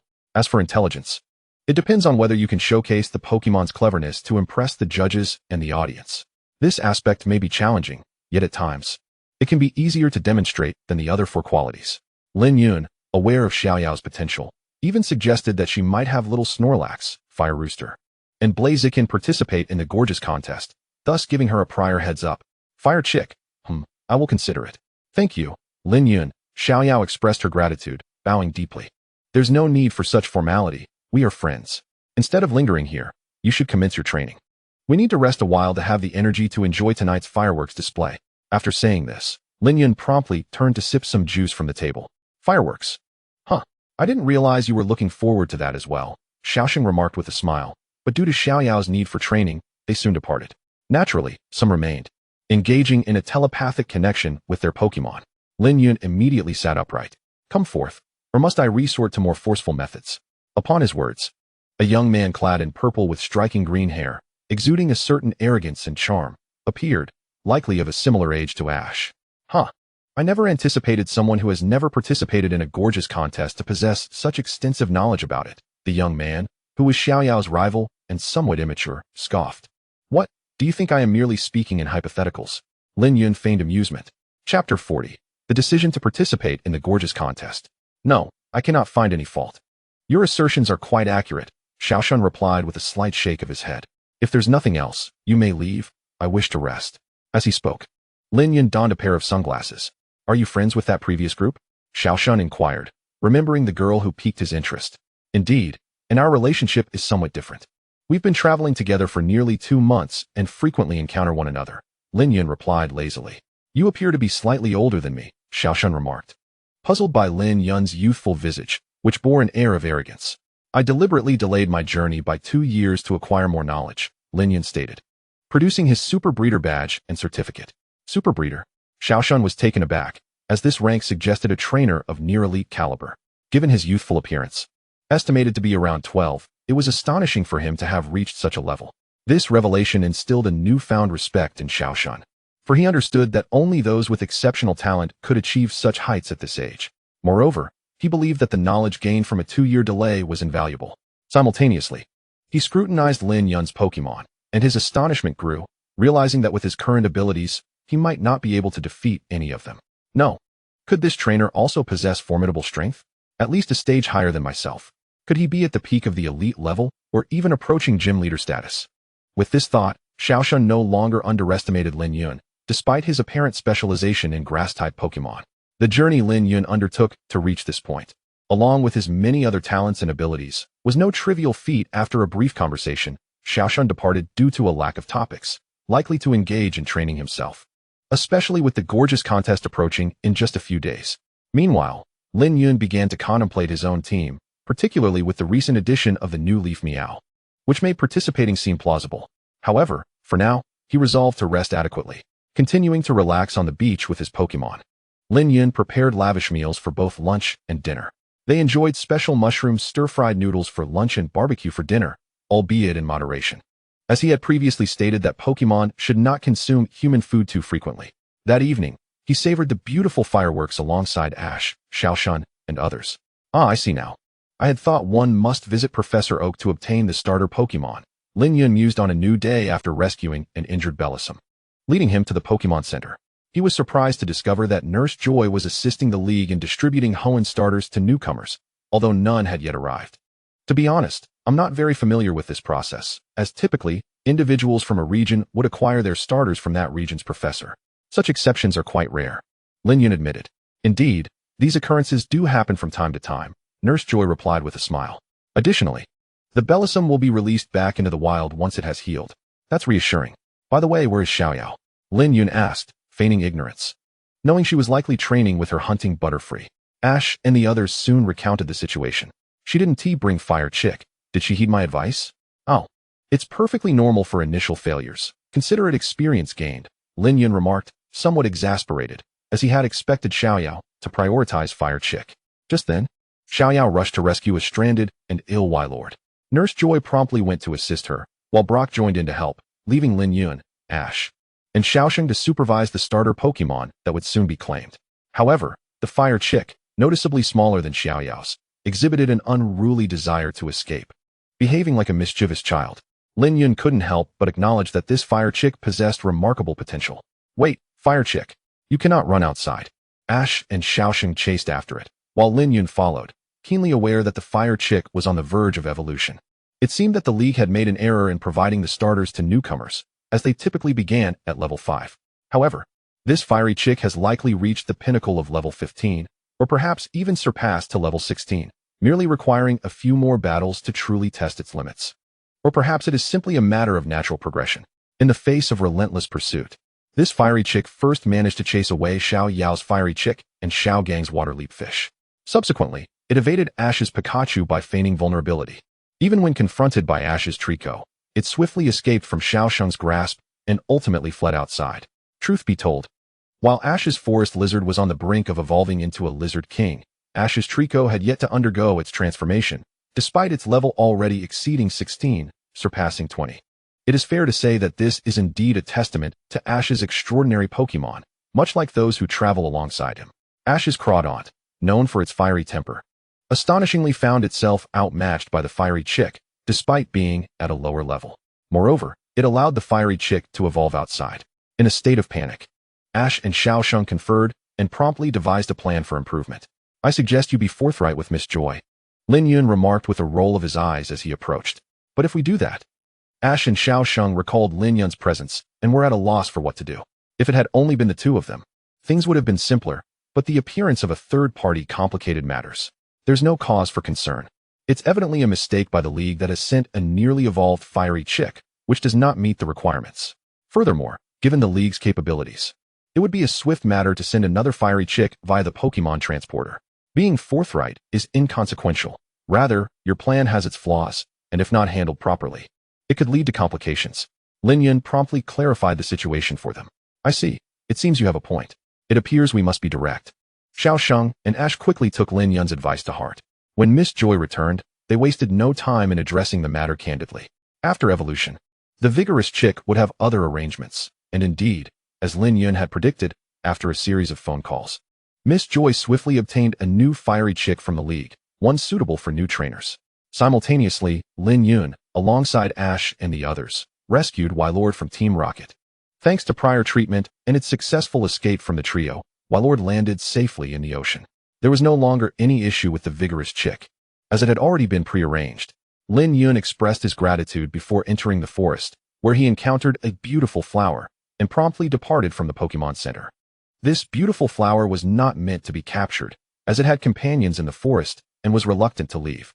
After departing, Lin Yun immediately visited a shop to acquire a special love scarf, followed by a trip to a clothing store where he selected a magician's outfit predominantly in shades of azure, complete with a unique mask that obscured his true identity.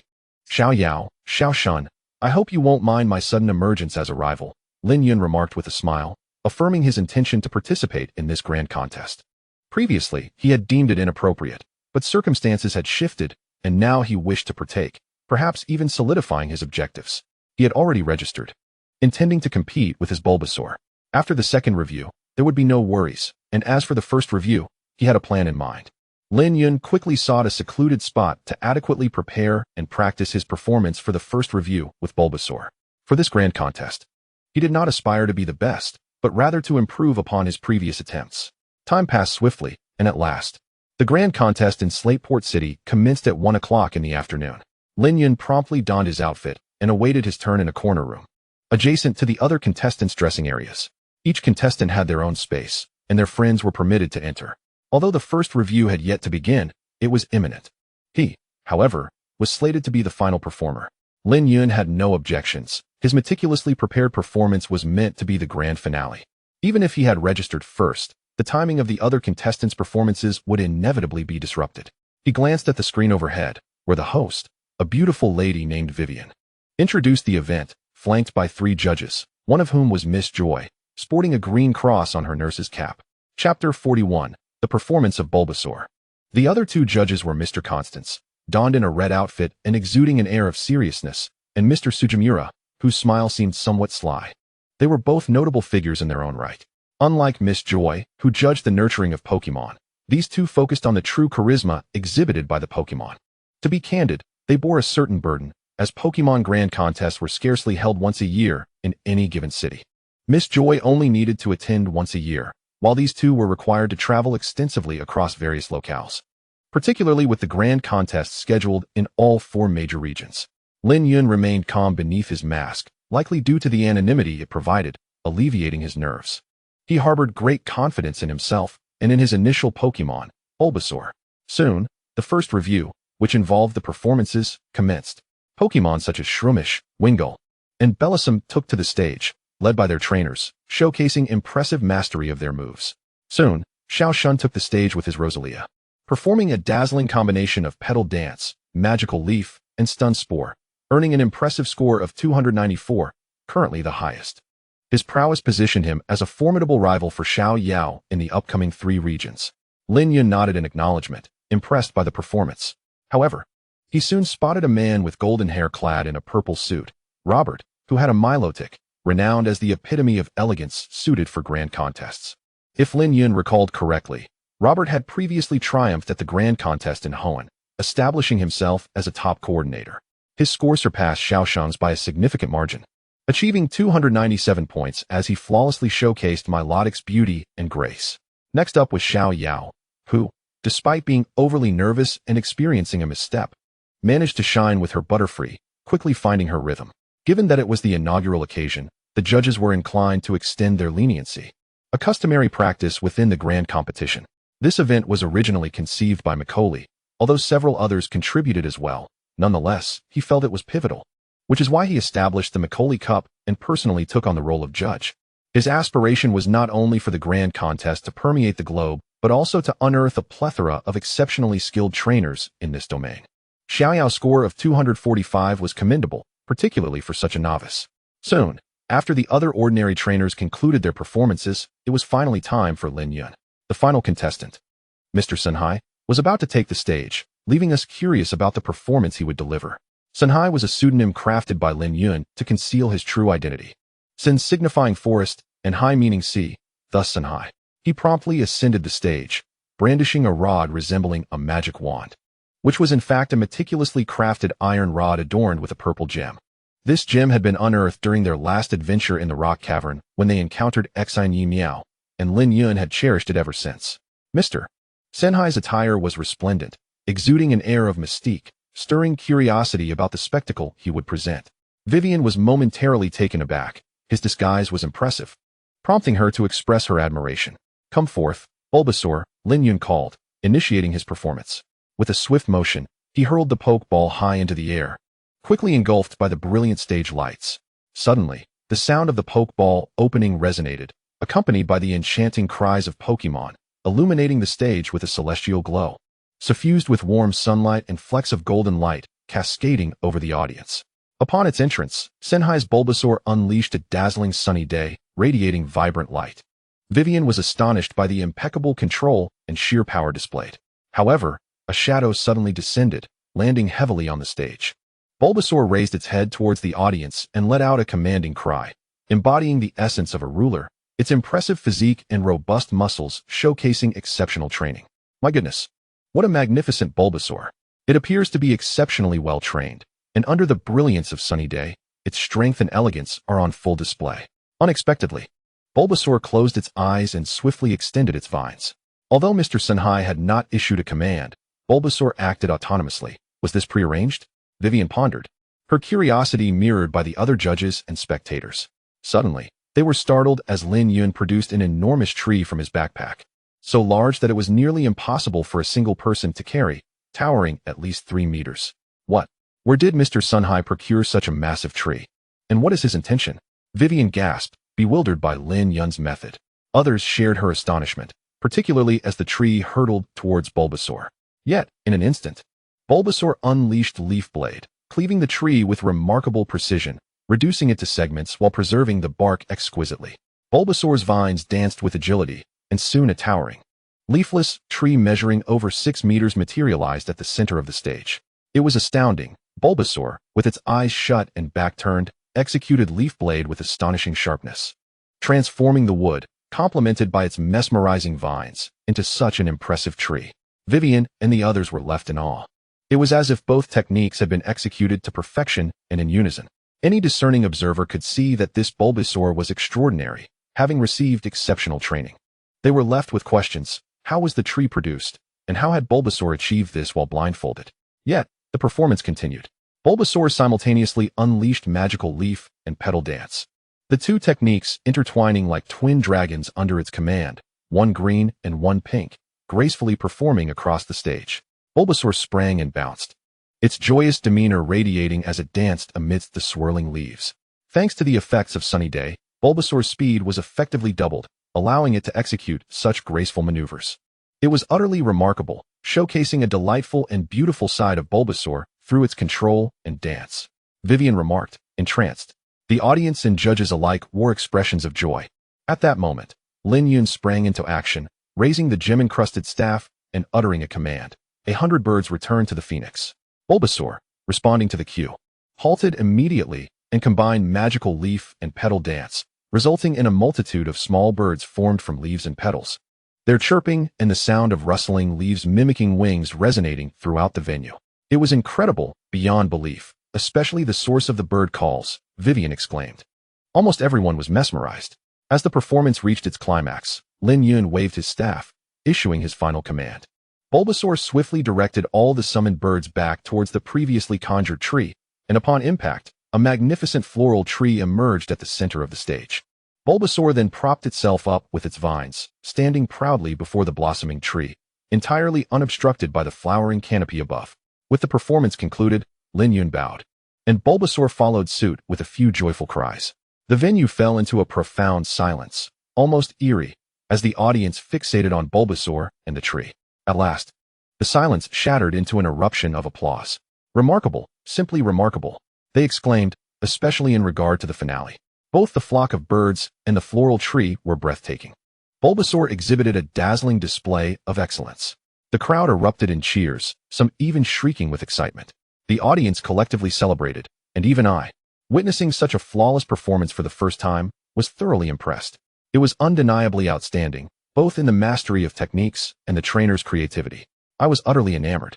Bulbasaur was not only adorable and beautiful, but also strong and majestic, a testament to exceptional training.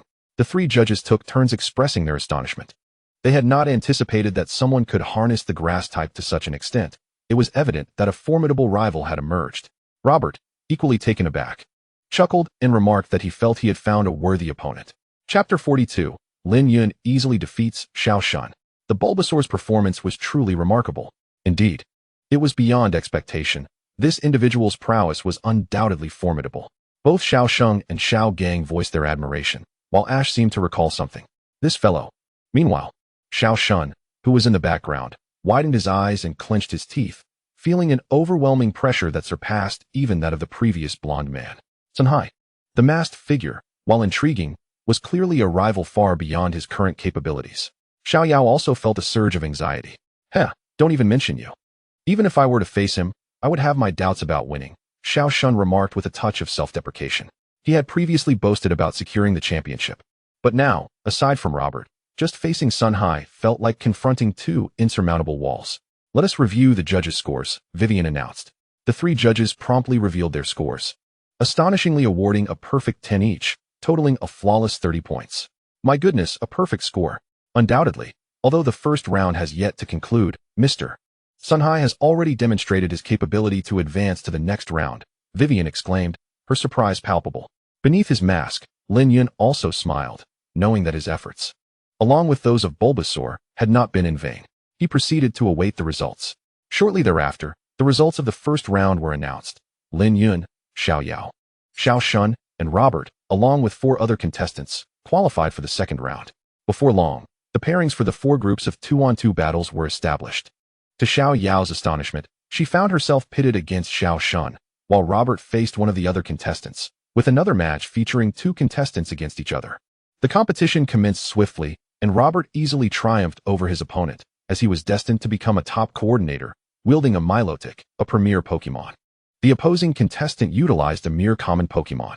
Next was the battle between the 2 common contestants, where the more skilled one emerged victorious. Following that was the duel between Xiao Shun and Xiao Yao, which Xiao Shun won with ease, attributed to Xiao Yao's unfamiliarity with the moves, the battle dynamics, and the level disparity. Xiao Yao exited the arena, visibly disheartened. Then it was Lin Yun's turn. Bulbasaur, too, secured victory effortlessly, not losing a single point.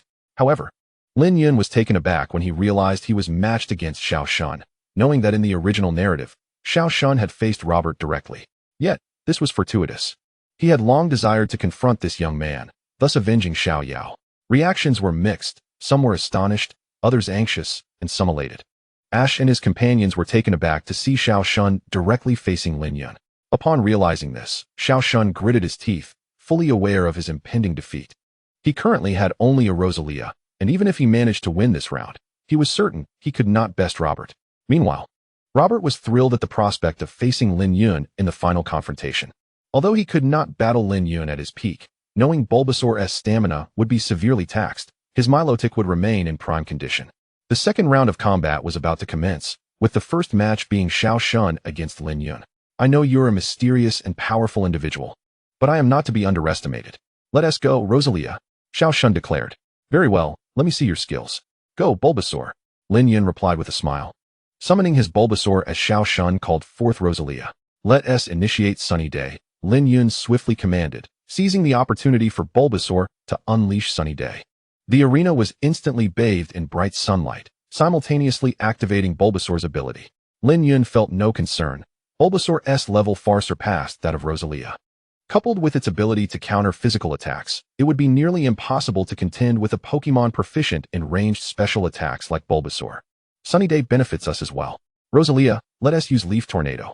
Xiao Shun, recognizing that the sunny weather could aid them, promptly retaliated, commanding Rosalia to unleash Leaf Tornado. A flurry of leaves, akin to a magical storm, surged toward Bulbasaur. However, Lin Yun did not issue any commands to Bulbasaur, and both he and Bulbasaur remained unaffected, as if the impending attack were of no consequence. Why? Why aren't you making a move? Ash questioned, perplexed. Almost immediately, both he and Xiao Shun, along with the others, were astonished. For while Leaf Tornado struck Bulbasaur, it had no effect whatsoever. Bulbasaur maintained a serene expression, even smiling as if relishing the moment. What? How can this be? Xiao Shun and Rosalia were left dumbfounded. Such an attack, for Bulbasaur, was akin to a mere massage. Allow me to demonstrate the true power of Leaf Tornado, Bulbasaur. Show them, Lin Yun said with a hint of mockery before swiftly directing Bulbasaur. In an instant, Bulbasaur unleashed its own Leaf Tornado, the speed and potency of the attack seemingly overwhelming, and before Xiao Shun could react, the torrent of leaves struck Rosalia. With a painful cry, Rosalia was sent flying, collapsing at Xiao Shun's feet. How can this be? Grass types are resistant to grass-type moves. Xiao Shun exclaimed, astonished. Little did they know in the Hoenn region, Rosalia had the potential to evolve, and that Rosalia was not only a grass type, but also a poison type. In other words, Rosalia had a quadruple resistance to grass, and while the effect was suboptimal, the sheer power compensated for it. Rosalia, are you alright?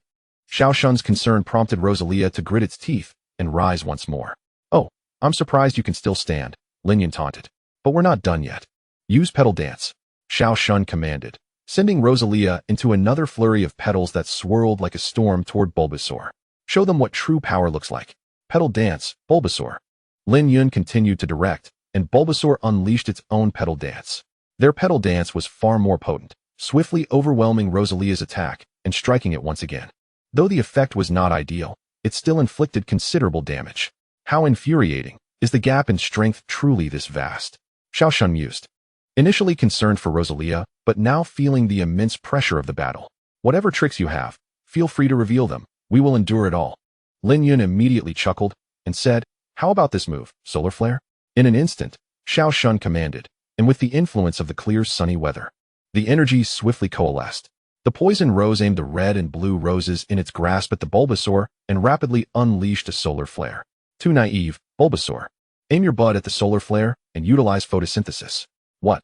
Lin Yun's command and Bulbasaur's action nearly dropped everyone's jaws, including Ash and the judges. Not to mention Xiao Shun. What transpired? Bulbasaur, aiming its bud at the solar flare, astonishingly absorbed the energy through photosynthesis. In an instant, Bulbasaur replenished its stamina and even had excess energy, shimmering like a golden creature, as if it had been gilded, an embodiment of golden legend. Heavens! Who would have thought that Mr. Sunhai would unravel the solar flare in such a manner? Yet, this also attested to Bulbasaur's excellence. Xiao Shun's score had already been reduced by 2 or 3 points. Could he possibly turn the tide? Time was running out. Vivian promptly remarked that the current situation was indeed very unfavorable for Xiao Shun. Xiao Shun felt overwhelmed. The disparity was insurmountable, rendering him unable to retaliate. Almost all his moves had been utterly crushed. Suddenly, however, Xiao Shun seemed to have an epiphany. He refused to believe that Bulbasaur could continuously absorb the solar flare. Poison Rose, unleash solar flare once more.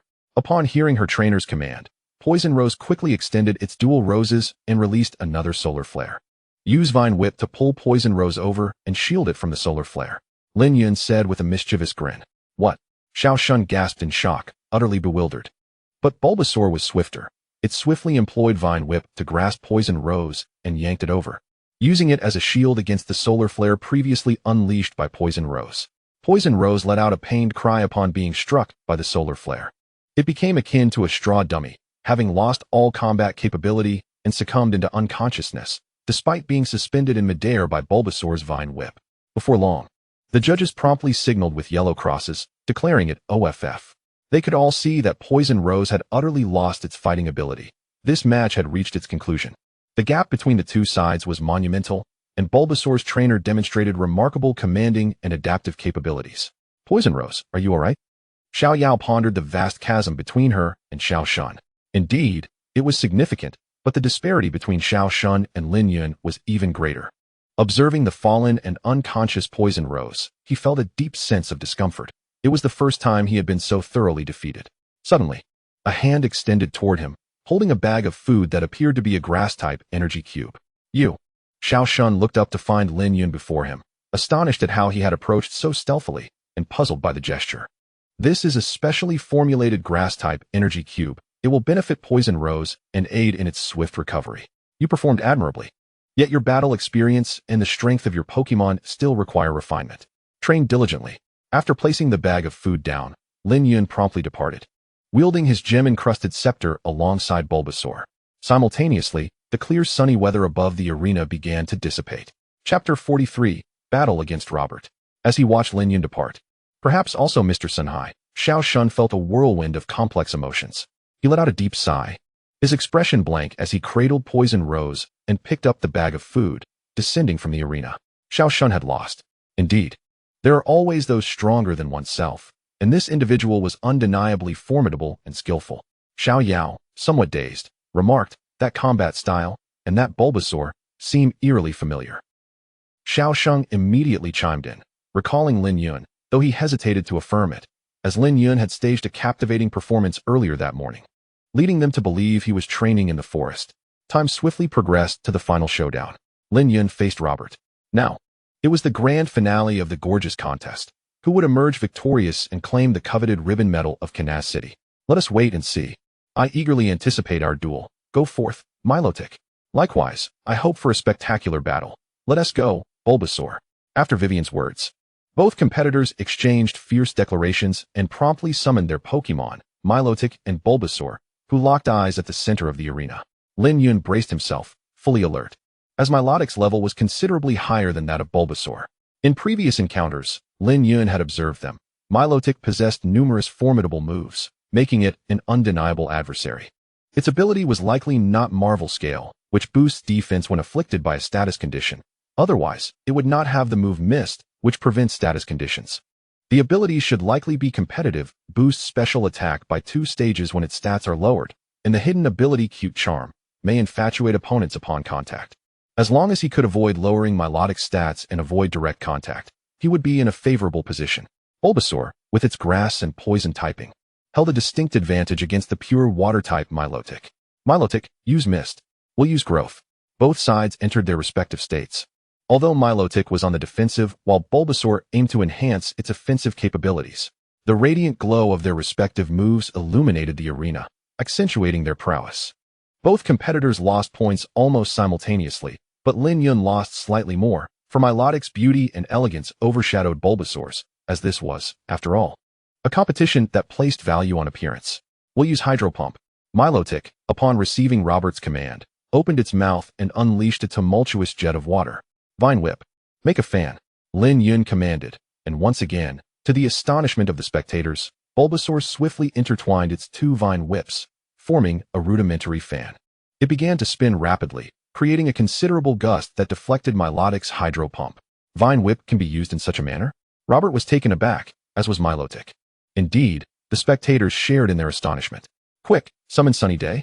Lin Yun seized the opportunity, and Bulbasaur immediately conjured Sunny Day, taking control of the weather advantage. Use Hurricane. Robert commanded, prompting Milotic to unleash a powerful and imposing whirlwind. Lin Yun fell into contemplation, while Hurricane was categorized as a flying-type move. It bore a semblance of a dragon-type move.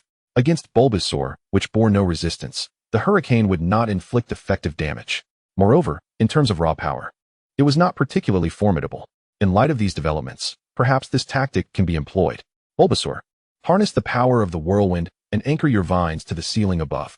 Upon hearing Lin Yun's command, Bulbasaur, invigorated by the activation of its chlorophyll traits, doubled its speed, leaping into the vortex and being swept into the air by the tornado.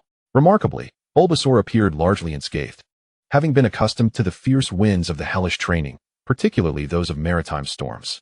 What? Robert was utterly flabbergasted, unable to maintain his usual gentlemanly composure.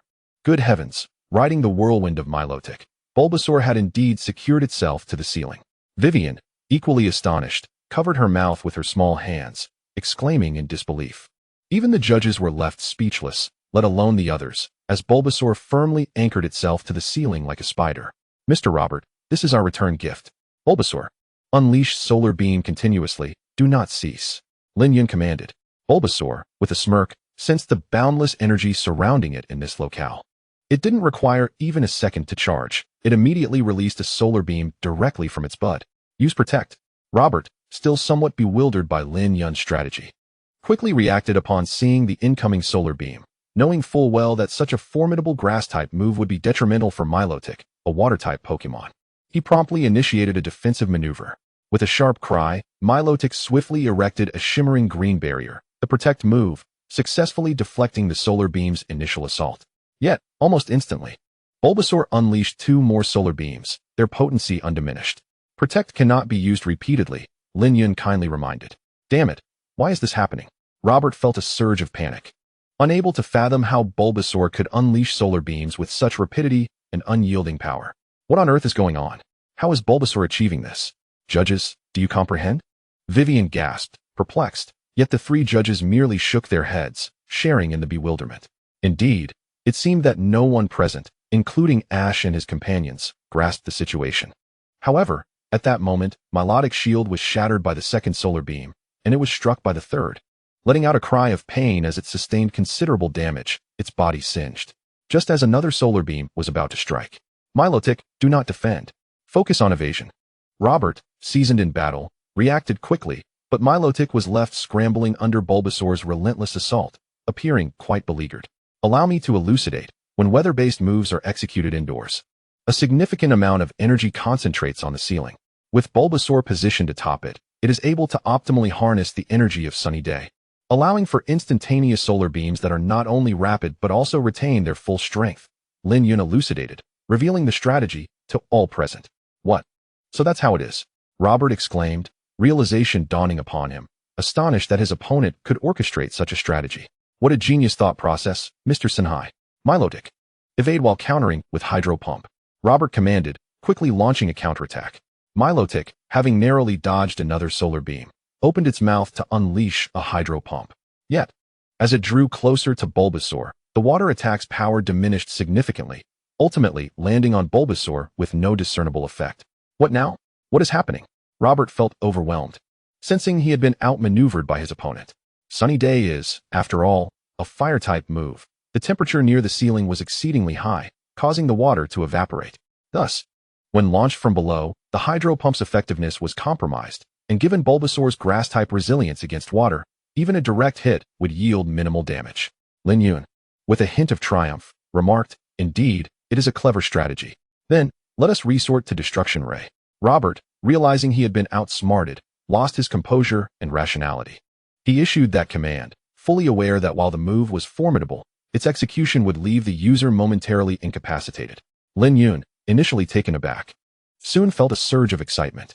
Bulbasaur absorbed the last vestiges of Sunny Day's power and unleashed a full-force solar beam. Bulbasaur siphoned the remaining solar energy, causing the effects of Sunny Day to vanish. With a commanding cry, Milotic released a dark purple beam, reminiscent of impending doom, Destruction Ray. Simultaneously, Bulbasaur discharged a life-affirming solar beam from its bud. Both light-based moves collided fiercely, igniting the surrounding air in a conflagration, neither side yielding an inch. A true contest of equals. This is astonishing. I never anticipated the finals would be this thrilling. Who will ultimately emerge victorious? Vivian exclaimed, her excitement palpable. The judges echoed her sentiments, appreciating the skillful training and powerful moves displayed by both Pokémon.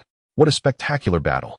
We look forward to the next confrontation, they remarked, thoroughly enjoying the contest. Yet, Milotic, having endured the relentless barrage of solar beams, had already depleted much of its stamina, and the side effects of Destruction Ray began to take their toll. In contrast, Bulbasaur, having drawn upon the sun's energy, remained relatively unexhausted. In the midst of Robert's astonished and somewhat despairing gaze, the solar beam overwhelmed the Destruction Ray, pushing it back. In Milotic's final moments of terror, the solar beam struck, resulting in a devastating explosion that enveloped it in a cloud of smoke and flame, creating a shockwave of destruction. When the chaos subsided, Milotic lay incapacitated on the ground, its eyes swirling with fatigue. Milotic, Robert could not contain his disbelief, his eyes wide with surprise at his unexpected defeat. At this point, the score ceased to matter, with less than 15 seconds remaining, yet it held no significance. Lin Yun, or rather, Sunhai, had emerged victorious. I hereby declare Mr. Sunhai the champion of the Celadon City Grand Festival, Vivian announced, followed by the judges offering their accolades. What an exhilarating battle. I shall certainly reclaim victory next time. I eagerly await the next duel. After reclaiming Minas, Robert, although defeated, bore his loss with grace. He was not disheartened. Rather, he felt a certain joy, for it was precisely such formidable opponents he sought. He looked forward to his next confrontation with Lin Yun. Having spoken his piece, he promptly exited the stage. For this arena was not meant for a vanquished contender. Lin Yun, in turn, ascended the podium to receive the ribbon medal. You are an exceptional coordinator. We eagerly anticipate your next performance. I thoroughly enjoyed your display and look forward to seeing more, remarked the 3 judges in succession. I appreciate your kind words. I never expected to achieve such results in my first participation in the grand contest, Lin Yun humbly replied. Is that truly your debut? Unbelievable, exclaimed Vivian along with the 3 judges, their astonishment palpable. Vivian quickly inquired with the event staff and confirmed that it indeed was Lin Yun's first time competing. What? He has accomplished this on his first try, exclaimed Xiao Shun, Xiao Yao, and Robert, utterly astounded, as if struck by a series of thunderbolts in their hearts. Achieving such impressive results on his initial attempt suggested that Lin Yun was undoubtedly a skilled trainer, well-versed in the intricacies and expectations of the grand contest. If that is the case, he is certainly remarkable, added Brock, Shinji, and Ash in succession. However, it was not long before Lin Yun departed swiftly.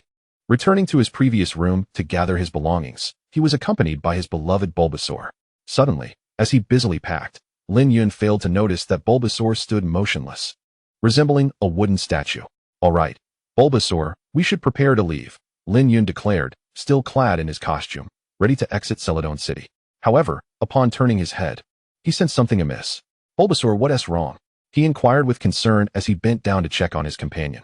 Bulbasaur, evolving, the sound of evolution resonated. Lin Yun was taken aback. From the training sessions leading up to the grand contest, especially after defeating Robert S. Minas, he had sensed Bulbasaur was on the cusp of evolution. Consulting his Pokédex, Lin Yun discovered that Bulbasaur had reached level 36, and it seemed to be slightly beyond that, nearing level 37.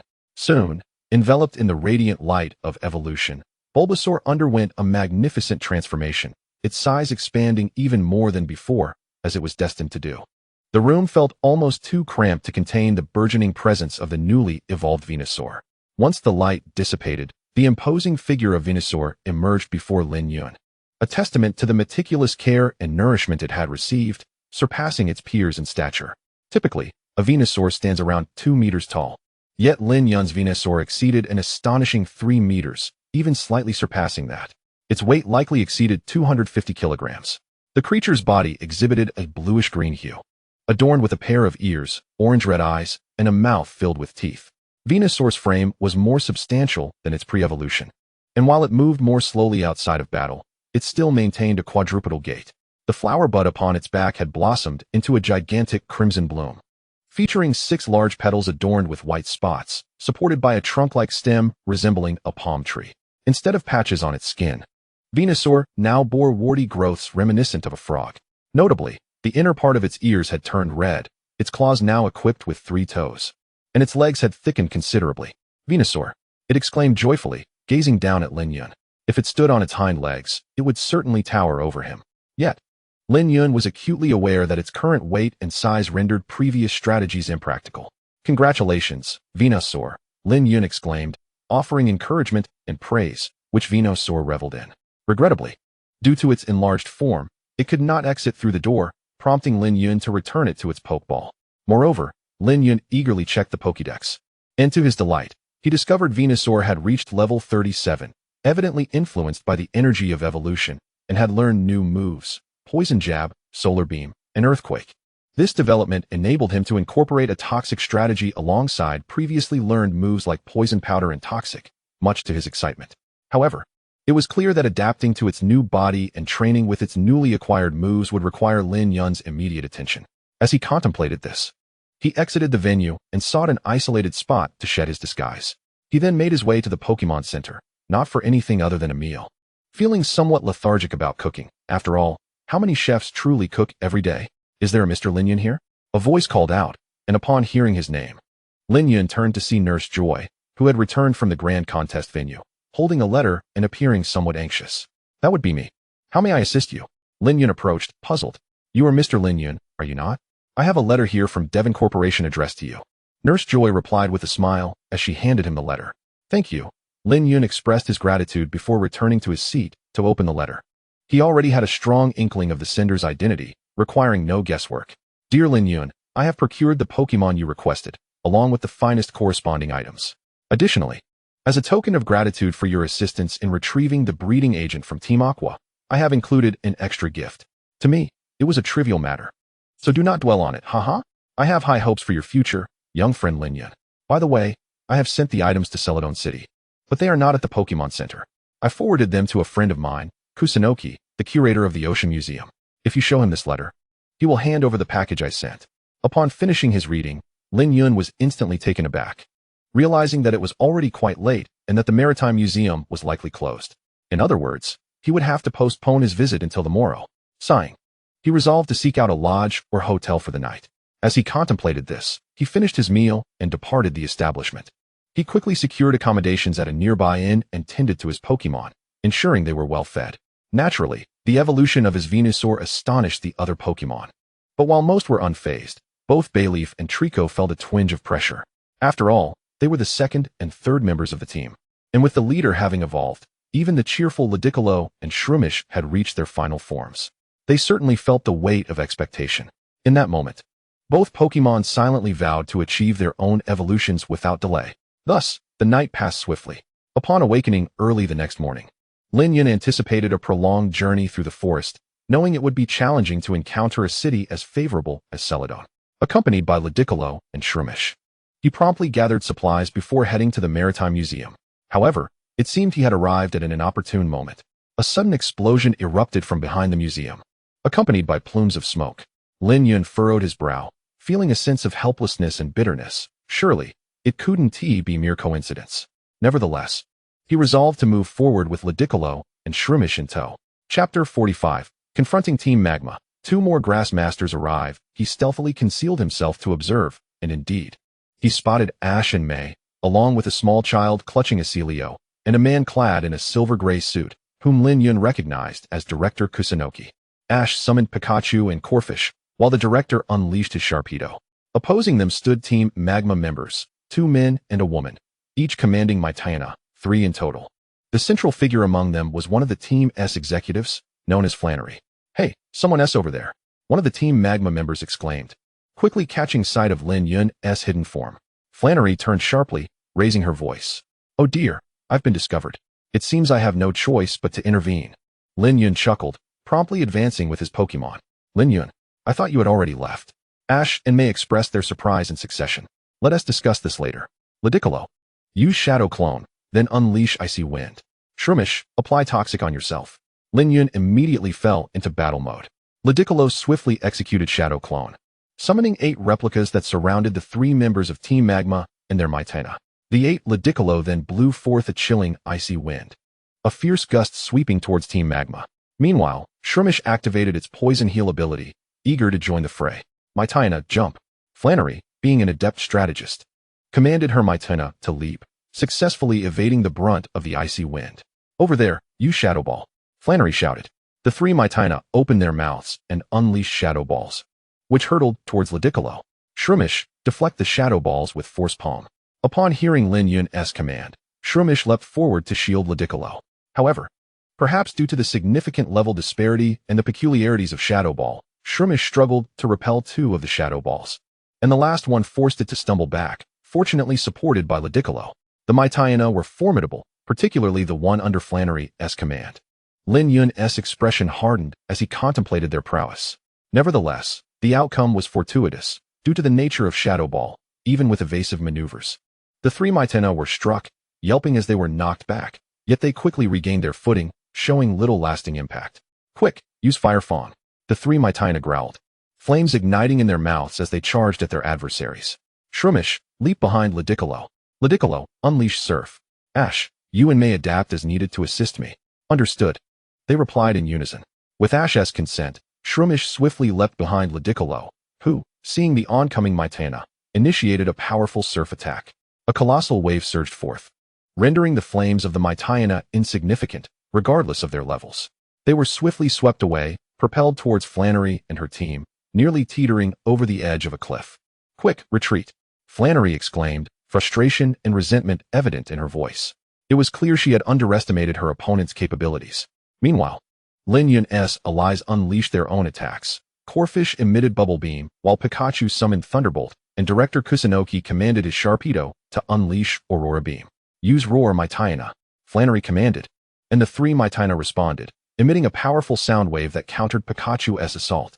Ludicolo, deploy Water Gun. Shadow Ball from Mytana. Bite, Fire Fong. The battle intensified, with the two sides exchanging blows. The collision of Ludicolo's Water Gun and Mytana's Shadow Ball resulted in a spectacular explosion, canceling each other out. Meanwhile, the remaining two Mytana lunged at Ludicolo, employing their biting attacks. Pikachu, Iron Tail. Corphish, Crab Hammer. Ash quickly directed his Pokemon to counter. With impeccable timing, Lin Yun seized the moment, dashing towards the two Mytana and delivering simultaneous punches with Shroomish's exploding fist. The Mytana howled in agony as they were sent flying. Ludicolo opened its beak, unleashing a barrage of seed bombs that struck Flannery's Mytana, inflicting considerable damage upon all three of them. As the scene unfolded, the flames tightened their jaws in frustration. Despite their Pokemon possessing significantly higher levels than their opponents, the sheer number and excellent coordination of the adversaries proved formidable. However, reinforcements were surely on the way. Just as both sides were locked in a stalemate, the sudden whir of propellers pierced the air, heralding the arrival of a crimson-hued spacecraft. This was the small vessel of Team Magma. The trio of flames rejoiced at this sight, swiftly deploying smoke bombs to make their escape aboard the ship. Yet, through the conversation between the gym leader and Ash, Lin Yun soon grasped the situation. Team Magma had successfully acquired what they sought, an immense piece of lava stone. To be precise, they had taken a large chunk, while Ash and his companions managed to seize a smaller fragment, which unfortunately was damaged during the scuffle. This incident further underscored the formidable nature of Team Magma. Director Kusunoki, please take a look at this letter. It elucidates our purpose for being here. So you are the little friend mentioned by the director. Please hold on. I will retrieve the package for you immediately. After perusing the letter, Kusunoki swiftly produced the parcel that Director Zivik had sent well in advance. After a brief moment, Lin Yun received it and, along with Ash and the timely arrivals of May and Brock, provided a concise explanation before making their departure. By the evening of that day, he finally exited Kanas City and ventured into the forest, setting up camp and addressing the dinner needs of his Pokemon. Lin Yun promptly extracted the parcel from its cardboard box, with all 6 of his Pokemon encircling him, fully aware that a new companion was imminent. Yet, they also understood the rules of human trainers. For someone like Lin Yun, who had received Pokemon from Professor Oak, any Pokemon captured after the 6th would be returned. In other words, they were ultimately bound to face the prospect of being sent back, perhaps in the near future. Nonetheless, curiosity about their new comrade lingered. Upon opening the box, Lin Yun was momentarily taken aback. It appeared to have 2 layers, the lower likely containing items, while the upper layer revealed not one, but 2 Pokeballs. Could this be the so-called great gift from Director Zivik? In addition to a Turtwig, he had also received another Grass-Type Pokemon. The lower layer likely contained 2 types of items as well. What a kind-hearted individual Director Zivik was. Lin Yun acknowledged this gesture of goodwill, recalling that their previous encounter in the rock cave had been somewhat contentious, though not overly problematic. Moreover, it did not tarnish his relationship with Director Zivik. His Pokemon were equally astonished, realizing that the presence of 2 Pokeballs signified the arrival of 2 new companions. Under their curious and scrutinizing gazes, Lin Yun promptly released the 2 Pokeballs. Come forth. As both Pokeballs burst open simultaneously, 2 small Pokemon emerged in a flash of silvery light, a diminutive tortoise adorned in green, and a small quadrupedal serpent. The tortoise bore a small sapling atop its head, while the serpent showcased a large leaf on its tail, reminiscent of a maple leaf, radiating an aura of sharpness and danger. Lin Yun was utterly astonished, his jaw dropping in disbelief, for these 2 Pokemon were precisely what he had longed for, the Grass-type starters from the Sinnoh region, Turtwig, and, unmistakably, the Grass-type starter from the Unova region, Snivy. The former possessed a dual ground and grass typing, evolving ultimately into Torterra, while the latter remained solely Grass-type. Even upon evolving into Superior, Both were exceptional Pokémon, with Turtwig being somewhat conventional among the grass starters, yet Superior undoubtedly ranked among the elite. As realization dawned, Lin Yun was overwhelmed with joy. At last, he had acquired the strongest defender and the swiftest contender among the grass-type trio. Turtwig and Snivy surveyed their surroundings. Though their expressions diverged, Turtwig exuded a sense of earnestness and sincerity, while Snivy projected an air of regal dominance, as if surveying its territory. It seemed they were unfamiliar with one another, which was understandable, given that they likely resided in their respective regions prior to being captured. However, the two young Pokémon were soon startled, particularly upon encountering Venusaur and the others, who radiated an unmistakable aura of superiority. In truth, it wasn't as exaggerated as it seemed. Venusaur and the others regarded them with curious and assessing gazes. Turtwig, male, grass type, with the ability Overgrow, mastered moves such as Tackle, Withdraw, Leafage, Growth, Razor Leaf, Curse, Bite, Seed Bomb, and Synthesis at level 8. Snivy, female, grass poison type, with the ability Contrary, commanded moves including Tackle, Leer, Vine Whip, Growth, Magical Leaf, Slam, Leaf Blade, Charm, Gastro Acid, and Leaf Storm, also at level 8. What? A grass poison type? Lin Yun was taken aback once more. Turtwig appeared unproblematic, but Snivy presented an anomaly, possessing a dual grass poison typing. Moreover, she commanded the unique move Gastro Acid, effective against abilities, even hindering those already activated. This move, while lacking in power, could disable an opponent's ability, rendering it utterly ineffective, making it particularly advantageous against Steel-type Pokémon. The fact that Snivy, who should have been a pure grass type, had inherited poison typing suggested that at least one of her parents was a poison-type Pokémon, such as Weezing or Seviper. When discussing other serpentine Pokémon with venomous attributes, these two immediately came to mind. Nonetheless, this development was fortuitous. While Snivy had a sixfold weakness, she need not fear ground types. Furthermore, in the realm of combat, speed was paramount. A nimble and agile Pokémon like Superior could easily evade attacks, rendering type advantages somewhat moot. She was destined to emerge as a top-tier contender. Lin Yun was elated. Although Turtwig seemed somewhat ordinary, perhaps its potential had yet to be fully realized. Torterra was undeniably the largest and heaviest among the grass starters, lacking in speed and agility. In contrast, Turtwig and Superior represented two extremes within the grass-type starters, each excelling where the other faltered. To speak candidly, Ash's rather inconsequential Tortoise certainly deviates from the conventional training trajectory of a typical Torterra, bordering on the absurd. While the move Rock Climb enhances speed and possesses a modicum of offensive capability, it often appears to be a futile endeavor. Nevertheless, if utilized astutely, one might argue that if Venusaur is destined to become a mobile artillery platform and Gardevoir a wandering healer, then Torterra could potentially evolve into a formidable mobile shield. With the right combination of moves, and with a focus on cultivating its defensive prowess rather than hastily prioritizing speed during its early training, as Ash did with Turtwig, it could indeed become immovable as a mountain and steadfast as a boulder.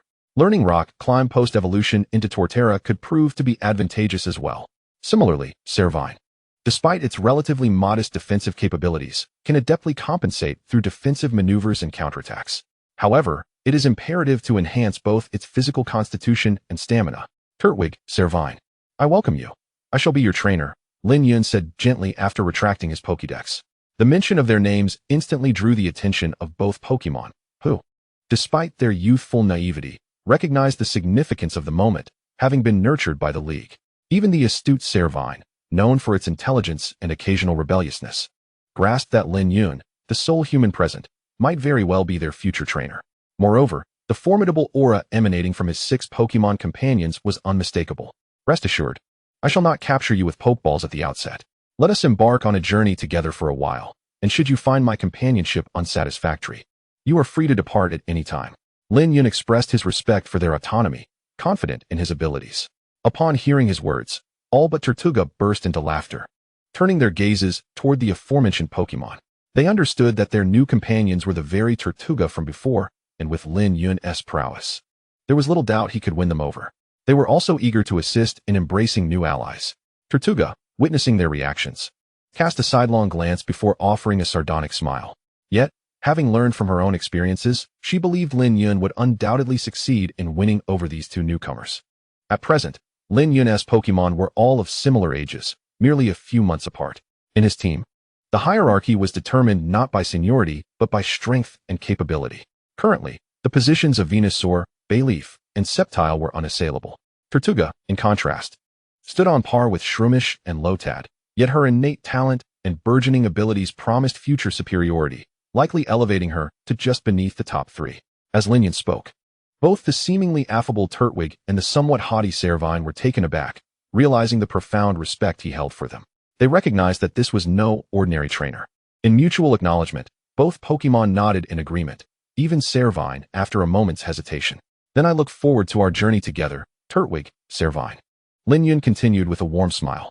Venusaur, exhibiting remarkable acumen, guided the two newcomers aside to discuss team dynamics and various regulations. Lin Yun promptly opened the second compartment of his box and was met with the sight of two shell bells. A delightful discovery, as they were perfectly suited for the shell armor and contrary abilities of Turtwig and Servine, who would soon evolve into Torterra and Superior. Truly, the foresight of President Zivik was commendable.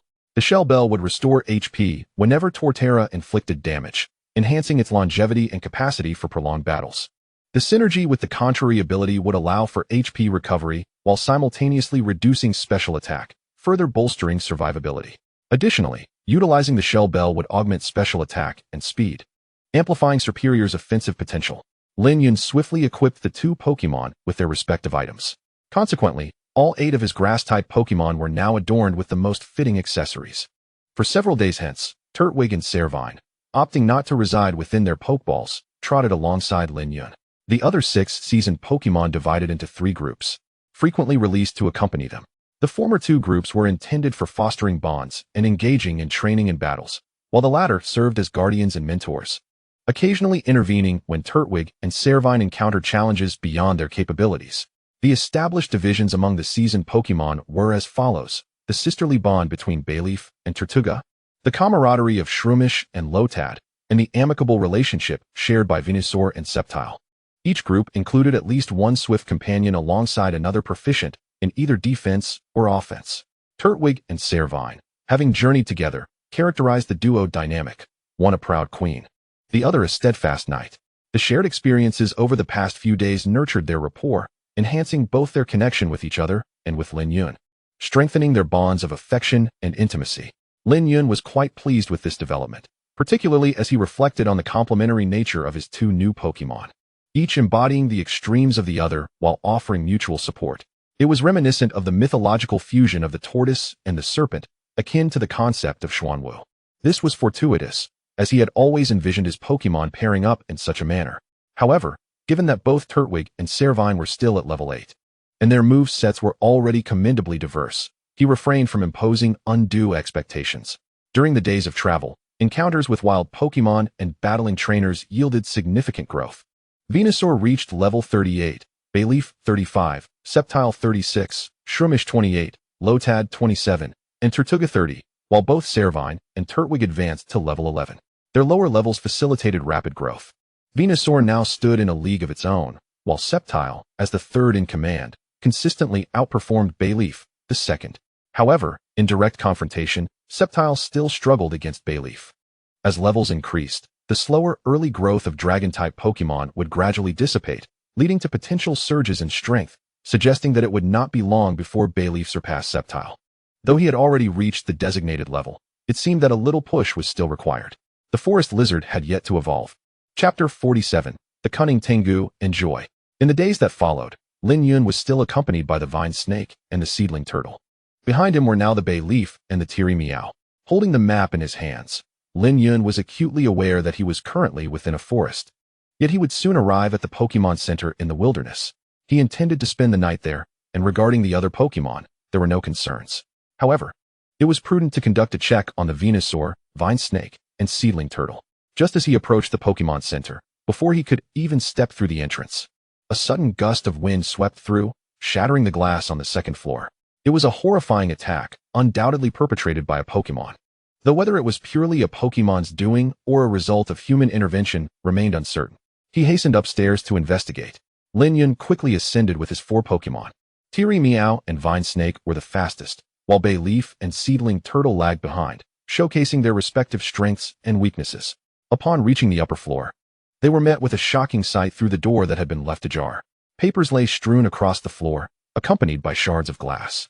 Before them stood a cunning Tengu, significantly larger than usual. It appeared to have rendered Nurse Joy unconscious by some means and seemed intent on abducting her. The cunning Tengu, noticing Lin Yun and his companions, quickly turned its head, and upon seeing the numerous Pokémon, it flapped its leaf-like hands, summoning a fierce wind that not only obstructed Lin Yun's vision and movements, but also allowed it to swiftly take flight. This Pokémon was inherently unique. It was rather unremarkable before its final evolution, derived from the Tengu lineage. As a dark type, it was classified as an evil Pokémon but possessed the ability to wield wind, a skill that many flying-type Pokémon could not master. In the Hoenn region, there were 4 common Pokémon, one of which was this Tengu, and it was the strongest among them due to its exceptional abilities. As Lin Yun recalled this segment of the plot, he glanced at the floor, where he indeed spotted blue hypnotic powder. He refrained from entering and did not permit his Pokémon to do so either. Moreover, through the shattered window, he could see the distant ancient tree. "All right, let's set off. Our destination is that tree," Lin Yun declared, prompting his Pokémon to nod in agreement. They all dashed out of the Pokémon Center, racing toward the ancient tree in the distance. However, they soon encountered a blockade of grass-type Pokémon, allies of the cunning Tengu. First, a group of Budu leapt from the bushes, immediately releasing blue hypnotic powder that matched their body color. It was likely that the cunning Tengu had used the Budu's hypnotic powder to incapacitate Nurse Joy before whisking her away. Bay Leaf, use aromatherapy for everyone. Vine Snake, unleash Leaf Storm. Seedling Turtle and Teary Meow, use Leaf Tornado. Lin Yun knew that they had no choice but to engage in battle, even if he were to utilize the power of Tokiwa. To be safe, he first instructed Bay Leaf to use aromatherapy on them, providing immunity against the sleep-inducing effects of the powder. Simultaneously, the other 3 Pokémon unleashed their Leaf-type moves, especially the move truly known as Leaf Storm. The combined might of the 3 attacks instantaneously obliterated the hypnotic powder's mist and sent the Budu flying. They had successfully passed this first hurdle and continued onward. However, they soon faced the pre-evolution form of the cunning Tengu, as a multitude of acorns descended from the trees, rapidly spinning and executing seed bombs. A torrent of projectiles rained down upon them like a hailstorm. Bay Leaf, deploy Reflect. Vine Snake, use Charm. Teary Meow, cast Sweet Kiss. Seedling Turtle, employ Leech Seed. Lin Yun's swift commands prompted the 4 Pokémon to spring into action. Bay Leaf positioned itself at the forefront, casting Reflect to shield against the barrage of seed bombs. Teary Meow leapt into the air, quickly releasing Sweet Kiss, the pink heart-shaped sound waves striking many acorns and inflicting immense pain, causing them to suffer mental anguish and disorientation. Yet, this was not the end. Vine Snake unleashed a plethora of charms, pink spinning heart circles appearing after it winked charmingly. Meanwhile, Seedling Turtle released a multitude of leech seeds from its small sprout atop its head. The remaining acorns were met with these 2 moves, either falling under the charm's influence or becoming ensnared by the leech seed's vines, leaving them in distress. Some even found themselves unfortunate enough to experience both. However, it was not long before the army of acorns was utterly defeated. Lin Yun and his companions swiftly progressed through this challenge and soon arrived at a small stream, where a pebble pathway lay. Lin Yun immediately tossed an energy cube, a special item filled with key materials such as Wonio fruit, which could rapidly replenish the Pokémon's stamina and was particularly palatable for grass types. The 4 grass-type Pokémon quickly replenished their energy. Yet, at that moment, a horde of Nosepass emerged. They swiftly unleashed a seed bomb barrage even more powerful than that of the acorns, destroying the stones that served as stepping stones across the water. Come forth, Lively Kappa. Lin Yun promptly summoned Lively Kappa, knowing that water-type Pokémon had a distinct advantage over grass types, especially in such an environment, particularly when already in the river. Use Surf to wash them all into the river. Upon hearing Lin Yun's command, Lively Kappa swiftly executed a powerful surf attack. The colossal wave surged forward, crashing into the startled Nosepass. Despite their commendable speed and agility, they could not evade the oncoming wave, and with a resounding crash, they were all swept into the river. Lively Kappa, unleash Ice Wind. Following Lin Yun's orders, Lively Kappa quickly opened its mouth to release an icy gust, instantly freezing the river's surface and entombing even the Nosepass that had fallen in. They easily passed this challenge, but it was due to the advantageous terrain that favored Lively Kappa. They continued on their journey, drawing ever closer to the ancient tree. However, at the same time, Ash and the Team Rocket trio were pursuing them from behind. Having checked the surveillance, they were aware that Lin Yun was ahead of them. Yet, they too faced the same obstacles posed by the previous Pokemon challenges.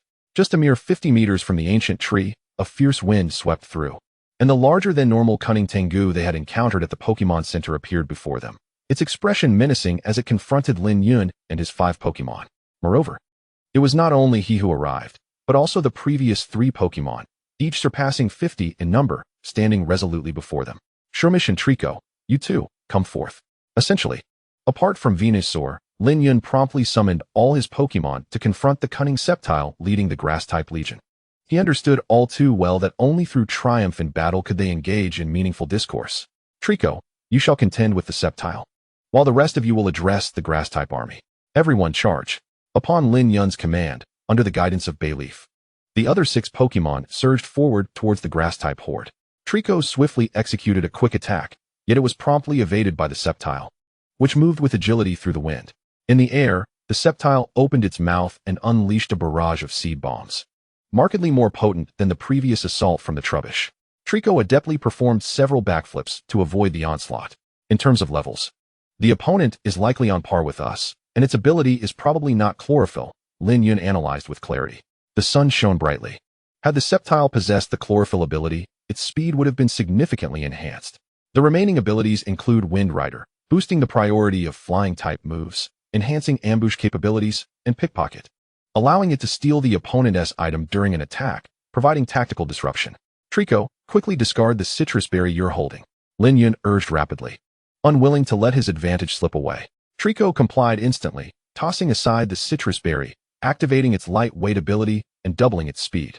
Coupled with quick attack and agility, their swiftness would surpass that of the Sceptile. Trico utilized quick attack, harnessing the surrounding forest environment to execute a leaf blade. Ensure you strike true, Lin Yun reminded, fully aware that the Sceptile, being of the grass-dark type, would suffer quadruple damage from bug-type moves. Trico, nodding in acknowledgement, Trico engaged the Sceptile in an aerial chase. Both sides exploited their advantages, Trico with its leaping prowess and the forest's familiarity, while the Sceptile capitalized on its wind manipulation. They transformed into arcs of white lightning, clashing amidst the trees, exchanging blows with seed bombs. The reason Trico had yet to employ Leaf Blade was to seize the opportune moment. Meanwhile, the Grass-Type Legion was no match for Bayleaf and quickly succumbed to defeat. At last, I've caught up with you. At that moment, Ash and his companions finally caught up. Nurse Joy is among them, Lin Yun remarked, observing the approaching figures. We had already surmised that, Brock declared with renewed zeal, his inner bravado ignited. Leave this to me. However, what trouble have you brought along? Trouble? What trouble? Ash and his friends were bewildered by Lin Yun's words. Froakie, target that tree with Leaf Tornado. Lin Yun commanded quickly to Froakie, who had already dispatched 2 Oddish nearby. Got it. Though Froakie maintained her usual sassy demeanor, she obediently followed Lin Yun's orders. She leapt into the air, spun gracefully, and released a burst of green light, summoning a leaf tornado that struck the tree with force, causing the concealed individuals atop it to tumble down with a cry. Obviously, it was none other than the notorious Team Rocket trio. Cursed brat. Every encounter with him brings nothing but misfortune. Enough chatter, let's get to fighting. Team Rocket rallied themselves, with Jesse and James summoning Weezing and Butterfree respectively. How dare it be you? Brock, you take the lead. I'll handle them. Upon recognizing Team Rocket, Ash felt a surge of indignation and resolved to confront them, promptly calling forth his Trico to join Pikachu in the fray. Understood. Brock and the others swiftly joined the battle, as Ash directed his Pokemon against Team Rocket. Both sides well acquainted with one another, yet Ash's superior strength promised victory over Team Rocket was merely a matter of time. Meanwhile, the confrontation between Trico and the Sceptile took a pivotal turn. In a close encounter, Trico's prior training in strength and speed bore fruit before the Sceptile could evade. Trico unleashed a decisive Leaf Blade, striking the Sceptile squarely in the back. The Sceptile let out a pained cry, plummeting to the ground, causing the earth to crack and a cloud of dust to rise. Press the advantage, Trico. Use pursuit.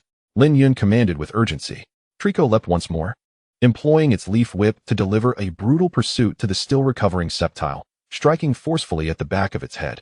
The earlier Leaf Blade had already inflicted quadruple damage. Now, with pursuit, the damage was amplified yet again.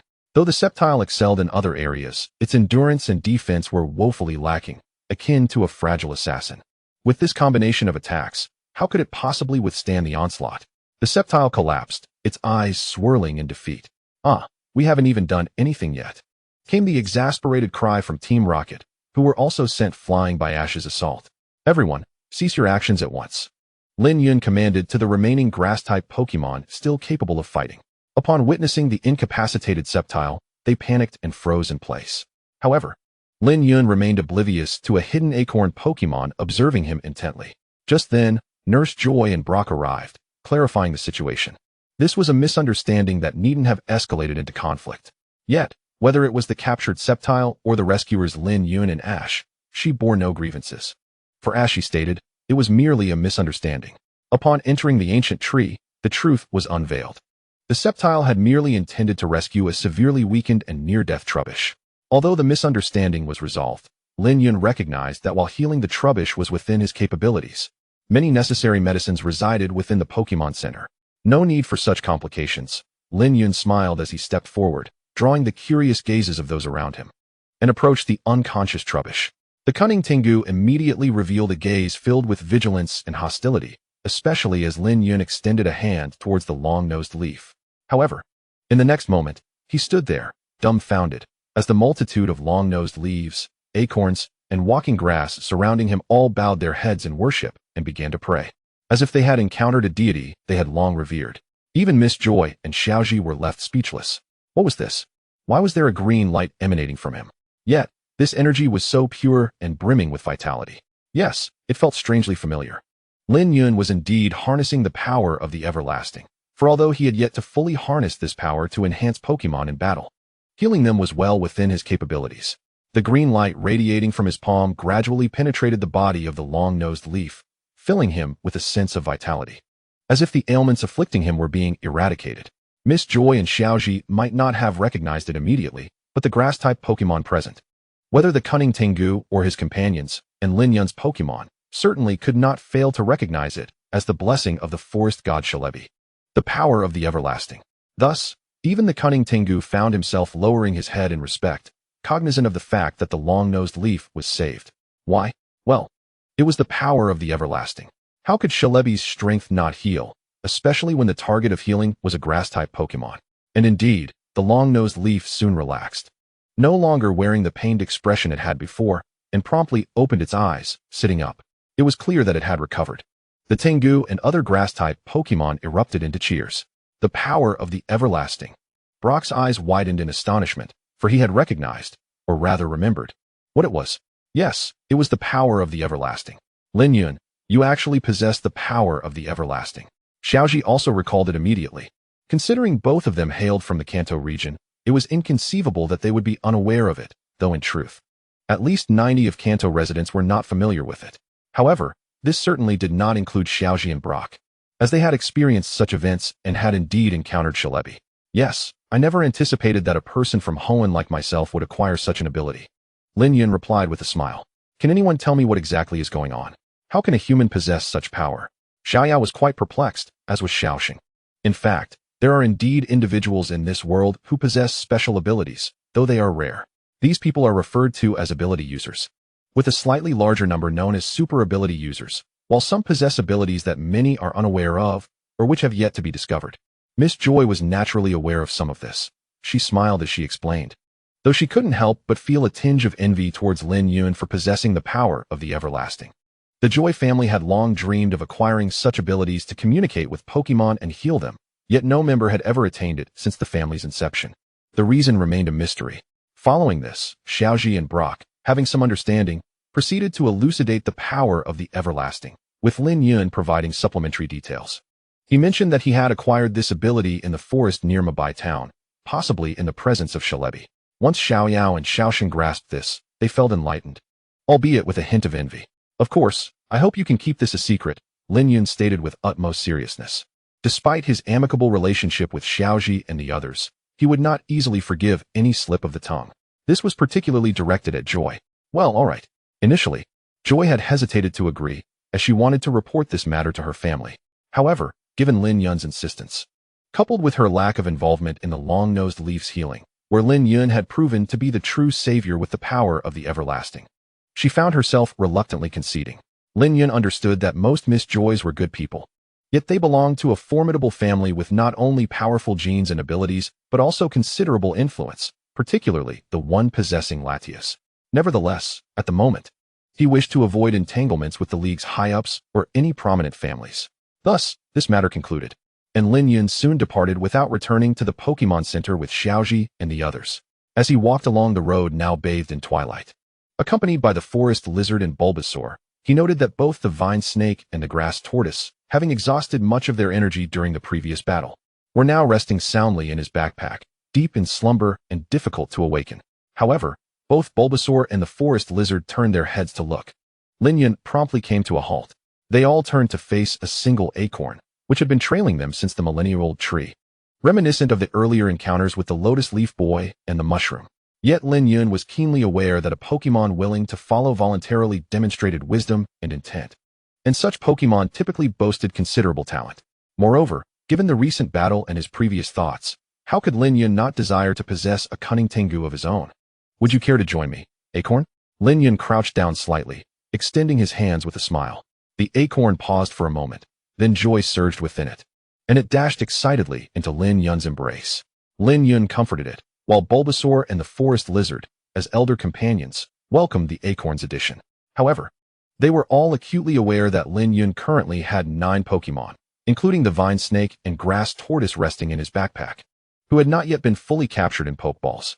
At least 3 Pokemon would be returned to Mabai Town and would remain there for an extended period.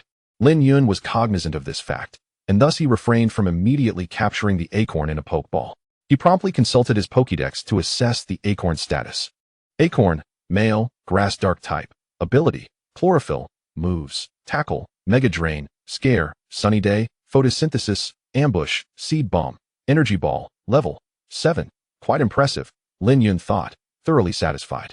As this acorn exceeded his expectations, they continued their journey for a short while before Lin Yun set up camp for the night. Undoubtedly, everyone warmly welcomed the arrival of the adorable acorn.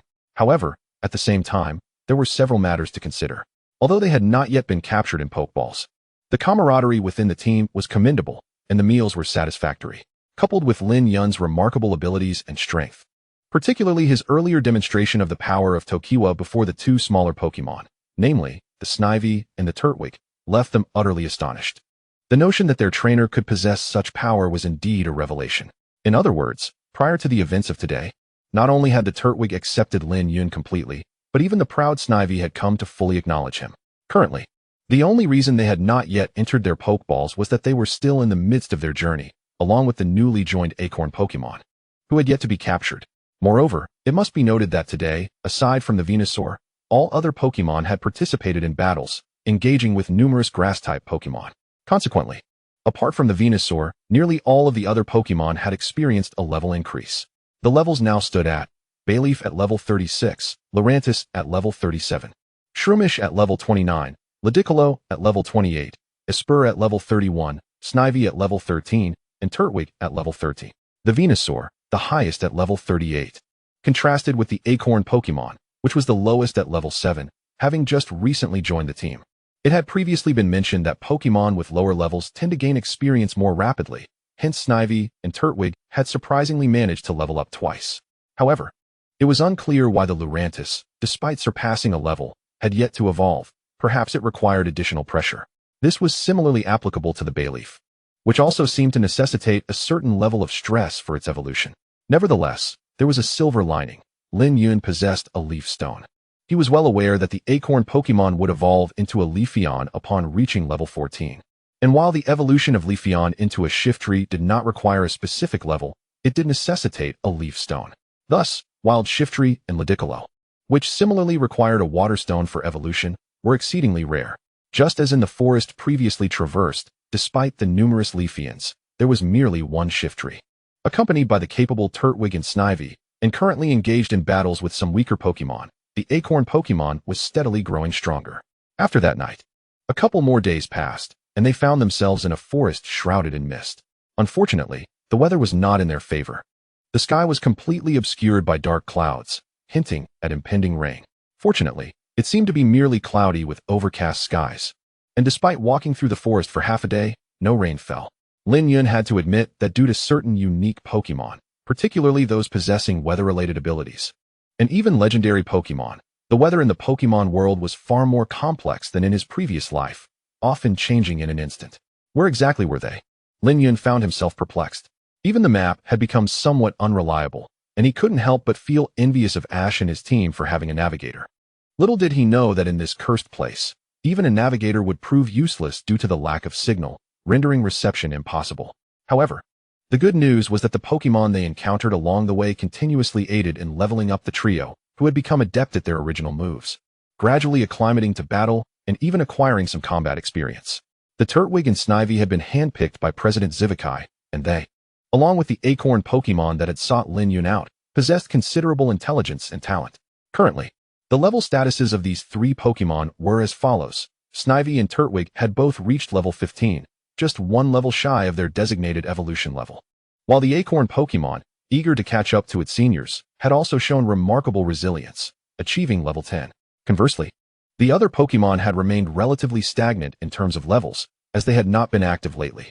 Training could be temporarily paused. However, upon reaching the city of Purple Violet, the circumstances might become less favorable. Suddenly, they felt a tremor beneath their feet. The ground erupted, sending sand flying as something emerged. Lin Yun and his companions turned to see not one, but three onyxes, one of the largest species of Pokémon in existence. Their enormous size often intimidated and overwhelmed opponents in battles. Yet, Lin Yun, candidly speaking, held little regard for rock-ground-type Pokémon, as they were severely weak against grass types. Snivy and Turtwig harbored no fear, for they were not easily intimidated. They were simply large creatures after all. For reasons unknown, the three onyxes charged at them, likely preparing to use a collision attack. Turtwig, use Leaf Blade, Lin Yun calmly commanded. The Turtwig leaped into action, unleashing a flurry of leaf blades from the sapling atop its head, instantly repelling the three onyxes, given the quadruple damage.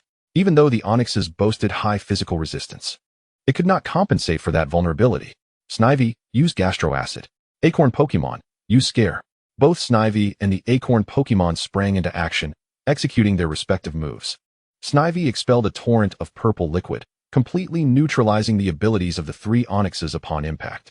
Despite the acorn Pokémon's current form lacking any intimidating presence, its evolution into a Leafeon or Shiftry would significantly enhance its prowess. Although the Scare tactic did not instill fear in the onyxes, it did diminish their attack power. The three onyxes, now enraged, were uncertain of the cause of their fury. They unleashed a barrage of rocks towards them. Turtwig, use Leaf Storm. Snivy, employ Leaf Tornado. Acorn Pokémon, deploy Energy Ball. Lin Yun directed with unwavering composure, as the three Pokémon executed their ultimate moves in succession. The Leaf Storm and Leaf Tornado combined seamlessly, obliterating the incoming rocks and shattering the onyx's projectiles. Simultaneously, the Energy Ball directed at the rightmost onyx struck true.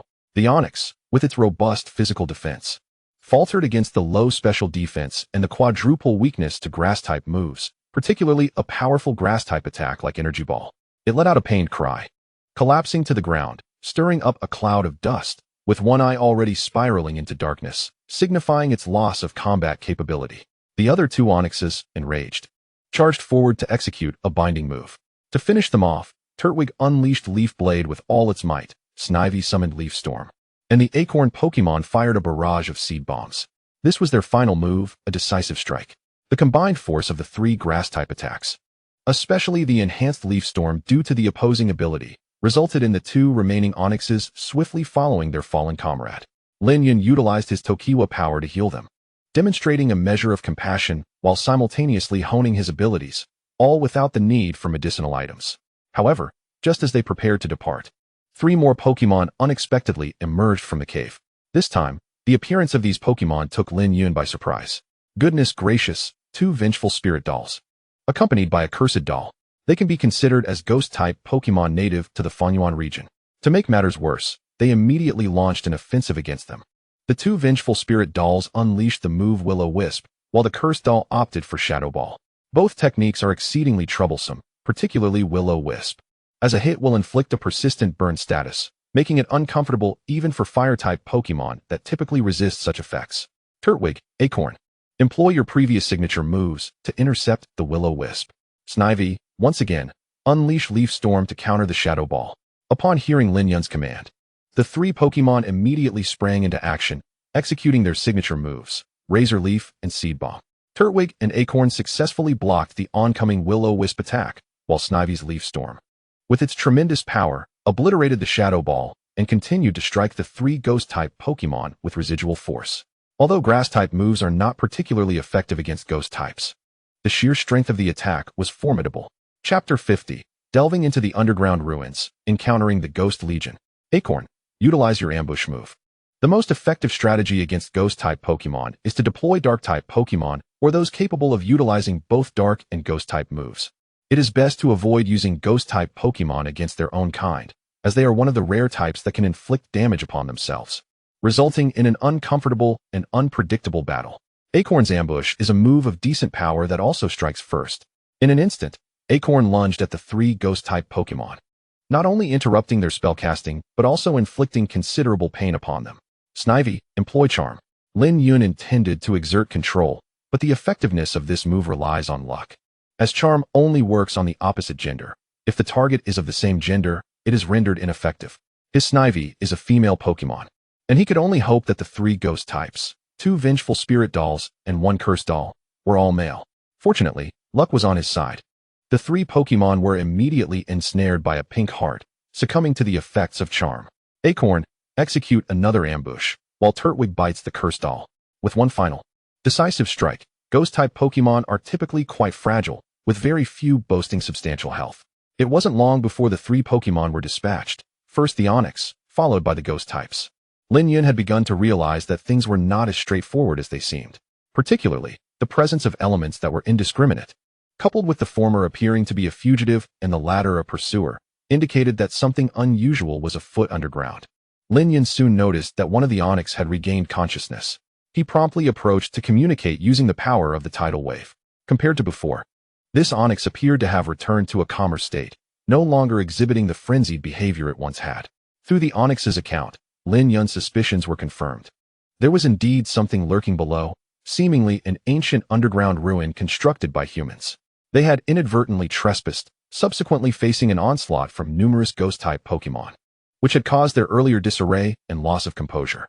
Upon hearing this, Lin Yun's eyes lit up with intrigue. The adage fortune favors the bold echoed in his mind. Perhaps he could venture forth and uncover some unexpected treasures. With 9 Pokémon at his disposal, and with a formidable opponent against Ghost types in his possession, Terramio, he felt confident in his ability to navigate this challenge. The Onix had excavated a sizable tunnel, allowing them ample space to descend. Lin Yun released all his Pokémon except for Venusaur, whose large size rendered it unable to enter the narrow passage. It was prudent to keep it as a trump card. Simultaneously, Lin Yun donned a gas mask and promptly lit a lamp, ensuring to administer some potions to his Pokémon to prepare them for any unforeseen circumstances. Most importantly, he instructed his Bayleaf to cast aromatherapy on both himself and the others to grant them immunity to any abnormal effects, ensuring to repeat this every so often. After traversing the underground tunnel excavated by the Onix for nearly half an hour, they finally arrived at a distinctly different location. Ahead lay a realm shrouded in darkness, yet no longer composed of rock and soil, but rather adorned with bronze tiles, exuding an eerie and sinister aura. First, let's be cautious. Bayleaf, you cast Light Screen and immediately follow up with Flash. Bayleaf dashed forward, releasing a brilliant flash from above, illuminating the surroundings with a dazzling brilliance. Almost instantaneously, anguished cries echoed, a clear indication of distressed Pokémon. Bayleaf, guard the entrance. We shall enter at once. Lin Yun surmised that there were likely numerous Pokémon within, prompting his command. Fortunately, as they all entered, they beheld a multitude of Vengeful Spirit Dolls and Cursed Dolls. However, they were quickly tormented by the blinding light, still unable to open their eyes. The move Flash, while not particularly powerful, had a chance to temporarily blind Pokémon and reduce their accuracy. For creatures accustomed to darkness, especially Ghost types, such an ability was excruciating and would persist for a time. Lin Yun quickly summoned Venusaur. With the moves Toxic from Shroomish, the Venoshock from Venusaur, and the Dark Pulse from Terramio, they swiftly dispatched their foes. Shroomish struck first, inflicting poison upon all surrounding Ghost types, who, being blinded, possessed no capacity for defense. Venusaur's Venoshock, targeting those already afflicted, only amplified its potency, dealing over double damage. Coupled with Dark Pulse, which inflicted double damage due to the ongoing cycle of harm. The ghost types were swiftly vanquished. Lin Yun took a moment to alleviate some of their poison, though not entirely, as he needed to ensure these creatures would not return to disturb him. After accomplishing this, he surveyed his surroundings. It indeed resembled a ruin, having stood for over a millennium, with no one having entered for at least several hundred years. The earlier Onyx was likely among the first intruders, and it was such places that attracted numerous ghost-type Pokémon, along with other unique species. The walls bore no murals, yet their unique design encapsulated the essence of an ancient era steeped in antiquity. Suddenly, the forest lizard called out, prompting Lin Yun and the other Pokémon to turn their attention. Although the Pokémon did not recognize it, Lin Yun did. It was clearly a wall lamp that could ignite with a flame for illumination. Without hesitation, he produced a lighter, having already confirmed the absence of flammable gases in the vicinity, and ignited the lamp, illuminating the area. It was evident that this place had remained undisturbed for a considerable time. Lin Yun made a definitive conclusion. In the ancient times of the Pokémon world, despite being considerably less advanced than the present, there existed certain exceptional technologies, even some that transcended conventional science. However, such artifacts, lacking substantial technological merit, were nonetheless functional, suggesting they might represent the pioneering individuals who ventured into this realm, excluding the earlier encounter with the Onyx. Lin Yun and his companions swiftly discovered several wall sconces. Upon igniting them, they were astonished to unveil a passageway, the breadth of which was decidedly insufficient to accommodate two small cars side by side. The corridor appeared to extend infinitely on both sides, just as Lin Yun and his friends were deliberating on which direction to take. A horde of Pokémon surged forth from the opposite end. Among them were the vengeful Duskull, but this time they were accompanied by the Night Watcher and the Dusknoir. It was evident that their intentions were hostile. However, under the circumstances of their invasion and subsequent assault, they were, in a certain sense, the aggressors. While Lin Yun and his team stood as the defenders, intent on repelling or even annihilating these invaders. Yet, Lin Yun was undeterred by such considerations. Having ventured this far, he felt compelled to explore further and perhaps procure some items before departing. With a decisive utterance, Lin Yun commanded his grass-type Pokémon to charge forth. They coordinated seamlessly, each assuming their designated roles. Venusaur unleashed a sunny day, while Bayleaf immediately followed suit with a dazzling display of light. This instantaneously created a favorable environment for them, and the radiant dual brilliance effectively blinded the ghostly Pokémon, rendering them temporarily incapacitated. Following this, the battle became considerably easier. Coupled with the diverse skill sets of the grass-type Pokémon, including the charming Vine Whip and Leaf Storm, as well as the frightful Acorn Bomb, they swiftly dismantled this wave of ghostly creatures, incapacitating them for an extended period. Lin Yun felt a surge of joy, contemplating that once this skirmish concluded, the Pokémon's levels would significantly rise, while also providing an excellent opportunity to practice their moves, teamwork, and synergy. Moreover, he took on the role of commander, giving directions at critical moments or correcting any missteps. Lin Yun was acutely aware that where danger lurked, great rewards awaited. The presence of Pokémon along this path signified that he might uncover the treasures he sought at its terminus or even along the way. Without hesitation, he led his 9 Pokémon into the depths of the corridor. Along the way, they ignited more sconces, illuminating the surroundings and creating a conducive atmosphere. But soon, another wave of Pokémon approached. This time, the Duskull were absent, yet the Night Watcher and Dusknoir remained, along with the final evolution of the Dark-type Pokémon, Spiritomb. To their surprise, they also encountered the Dream Eater in its evolved form, as well as Ghastly and Haunter, representatives from other regions. However, upon consulting the Pokédex and assessing their levels, Lin Yun relaxed, realizing they were manageable foes. Suddenly, the ghostly Pokémon unleashed a barrage of attacks, predominantly of the ghost type. Tortuga, standing at the forefront, executed a tail whip. With a sardonic smile, Lin Yun declared that Tortuga had long since placed her trust in him. Having become an integral part of the family, she leaped forward, positioning herself before Lin Yun and the other Pokémon, and began to wag her relatively short tail, drawing the attention of the ghostly Pokémon entirely upon herself. Simultaneously, the ghostly Pokémon's defenses were noticeably diminished. As the tumultuous battle unfolded, all ghostly attacks converged upon Tortuga. However, as the smoke cleared, the ghostly creatures were left aghast and bewildered to witness that Tortuga remained unscathed. Her ability, Transform, allowed her to shift her type to normal when using Tail Whip, rendering her immune to ghost-type moves. This remarkable twist of fate left Tortuga with a mocking glare directed at the ghostly Pokémon, as if to say, Is that all you've got? You are hardly formidable. As Tortuga incited the ire of the ghostly Pokémon, Lin Yun swiftly issued another command. Venusaur and Bayleaf promptly unleashed their respective signature moves. Venusaur summoned a radiant sunny day from her massive bloom, while Bayleaf waved her large leaves to release a dazzling light. This tactic mirrored their previous strategy, yet it also inflicted immense suffering upon the enraged, ghostly creatures, who were rendered entirely blind, some even rolling on the ground in agony. With the support of the other grass-type Pokémon, including Tortuga's Acid, Venusaur's Toxic, and the Shrumish's Spore, they executed their moves with precision, while those unable to act stood ready. Lin Yun gestured decisively, and the Pokémon sprang into action. Tortuga soared into the air, positioning herself above the blinded, ghostly creatures and unleashing a torrent of acid. The purple poison striking all the ghostly Pokémon with devastating effect, sealing their abilities. Venusaur and Shrumish's toxic attacks followed suit, further debilitating their adversaries, especially given Venusaur's higher level compared to many of the ghostly Pokémon present. However, Lin Yun was soon taken aback. Realizing not all ghostly Pokémon had succumbed to poison, particularly Ghastly and Haunter, who were immune due to their poison typing, rendering them resistant to toxic moves. Nevertheless, the other Pokémon's seed bombs inflicted significant damage, leaving them in dire straits. The forest lizard, with a flash of lightning, executed a malicious pursuit, swiftly dispatching Ghastly and Haunter. Tortuga then unleashed a dark pulse against the remaining ghostly Pokémon. Though they were not poisoned, the seed bomb had drained a portion of their vitality. And with the forest lizard's white lightning striking swiftly, they were unable to withstand the onslaught. Had there been a Jengar among them, the outcome might have been different. But without one, they fell one after another. The remaining ghostly Pokémon, now afflicted by Toxic, were too fragile to endure Tortuga's dark pulse. They too soon followed suit, succumbing to the battle. In the aftermath, the Pokémon, to varying degrees, gained experience, yet fatigue began to set in, particularly for Tortuga, Grass Turtle, and Acorn Bomb. Lin Yun promptly commanded a brief respite for his team, except for Venusaur, who he instructed to utilize Sleep Powder and Paralysis Powder against the still poisoned Ghastly and Haunter. He had no intention of prolonging the fight further.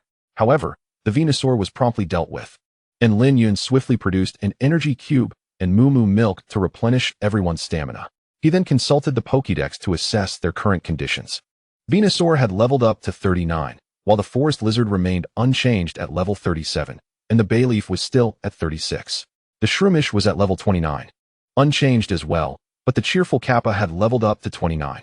Currently, the Tortuga was at level 32, having risen by 1 level. Both the Snivy and the Chasepin had reached level 16, the threshold for evolution, yet it seemed their situations were akin to that of the forest lizard and Bayleaf. They either needed a catalyst or a natural progression. The Acorn also leveled up to 11. Although the elevation of Pokémon power is not solely determined by level, it provides a rough gauge. Lin Yun had initially anticipated that everyone would elevate several levels, yet his expectations proved overly simplistic. Despite being a traveler from another world, he lacked the advantages that would enable his Pokémon to rapidly ascend in levels or acquire extraordinary abilities from alternate realms. Shaking his head, Lin Yun acknowledged that he was in a commendable position, enjoying a stable identity in the light, and he resolved to advance steadily, step by step, at a measured pace. After a brief respite to recover their energy, Lin Yun and his companions continued their journey. Along the way, they encountered several waves of ghost-type Pokémon, indicating that this ruin had become a realm dominated by spectral entities. Grass types could contend with ghost types without conflict, and with their prior experience, Lin Yun and his team navigated through the challenges with a blend of combat and strategy. Regrettably, the journey yielded no unexpected treasures, not even a single coin, let alone an evolution stone. Perhaps their adversaries were simply too weak, presenting no real challenge. The 4 grass-type starters showed no signs of evolution. Suddenly, both the forest lizard and Bayleaf widened their eyes, filled with desire and excitement. They dashed out of the formation, sprinting ahead. Lin Yun and the others were momentarily taken aback, but soon Tortuga stepped forward, meowing several times, which Lin Yun and the other Pokémon understood. Tortuga indicated that the direction in which the forest lizard and Bayleaf had raced held a faint energy, clearly a treasure that exerted some attraction upon them. After Tortuga's revelation, Venusaur took a step forward and declared, "Master, the Dragon Girl and the third one are drawn to it, just as they were last time." Lin Yun was momentarily stunned, realizing what it might be. However, it seemed too fortuitous and somewhat implausible. Nevertheless, after a moment of contemplation, he nodded and urged his Pokémon to pursue. Before long, from the depths of the darkness, the anguished cries of Bayleaf and the forest lizard echoed as they were hurled back, bearing scorch marks on their chests, evidently injured. Likely due to a fire-type attack. Almost immediately, they were afflicted by a burning sensation, clearly the result of the will-o-wisp move, compounded by residual purple flames on the forest lizard, which Lin Yun recognized. Kappa, douse them with water. Lin Yun commanded swiftly. Kappa nodded and unleashed a gentle water gun, akin to a light sprinkle, which significantly alleviated the burns on the forest lizard and Bayleaf. However, the burning effect stemmed from within their bodies. Thus the water gun did not resolve the issue entirely. Bayleaf, quickly use aromatherapy. Upon hearing Lin Yun's command, Bayleaf immediately employed aromatherapy on itself and the forest lizard, effectively dispelling the burning status condition. Suddenly, a mocking and sinister laughter echoed from the shadows, accompanied by 3 shadow balls. 2 were aimed at Bayleaf and the forest lizard, while 1 was directed towards Lin Yun and his team. Forest lizard, Bayleaf, energy ball. Tortuga, use dark pulse. Venusaur, initiate sunny day. Lin Yun rapidly issued his commands. The forest lizard and Bayleaf conjured green energy balls from their mouths and swiftly launched them, intercepting the shadow balls. Although their power fell short compared to their opponents, they successfully triggered an explosion upon impact. Although Tortuga's dark pulse was also weaker than the shadow balls, the dark-type advantage over ghost types allowed for a successful interception as well. Venusaur promptly unleashed Sunny Day, illuminating the surroundings. Lin Yun and his Pokémon were momentarily bewildered, for before them loomed an immense door, likely requiring a dozen Venusaur to pass through. It was constructed of an exceptional iron material, reinforced as an ancient wooden door. Yet most significantly, they had yet to identify the Pokémon that had attacked them. Who was their adversary, and where were they hiding? Lin Yun immediately activated the power of the Tokiwa to sense his surroundings. Soon, he detected a Pokémon's presence emanating from a corner of the left wall, likely another ghost type capable of merging with shadows. Venusaur, use Solar Beam on that corner, Lin Yun instructed with urgency. Thanks to the sunny day, Venusaur quickly gathered solar energy and released it from its bud. The beam struck the corner, yet it failed to damage the Pokémon within. Rather, it appeared to have narrowly escaped. What materialized before them was a rotund, purple creature with red eyes and an eerie grin, floating in midair with short limbs. Lin Yun was momentarily taken aback, for this was one of the most renowned ghost-type Pokémon. Even if he were to delve into the ghost-type realm himself, he would undoubtedly raise such a Pokémon. Furthermore, this was undoubtedly among the most popular and well-known Pokémon from his past Life-S website, Gengar. Upon inspecting the Pokédex, Lin Yun was astounded, even somewhat horrified, as he gasped in disbelief. This Gengar's level was an impressive 46, a formidable force at the upper echelon of the Quasi-King level. Chapter 52, Discovery of Evolution Stones, 2 in total. Currently, Venusaur, being his strongest Pokémon, only possessed peak gym level strength. In other words, capturing this Gengar would prove to be quite challenging. Gengar immediately unleashed a dark pulse towards them, exuding the same aggressive intent and hostility as the previous Pokémon. Venusaur, use Photon Geyser. Tortuga, Tail Whip. Forest Lizard, Snivy, use Glare. Kappa, use Screech. Acorn, employ Scare. Bayleaf, utilize aromatherapy on everyone. Lin Yun understood that they were facing a formidable enemy, a palpable sense of pressure enveloping them.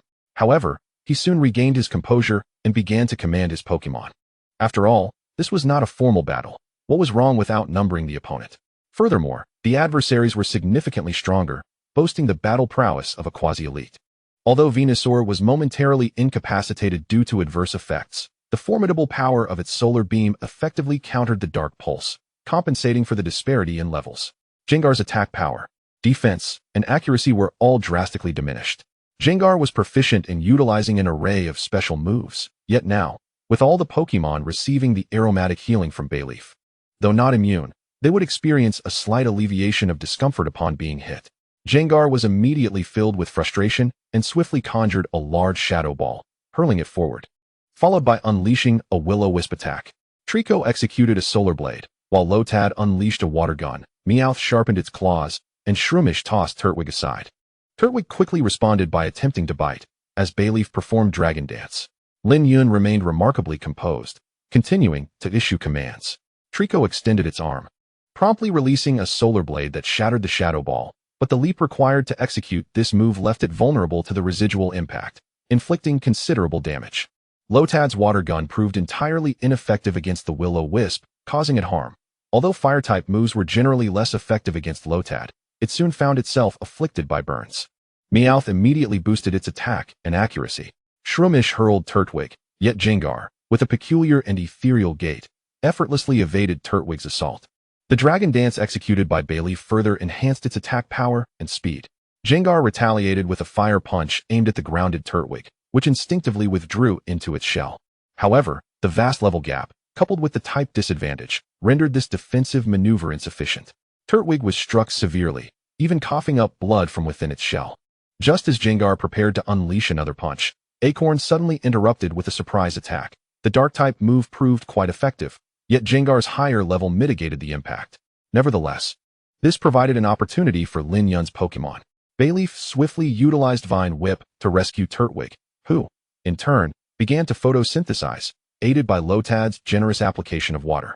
In a matter of moments, it would be restored to health. Jengar then unleashed an Ice Punch, seeking to directly assault Acorn, but Meowth swiftly arrived, executing a quick attack followed by a Shadow Claw that sent Jengar hurtling away. In midair, Jengar's fist remained poised with Ice Punch, but it opened its mouth, ready to unleash Dark Void. Suddenly, a figure materialized behind Jengar, slashing with a green light. Jengar reacted swiftly, casting an ice barrier to defend against the attack, realizing it was Trico utilizing Quick Attack, accompanied by Leaf Blade. Yet, it seemed Jengar was not merely facing Trico. As it prepared to retaliate with Dark Void, Trico smirked, and from beside it emerged a similarly grinning Snivy. Snivy immediately released Gastro Acid, splattering Jengar's face and interrupting the Dark Void, simultaneously sealing Jengar's ability. Deprived of its ability, Jengar became significantly easier to handle. Trico unleashed Seed Bomb, Snivy employed Leaf Storm, Acorn used Seed Bomb, Shroomish executed Leaf Blade, and Bayleaf cast Magical Leaf. Under Lin Yun's direction, the 5 formidable Grass-type moves struck Jengar simultaneously, leaving it momentarily bewildered and occupied with wiping the toxic residue from its face. Before it could fully comprehend the situation, it was struck again. While some attacks were stronger than others, the cumulative effect rendered Jengar quite uncomfortable. It landed on the ground, immediately cursing and hopping about, its disheveled and pitiable appearance eliciting amusement. However, it likely lamented that Lin Yun and his companions were employing numbers unfairly against it. "We need to pass through this door.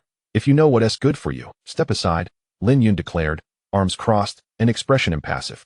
Upon hearing this, Jengar fell into contemplation, its expression darkening. The opposition was too numerous, and their coordination was impeccable. Despite its considerable level advantage, it doubted its ability to prevail. At long last, someone had arrived. Virtually all the Ghost-type Pokémon in the vicinity were eager to test their mettle. As for protecting this relic, they were capable, considering it was their home. Yet, if it were merely a matter of treasure hunting, they were indifferent. Jengar expressed a desire to depart, provided it received some benefit in return. Lin Yun was momentarily taken aback, surprised that a Jengar was willing to negotiate.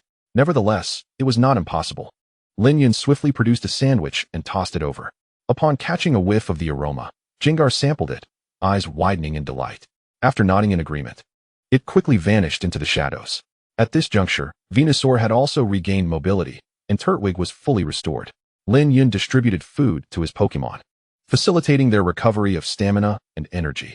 Meanwhile, he approached the large door, surveying it for any mechanisms that might unlock it. It was evident that this door bore no lock, and opening it solely by human strength seemed challenging, suggesting the presence of some mechanism. Soon enough, Lin Yun discerned an anomaly, a subtle stone on the right wall. He pressed it, and indeed, it was a mechanism. The stone could be pushed in. With a thunderous noise and tremor, the door opened, causing a cloud of dust and debris to fall, prompting Lin Yun to retreat beside his Pokémon. The enormous doors swung open, revealing a vast, dark chamber that seemed devoid of any light. Lin Yun promptly lit a lantern and, accompanied by his Pokémon, ventured inside. As sunlight and illumination enveloped the space, it revealed an expansive room constructed entirely of stone, with walls, ceilings, and floors made of rock. However, the most striking feature that startled Lin Yun was a coffin, a stone sarcophagus. Recalling the various tomb-raiding films and novels he had encountered in his past life, Lin Yun resolved to refrain from disturbing it. Although this was the Pokémon world, he vividly remembered Ash's encounter with a malevolent spirit within an underground ruin during his first encounter with ghost types. To confront situations such as this, he must possess Pokémon of the ghost or psychic type. Unfortunately, he lacks these, so it is best not to make an attempt. Lin Yun aims to assemble a Grass-type team. Thus, any Psychic or Ghost Pokémon he desires must be a combination of Psychic and Grass, or Ghost and Grass types. When it comes to these two combinations, the Pokémon he yearns for the most are the final evolution of Rowlet, Decidueye, along with Shiinotic and Lurantis. Among these, Decidueye is his top priority, followed by Shiinotic. As for the last option, Carnivine, its Grass-type strength is too formidable, while its Ghost-type aspect is rather lacking. So he is not considering it for now. Next, in the combination of Psychic and Grass types, it seems that only Celebi and Exeggutor fit the bill. However, the Exeggutor he seeks must be the Kanto variant, as the Alolan Exeggutor possesses the Grass Dragon typing. Between the two, he has a fondness for Celebi, but its acquisition poses a significant challenge. As for Exeggutor, his interest is rather lukewarm. He will capture it if he encounters a suitable specimen. Suddenly, both Forest Lizard and Bayleaf bolted with excitement, dashing past the coffin towards the wall opposite them. Lin Yun and the other Grass-type Pokémon immediately pursued them. They soon beheld two embedded orbs, resembling marbles, within the wall's relief. To be precise, these were two Megastones. Forest Lizard and Bayleaf were elated, as if these items were immensely valuable and desirable to them. Forest Lizard swiftly laughed and utilized Leaf Blade to dislodge a stone nearby, retrieving one Megastone. Bayleaf promptly employed Vine Whip to secure the other Megastone. These were likely the Megastones for Sceptile and Lurantis. Lin Yun murmured in realization, understanding that in his previous life, there were merely over 50 Mega Evolutions officially released, constituting only a fraction of all Pokémon. Notably, Lurantis was absent from this list. As previously mentioned, among the 9 generations of starter Pokémon, only 2 generations could Mega Evolve, specifically Kanto and Hoenn. However, the animation's creators could not possibly showcase Mega Evolutions for every Pokémon due to budgetary and resource constraints. Even though the X and Y storyline was exceptionally well received, and Mega Evolution was an immensely popular mechanic, the reality is that this is a tangible world. Just because it did not exist in his previous life does not mean it is absent here. Furthermore, Mega Evolution has yet to manifest itself in this world and remains undiscovered by humanity. Essentially, Mega Evolution is a phenomenon of Pokémon reverting to ancestral traits, temporarily showcasing ancient powers and forms. This ability should be inherent to all Pokémon, or at least the vast majority. In other words, in this authentic world, Lin Yun has the opportunity to encounter previously unimaginable Mega Evolved Pokémon. Quickly, he felt a surge of joy, shared by the other Pokémon as well. Perhaps influenced by the energy and fluctuations of the Mega Stones, both Forest Lizard and Bayleaf began to shimmer with the light of evolution. Under the radiance of the blue glow, the size of the two Pokémon began to expand, particularly Bayleaf, which is one of the larger members among the Grass-type starters. Even when compared to the Fire and Water-type starters, it holds its own, given its design inspiration from dinosaurs, particularly the long-necked sauropods. Likewise, Forest Lizard also experienced a notable increase in size. Before long, as the light subsided, the two Pokémon revealed their new forms to everyone. Lurantis resembled a dinosaur from the sauropod clade, its body a vibrant green. Its antennae appeared as two petal-like protrusions, each adorned with pollen. Its irises were yellow, and its 4 limbs each bore 3 toes. A large pink flower encircled its neck, featuring a central yellow pattern and white tips. Sceptile, on the other hand, boasted a green body, a large tail, and leaf-like appendages on its arms that resembled sharp blades. Its back seeds stored a plethora of nutrients, vital for nurturing plant life. Not only that, but as a Sceptile, it could learn many powerful moves that its predecessors, Trico and Grovyle, could not. Moreover, both Pokémon had grown significantly larger than their counterparts. As previously stated, they were nurtured exceptionally well, receiving ample sustenance and care. Their size and weight had increased considerably, and their coloration was now more vibrant. Typically, a Sceptile stands around 1.7 meters tall, yet Lin Yun's has surpassed 1.95 meters. Lurantis has also exceeded 2 meters in height. Lin Yun promptly consulted his Pokédex. Their levels remained unchanged, for they had merely been influenced by the energy of the Megastones. However, they had both learned new moves. Sceptile acquired Solar Beam, Iron Tail, and Dragon Claw. Leaf Storm, while possessing decent power, diminishes with repeated use and lowers special attack. Hence, many trainers prefer to use it sparingly, unless they possess the contrary ability, which is rare. Speaking of the contrary ability, it is primarily found in the Snivy and Lurantis line. Lin Yun felt confident using Leaf Storm with his Snivy, as it possessed the contrary ability, and he indeed plans to capture a Lurantis in the future. Fortunately, Sceptile did not learn Leaf Storm, Even if it had, Lin Yun would likely refrain from using it, just as with his other Pokemon. As for Snivy, Ash also had one in the future. A female Snivy he befriended during his travels in the Unova region. If memory serves, Ash's Snivy did not possess the contrary ability, as it had been shown that the more it used Leaf Storm, the less effective it became. It likely had the Overgrow ability, as most Grass-type starters possess that trait unless they have a hidden ability. However, all is well, as Sceptile now has access to a powerful move like Solar Beam. And with his ability to use Sunny Day, it significantly enhances his strength and one-hit knockout potential. Dragon Claw and Iron Tail will also greatly bolster Sceptile's combat prowess in close quarters. Of course, Lurantis also learned new skills. It acquired the true healing move, Heal Pulse, along with a Dragon-type move, Dragon Rage, and a genuine Grass-type move, Grassy Terrain. What splendid skills they are. Lin Yun is now exceedingly pleased. The emergence of Sceptile and Lurantis has greatly amplified their capabilities. Sceptile, Lurantis, they all called out, their voices brimming with excitement and joy. At last, they have evolved. Now, they are aligned with their elder brother, Venusaur, and have successfully upheld their status and strength. They are acutely aware of just how much stronger they have become. The other Pokemon promptly conveyed their congratulations as well, including Lin Yun himself. Congratulations to you, Cacturn and Lizard King. Simultaneously, this also served as a clarion call for the other 4 Grass-type Pokemon in the team, particularly for the trio of final evolutions, Tortuga, Snivy, and Chasepin. Tortuga was nearing its ultimate evolution, albeit it would still require a fair amount of time. However, both Snivy and Chasepin knew they were on the cusp of their first evolutions, just a push or a serendipitous moment away from achieving it. There was also another Pokemon, Acorn, which was internally motivating itself as it understood that its first evolution was not far off. Suddenly, Lin Yun noticed a peculiar detail in the reliefs adorning the mural, a piece of evolution stone, more precisely, an evolution keystone. Initially taken aback, he was soon overwhelmed with joy. Indeed, fortune had favored him this time, validating his venture into this realm. With this evolution keystone in his possession, he would possess the capability to induce mega evolutions for Bulbasaur and his companions during battles or in other extraordinary circumstances. For instance, had he been able to trigger Bulbasaur's mega evolution previously, there would have been no need for assistance from other Pokemon, as the mega-evolved Bulbasaur would have been formidable enough to confront that Jengar alone. Lin Yun promptly instructed Tortuga to retrieve the keystone. As he held the evolution keystone, he felt an inexplicable connection with his 3 Pokemon.